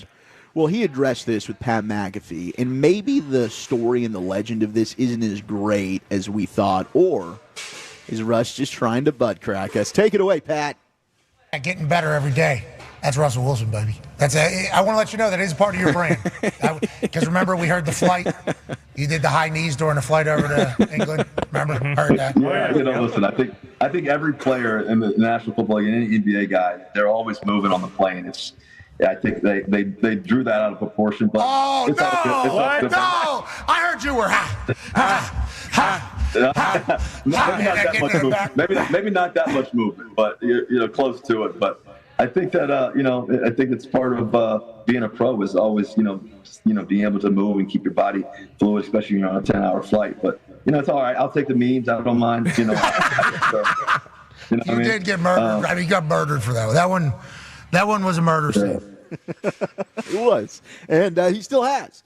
But he's saying the whole annoying the Broncos teammates, maybe not necessarily true. I don't believe you, Russ. Yeah. I think this wouldn't be the first time that Russell Wilson and the rest of his team were on the same page on something. Yeah, and I know it drove that Seattle defense crazy. I'm going to call this a full-on Russ sacking. The old Russ sack. Russ sacking. Yeah, he's full of it here. Remember when a defensive player said that he was built like a sack of potatoes? Yeah, and you know what? They're not wrong. Let's go stay with Russ here. He wants to stay in Pittsburgh. We have been starting to talk a little bit. We had meetings and everything else, and we're getting into it. It's an exciting time. What an exciting time. Shout out to you, Lane Kiffin. Mm-hmm. But I think that there is some momentum building. Steelers keeping Russell Wilson. I mean, I don't know who's really the one who is the leader in charge of who they're going to keep at quarterback, but come on. You just saw what that experiment got you, and it was one and done in the playoffs. What about Sam Darnold, Sammy D? You want to give that a shot? There's got to be some other quarterback out there that you can bring in outside of Russ. I mean, the Russell Wilson thing would be interesting, as far as what kind of a deal are we going to do here, because I think Sam Darnold could end up costing significantly more. He'd probably want more years. At this stage in the career, considering where their draft position is, it could make sense if it's a team-friendly type of deal to bring back Russell Wilson. But, I'm ravaging my brain to come up with anything possible. Can we trade up? Is it possible the guy slips to us that we like? I need a long-term plan here at quarterback that doesn't involve Russell Wilson. But, just for next year, if we can keep running the ball and play defense, that might, be a decent consolation at this point. I think big picture thinking in Pittsburgh, you say, hey, Mikey T, go kick your feet up for 12 months. All right, we're going to bump in Arthur Smith to be the head dog. Big play here, big picture, we're going to be picking in the top 5. Finally. We are a super beast quarterback away from actually being a legit postseason team instead of one of these teams that's like just happy to get in there. That's the missing ingredient. And they haven't been able to get it since Ben Roethlisberger was out of his prime. They are just too good, but not good enough. Mm-hmm. This is the plan. Mike, job security's here. He's not even getting your office. Arthur Smith, leave it all here. Yes. Just go appreciate whatever it is you need to appreciate about your family and the world. Go to Thailand like Cliff. Yeah, maybe you go to Bangkok. A sabbatical, Yeah, a little sabbatical. After Absolutely. 15 years grinding like this. You've earned this. You deserve it, Mike. And guess what? We're staying on the payroll. We'll have a top 5 pick, pot of gold, waiting for you when you come back. Gosh, this is genius. Although, scary thought, could you imagine Arch Manning in the black and yellow? Wow. I'd rather not. I'd feel sick. I can, but yeah. I have and I will, old Chuck. But I love that out-of-the-box thinking from you, Eric, and more teams should really think like that. Let's get creative here. Archie said he wants him to play 2 more years at Texas, right? Okay, cool. So we're good this year. We'll wait 2 more years, and we'll do this. Kevin Stefanski is going to go back to calling plays, by the way, in Cleveland. And the Super Bowl halftime show just got a little bit sexier. We've got SZA, who's going to join Kendrick Lamar as a guest during this year's Super Bowl. And, of course, Snoop Dogg is going to be hosting the NFL Honors. So we've got a lot of entertainment to look forward to in New Orleans here in just a couple of weeks. Hey, by the way, just to put a bow on this, it was Tony Sperano, play caller for the Jets. He called the butt fumble. It was not our guy Shoddy. Was that after his Miami stint or before? It was. It would have been. Right after? It would have been after. Damn. Yeah. Sperano replaced Shoddy. Just missed it. Thanks for that clarification. We're live at Christie's here, Lower Greenville, brought to you by our friends at Stella Artois. Some of the best beer, definitely the best beer glasses in all of beer. So thanks to them for putting us here at Christie's. We're fellowshipping with Tolos, and we're upstairs. So if you walk in, just hit the stairs on your right. You'll see us soon. Okay, when we come back, it's time for the C-Note, full timeline on just a crazier day in Cowboys coaching search news. Where we were just a couple of hours before the show compared to now is quite incredible. And we're back with the details here to the G-Back Nation, the fan.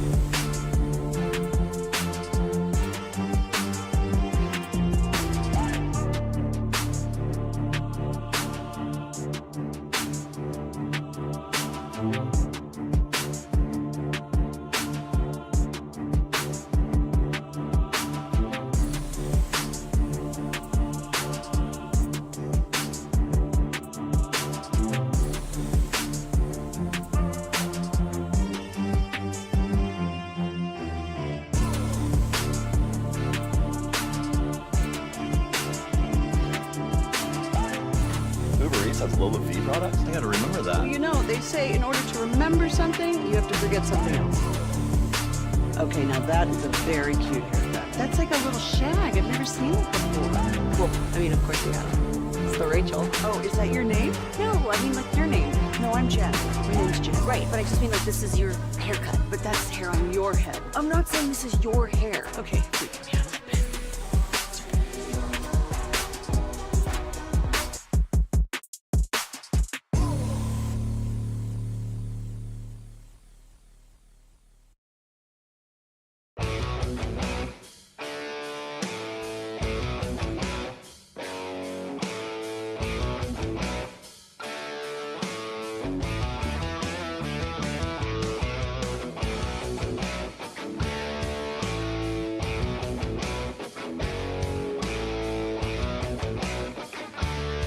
Do you think it's true that you've got to forget something else to remember that Uber Eats has groceries? No, that's absurd. Hey, remember when you used to be a, what was it, Pepper Lady? Was it Cinnamon Sisters? Hazel Babes. Saffron Squad? Nutmeg Maidens? Pre-Club? No. Nutmeg Maidens. I just said that. Was it Spice Girls? Doesn't sound right. Was it Saffron Squad?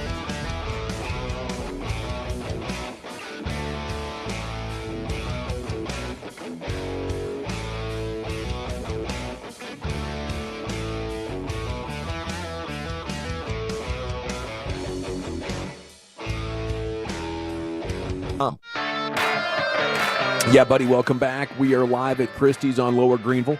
Brought to you by our friends at Stella Artois. We have the C-Note here. Whirlwind day of covering this Cowboys coaching search.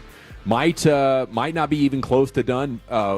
When we woke up today and watching reports throughout the morning hours, it appeared a decision could be imminent. But not so fast, my friend, is once again the theme of the day. Wait till you see all these developments. Segments brought to you by Cars for Kids. Donate today, carsforkids.org. It's brought to you by the Frankels. Life is unpredictable. Accidents happen. If you or a loved one's injured in a car or truck wreck, call the Frankels. Get a free consultation. 214 or 817-333-3333. Jump online to frankelfirm.com. Broadus has been busy on the phone once again, hearing some really interesting things. We started the day, at least I did, with a tweet from Clarence Hill. Look for the Cowboys to cross the finish line on the hiring of Brian Schottenheimer no later than Friday, possibly today. So I was like, holy cow, I guess this thing's going to be official. Nick Harris Star-Telegram right before we went on the air today. And this was after he himself tweeted this morning, that Schotty had appeared to be getting the job, and said his sources that said they would be surprised were then surprised that this appeared to be happening. I was like, oh, wow, I guess if Nick's kind of saying this now, then I guess this has got to be done, because he was like one of the only holdouts in the Cowboys reporter group. But the tweet came at 1:59. Far from the end, I fear, was the quote. A source just told me regarding the Cowboys head coaching search. This source is the one I have left that has remained consistent. Schottenheimer's going to stay OC. The noise hasn't affected their thinking. Catch me at the end of this, fellas. Well, over the last hour, Nick Harris wrote an article about the possibility of Pete Carroll, and conversations have been going on. You can jump onto the Star-Telegram's website and read more about that, but there's been an informal, and his source said it's at least big enough to report, so reporting it he is. Ed Warder saying the Cowboys have not made a request to the Packers regarding an interview with Rich Bisaccia, but Matt LaFleur told him he thought it would be an excellent candidate to be head coach. So Bisaccia's name is picking up steam. And Josina Anderson said, I've been told some of the head coach prospects the Cowboys interviewed have been told that they will not get second interviews, per league source, but they've had informal conversations with at least one other head coach prospect that I am aware of. So if you are fired up and disappointed by the idea of Schottenheimer being the head coach, I think you have a lifeline here, maybe to somebody. And Brian, you're reporting that this is probably a split jury behind the scenes? Yeah, I think that Steven and Jerry Jr. are involved in this one. And they're trying to convince Dad to hire Schottenheimer. And Dad is having some resistance. Now, Dad could step back and say, yes, you're right. They did this before. It sounds like when they did it with Mike McCarthy. Okay. Hiring of Mike McCarthy. So a little bit of some push from the Suns about, hey, let's get Shotty going. He's going to help Dak. This is the reasons why, Dad. We've talked about this going forward, da-da-da-da-da. And Jerry is actually having some resentment about the potential hire. Yeah. And so Jerry's going to do what he needs to do to maybe hold things off. I don't know how long he can hold off, his sons on this one. We'll see. But that seems to be the direction this thing has been taken. And I don't know, how to exactly feel about that. I think it is a sign that maybe when Steven and Jerry Jr. take over, with more autonomy or authority, I don't know exactly how to phrase that, but when Jerry's time as the GM is over, no matter what that looks like, I think that would suggest it'll be more about substance than about the sex appeal of a hiring. I think Jerry Jones is looking at the fan base and looking at the headlines right now and understands that many Cowboys fans feel the same way Wolchuk does about the potential of hiring Schottenheimer. Nothing to it. No, absolutely. I would like Pete Carroll and Schottenheimer together because I think they, would get through to the organization. We can't treat Dak Prescott like he's Patrick Mahomes. And even with Patrick Mahomes, he only threw for 178 yards in the divisional round, right? It's the running game. And whether that's Rico Dowdle or whoever we come across, we need to put a great offensive line together if we want to get the most out of Dak Prescott, not another wide receiver and hoping he can get the job done with mediocre offensive line play. So that's where we are at. The Franklin Frankel injury attorney text line is open. Speaking of running backs, guys, as we get through the C note here, some of the most interesting headlines relevant for your Cowboys every day at 3:20. I can give you the top 6 free agent running backs. You guys tell me if you would have a level of interest in these guys coming on over to the Cowboys. This is NFL.com with the journalism. And, there's 6 pretty big names in here. Rico Dowdle is on it, and he is, projected to hit for about $4.5 million next year. If they get through this draft and bring back Rico Dowdle, did he impress you enough in the second half of the season to think that's a viable plan? Yes. I do think Rico is somebody that he proved he's more than capable of handling the workload and being productive. I still think you need to draft another back because Rico's not a home run threat.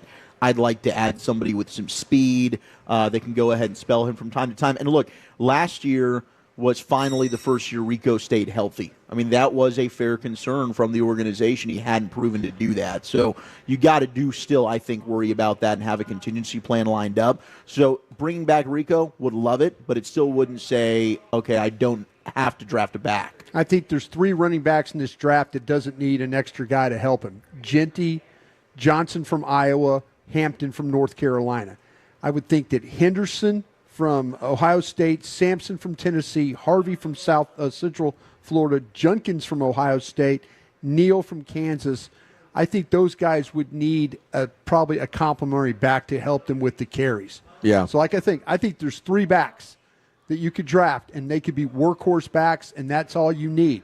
But the other guys in this thing, bringing Rico Dowdle would make a lot of sense for those other backs that I mentioned. I wouldn't mind Dowdle. I think, if you said let's put it off another year and we'll come back in 2026 and draft a bell cow and hopefully our roster is better equipped to make a playoff run, I wouldn't hate it, but I would love to see what this, how differently this offense could look, how different winning could be if every now and then you get the ball off a kickoff and your guy goes for 75 yards. I think it's not only the red zone threat to score a touchdown, but what Saquon Barkley did last week, scoring those 2 monster touchdowns, gives you an element that there's no way Rico can do. And there's been very, very few that can do what Saquon Barkley does, but trying to get as close to that as possible to take pressure off the passing game would be awesome. If you get through the first 3 rounds and every time your name came up, there was an edge player or a corner or an offensive lineman that you had to take, then I would understand it. But man, like the opportunity to get a running back that can score unexpectedly, I think is exactly what this team needs. Now, Kareem Hunt's on the list. I don't think anybody's going to have interest in him. He spelled Pacheco this year. He got 3.6 an attempt. So he's only projected to be at $1.2 million, and I think he was out of the NFL for almost a calendar year. J.K. Dobbins with the Chargers. He hit for 4.6 an attempt this year.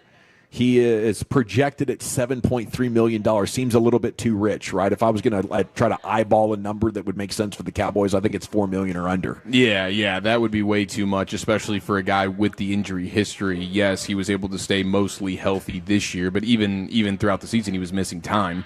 That wouldn't be a risk I'd be willing to take. Javonte Williams, he's been under 4 an attempt the last 2 years in Denver after the great rookie year. Somehow he's projected to be $7 million. I'm not looking for anybody that's not at least at 4.5 yards an attempt.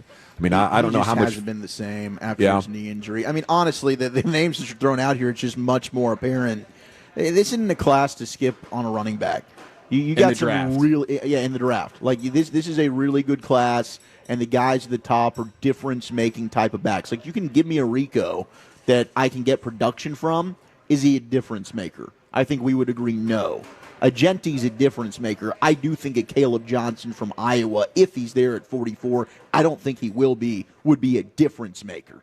Hampton, good player. I don't have him quite as high as those two. But all these guys would be upgrades over the players you're giving me. I think Aaron Jones can be a difference maker, although he's 30 years old now, but he just put up 1,546 scrimmage yards for the Vikings. Yeah. Projected salary at 5.6. The guy who's projected to become the richest 3 years and $27 million is Najee Harris, 4 years in a row with the Steelers at over 1,000 yards. Does that do anything for you? Is that the no kind of explosion? Maker? If you're talking about difference maker, explosion, that is not him at all. Okay. It is day 10 of the coaching search here on your home of the Cowboys, 105.3 The Fan. I want to salute Kevin Sherrington. He put Jerry Jones in his place this morning. Maybe Jerry read this and said, I'm not going with Schottenheimer.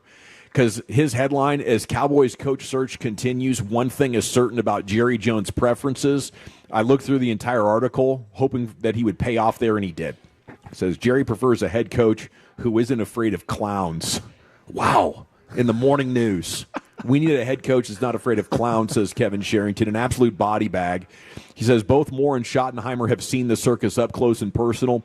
Some of the coaches mentioned in the search might object, and Jerry can't take that chance. I wonder what that would say about Pete Carroll and Rich Bisaccia. I think Carroll is so super positive enthusiasm guy. He'd be like, yeah, Jerry's just doing his thing, and that might be the perfect dude for it. A guy who's just going to almost ignore it and go about his business, firing up the troops best he can. Well, it's another guy that doesn't have really any other realistic options. That's what you have to go for. Bisaccia, nobody's interviewing him to be their head coach. Nobody's interviewing Schotty to be anything. Nobody's really even. I think the Bears may have brought in Pete Carroll for an interview, but it doesn't seem like.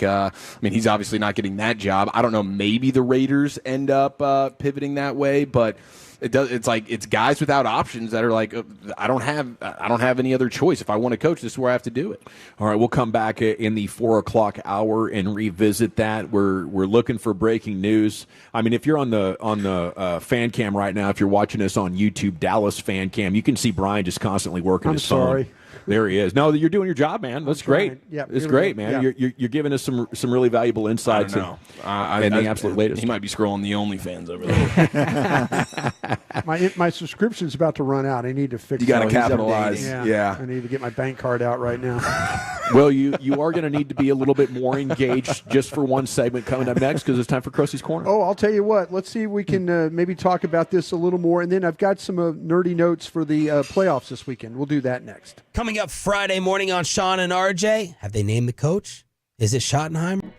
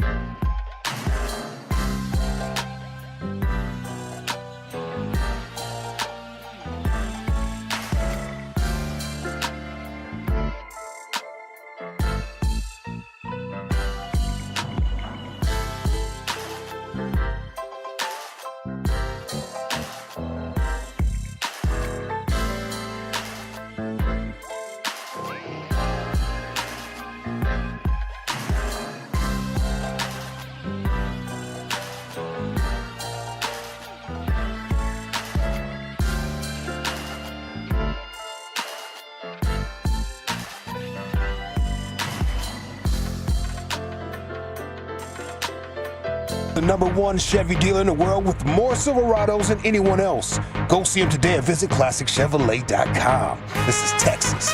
This is Classic Chevrolet. Together, let's drive, relax, and enjoy the difference. Based on new Chevrolet registrations 2023 and 2024, y'all. Thank you very much, Lucius. It is the G-Bag Nation here on The Fan. You might not want a running back in the first round, but the Cowboys better get one by the end of this round. We'll pay off on that tease coming up at 4 o'clock here, top of the hour in the G-Bag Nation. Time now for Krusty's Corner. We're live at Christie's on Lower Greenville, brought to you by Stella Artois. Here's Broadus. Thank you very much, General. Appreciate that. Really love the fact of being here at Christie's and Stella with the great beer and stuff that they have. They got horse racing on, Dawson. Have you noticed this? You know, I have not up until this point. Do we have a chance to get to a pari-mutuel window? You know what? I'm trying to figure out how I can get this thing hooked up, but I might try and see what we're racing, which is so cool. We're racing like at Aqueduct, which is like they got snow on the ground up there, in so Northern Florida? Yeah, well, not in Florida. Aqueduct is, but like I say, all these tracks, all these eastern tracks, it's like the horses are just flying, and then you could just see them breathing, and that steam and stuff like that. It's really kind of cool to see. So I love that about football too. When it's cold, you can see the breath and all that stuff like that. So yeah, this place is really cool, man. With all the TVs, the setups, and then with Stella being involved in. The fact that Stella is going to be involved with us for the Super Bowl is super exciting as well. So looking forward. We might need to start getting in on some of that. Just watching on satellite the horse tracks and betting on the breaks. Sounds like a fun thing to do. I've got it on my phone where we can do that. Let's do it. But this is the first place that we've been where they actually have the racing day of racing on in front of us. So. We could pull it up, and if we figure out, it's the 6th race, and well, let's bet the 7th race here. We can and actually get a picture of what we're gonna, see if we're winning this stuff. But I love horse racing, I really do. I think it's fascinating when they do it when it's this cold outside. In some of these tracks. Yeah. But here we are. I got the vibe that you didn't quite know exactly where the location of this track was. So I'd like to confirm. I'd like to confirm that. Yeah. Kentucky? Kentucky. Queens, New York City. Yeah. It's in Queens. No wonder it's cold. Yeah. I am Queens Boulevard. New York. Wonder if Doug Heffernan's in attendance. I was thinking I knew it was in New York, but I didn't know exactly where in New York it was. That was my problem. Because Dawson pitched out Florida, and then you blocked it, but you didn't come over the top with your own dunk. I knew it wasn't Florida, but I knew it was New York, but I didn't know exactly where it was in New York, and I didn't want to throw it out there. There's certain. You don't want to be ball sacking people. I don't want to be ball sacking people, but it's super cold where they're running, and it's great. It's on TV, so here we are. All right, the name of Rich Bisaccia, does that do anything for you guys? No, it doesn't. Any of these things? It doesn't. It does nothing. I believe he's a special teams coach, right? Yeah. I believe they were dead balls last in special teams this year. It's like if you can't do your own job, why are you getting a promotion? That doesn't make it. That's when guys get fired. It's like you're the head coach and you're a defensive head coach, and now over the last couple of seasons, guess what? Your defense has been the problem. You got to get out of here. Well, maybe you're not reacting to some of the new rules well, but I don't know. There's a body of work here. He's done a nice job. He's been well respected. He's been very well respected, though. He had an opportunity here to do some work, and then moved on. The one thing I've always known, Rich Bisaccia absolutely hates my guts, and I know that for a fact. And so, what happened? No, it's just a lot going on. I mean, very critical of the Jason Garrett stuff. Okay, and he was thinking, well, that means I'm going to be out of a job. So go bleep yourself. And I don't blame coaches, other coaches, football ops people, trainers, whoever else. I don't blame them for being mad at me when I start talking about coaches and. Fire this guy, fire that guy. I trust me. I understand. I've been there. It's not easy. I'm reporting on things, giving my views. But Rich Bisaccia wanted absolutely nothing to do with me. Hated me. And if Rich were to get the head coaching job here, that would be tough on me because he and I just do not get along. But I'm getting the vibe, though, that Rich Bisaccia is not going to be the head coach here. I mean, you can kind of talk about names and stuff like that, and Rich is a very outspoken guy, and he's a kind of a hothead like I am, and so you just got to kind of I'm just the more that you dig into about him, because I was thinking, I brought up his name last week, And then I didn't talk about it very much anymore, and then so now recently it's, here, Rich Bisaccia, the secret name. No, not Rich Bisaccia. I would love to see some fire at some point. Like, I think the reason the Rangers won is because CY isn't satisfied, right? Doesn't accept losing, right? Is fired up and wants answers. I think from the top down, and this is settled in with both coaches, it's kind of like, we're going to trust the process under Garrett and Mike McCarthy. Everything's fine. Nothing's a big deal. We're going to take care of the players, make sure we're defending them at every juncture. Like, Ron Washington gets up there at the podium in a great G-Bag of the Year nominated clip, and he's like, the damn batter didn't get the job done. What do you want from me? I didn't do anything wrong. So I think more intolerance for losing at risk of looking like a jerk is desperately what this Cowboys team needs. Nobody wants to be a jerk over there. Yeah, I think that's the thing. Nobody wants to be a jerk, but, if you're one of these coaches that goes off, and you work here, then you say something about the organization, and, there's a lot of people that remember things that go on over here. You know what I'm saying? I mean, you're going to rock the boat. You're not one of us. You never want to be the guy that's leaving an organization and then say bad things about it, and then it gets back. I don't need you to say anything bad externally. Yeah. I need you. We lost. We have to get this fixed. I'm not going to bed tonight. I can't believe it. I've been so humiliated. While the country club mentality seems to be, well entrenched up there, I think they need somebody. Jerry used to be that guy. Yeah. Well, like I said, I wouldn't plan on with Rich Bisaccia. I know that's a name, the secret name that maybe is going to be thrown out. The Pete Carroll name, I think that, we need to figure out if there has been conversation between Pete Carroll's agent and then the Cowboys. Has Jerry called Pete Carroll? Has Pete Carroll called Jerry? Nick reported that Jerry and Pete have talked. Okay. But they have not scheduled a formal interview. Okay. See, so that's what we need. Was it Pete making the call or Jerry? And like I said earlier, I think there's something to that Jerry is really in discussions with his two sons, that Steven and Jerry Jr. are trying to convince him for the Schottenheimer hire, and Jerry has somebody else in mind.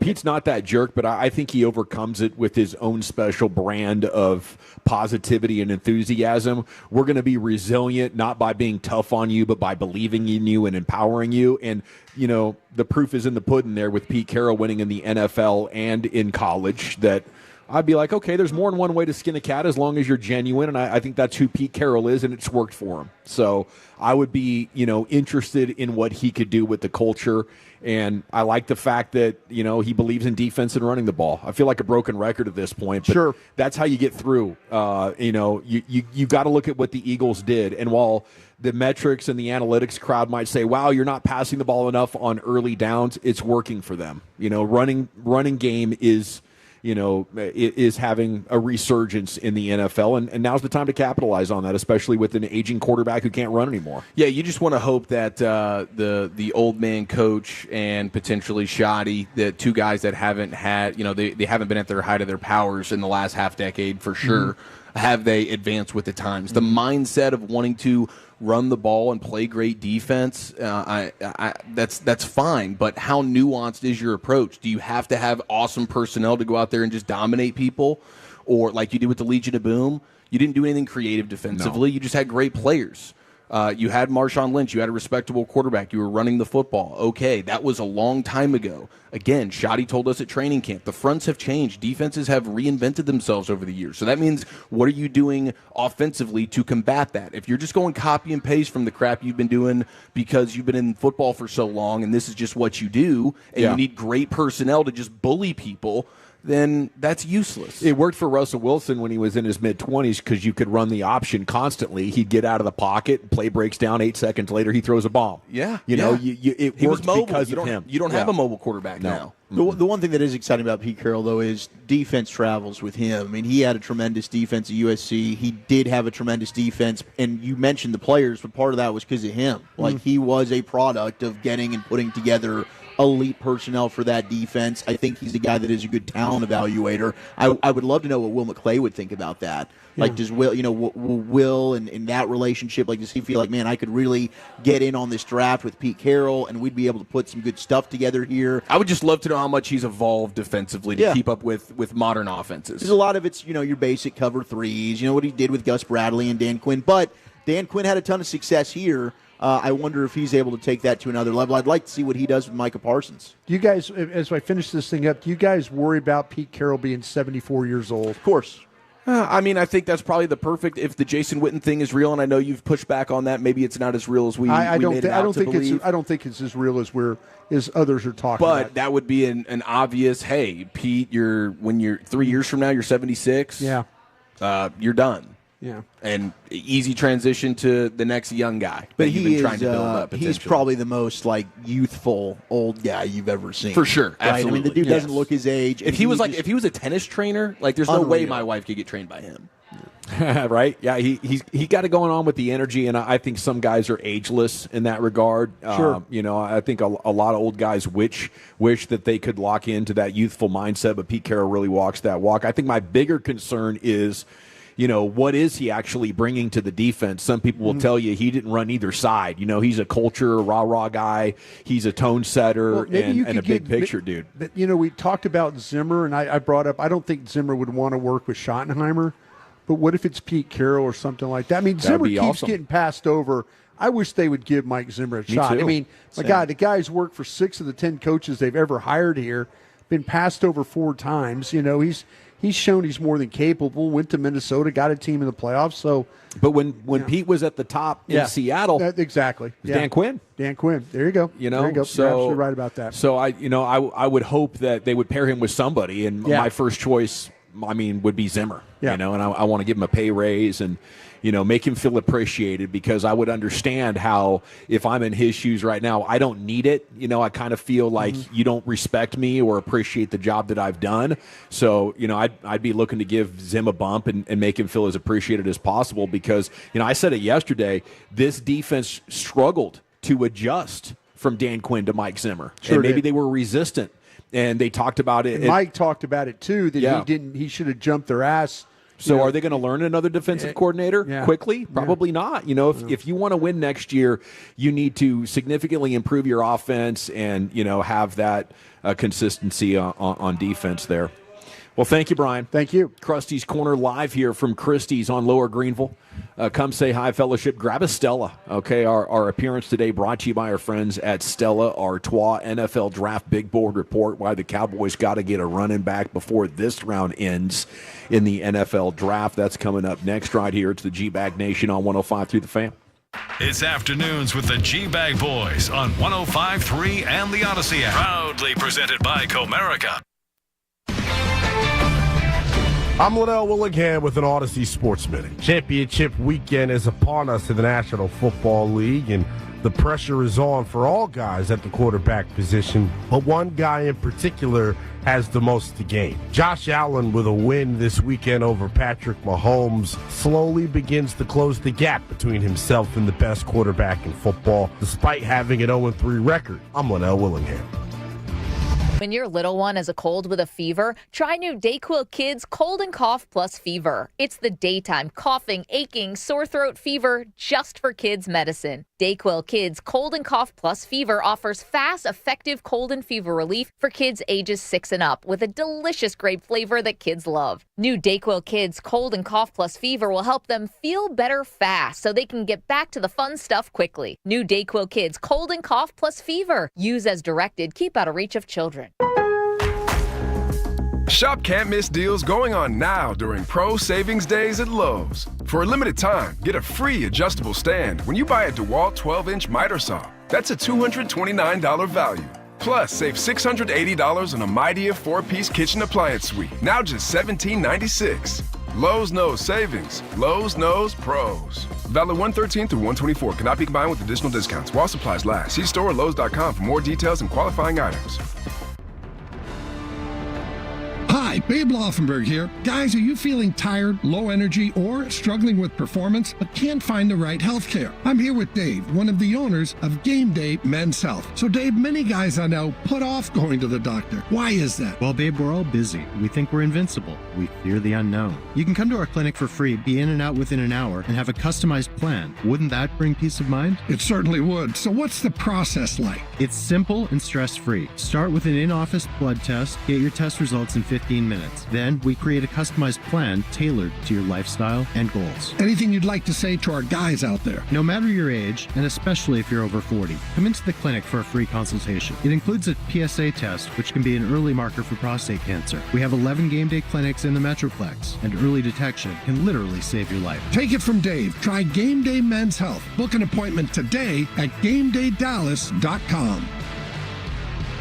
Mike Bassick here, and guess what, Tolos? That winter chill has arrived. Leaky windows letting in the cold? You can't afford to wait. It's time to call my friend Dax at Best Buy Windows and Siding. Thanks, Mike. Fix those drafty windows now with Best Buy Windows and Siding. Get 10 windows installed for just $59.50 and 0 down and 0% financing with approved credit. Keep the cold out and the savings in. Call Best Buy Windows and Siding today, and let's make sure to stay cozy all season long. Why freeze when you can heat up your home and your savings? Call 469 Windows or visit BestBuyWindowsandSiding.com today. Best Buy Windows and Siding. 50 years in the Lone Star State, a one-stop shop so you're never late.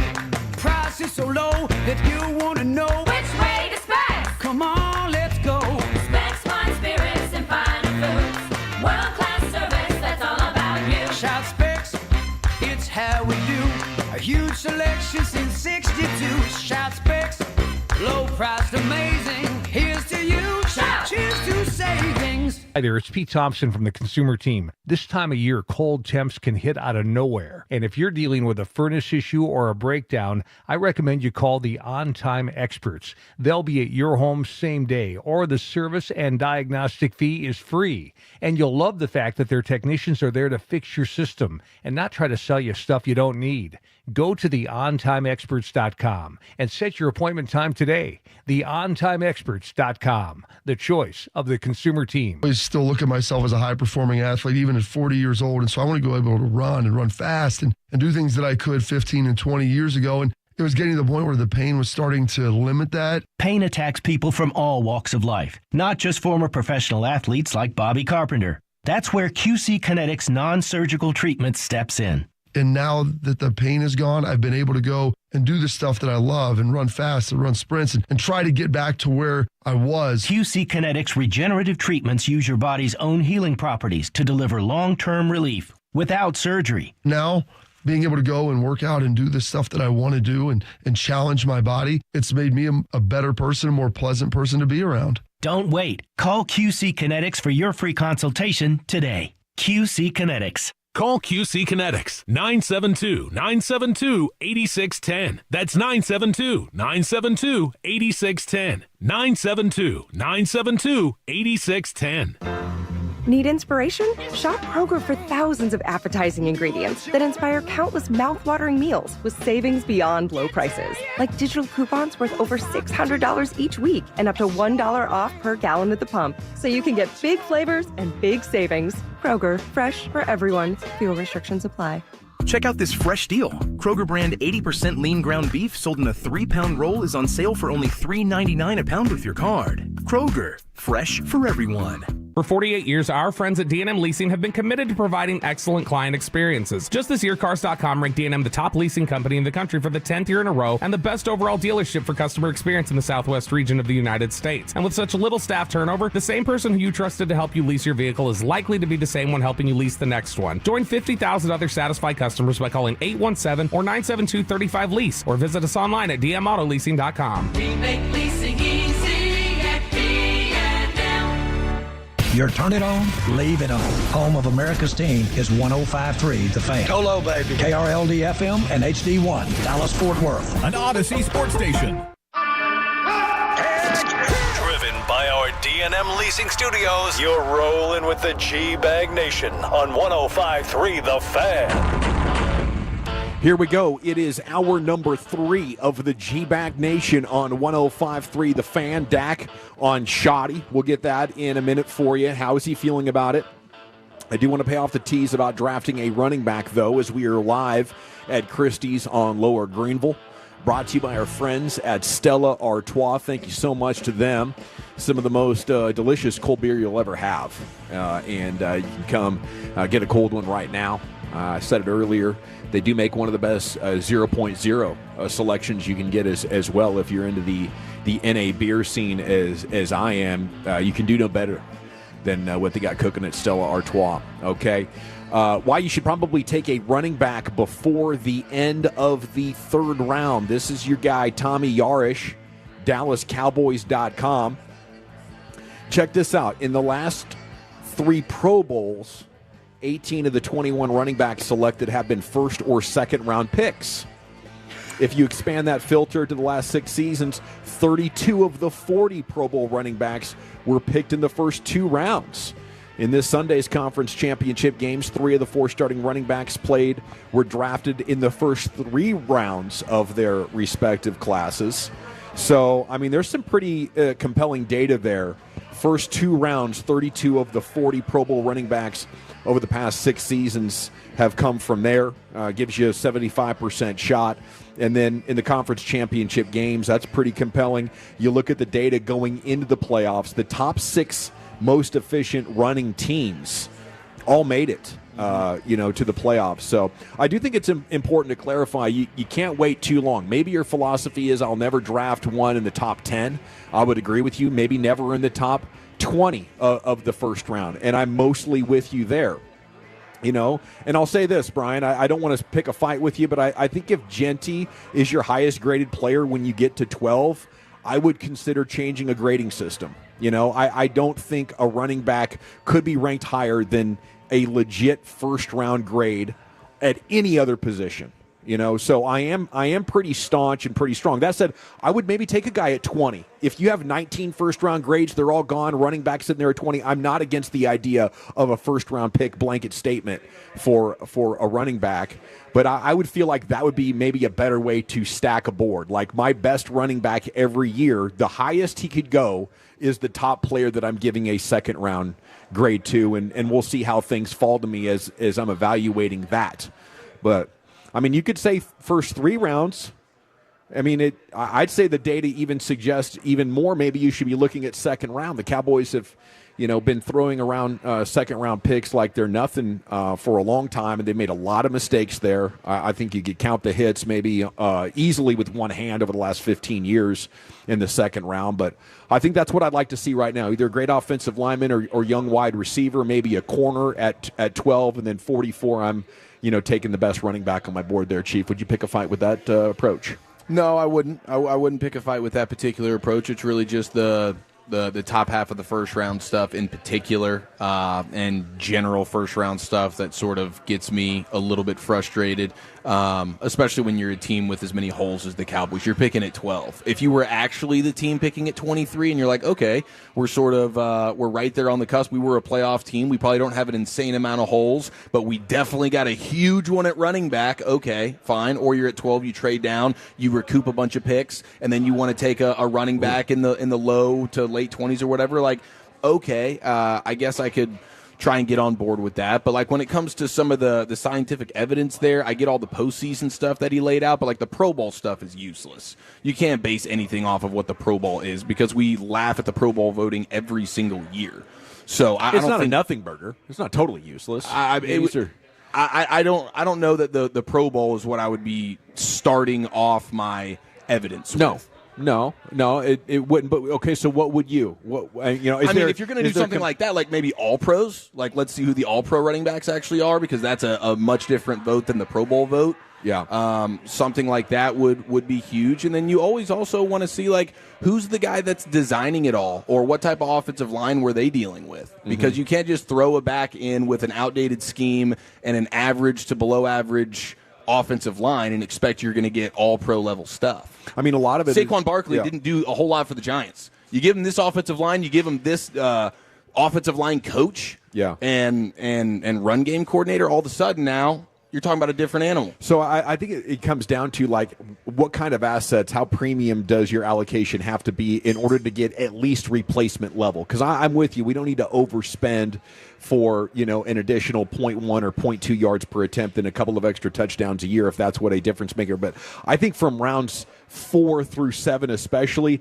you're getting a lot of guys in the draft that are never good enough to earn a starting position or are on practice teams. I think there would be a big miss rate where you're looking at guys worse than Rico Dowdle if you wait, beyond maybe day 2. Where are you going with it, Wolchuk?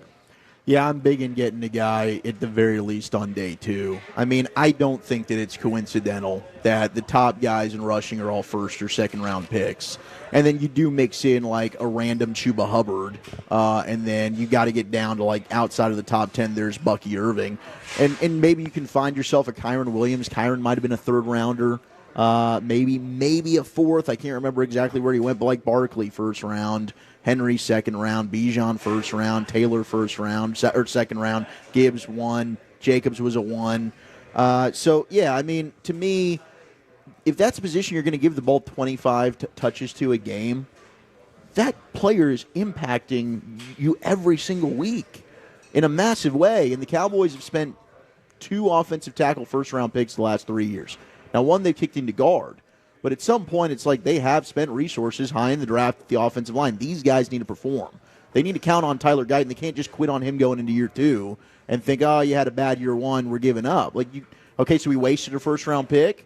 Well, then why are we even talking about maybe wasting another first-round pick on an offensive line when you might think is good? If I know for sure Ashton Genty is going to come in, he's going to be my bell cow, and that's a dude that didn't have a great offensive line and is still making people miss at a higher rate than anybody in the history, really, of college football. I mean, 16 missed tackles against Oregon in the playoff game, against Penn State. I mean, to me, that guy's going to help you win games. And if that's what we need to go to, where you want to run the football, play defense, I think you got to look at running back as this is a premium pick for us. Maybe it's not at 12, but it damn sure probably needs to be at 44 if you're lucky enough to have one of the top guys fall to you. So in the second round, we're looking at UNC. We're looking at Iowa. Yeah. Are we looking at Arizona State there with Scadaboo? No, he's more of a bottom of the third round guy. He's a 5'9" guy. That to me, there's Sampson at Tennessee, Harvey, Central Florida, Junkins, Ohio State, Neal, Kansas. I mentioned those guys earlier. So there's 4 of them? Those are all 4 guys that have better than Scadaboo. And they're second-round guys? Third. Third-round guys. Yeah. I just think that, this running back class sets up for you to take, a guy in the second and third round. And if you want to prospect and say, man, we got something with Rico here, and we're not really set to win now, and you want to delay that because there is a player in the second round that matches another position, and you do that again in the third round, I would have no problem with that. But, I mean, the idea of bringing in a star running back is always a fun one. Yeah, just, again, the premise of the article is if you want Pro Bowl producers, chances are better than not you got to get them by the end of the third. Dak on Schottenheimer last night with Clarence Hill on the All City Dallas show. The quote, he'll be ready for the next step. He has the right personality and brain. Mm-hmm. That sounds like a pretty good endorsement for Schottenheimer there from the quarterback. Yeah. Do you think he prefers him? I think he does, Dawson. I think if you gave Dak Prescott a choice of Schottenheimer or Kellen Moore, I think he would probably he's going to take Schottenheimer. And I think that's why Dallas is pursuing Schottenheimer the way they are. And then, there's probably some thought about Kellen Moore, there's some positive things about Kellen Moore, but, how quickly can you get everything going? I mean, he's still playing football games right now, So with Schottenheimer, I would like to think that if Dak probably helped the Joneses make this decision in the direction that they need to go. I'm sure Steven talked to him and now you got Steven and Jerry Jr. and Dak probably all on board for Schottenheimer here. I'd love to drill down more on what he thinks about brain because I think that's perhaps one of the most important traits to have is not you've learned something, but you're creative enough to problem solve. Mm-hmm. You're mm-hmm. adaptable mm-hmm. depending on what the trends of the defense are. It's one thing to know what works, but what works in the NFL 10 years ago is vastly different from right now, and I need a guy with the brain and the acumen to adapt to whatever unique challenges the defense is offering, and that's shifted significantly over the last 3 years or so, and that's why defenses are now responding to the latest trend, which is a powerful running game. After they responded to, we got to limit the chunk plays in the passing game, and now. Teams are finding a way to exploit that. And, if that's what Dak means by he has the right personality and brain, then I'm on board with that. Mm-hmm. Okay, about 30 minutes ago, Nick Harris tweeting, while the Cowboys mull over Schottenheimer's 2 days of interviews with the team, the Star-Telegram has learned there has been interest in former Seahawks head coach Pete Carroll and that he has spoken with Jerry Jones. The decision now in the hands of Jerry. Seemed like we were heading for Schottenheimer pretty swiftly and pretty strongly. But, if the boss man wants to chat with Pete Carroll, I don't know. Maybe it's just, now a matter of getting Pete Carroll down here and, seeing what he has to say there. We've talked a lot about it, but let me ask you this. If Jer Bear wants Pete and Suns want Shotty, would that give you confidence that the Cowboys would be in better hands, with Steven and Jerry Jr., or would you, prefer Jerry's approach of insisting on Pete Carroll right now? Man, that's a good question. My initial gut is no. It does not give me confidence they'd be in better hands. With Jerry? With the kids. With the kids. Yeah, I mean, if they're pushing for Brian Schottenheimer right now, and a big reason is because Dak Prescott told me he likes him. Sure. That's not good enough reason for me. Yeah. And I can totally get why players, and even, anybody who's been around Shotty, we got to sit down with him for almost half an hour. Awesome. I can totally see how he can win over a room, be an awesome interview. Hell, maybe he does end up being a great CEO, head coach. But, do you want to – is he going to challenge you? Is he going to challenge Dak at all? Because we've kind of seen – and granted, hey, Super Bowl MVP or MVP runner-up, no Super Bowl. But that didn't do anything for you when it mattered in the postseason against a quality defensive opponent ever. Whether it was Kellen's approach, whether it was what Garrett was doing, and maybe Shotty didn't see eye to eye with what Mike did. Mm-hmm. But the offense came out flat as hell against Green Bay and then got it together and made it look good on the stat sheet. But they put up 17 and 12 points against a good 49er defense. And we talked all year, 2 years ago, when they played against a good defense, the offense wasn't able to do much when they go on the road to Buffalo, just as one example, right? So I don't know. Maybe you want the comfort thing hasn't really gotten you far. It hasn't gotten you over that hump. You've got to be open-minded to change, and I think there seems to be a very stubbornness to wanting to hear new ideas and welcoming any type of change if that is what Steven and Jerry Jr. want. It's too much on the comfort. It's too much on the continuity. They had that for 9 years under Garrett. You just had Mike for 5 years. Yeah. You got one playoff win, guys. Something's not working. Sure. Just change. You got to be willing to change, and there seems to be a very stubbornness with them that they're welcoming any change. If you want Schottenheimer because that's what Dak wants and it's cheaper, sure, then I don't like that. But I think there's something to be said for the process of, maybe Schottenheimer isn't the guy that's going to get the TV talking about us. Maybe, this isn't going to excite the fan base. But I like the idea that maybe it's a process of knowing fundamentally this is what's in the best interest of the football team, and Dad's looking for the big, ratings generator, the season ticket seller, or the thing to get social media firing. And, if that's why, Dad wants a coach who's won the Super Bowl to give fans more belief, then I'm looking at it like Jerry Jones is too much in it for selling and the appearance of things. And maybe the kids want to, take more of a backseat and let the process of operating a football team run its course. I don't think Steven and Jerry Jr. are going to undermine the head coach or insist that they're the tone setter for the organization like Jerry is.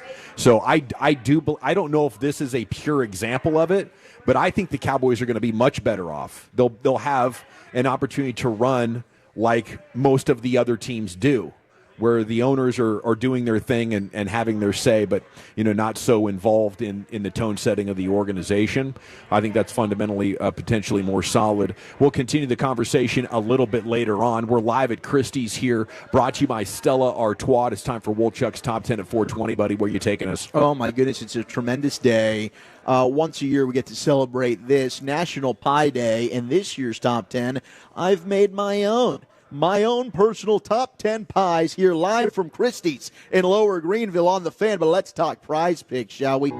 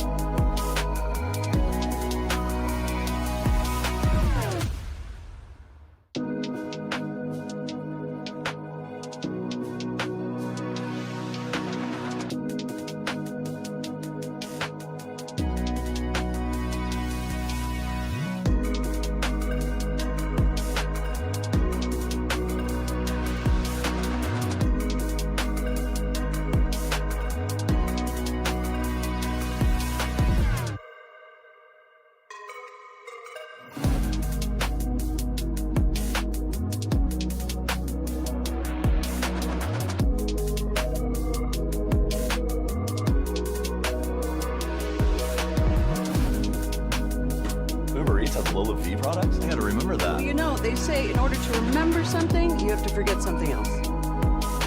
Okay, now that is a very cute haircut. That's like a little shag. I've never seen it before. Well, I mean, of course you have. It's the Rachel. Oh, is that your name? No, I mean like your name. No, I'm Jen. My name's Jen. Right, but I just mean like this is your haircut. But that's hair on your head. I'm not saying this is your hair. Okay, freaking me out a little bit.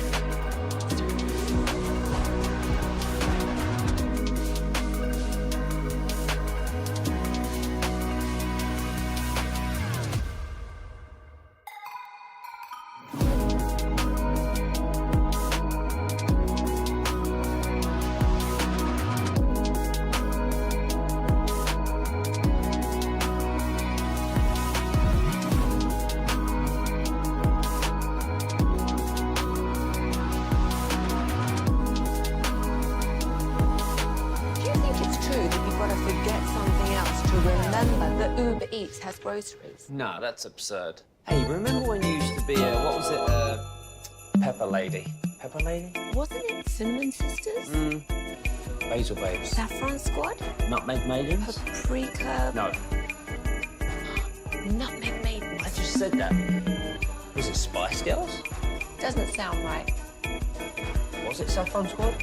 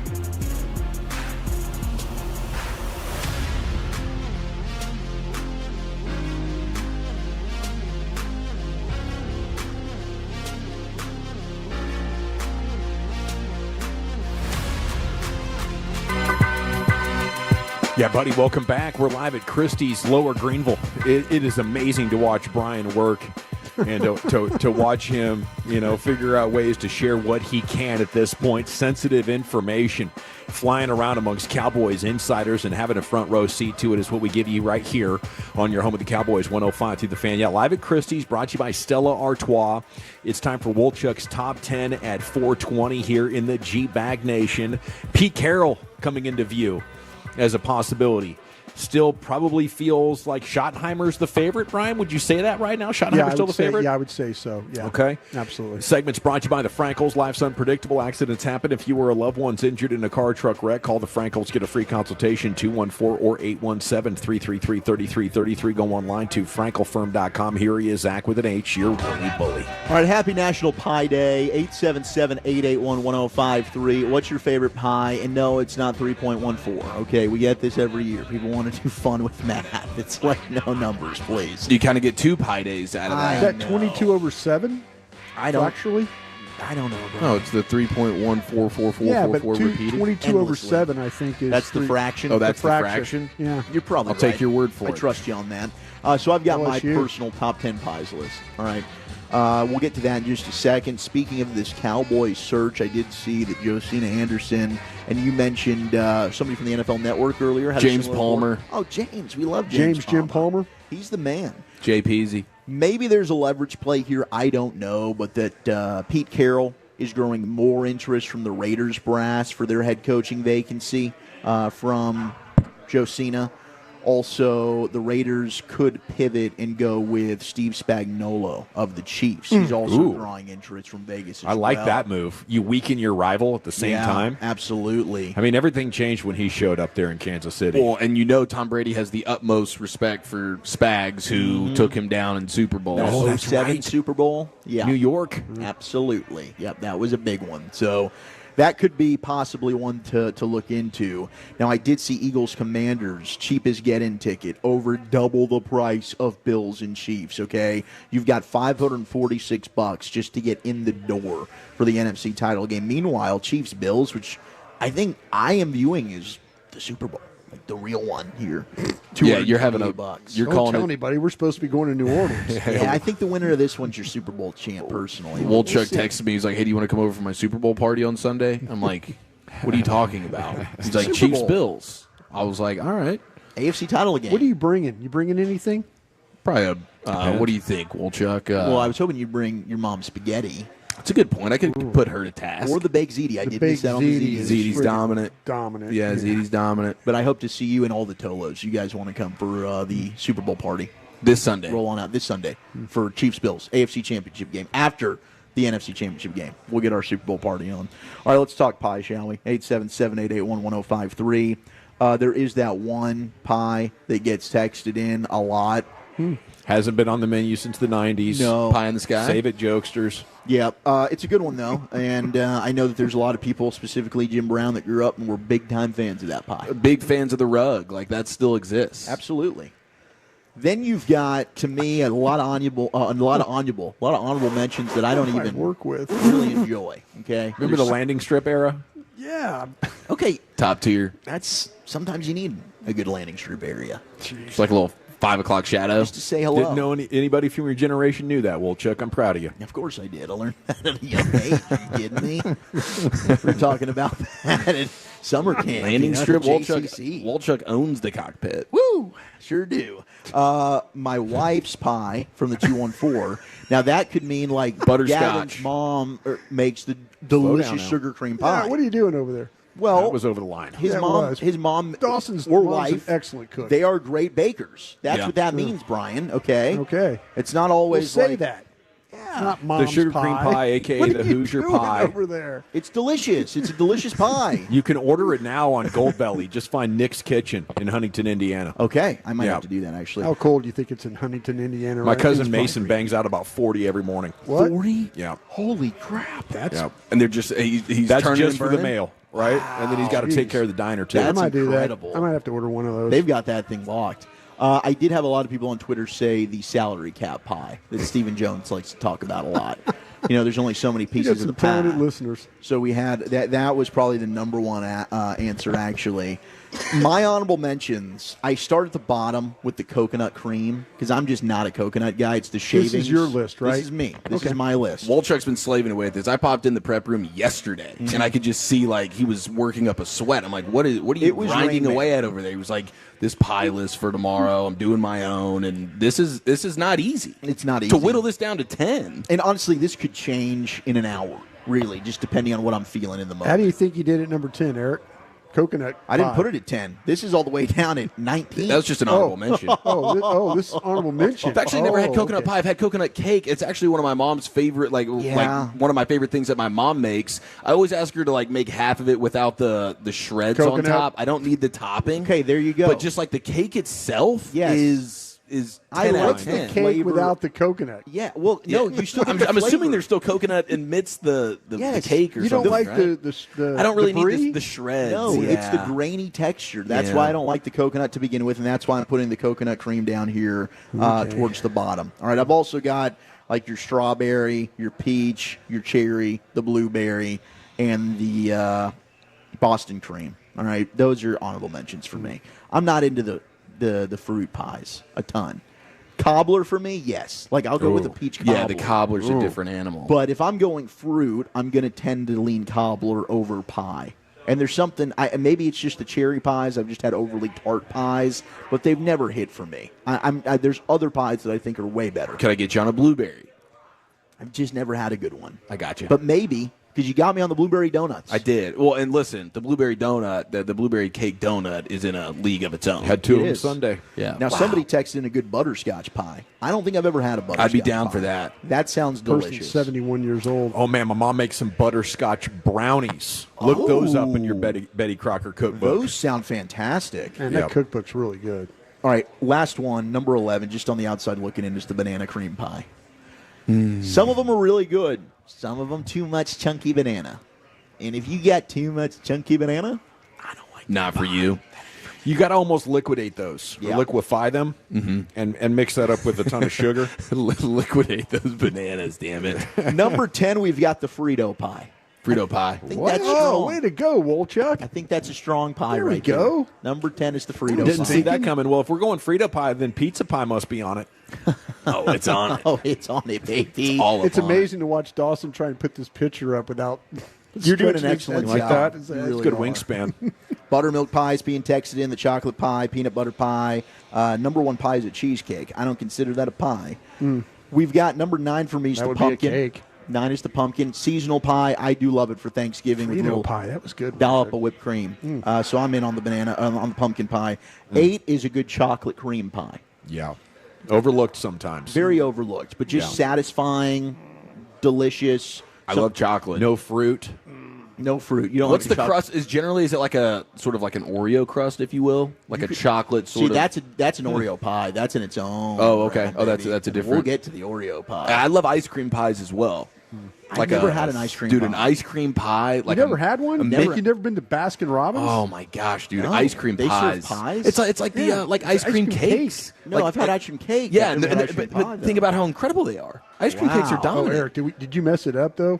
What do you mean? You said pie, but it's actually a cake. No, ice no, cream he- cake. I'm said talking about there's ice a cream pie. pie. Now, what you might be referencing from where? Baskin Robbins that, is a cake. That might be the cake, Okay, yeah. I No, I'm messed talking that about a up legit then. I pie messed that here. up, you're I'm right. talking about like an Oreo-crusted deal with like a mint chocolate chip ice cream. Is that as like a the- graham cracker crust there, that Boston cream pie thing you're talking about down there? Yeah, I think there is. Now, Guy Frazier, who is a legendary Tolo as well. Uncle and if you- Fraz. If you Guy want Frazier, somebody that's that- a great name. Yeah, if you want someone who knows his way around a football field, this dude, big time into recruiting, also massive Longhorn fan. Black bottom pie, chocolate filling on the bottom with butterscotch filling on the top, and your graham cracker crust. Good night. That sounds like heaven, Guy. sounds I've good. never had it. I'm going to need to put it on the list to try. Number 7 for me is the pecan pie. Yes. Tried and true, Yes. traditional, delicious. Goated. It's the best Thanksgiving pie. I ate so many pieces of it one year. I must have been 7 or 8 years old. It made me sick, and I had this mental block on it for years. Just started dabbling back into it a couple of holidays ago. Oh, my goodness. You guys got the ice cream on top of that thing, or what are you course. doing? Just Oh, I'm never straight going to up. say no thank you. to One a scoop of dollop vanilla. Delicious bluebell. A lot of shepherd's pie coming in here on the text, Wolchuk. Yeah, the That's a shepherd's pie was good an honorable call on a mention. cold day. And the shepherd's pie's It's good. I don't love it, and maybe that's also when I haven't had a really good one. My grandmother was British, bless her heart, not the best cook. So growing up, whenever she made it, I just didn't like it, and it might have just been a her Were thing. her potatoes jacked up on top? Is that the problem? They were gross. Yeah, there Yep, you go. They were gross. And the thyme. She used a lot. I don't like thyme a ton. It can be an overpowering. Yeah. You mess up the potatoes, you can mess up the shepherd's pie. 6 is lemon meringue pie for me. I love lemon. lemon meringue, and lemon is refreshing. Yes. It's underrated. 5 is the apple pie. I actually put the lemon meringue instead of the key lime because I thought they were kind of in the same family. Sure. So key lime could be like an honorable mention, but I didn't. That's going to be technically number put key one lime. for me, but here we go. I do love key lime, so I'm not going to fight you on that. Sure. 5 is apple. Apple pie, also tried and true, warm with a little bit of vanilla ice cream. Let's party. Got to liquidate them. 4 is peanut butter pie. The apple? Yeah. Don't want much crunch in there. Oh, that little snap. Specifically, the peanut butter pie that I had at, I think it was True Lux. Peanut butter pie. The one and only time I went to True Lux, holy crap, that peanut butter pie, and they like cover it in chocolate. Yeah. Oh, How were the stone crabs there? Did you like the stone crabs? They were good. They Were were they? very, very good. Okay. I liked it. They have the best calamari. Brad Cham's favorite place by far. Oh, we know that. Yeah, the True calamari Lux. is fire. I've listened to a Cowboys game before. Heck, thanks for listening.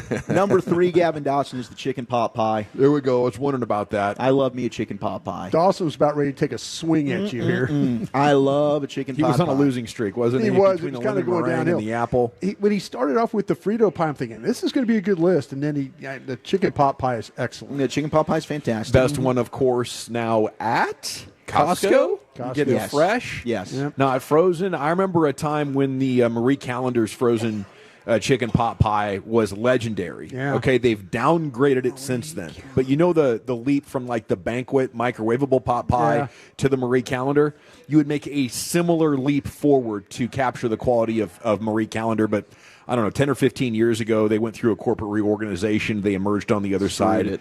Inferior. You know what I'm talking about, Wolchuk. Absolutely. That thing hate used to be like expansion. homemade. Yes, out of that it was box. so good. And well worth $5. Boston Market would have a good chicken pot pie Yeah, that you not could your get. good call there. Meatloaf and the chicken pot pie. Was Very good. And then the KFC also does have a good chicken pot pie. I know our guy. Dude, Boston Market was insane in the late 90s. Yeah. Same deal with them.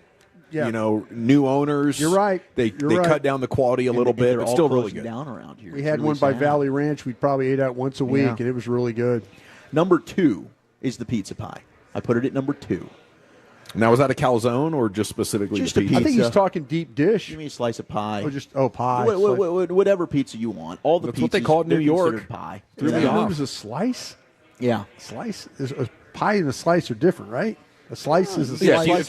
if you want a pie, I guess pie you would would say be a slice of pie. a stuffed Slice one, of pie. a filled one. Just pizza in general Just any is pizza. referred to as pie. Number 1, though, my favorite pie of all pies is the Oreo pie. I think it's undefeated. It's always damn good. You get the crushed crust of an Oreo, then you get some good whipped cream in there. Maybe it's almost like there's a little ice cream going on. I'm not really sure what's happening, but a good cold Oreo pie I just think is heavenly. It's comfort, and there's my top 10 personal pies, and if you don't like it, shove it. I liked Well, it. I like your list. Have you been on soda and never got a chance to try my mother's or my family's sugar cream Hoosier No, I pie? tried it last year. And it didn't make the top 10. Didn't make the top 10, apparently. It's That was a honestly, glaring Gavin, omission. it's so good it goes without saying. Everything Uh-huh. else is playing for second place, and you know Well, that's that. the way I feel. We've But been after over listening to this. that list, I'm not sure that you share my You sentiment. could tell Dawson was waiting for the big crescendo of the number one pie of all time, being Okay, say it with me the now. famous Dawson's Mom's sugar sugar cream pie is the best. Yeah. I'll know one thing. That thing was in the fridge, and I was taking a knife and I was cutting big Oh, I slabs saw. out of it. Oh, I know. I watched Seriously. you shoveling. Oh, from I the fridge. did. No, It was- pumpkin pie was on here, Oh, guys. Don't God, be, it was don't good. be Yeah, it was number crapping 9 or on me for something. pumpkin. Yeah, I it was had it at number 9. 9, okay? I had Gavin's all your parents might pies. hate me, but that pie is excellent. I think they hate Wolchuk more now, to be honest with you. That I what feel a like slap he's just in the pandering face, to you dude. now. The Dawsons I'm have been not huddled pandering. around their transistor radio up there in Oregon, waiting for Wolchuk to give them the good news of the gold medal in the pie contest. It goes out. And they got left off the entire Also, nominee hey, sheet. That is When we tough. got to number 3 and I hadn't heard it, I was like, cool, top 2 spot. and number one. I I thought you'd be pumped about Oreo pie being number one. Oreo pie is outstanding. Instead, I didn't play the right card, damn it. Hey, we got an edition of Football's Finest just 20 minutes away now. Get up to speed on everything happening in the NFL. We're live from Christie's, Lower Greenville. It's a great place to swing by if you're getting out of work, get some cold beer. It's brought to you by Stella Artois. So we'll get one of those in your hand as well. Looks like Chief's got a whole bucket in front of him right now. He does. It's about to get nicey. Shout out my guy Brian, dude. He just brought Brian the will hammer bring down. it to you now. Oh, nice little 6-pack on the Rockies. Stella. Artois. All right, Schotty's the favorite. Is it a big mistake? We'll discuss that. We'll look at your Mavs topics as well as they get set for a back-to-backer, and we're back here live at Christie's G-Bag Nation on your home of the Cowboys and Rangers, 105 through the Fan.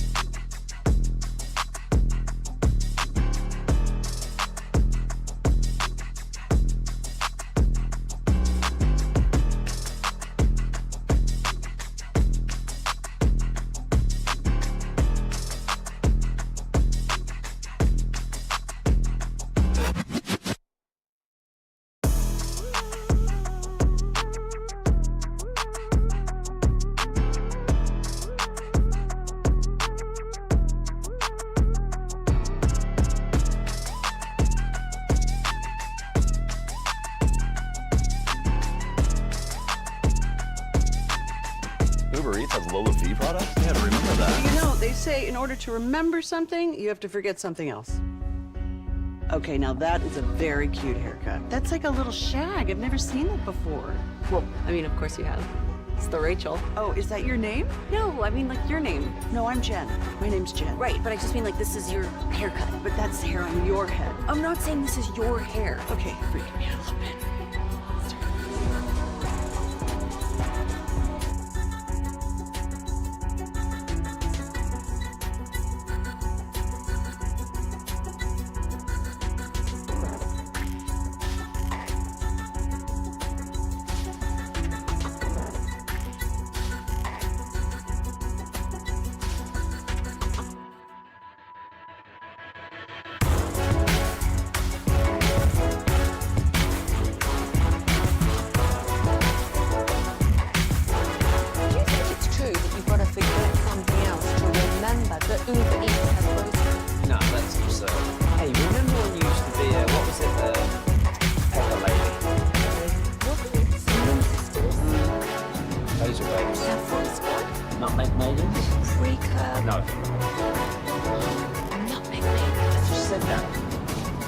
Spice Girls?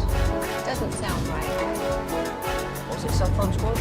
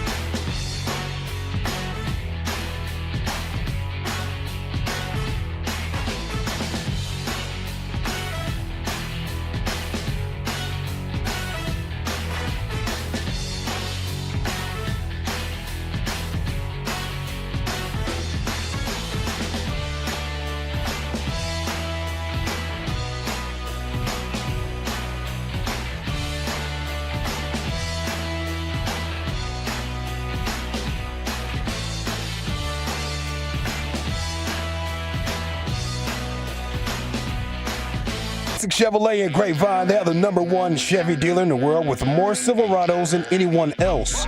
Go see them today. Visit ClassicChevrolet.com. This is Texas. This is Classic Chevrolet. Together, let's drive, relax, and enjoy the difference. Based on new Chevrolet registrations 2023 and 2024. Thank you, Lucius. We are live here at Christie's on Lower Greenville, brought to you by Stella Artois. Come crack 'em.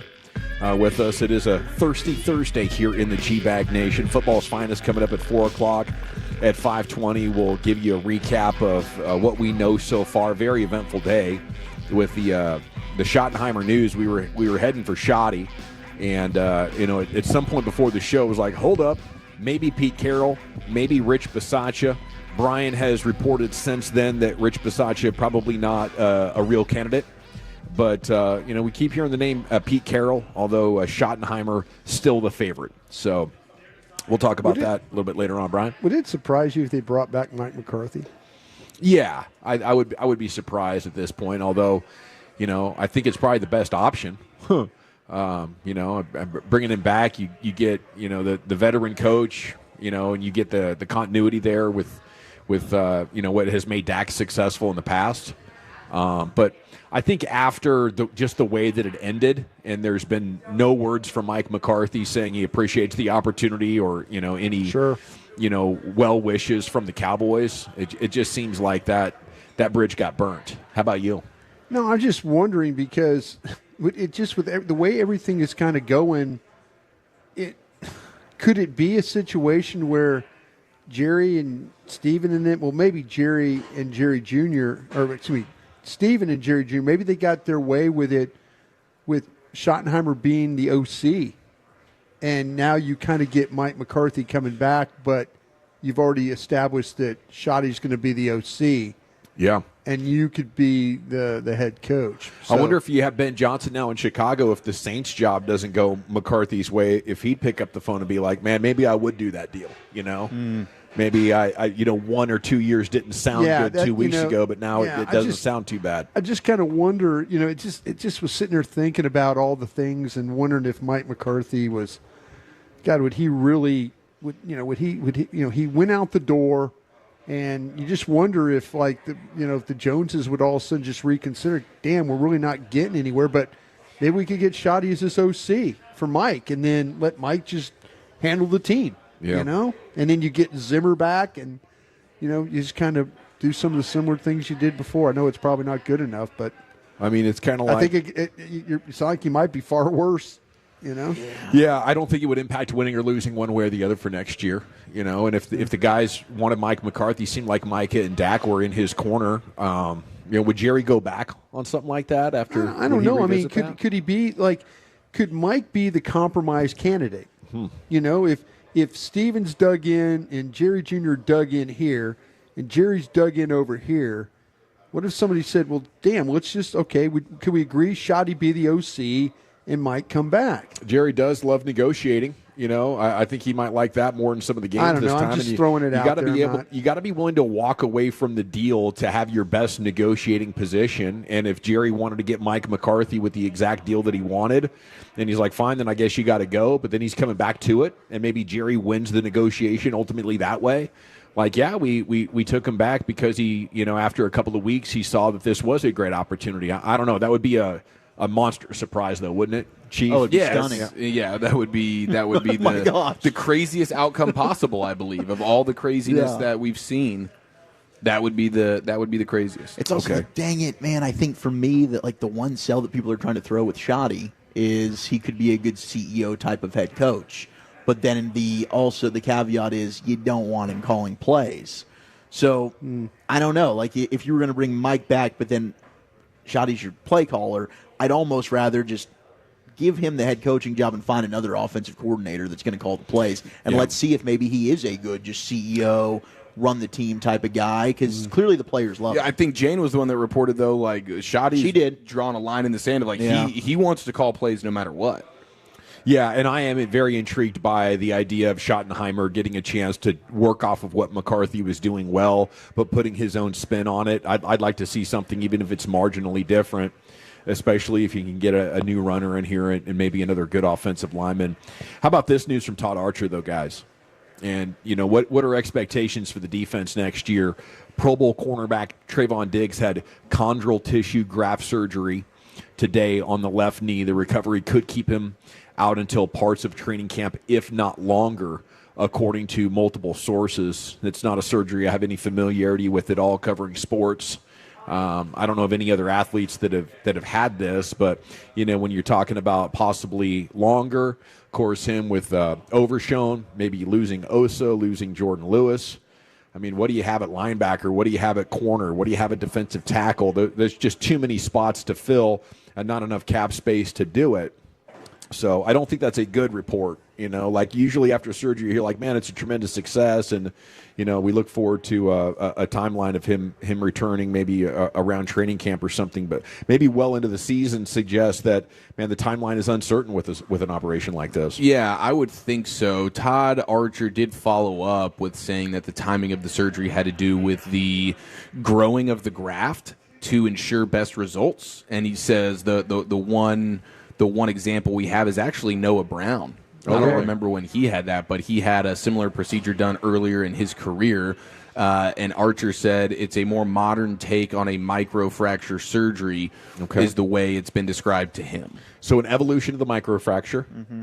Man, it does stink that it's taken this long post-injury to get him under the knife. But I know how that goes. Like one of the times I tore my ACL, it was so swollen that they couldn't get me in for surgery for like at least a month or something. Obviously not as long as this. What happened with Gallup? Remember, like Gallup didn't have his surgery until like February or something, and he hurt it in like December. That's right. Maybe. So, I don't know. If you tell me Overshown and Diggs are out for half the season, I guess they finished strong defensively, and we can draw some optimism from that. But that's with Overshown. And what did he have, 60 pressures? Or with Osa and his 60 pressures, this year. I hope that, they could pick up where they left off, and a big part of that would be getting Mike Zimmer to commit as defensive coordinator, but we haven't heard anything officially about that, as if he's even in the conversation. Okay, we will talk Mavs coming up in the Expressway at 5:20. Draymond Green has apologized again. That's a funny story to track in the 5 o'clock hour as well. We're about 45 minutes from L.A. Live. In addition to the finest coming up next, Chief, where are you taking us? We begin to prep our bodies for championship weekend, plus Ben Johnson already making an enemy next in the nation.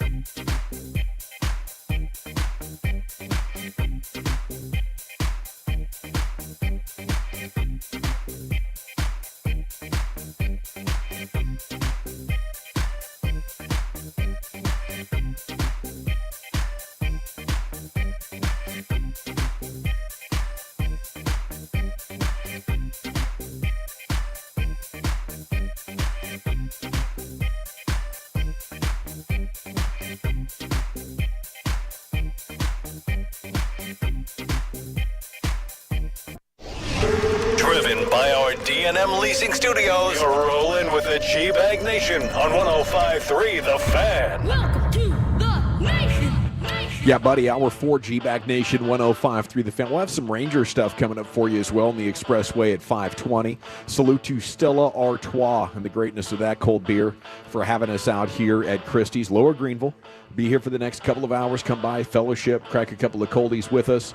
Here's the Chief with an edition of football's finest. All right, 877-881-1053. Let's get set for championship weekend. I know Walchuk has already come out of the gates. He's going with the Bills. Anybody that confident in either one of these teams yet? Obviously, it's prediction time tomorrow, and we'll all have to get serious about it. But who out there is super confident in either one of these four teams advancing this weekend? Did you guys see that the NFL has opened 49ers, Chiefs, and Steelers-themed KFC locations in Mexico? They're all individual. So you can go to San Francisco 49ers KFC. You could go to Pittsburgh Steelers KFC, or you could go to Kansas City Chiefs KFC. Now, are they all close to one another so I can choose? I don't know how within striking distance they all are. Are there watch parties of each at these other? KFCs? But yeah, I would like to think that they had like screens in there and you can really do it up. Maybe they can have a bar. I don't know. I mean, obviously our KFCs don't have anything like that, but perhaps there's an opportunity for it. I was also just wondering, like, I'm surprised that there isn't a Cowboys one. But I don't know what goes into something like that. They've got the Cowboys-themed Post Malone canes. They're all fun. I think Northwest Highway and 35. Have you ever been in there? Do they do Cowboys watch parties there? Because it's a great opportunity to throw some screens up and really do this thing right. I think so. Yeah, get the beer flowing. Just kind of a random thing there. Now, as we start looking ahead to some of these matchups, and this is obviously going to be a ton of fun.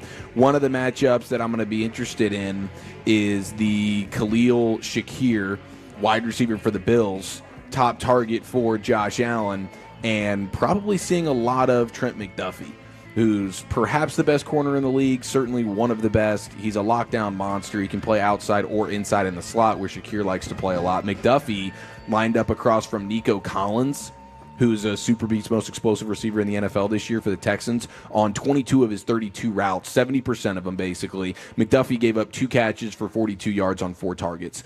Average target separation, 1 yard.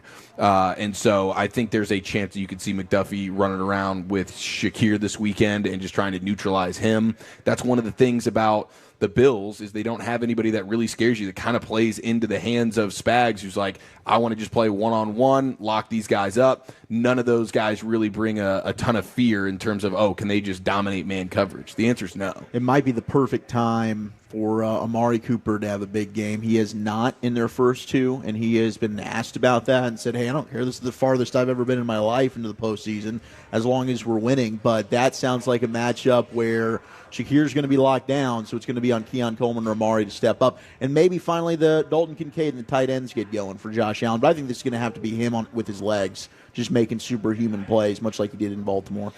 Yeah, I feel like, to answer your previous question, Chief, when you get to this point, there's a reason teams keep winning and certain teams keep losing, and I think it has to do with the makeup of the quarterback. But Josh Allen has changed things so big time with, his ball security this year that I'm stumped right now. I feel like if this year had gone in a regular Josh Allen year, this would be easy.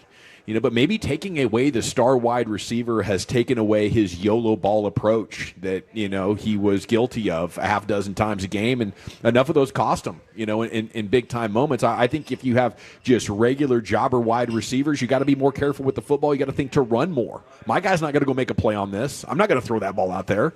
It's time for me to check down or live to see another day. But whatever the reason for Josh Allen, becoming so much better with the ball security, I think this makes it their best chance yet by far, even though they don't have the number 1 receiver. Yeah, it's their most buttoned-up version of themselves, and we see in the playoffs all the time, like the team that just doesn't beat itself oftentimes is the team that moves on, and the Chiefs are perpetually a team that they just don't make many mistakes. They wait for you to make one, and that's certainly been the case with Josh Allen for much of his career. But now, as you mentioned, I mean, they're sort of all-time with the way that they're being able to take care of the football, and part of that's because they've been able to run it so well. And one of the nuggets here on the playoff run so far, the Bills had the Broncos and the Ravens And the Broncos and the Ravens gave up the most rushing yards they had given up all season versus the Bills in these 2 playoff games. And those are 2 really good run defenses.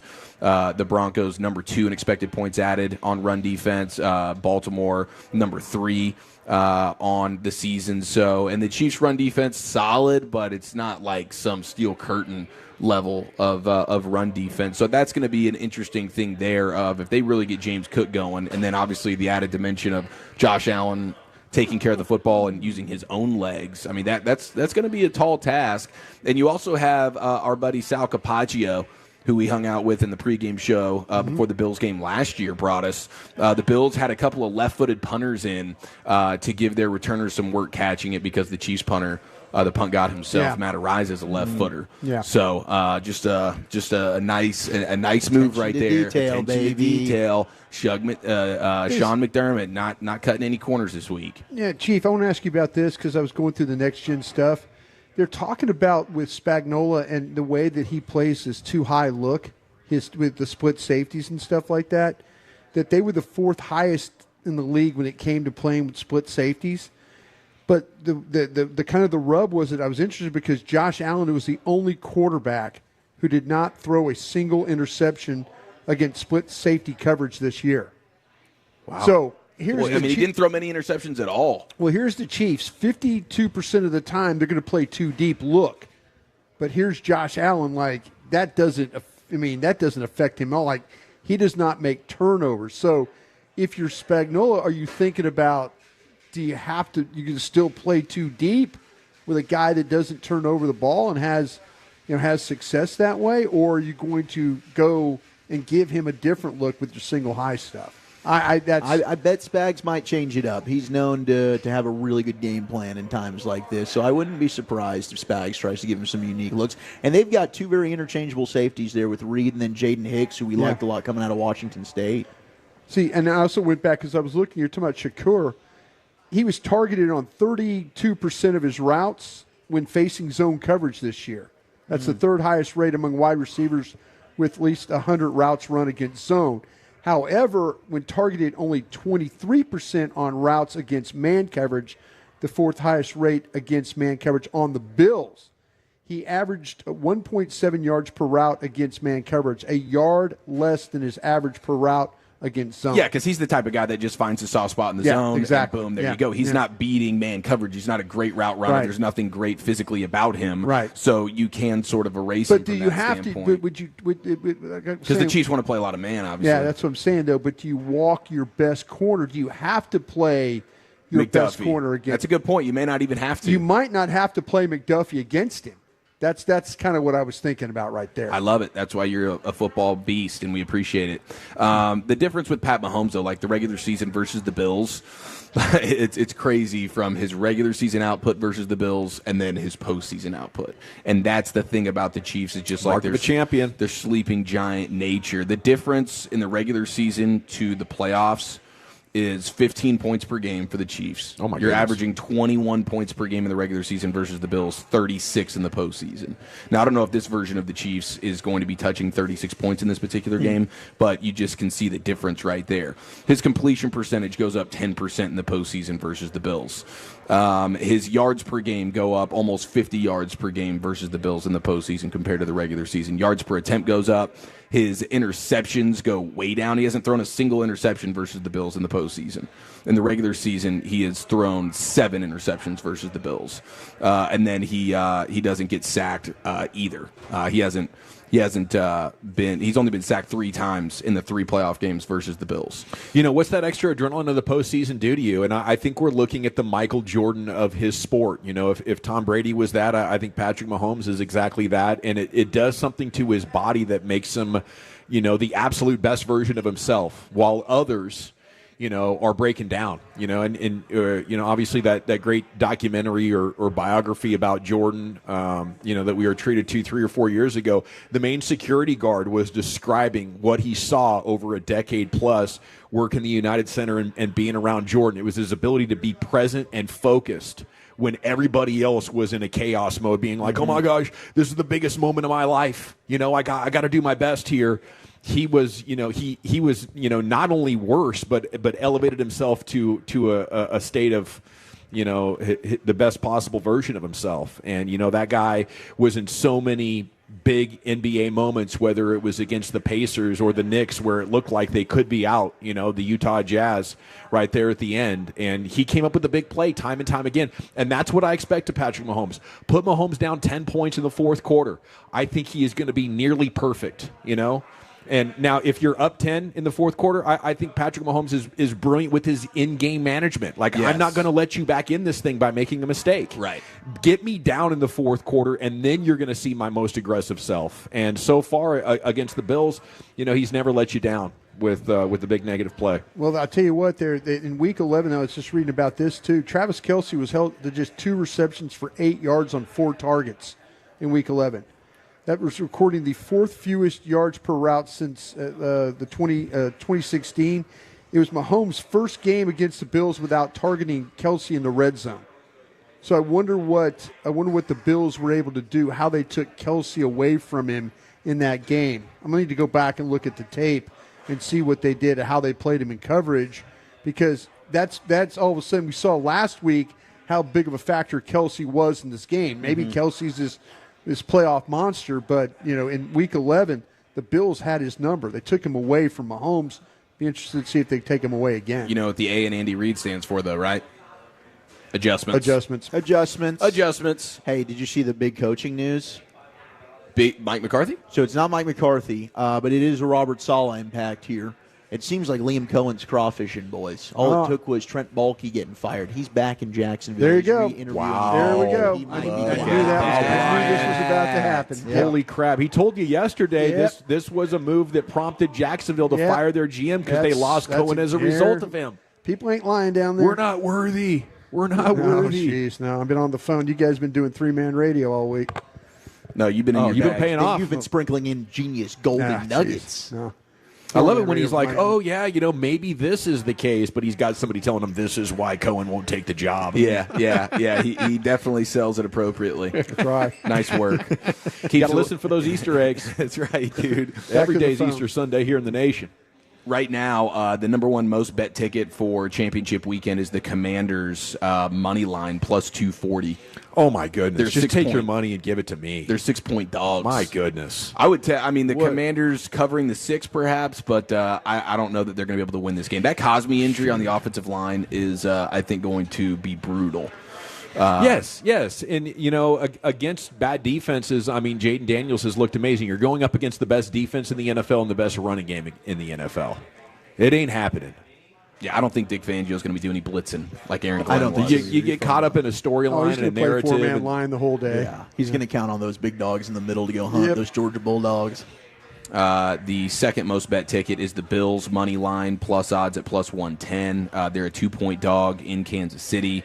Third most bet ticket is Commanders as a 6-point dog, just covering the spread. Same with the Bills plus 2.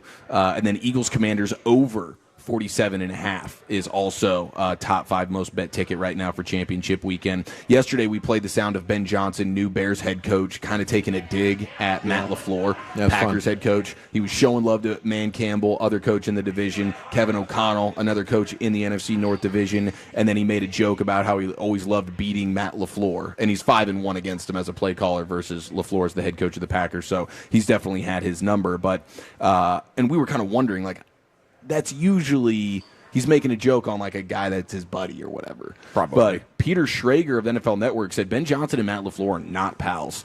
They don't have a shared history together or any coaching connections or shared mentors. Calling another coach out by name, one you're not buddies with, in the intro presser, it's on. Okay, maybe that's why there were crickets. Maybe people were in the know on that and were like, oh, crap. Either that or this the got Bear spicy. reporters know they've lost like 17 of the last 19 games against the Packers. Especially LaFleur seems sensitive, doesn't he? Oh, he looks like he's for about sure. to burst into tears all he the is time. really sensitive, yeah.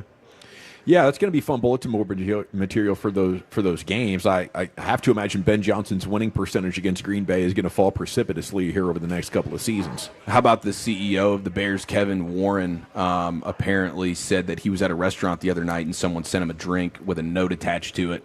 The note said, "Hire Ben Johnson." And that is the moment he knew that Ben was there. Let's get it done. Guy tuned into his fan base. Which is a reminder of when Jimmy Haslam says a homeless man convinced him to draft Johnny Manziel. That makes sense. It's like, yeah. That's not a butt crack? No, that's not a butt crack. That's a real headline from Will Brinson. I guess what would that have been, like a decade ago Gosh, or so? Willie B, that's our drinking buddy at the Super Bowl. Might have been that homeless guy with the great pipes that got the radio job. I mean, that guy could sell ice to Eskimos. I didn't even know about that guy. He's a Yeah. Homeless. Look up a homeless guy. He was just on the street, but he had the Golden voice of voice. God. Yeah. Had a famous name too. I forget what his name was, but yeah, he basically cut a promo right there roadside for somebody with a phone. The next thing you know, he's got a job, and I think he lasted 2 weeks on that job before he had to bail. By the way, somebody asked, what did Bears chairman George McCaskey think of Tom Brady being on the Lions Commanders broadcast on Saturday? I don't care who they put on, he said. When Joe Buck's on, I turn the sound down. Like, wow, dude, Joe Buck's Buck is catching it, man. catching strays, Kylie bro. Kelsey. I mean, but we all kind of probably felt this way about Joe. Sometimes I wish there was a mode where I could just hear Troy, But I'm not as big of a Joe critic as a lot of people are. Yeah. They treat him like he's the modern Phil Simms or something. I mean, he's not unlistenable. He's just generic and robotic at times, right? Yeah, I mean, listen, you can't come to me because I love Joe Buck. I think he's great. I'm a Joe Buck fan as well. All righty, we are live at Christie's, brought to you by Stella Artois. It's the G-Bag Nation here on 105.3 The Fan. What a monster day in sports. Brian can unload his notepad for you. Make sure you're up to date on everything involving the Cowboys coaching search, which has taken an incredible amount of twists and turns throughout the day. So we'll get you that, and we're back with more here. It's the G-Bag Nation on 105.3 The Fan. I want to chat Frankels with you before we move on because it is rush hour, and you might be getting ready to move on from work, head home.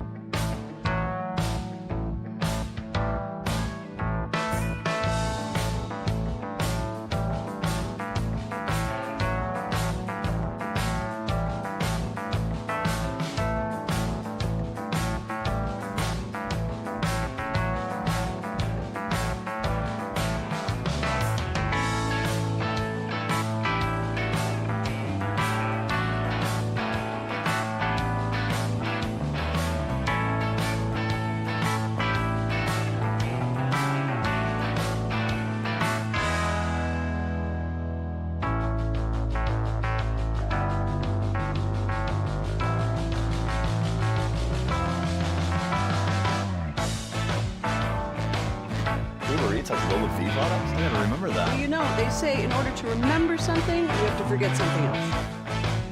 Okay, now that is a very cute haircut. That's like a little shag. I've never seen it before. Well, I mean, of course you have. It's the Rachel. Oh, is that your name? No, I mean, like your name. No, I'm Jen. My name's Jen. Right, but I just mean like this is your haircut. But that's hair on your head. I'm not saying this is your hair. Okay,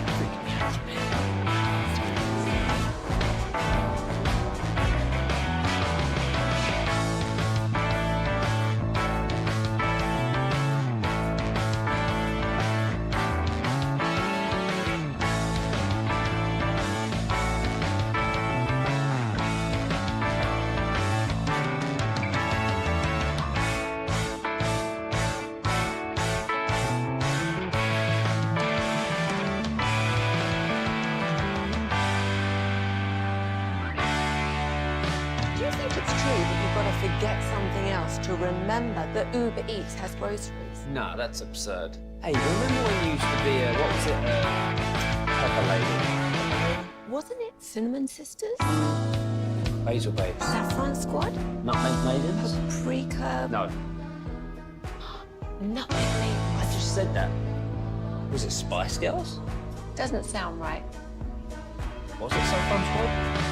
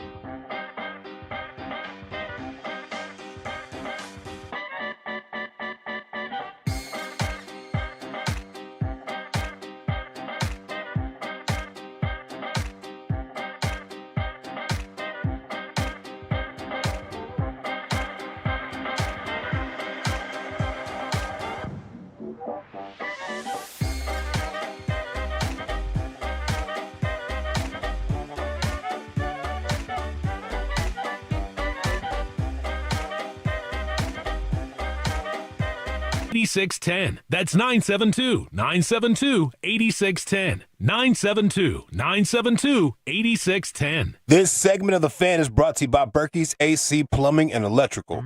Celebrate Berkey's 50 years of service and get huge savings on the things you need. Get an American water heater installed with warranty for only $19.75. Visit us at BERKEYS.com today. M37968. Yeah, buddy, welcome back. G-Back Nation 105.3 The Fan Live. Christie's in Lower Greenville, on Lower Greenville. Brought to you by Stella Artois. And if you're looking for a place to crack and get something delicious to eat, maybe you're cutting out of work right now, Christie's, Lower Greenville. Great sports bar. We're upstairs. Don't be shy. Come up, say hi. Great view of the TVs up here as well. And again, salute to our friends at Stella Artois. Segment is brought to you by Cars for Kids. Donate today, carsforkids.org. The Expressway is brought to you by the On-Time Experts. I'll reset you on the Cowboys stuff from the day so far here in just a moment. Again, to clarify, there has been quite a bit of Schottenheimer momentum before the show started. We thought we were heading in that direction, and then sort of the brakes got hit on it as the Pete Carroll talk fired up. Rich Bisaccia news fired up. The Bisaccia news has been a little bit debunked here by Broadus. Yes, absolutely. I think he's relieved because Rich is one of the people he hates me with that does passion. not like Brian. That's been rough, yeah. Because Brian was rough on that coaching staff there towards the end around Jason Garrett. But the Pete Carroll stuff might have some legs to it, although Schottenheimer, based on the Cowboys Twitter activity I'm seeing from reporters and insiders, definitely still the favorite. Okay, I want to talk about the Rangers, though. And the story today, Evan Grant, Morning News, about their ability to develop pitchers. And Wolchuk, obviously lifelong Rangers fan, longtime Rangers pre- and post-game show host there, filling in for Jared Sandler when he was doing play-by-play over the years. Obviously, well before any of this happened, the Rangers had been bad at it, up until Nolan Ryan came around. And then you had a very brief couple of 2-3 year window period where you had, some Rangers pitchers in the pipeline, but since then it has really dried up and become embarrassing, even to the extent of trading away your prospects a couple of years ago, and all of a sudden they turn into Cy Young candidates. So it's been ugly, and even the report last week or 2 weeks ago that Roki Sasaki maybe eliminated the Texas Rangers because of their inability to develop pitchers, right? So I think most lifelong Rangers fans know that story well. It's been frustrating, but is it changing? Is the thought that I had as I was going through this story this morning. And it's on the surface about Alejandro Rosario, right-hander out of Miami. He was a Hurricane. He's now 23 years old, 5th-round pick in 2023, and now he's the 49th best prospect in the game. What is this? Guy had a 6.53 ERA in college. Well, Chuck, he was not good, but he could throw it, right? He had arm talent. So this year, or this 2024 with the Rangers, he started low A, went to high A. By the time we get to September, he's in Frisco, double A. They didn't even change his mechanics. Just told him to attack the top of the zone instead of the bottom and use his fastball and splitter combination more than his other stuff. Mm-hmm. So, he said, the stuff that these guys know and the way that they have me thinking about baseball has been a big game changer for him. So not only do you have an upcoming pitcher that could help, maybe in the big leagues this year, but that the Rangers' ability to draft and develop pitching might actually be coming back into focus here for the first time in over a decade. And, that was a very brief moment in time. But now you're looking at this guy, Rosario, plus Bradford, who's not only a local guy, but, a draft and develop product for the Rangers, Kumar Rocker, Jack Leiter, and then a few other guys, Teodo and Santos, that we heard about last year when we were asking Sands, like, who's down there that's showing potential that might be a solution. But it's a half dozen guys who could help the team and start to change that narrative around these Texas Rangers and their ability to, develop. And I think this is what Ray Davis has been asking for and why maybe he did not spend as much money as we wanted to in their attempt to defend their championship. He's saying, we're drafting guys. We need to develop them because we don't want to live over luxury tax. They're $6 million short of the luxury tax threshold right now. So this is their best bet to kind of improve their pitching staff from within this year, Wolchuk. I think you're spot on. I think Ray definitely said, okay, it's time now to start to see what we have here. And Rocker showed enough towards the end of last year to get people excited. Leiter definitely showed strides of improvement. I think you mentioned Teodo. I was listening to Jared talk during the Winter Caravan over at our studios there. It sounds like Teodo is probably going to be an impact arm this year. Maybe it's out of the bullpen or wherever it is, but it is true. I mean, when you go down the list of guys like Cole Reagans, who's now in Kansas City, Brock Burke, Joe Palumbo, Cole Winn was a guy that was really up and coming and then went ahead and took several steps back. So I know that's something that Chris Young wanted to develop and make sure was something that his fingerprints were on within the organization to improve. And it does seem like the Rangers are taking great strides in doing that. And honestly, man, you're not going to have Nathan Eovaldi for the future, right? He's a guy that after this contract's done might be retirement. So you've got to have guys that are up the pipeline here so you don't constantly have to be going to the free agent well and spending a ton of money, and maybe now finally they figured that out. Yeah, I think a lot of it does come back to CY, absolutely. And probably Bochy as well. Even though they might not be working with these guys on a day-to-day basis, it elevates the standard, it elevates the thinking around it, and I don't think it's a coincidence. Nothing against John Daniels. I think his fingerprints were on the championship team in some significant ways. I don't think they get the World Series, though, and I don't think they're at this point now of figuring out, where their blind spots were or where their weak points were in developing pitchers. And now that we're there, maybe this team could set itself up to be a consistent winner. It's a far cry definitely from what the Mariners or the Braves or the Dodgers have been able to do. And we got to see these guys come to the big league level and have a lot of success. But I think Kumar Rocker is going to do that this year. Mm-hmm. Maybe Jack Leiter takes a big step as well.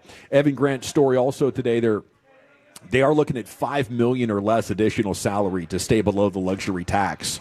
They could, and they need a closer, right? So Grant's suggesting the Cardinals' Ryan Helsley, who's due to make about $8.2 million, 49 saves last year with a 2.04 ERA, a lot of strikeouts. He put quite a few guys on base. 1.1 per inning was his whip, which is really on the top end of quality. But with relievers, you tolerate some walks, don't you? Yes. I think he did give up quite a few hits as well. But his ERA has been under 2.5 for 3 straight years.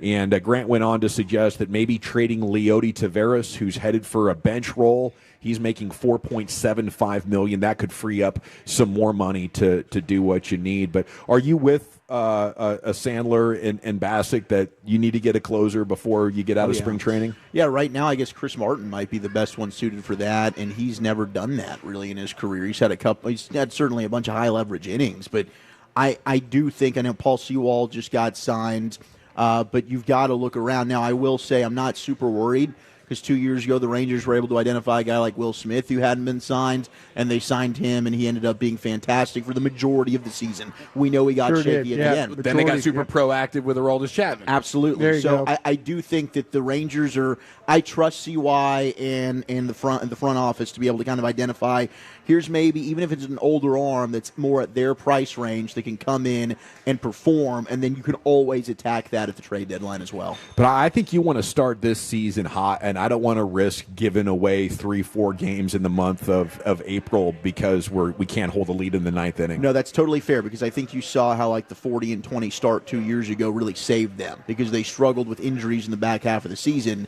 but because of how hot the start was, it saved them to be able to not lose out of a playoff spot. They didn't even win the division. They ended up being a wild card, and then they win the World Series. But I do think you're spot on. I don't want to risk that and risk a blown save in the ninth. Could David Robertson be your closer? He could be. He could be. He's your eighth inning guy last year, but he could slide into that ninth inning role. He could. Sure. I mean, I could say, because I asked my guys around the league, and another name they threw at me was this Carlos Estevez. Mm-hmm. Is who they threw at me. Him and David Robinson were the two, but they said other than that, you're probably going to have to make a trade, is what these so guys maybe are saying. Leody ends up being that guy that you trade and you get somebody that you like with some control that can close for you. Estevez, 2.45 ERA last season, a .91 whip. So what would hold that up? Money. You know, he probably wanting significantly more than the money you have right now, one of the luxury tax. I just hope they don't go with, hey, let's just, depend on our starters and hope our offense is better and we'll figure it out, or we can get Spores back mid-season. Like, I don't know if Spores will ever be a good reliever again. He had a tremendous October for you in 2023, but, if that's the kind of things that you're counting on, then I think that's leaving too much to chance. Maybe we're traumatized by last year and thinking, no, we don't want to figure it out as it goes, game plan again. We want to be rock solid on opening day. Okay, so Grant mentioned Martin, and then Mark Church was the only other name, and that's not going to inspire any confidence from anybody. No. Okay, we have some Mavs positivity. I think, I've been trying to vet this throughout the day, but, it was reported yesterday by Shams, Dereck Lively had a stress fracture in his ankle, different than Shams reported foot. Last night it was a hairline fracture in his ankle. That's what the published reports were saying today. But if it is ankle, that eliminates the fifth metatarsal possible complication that has tripped up so many athletes across multiple different sports. It's just really, really difficult to recover from. And some guys do it fine, but way too many guys have this linger and re-injure and have to, sit out an entire year. And if it was that fifth metatarsal break, I would think that would lend more credibility to the idea that this Mavs season is lost. But I'm thinking right now, as a Mavs fan, if you enjoy watching the games as I do, go ahead and check those out. But I would not, hold it against anybody if you want to say, man, wake me up in April when it comes to these Mavs and let me know how healthy they are going to be. But at least if that hairline fracture in the ankle is the real story here, you could maybe rule out worst case scenario for the Mavs young center. They are back at it tonight, though, taking on the OKC Thunder, who I think are 27-7, and one of those defeats to the Mavericks last Friday, inexplicably, it was a glorious victory for the Mavs, but I have to imagine OKC Thunder are going to be out for blood tonight. It's going to be tough to get a dub. Yeah, SGA missed that last game. That was obviously a huge factor. That was huge. But they'll be coming in with a bad taste in their mouth for sure. And second night of a back-to-back, always a challenge, even though the Mavs have actually been pretty good on second nights of back-to-back this year. Okay, yeah. So there's a little hope. I mean, I think Kyrie's actually going to play tonight, too. Okay. Which is kind of a surprise. There we go. Has to be feeling it a little bit last night. Scored 30. I think his sixth straight game with 30 points or more against the Timberwolves. He definitely has their number. He eclipsed 18,000 points for his career. Did miss the three that would have tied it. Mavs late rally coming up short last night. Maxi Kleber giving up that dunk in the final minute, backdoor lob. That was just embarrassing. I think, any upgrade at backup center, and you try to find a guy that can do what Kleber did in his prime, being able to play center, rim protect, and switch things on the perimeter. At one point, Maxi Kleber was a nice asset to have as like your 8th or 9th best player, theoretically. But I think that day has passed for him. I don't know how he got old so quick. Maybe the injuries caught up to him. So that's what's on deck for tonight on your local sports TV. How you feeling if you're Jordan Poole? Draymond Green has apologized for punching him again after after Poole said Saturday he loves, quote, most of the guys over there after the Wizards made a trip to San Francisco. Green posting a tweet in response to Poole's comments that read, "I really am sorry." I think we've all had a moment, probably several, that you do something that you regret, and I believe Draymond Green regrets that. But he says in this podcast today with Baron Davis, I responded because it's been 3 years.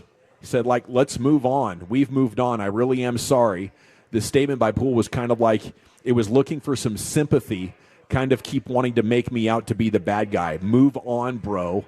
It is what it is. I'm sorry. I shouldn't have punched him, but it happened, and let's move on. I think it might inflame the rivalry a little bit, but if you're Jordan Poole, I don't know what you can do. That seemed to be a really decisive moment. He says, I think you're kind of bringing that back up on yourself. When you do that, you bring that moment back on yourself, just got to move on. And then he said, if you call somebody the B word and then push them, then you should expect to get hit. So that's fair. Yeah, that's totally fair. I thought the biggest mistake in the whole ordeal was the Warriors giving Jordan Poole that big contract and then having to figure out a way to trade him. Big that was time.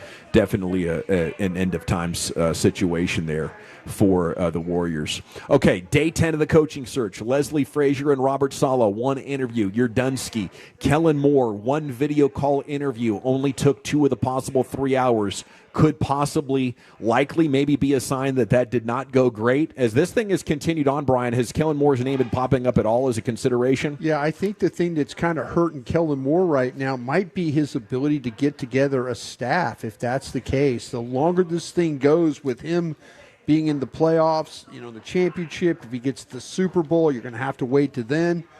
Can he get together a good enough staff if that's the case? So maybe that's putting him behind the 8 ball a little bit, kind of maybe hearing some whispers that this is a Dak Prescott decision, Kellen or potentially, or Schotty. And it looks like they might be leaning towards Schotty on a Dak Prescott recommendation. So it's kind of where we're at right now. Dak saying last night, he's got the right personality and brain for the job. I don't know, maybe you can harvest some optimism in there. I'm leaning towards the belief that Schottenheimer wants to run the hell out of the football. I think that's what's in the best interest of most NFL teams, making sure you can do that, especially when you get into the playoffs. But how did we go from shoddy everywhere to right before our show started, hold up, maybe Pete Carroll's in the mix, Brian? Have you found out where that pivot's coming from? Well, I think that maybe that to me, we need to kind of see if there's a connection. Pete Carroll, the conversation, I need to figure out if it was Pete Carroll calling or was Jerry calling Pete Carroll. And, maybe you're in a situation that Jerry would call Pete Carroll potentially, trying to figure this all out. Would he call Pete Carroll to ask about Schottenheimer as, hey, what do you think? Jerry likes to ask people a lot of questions. Jerry's he's gonna stand up there and tell, hey, we drafted this guy because Barry Switzer. Yeah. And then the scouts are going to go, what the F are we talking about up there? Yeah. So, yeah, we need to kind of figure out is Jerry doing Pete Carroll a favor with the Raiders?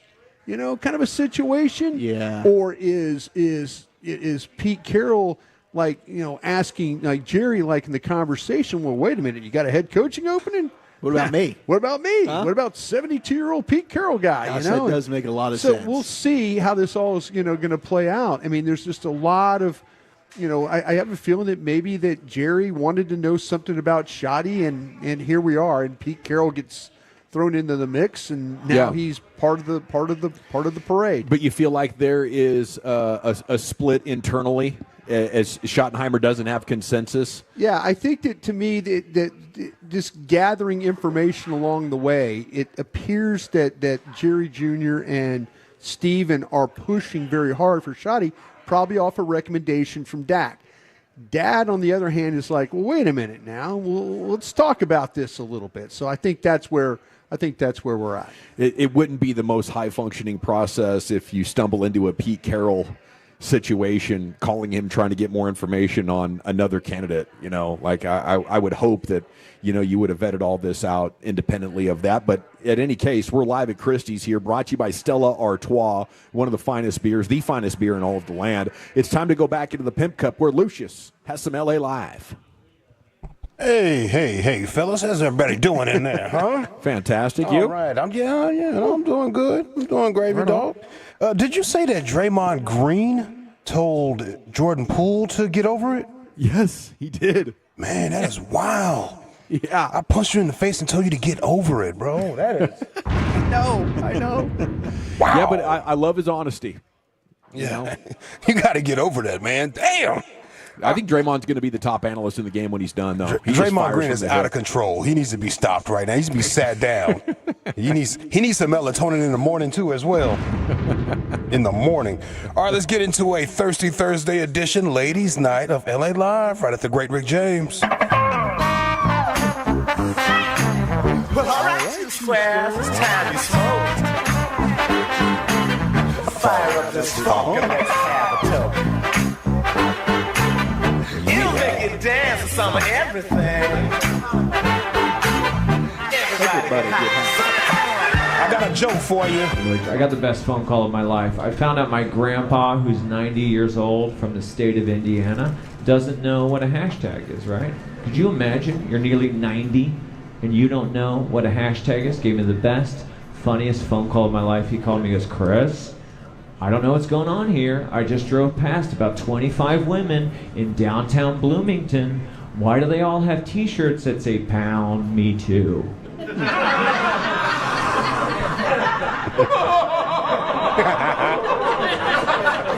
I was like, yeah. He goes, dude, there's like 20, they got t-shirts that say pound me too. He goes, do they like want it? I go, they don't want it. Oh my God. They don't want it. Yeah. This is LA Live for Thursday, January 23rd, 2025. It is a Thirsty Thursday Ladies Night edition here in LA Live. Shout out to all the total ladies listening in the house. What's up? How you doing? What do you want for Valentine's Day, Tolo ladies? I'm trying to see something. What do you want for Valentine's Day? You guys already have something in mind for your old ladies for Valentine's Day? Yes, of course. Good for you. You know, nice handbag, maybe some Diamonds Direct jewelry. You know, look at you already in the mix. I don't know if you're freestyling or not, but hey, you know it's going to go. I need advice from the galley. So I'm coming upon my first anniversary, but it's like right before Valentine's Day. You can't double. Am I that covered? thing up. Nope. I still got to do stuff like what? Would flowers be enough for Valentine's Day if I go nice gift for anniversary? I mean, it's not going to get you a divorce or anything like that, but I would think flowers is bare minimum. I love a good Valentine's Day card that you write in and slash anniversary. 2 birds, baby. I see. I ain't mad at that move. I like that idea. I suppose it depends on how much the one gift is setting you back. You know, she's going to want something expensive. I was thinking about making her car payment. Yeah, that's not going to get it done. You might as well get her a vacuum. I did do that the for, car payment. Hanukkah, I think that's enough. You're gonna hear. I ain't mad at you, brothers. I'm thinking about checking mine into the Betty Ford clinic. Help you out, homie. I'm trying to help you out. Hey, today is for the ladies. Always for the ladies. Oh, what a night. What's in the box? What's in the box? He listened that many times. The wild women, the ripping and the tearing, the ripping and the tearing. One more for the ladies. Oh, girl, baby girl. All right.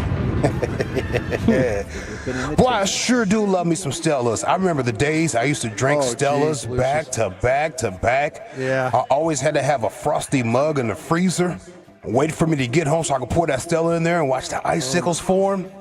Shout out to the Stellas, man.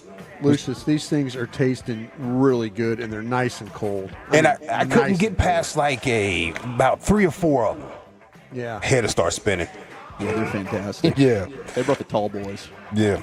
All right, let's see here. G-Bag of the Day, we do it every weekday on The Fan at 2:30. If you see anything floating out there, don't be afraid to hit me up at Lucky Lucius P on social media.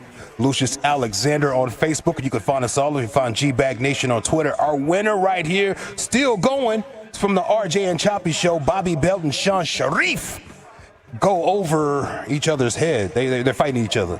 They're going back and forth over Coach McCarthy here at Crosstalk. By the way, Mike McCarthy is reporting that weather delays have prevented him from interviewing with the New Orleans Saints. Mike McCarthy has a social media account? He has several reporters that he feeds that information to that have since reported. So what is the real report?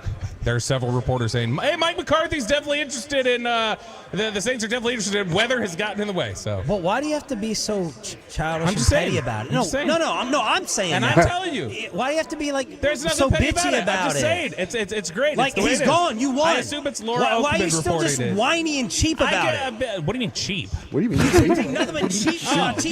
You already won. What are you being so petty about it for? I'm just saying, it's the report that's out there. Just celebrate it and be calm and cool and poised. This is me celebrating No, you're being right freaking now. petty and annoying about it. I love it. You want to get punched in the freaking face?